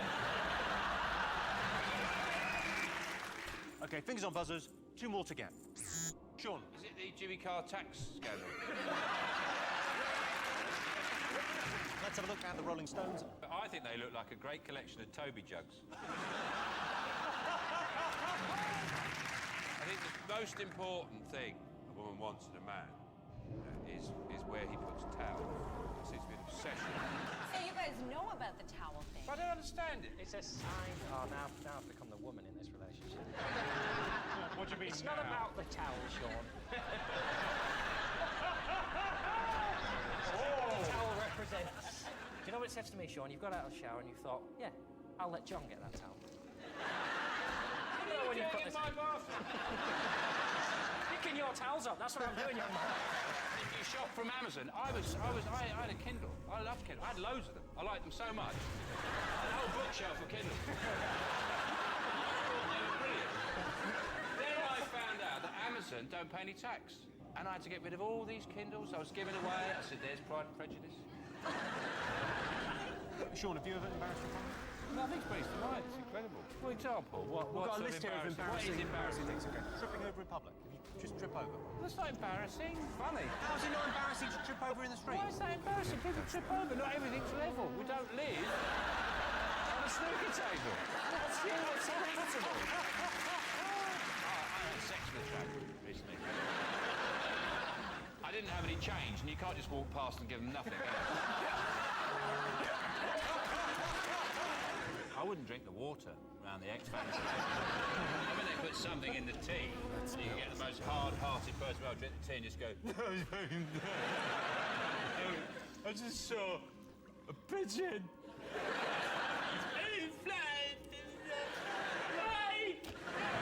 I used to work in a dog food factory. And my job was to make sure the dog food really stank. Recharging. Because, you know, when people, so that people don't confuse it with normal meat. So you have to put this stuff in it. You know when you open a tin of dog food and you go, oh. And I had to put this stink stuff to mix it up, this stink stuff. And as it came past, I used to just put a bit in. And one day I mixed it up a bit too strong. And a lot of people complained the company was sued because it was so strong people were opening and snapping their necks.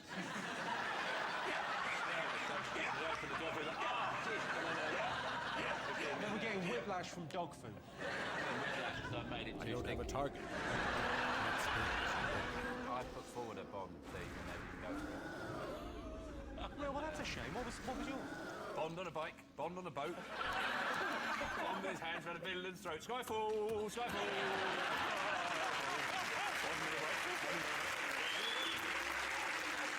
Skyfall, Skyfall. Da-da-da-da-da. Hey!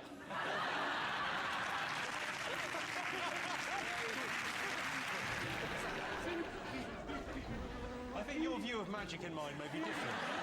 I'm not sure whether that is magic. What is that? What is that? I mean, I'm mesmerised.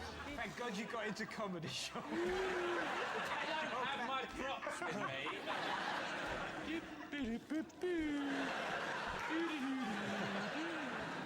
What I do, if I have burglars, I've got a burglar's outfit by the bed, and I dress up in it, and I go downstairs, and I go, there's nothing out there. Oh, Jax, let's get out of here. He's got a big dog, he's a bit nuts. Let's get out of here.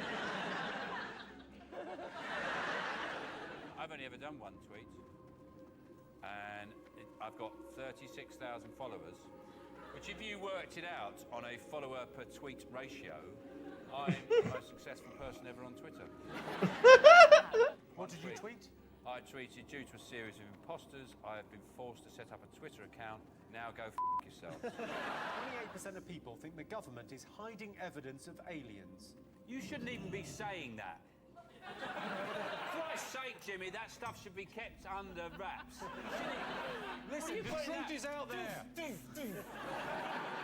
Man, you can't put that out there and blow their mind. Yeah. We're not ready for it, Jimmy. I can't believe you said it. Get for a nuke! Oh, I was about to see it nuke because I got the extra crit chance. Cameras in there. You look at how, oh, what's the sell-by date on that? There's somebody watching you in like a government office somewhere. They're all shocked. They're all going. Why isn't this on the news? Because they won't let it out there. So that's the sign of games they're playing with us. Once you know that, the aliens thing doesn't seem so weird then. No. Apparently we've got a sound problem. Hang on one second. Oh, the spell power. I was like, why is it so They're low? trying to shut us down, aren't they? But I mean, it is almost 20 levels different. I didn't realize my shoulder piece was so bad. Whose mic is it? It's Sean's mic. You just saw in it. If this isn't proof of what I've been saying, let's shut Sean up.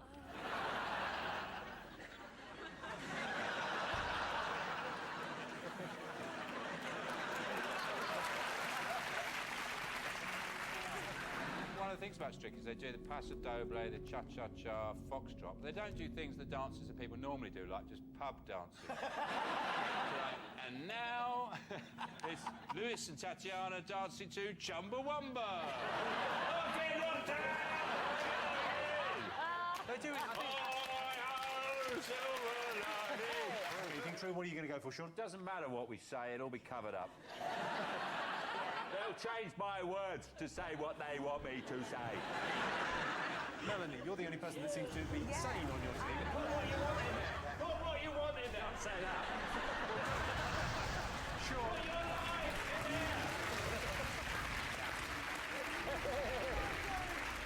He's in the paedophile in the loft. Stop feeding him! We need the rent. He comes down at night. He's all right. Is it that, sir? No, it isn't. Is it that, Mr. Carr? They would like to heckle the guided tours. He's lying. Pharaohs, they're from Ireland. Come on, have a proper guess then. 7% of museum visitors have what? Wondered what it was like in the olden days. Get ready for a nuke. Gosh! Oh. 67% of game show contestants describe appearing on television as the most exciting thing that has ever happened to them. True or false? She looked horrified. She's like she'd been given, tickets for dinner with Mick Hucknall or something. Oh, I don't want to be here. The thing about game shows, they always say to contestants, don't they? They always say to them, there's a funny thing happened to you once, didn't they? Oh, yeah. With biscuits or something. Yeah. And there you go, oh, yes, yeah, I bought some rich tea, and I got them home, and it turned out, I forgot who's got it wrong, actually, that we like to digest it. And those are the usual stories they tell. So you can see that actually the anecdotes they have in their life are so pitiful that television probably would blow their minds. I think it's absolutely spot on, Jimmy. That statistic isn't a statistic, it's a fact. Well, I'm staring down the barrel of the truth there. And I'm saying yes. I can tell you that the answer is false.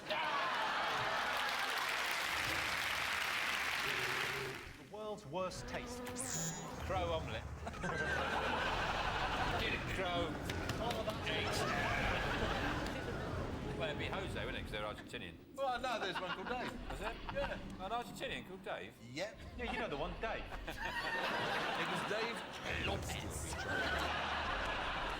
I'll give you a clue, it's a vegetable. Oh, a banana. Brussels sprout. Correct answer, Jermaine. Yeah, well done. Worst thing about gyms. And a gym is...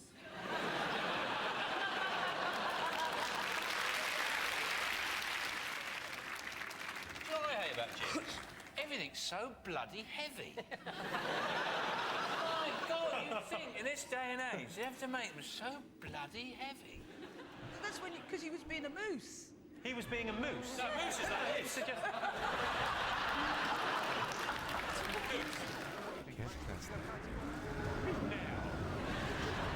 Well, I mean, for the show, you said Well, strong top he's got on now. Yeah. Very strong top. Wait. Do the old Hell yeah. I think, you know what I mean? I'm a pair of bollocks about it. Fucking.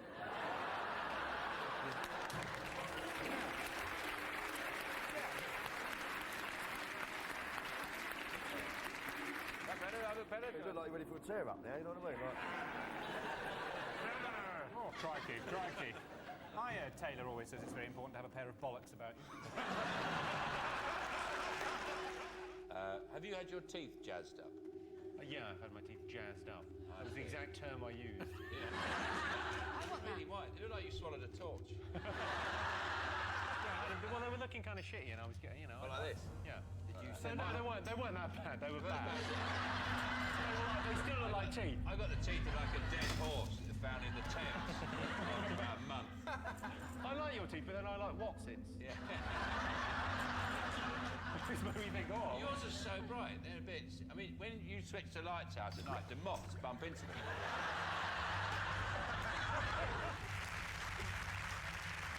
I'll tell you what I think about Doctor. Araj the Summoner. The TARDIS is a police phone box. Now, it was created in an era where they were everywhere. They're quite unusual now, they really stand out. If he wanted, that was on every street corner, if he wants to travel around in something that's on every street corner, really the TARDIS should be a branch of Chicken Cottage. A very good point. You never look twice at a chicken cottage. You wouldn't notice it. A police phone box, you go, what the hell's that? And you go, what's going on in there? You couldn't leave it for a second. People go, what is this thing? You know, there's other inconsistencies in Doctor Who, I must admit. Badgers! Alright, what a name. Alright, let's try to find some wool. They can't kill all the badgers. Well, they don't know how many there are. Badgers have moved the goalposts. This is actually a quote from a government minister when Environment Secretary Owen Paterson was asked if he'd moved the goalposts, because they're now saying they need to kill more badgers. He said the badgers have moved the goalposts. I'm a supporter of the badgers, and I've actually rescued 2 badgers, because they came round to shoot them. I had a cottage down there, and I took them in, and I pretended they were slippers. I would have got away with it, but one of them started coughing. Do you think the reason people are so upset about badgers is because they're like our pandas? People are feel very, very fondly towards pandas. Do you think people see them badgers are? Like, are the wolves being murked by these spiders or something? they are a bit like pandas, because I love watching two of them shag. What, a panda and a badger? So people like watching pandas having sex. If I don't start seeing, dude, I'm gonna drop the quest as soon as I see the quest.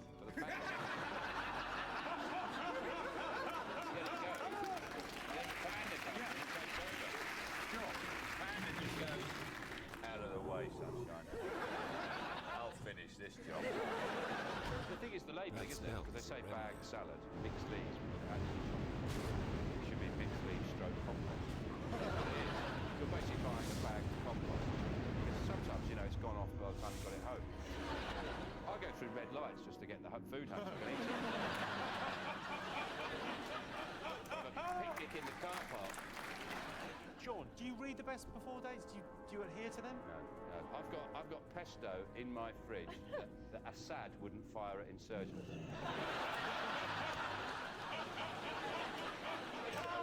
I think a monkey. Dude, I'm gonna. I've got cast I might drop this quest. This is ridiculous. I think it's inevitable. If I was Scottish, I'd vote for independence. I would, immediately. Because you think well, what you then... can't vote immediately, it's not for another 10 months. So that'd be a waste of vote. Sorry. I mean, what I'd do if I was Scottish, I'd turn it into a tax haven. Oh, now you're talking. Yeah.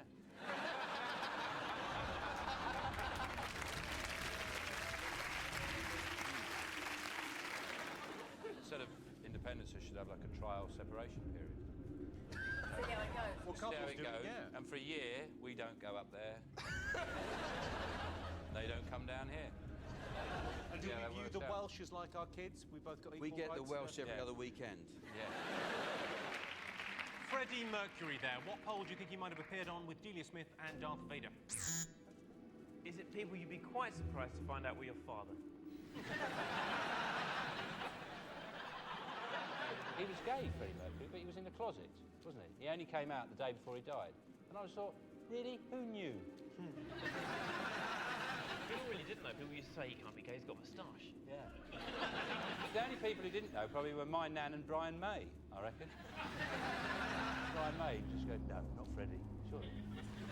But he tried to throw us off the scent with fat-bottom girls, but... Sean, is it a big night in your house? Do you do the bonfires? Yeah, I like the bonfire thing. I mean, I had to take the RSPCA's advice quite seriously because they said you should check under your bonfire for sleeping hedgehogs. And I couldn't find any, but luckily I had some in the freezer. Got that sorted. I think anyone who pays an entrance fee to a bonfire display doesn't understand what the sky is. Like, £2 in, I'm going to stand on that car over there and play with my £2 that I've just saved. Taunt them with it. Yeah, just... One person's essential journey isn't another's. For example, I consider it essential for me to drive around counting snowmen. Somebody's got to do that, you know, count the snowman, height, you know, I can't do the weight, that's tricky. Every time I see a snowman, I always think to myself, get round to building a snowman. Why don't you stop driving around looking at them and use that time to build a snowman? Or take one. Get a van if there is one you really like with some 2 coals for the eyes and carrots for the nose person. Do they have a tradition of building snowmen in Germany? Oh, we have got the finest snowman in the world. But I want to ask German snowmen, do they put the coal underneath the car? Should get me... I still want to go through the city, but this should get me to 8:58. This would be nice. Because, yeah, 3 days without email. I remember when the height of technology was like a calculator on your ruler. I can't believe they put it on a ruler. Yeah. 2 seconds. When you had a watch with a light. The thing... I found the BlackBerry, I haven't got one, but I find the annoying thing about them is when people have got BlackBerries, because now people talk about BlackBerries and Apple phones as if they're the Beatles and the Stones, or mods and rockers. It's tribal. And people with BlackBerries always go, yeah, it's better for email though. But on my phone, I can send and receive email. I don't know how much better it gets. That's the weird thing is they're rivals, you know, the Apple, BlackBerry, but in crumble, harmony. Who said this? Sammy. Could you say that again, please? Can I help you? Sammy. See you later. Be careful. If you want me to spit at you, I said Sammy. For I said the Sammy, alliance. Sammy, Sammy. Ironic that we're talking about bullying as I do this. Say Sammy again.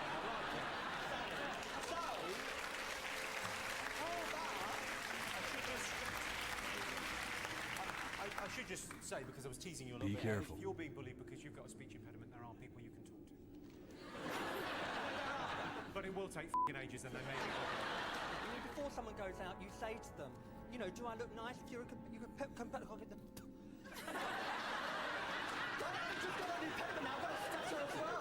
Now Sean's got to get tested. I don't do it, really. It's a joke. I don't terrify my children as Mr. Jangles. Say that now. What's he called then? Ron. I'm coming up the stairs. No, just... Ron's here. Weirdly, that's more terrifying than Mr. Jangles. Yeah, we meant David. Stormwind. Tear it up, though, me and David, in football. I just want to make sure that if I go to Stormwind... You see him, they call him the king of the terraces, don't you? Leads a big firm. I'm the black knuckle. I don't even have the vocabulary to join in with this fantasy. of people think politicians are sexy. And Widdicombe's quite sexy, if you like a sort of quiet boy with the bends look.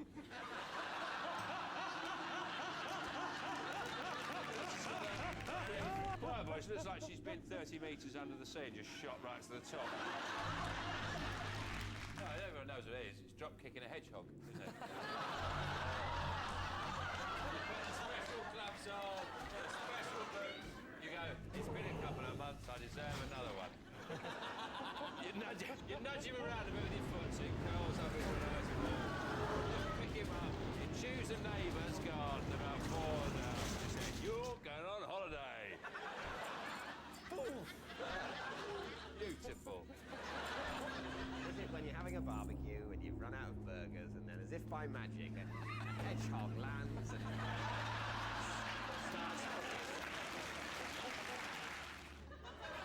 No, my little finger monkeys. Have you seen the finger monkeys? Sorry to digress. What's a finger monkey? They're a tiny monkey like a marmoset, and they just sit in your finger. They're so cute.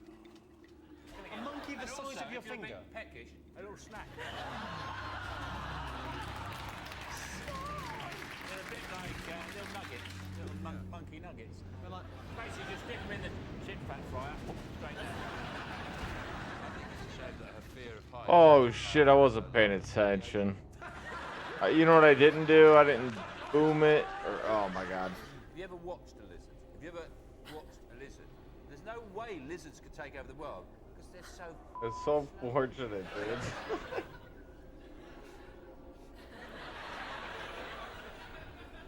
You could edit a bit of this out, but I'm going to stay here for a few minutes.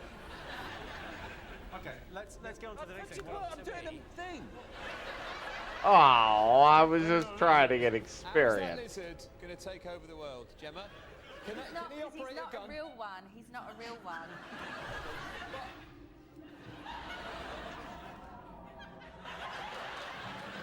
This Christmas, instead of a turkey, we had a horse. We had a horse, and on the table there, all the trimmings. All the trimmings. You took on quite a lot when you said, "I'll have a leg."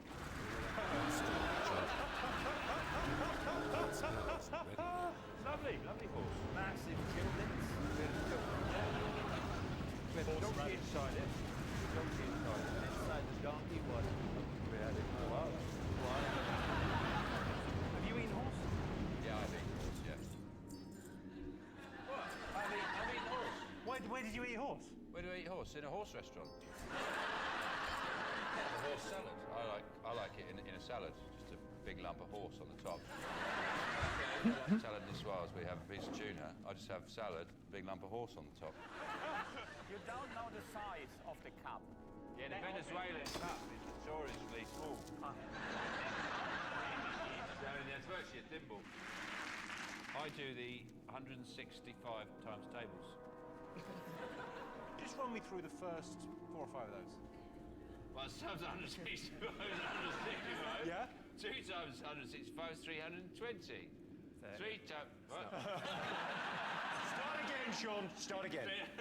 1 times. We'll start again. 1 times 165 is 165. 2 times 165 is 330. 3 times 165. Hi, how are you? Is 495. Off and away. Alright. It's 9 hours. I've had a pretty good pull today. I really hope you guys, I really appreciate hanging out. But I'm gonna turn the stream off. I hope you guys have a good day, and I will see you.